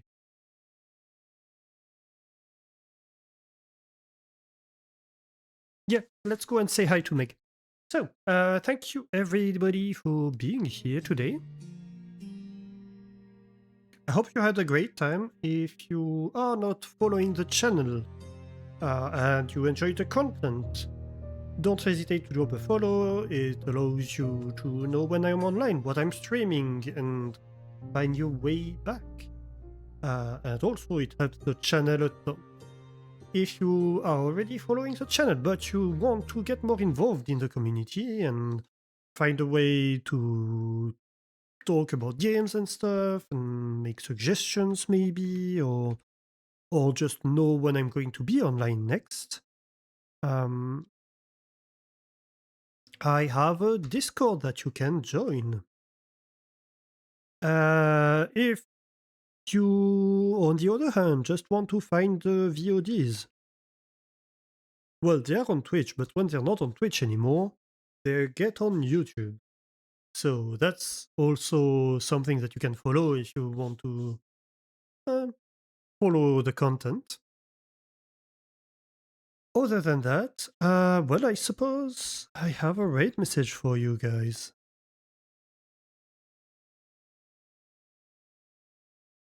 I have a version if you have the emotes of the channel. I have a version if you do not have the emotes of the channel. And I guess it's just simply time for me to thank you all for being here today, for being your lovely selves, for chatting and raiding and entering the cheese zone, etc., etc. Thank you, Oti, for the raid. And yeah, also I should launch the raid, shouldn't I?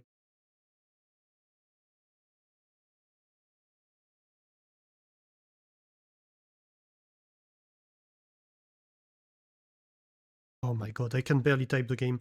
Uh, the name. I swear I will manage to do it. Right. Okay, that's fine. So yeah, thank you for being here. Have a great night, everybody. I hope to see you next time. Next stream should be on Wednesday, unless I decide to do an extra stream, but probably not. But we'll see. All right. So yeah, next stream should be on Wednesday. I expect. We'll see. Either it's going to be a puzzle game, or we might go back to Timberborn, or maybe something else. If something else comes up, but that's what I expect to happen. So have a great time zone, everybody. Thank you once again for being here. Bye bye.